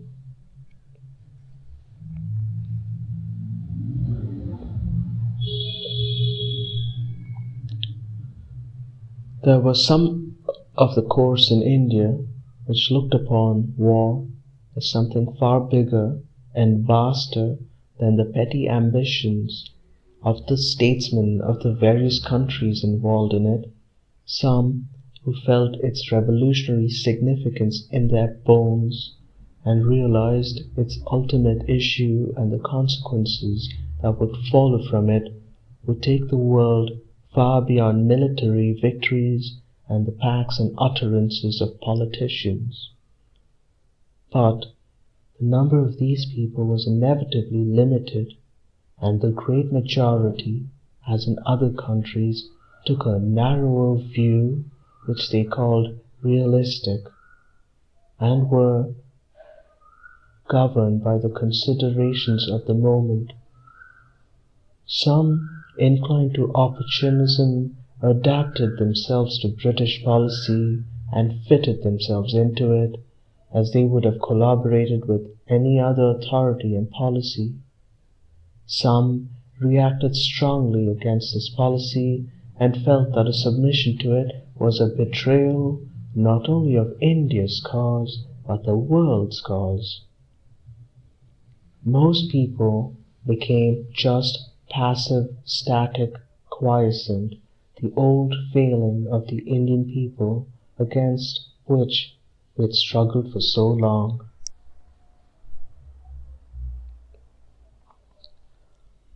While this struggle was going on in India's mind, and a feeling of desperation was growing, Gandhiji wrote a number of articles which suddenly gave a new direction to people's thoughts, or, as often happens, gave shape to their vague ideas.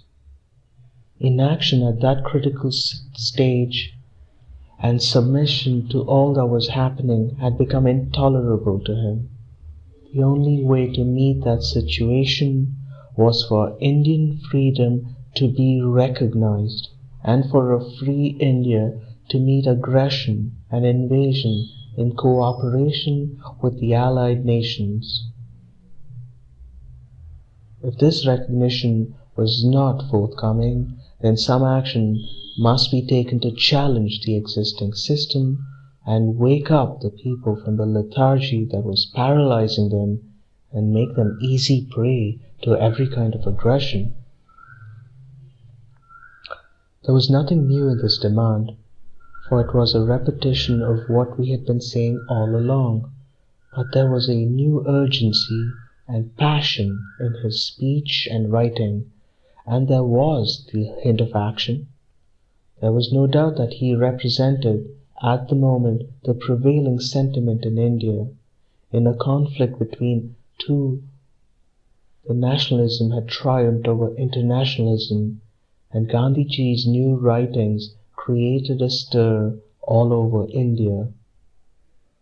And yet, that nationalism was at no time opposed to internationalism, and indeed was trying its utmost to find some openings to fit in with the larger aspect, if only it could be given an opportunity to do so honorably and effectively.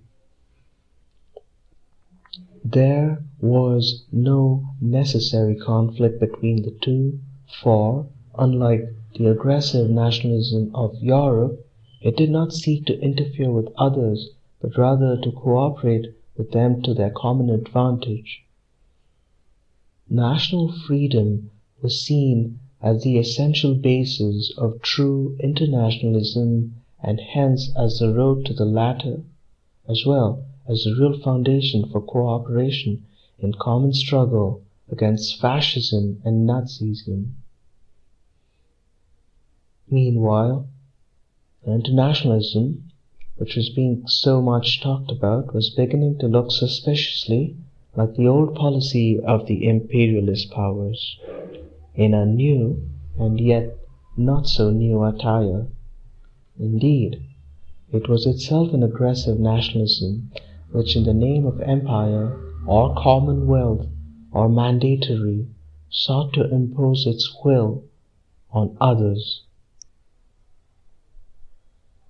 Some of us were disturbed and upset by this new development, for actions were futile unless it were effective action, and any such effective action must necessarily come in the way of the war effort at a time when India herself stood in peril of invasion.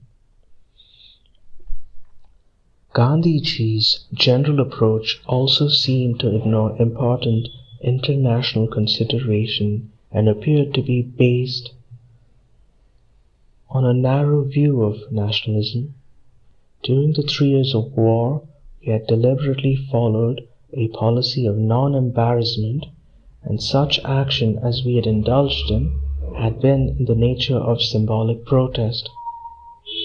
That symbolic protest had assumed huge dimensions when 30,000 of our leading men and women were sent to prison in 1940-41, and yet even the prison-going was selected individual affair and avoided any mass upheaval or any direct interference with the governmental apparatus. We could not repeat that, and if we did something else, it had to be of a different kind and on a more effective scale. Was this not bound to interfere with the war on India's borders and encourage the enemy? These were obvious difficulties, and we discussed them at length with Gandhiji without converting each other. The difficulties were there, and risks and perils seemed to follow any course of action or inaction. It became a question of balancing them and choosing the lesser evil. Our mutual discussion led to a clarification that much of that had been vague and cloudy, and to Gandhiji's appreciation of many international factors to which his attention was drawn. His subsequent writing underwent a change, and he himself emphasized these international considerations and looked at India's problems in a wider perspective. But his fundamental attitude remained. His objection to a passive submission to British autocratic and repressive policy in India, and his intense desire to do something to challenge this. Submission, according to him, meant that India would be broken in spirit, and whatever shape the war might take, whatever its end might be, her people would act in a servile way, and their freedom would not be achieved for a long time. It would also mean submission to an invader and not continuing resistance to him, regardless even of temporary military defeat or withdrawal. It would mean the complete demoralization of our people and their losing all the strength that they had built up during a quarter of a century's unceasing struggle for freedom. It would mean that the world would forget India's demand for freedom, and the post-war settlement would be governed by the old imperialist urges and ambitions. Passionately desirous of India's freedom as he was, India was to him something more than his loved homeland. It was the symbol of the all-colonial and exploited peoples of the world, the acid test whereby any world policy must be judged. If India remained unfree, then also the other colonial countries and subject races would continue in their present enslaved condition, and the war would have been fought in vain. It was essential to change the moral basis of the war. The armies and the navies and the air forces would function in their respective spheres, and they might win by superior methods of violence. But to what end was their victory? Even armed warfare requires the support of morale. Had not Napoleon said that in war the moral is to the physical as 3 to 1? The moral factor of hundreds of millions of subject and exploited people all over the world, realizing and believing that this war was really of freedom, was really for their freedom, was of immense importance even from the narrower viewpoint of the war, and much so for the peace to come. The very fact that a crisis had arisen in the fortunes of war necessitated a change in outlook and policy, and the conversion of these sullen and doubting millions into enthusiastic supporters. If this miracle could take place, all the military might of Axis powers would be of little avail, and their collapse was assured. Many of the peoples of the Axis countries might themselves be affected by this powerful world sentiment. In India, it was better to convert the sullen passivity of the people into a spirit of non-submission and resistance. Though that non-submission would be, to begin with, to arbitrary orders of the British authorities, it could be turned into resistance to an invader. Submissiveness and servility to one would lead to the same attitude towards the other, and thus to humiliation and degradation. We were familiar with all these arguments. We believed them, and had ourselves used them frequently. But the tragedy was that the policy of the British government prevented the miracle from taking place. All our attempts to solve the Indian problem, even temporarily, during the course of the war had failed, and all our requests for a declaration of war aims had been turned down. It was certain that a further attempt of this kind would also fail. What then? If it was to be conflict, however much it might be justified on moral or other grounds, there could be no doubt that it would tend to interfere greatly with the war effort in India at a time when the danger of invasion was considerable. There was no getting away from the fact, and yet, oddly enough, it was the very danger that had brought this crisis in our minds, for we could not remain idle spectators of it, and see our country mismanaged and ruined by people whom we consider incompetent and wholly incapable of shouldering the burden of a people's resistance, which the occasion demanded. All our pent-up passion and energy sought some outlet and some way of action. Gandhiji was getting on in years. He was in the 70s. A long life of ceaseless activity, of hard toil, both physical and mental, had enfeebled his body. But he was still vigorous enough, and he felt that all his life work would be in vain if he submitted to circumstances then and took no action to vindicate what he prized most. His love of freedom for India and all other exploited nations and peoples overcame even his strong adherence to non-violence. He had previously given a grudging and rather reluctant consent to the Congress not adhering to this policy in regard to the defense and the state's function in an emergency, but he had kept himself aloof from this. He had realized that his half-hearted attitude in this matter might well come in the way of a settlement with Britain and the United Nations.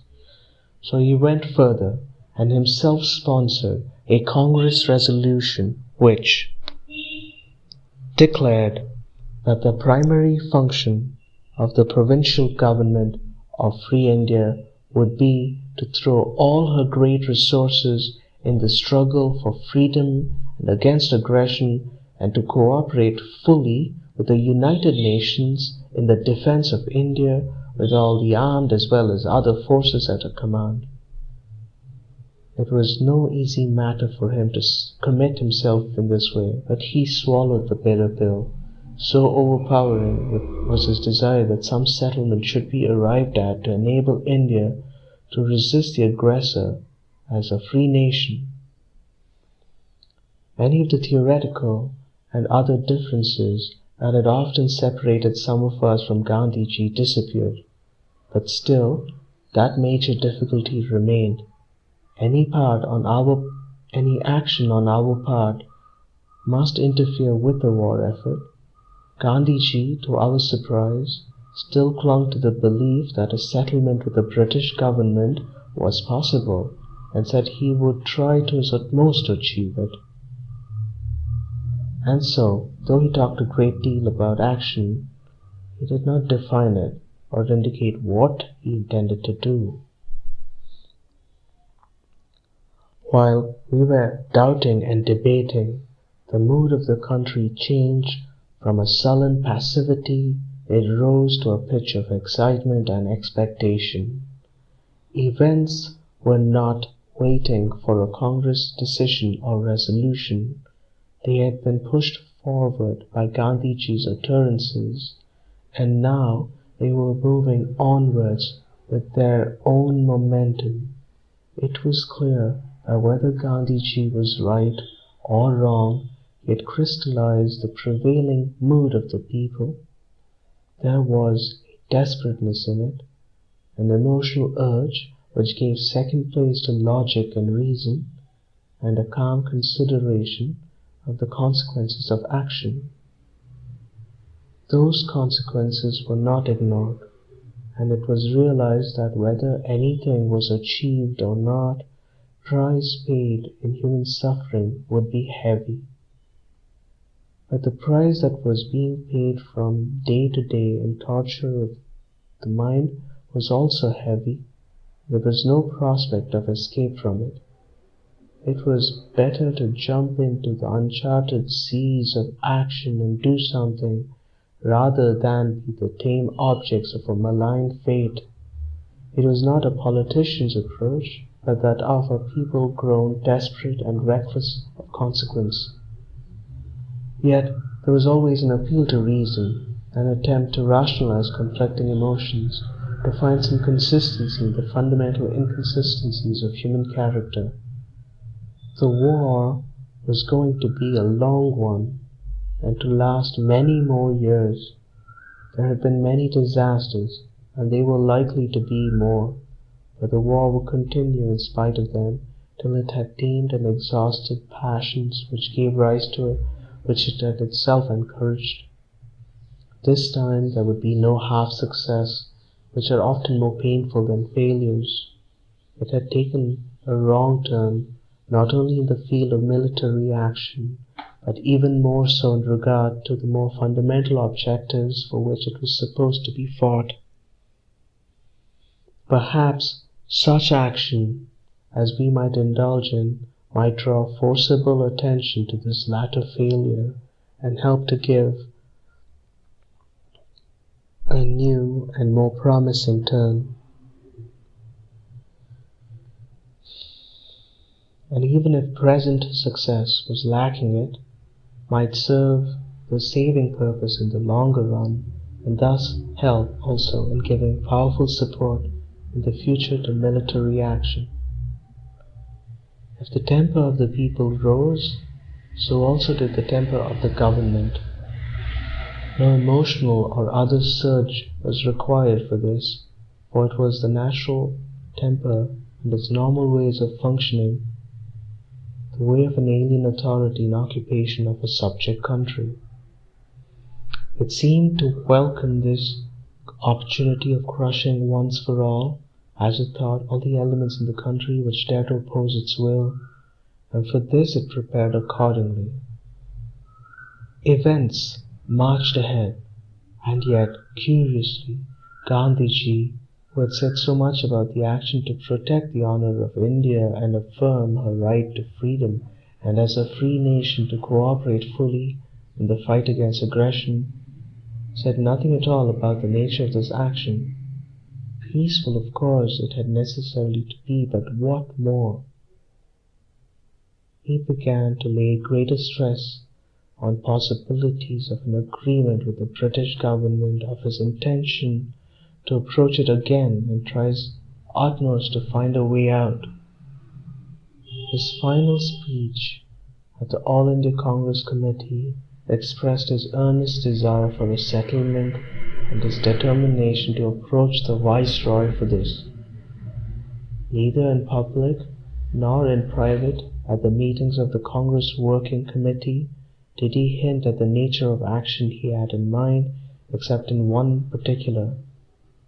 He had suggested privately that in the event of a failure of negotiations, he would appeal for some kind of non-cooperation, a one-day protest, hartal, or cessation of all work in the country, something in the nature of a one-day general strike, symbolic of a nation's protest. Even this was a vague suggestion which he did not particularize, for he did not want to make any further plans till he made his attempt as a settlement.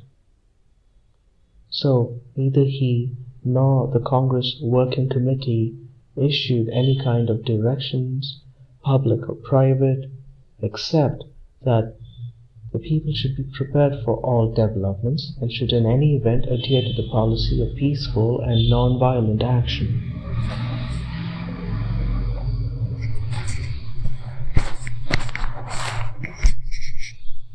Though Gandhiji was still hopeful of finding some way out of the impasse, very few persons shared his hope. The course of events and all the development that had taken place pointed inevitably to a conflict, and when the stage is reached, middle position cease to have importance, and each individual has to choose on which side he will range himself. For Congress, as for others who felt that way, there was no question of choice. It was inconceivable that the whole might of a powerful government should try to crush our people, that any of us should stand by and be passive spectators of a struggle in which India's freedom was involved.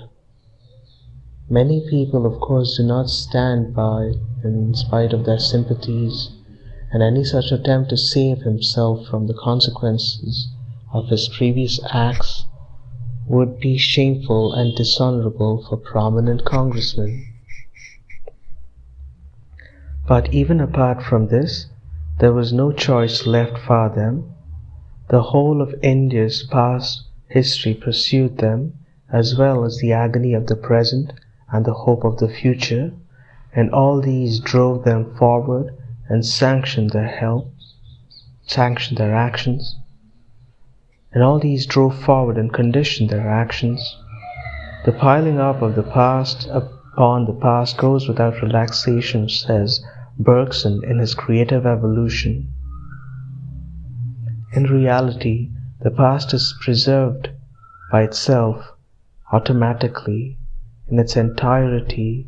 Probably it follows us at every instant, doubtless we think, with only a small part of our past, but it is with our entire past, including the original bent of our soul, that we desire, will, and act. On August 7th and 8th, in Bombay, the All India Congress Committee considered and debated in public the resolution which had since come to be known as the Quit India Resolution. That resolution was a long and comprehensive one, a reasoned argument for the immediate recognition of Indian freedom and the ending of British rule in India, both for the sake of India and for the success of the cause of the United Nations. The continuation of that rule is degrading and enfeebling India and making her progressively less capable of defending herself and of contributing to the cause of world freedom. The possession of empire, instead of adding to the strength of the ruling power, has become a burden and a curse. India, the classic land of modern imperialism, had become the crux of the question. For by the freedom of India will Britain and the United Nations be judged, and the peoples of Asia and Africa will be filled with hope and enthusiasm. The resolution went on to suggest the formation of a provisional government which would be composite and would represent all important sections of the people, and whose primary function must be to defend India and resist aggression with all the armed as well as non-violent forces at its command, together with its allied forces. The government would evolve a scheme for a constituent assembly which would prepare a constitution for India acceptable to all sections of the people. The constitution would be a federal one, with the largest measure of autonomy for the federating units and with the residual power vesting in those federating units, with the largest measure of autonomy for the federating units and with the residual powers vesting in those units. Freedom will enable India to resist aggression effectively with the people's united will and strengthen behind it. This freedom of India must be the symbol of the prelude to the freedom of all other Asiatic nations. Further, a world federation of free nations was proposed, of which the beginning should be made with United Nations. The committee stated that it was not anxious to embarrass in any way the defense of China and Russia, whose freedom is precious and must be preserved, or to jeopardize the defensive capacity of the United Nations. At the time, dangers to China and Russia were the greatest, but the perils grow both to India and these nations, and inaction and submission to foreign administration at this stage is not only degrading India and reducing her capacity to defend herself and resist aggression, but is of the answer to that growing peril and is no service to the people of the United Nations. The committee again appealed to Britain and the United Nations in the interest of world freedom. But, and there came the sting of the resolution, the committee is no longer justified in holding the nation back from endeavoring to assert its will against an imperialist and an authoritarian government which dominates over it and prevents it from functioning in its own interest and in the interest of humanity. The committee resolves, therefore, to sanction, for the vindication of India's inalienable right to freedom and independence, the starting of a mass struggle on non-violent lines under the inevitable leadership of Gandhiji. That sanction was to take effect only when Gandhiji so decided. Finally, it was stated that the committee had no intention of gaining power for the Congress. The power, when it comes, will belong to the whole people of India. In their concluding speeches, Maulana Abul Kalam Azad, the Congress President, and Gandhiji made it clear that their next steps would be to approach the Viceroy as representing the British government and to appeal to the heads of the principal United Nations for an honourable settlement which, while recognizing the freedom of India, would also advance the cause of the United Nations in the struggle against the aggressor Axis powers. The resolution was finally passed late the evening of August 8, 1942. A few hours later, in the early morning of August 9th, a large number of arrests were made in Bombay and all over the country, and so to Ahmednagar Fort.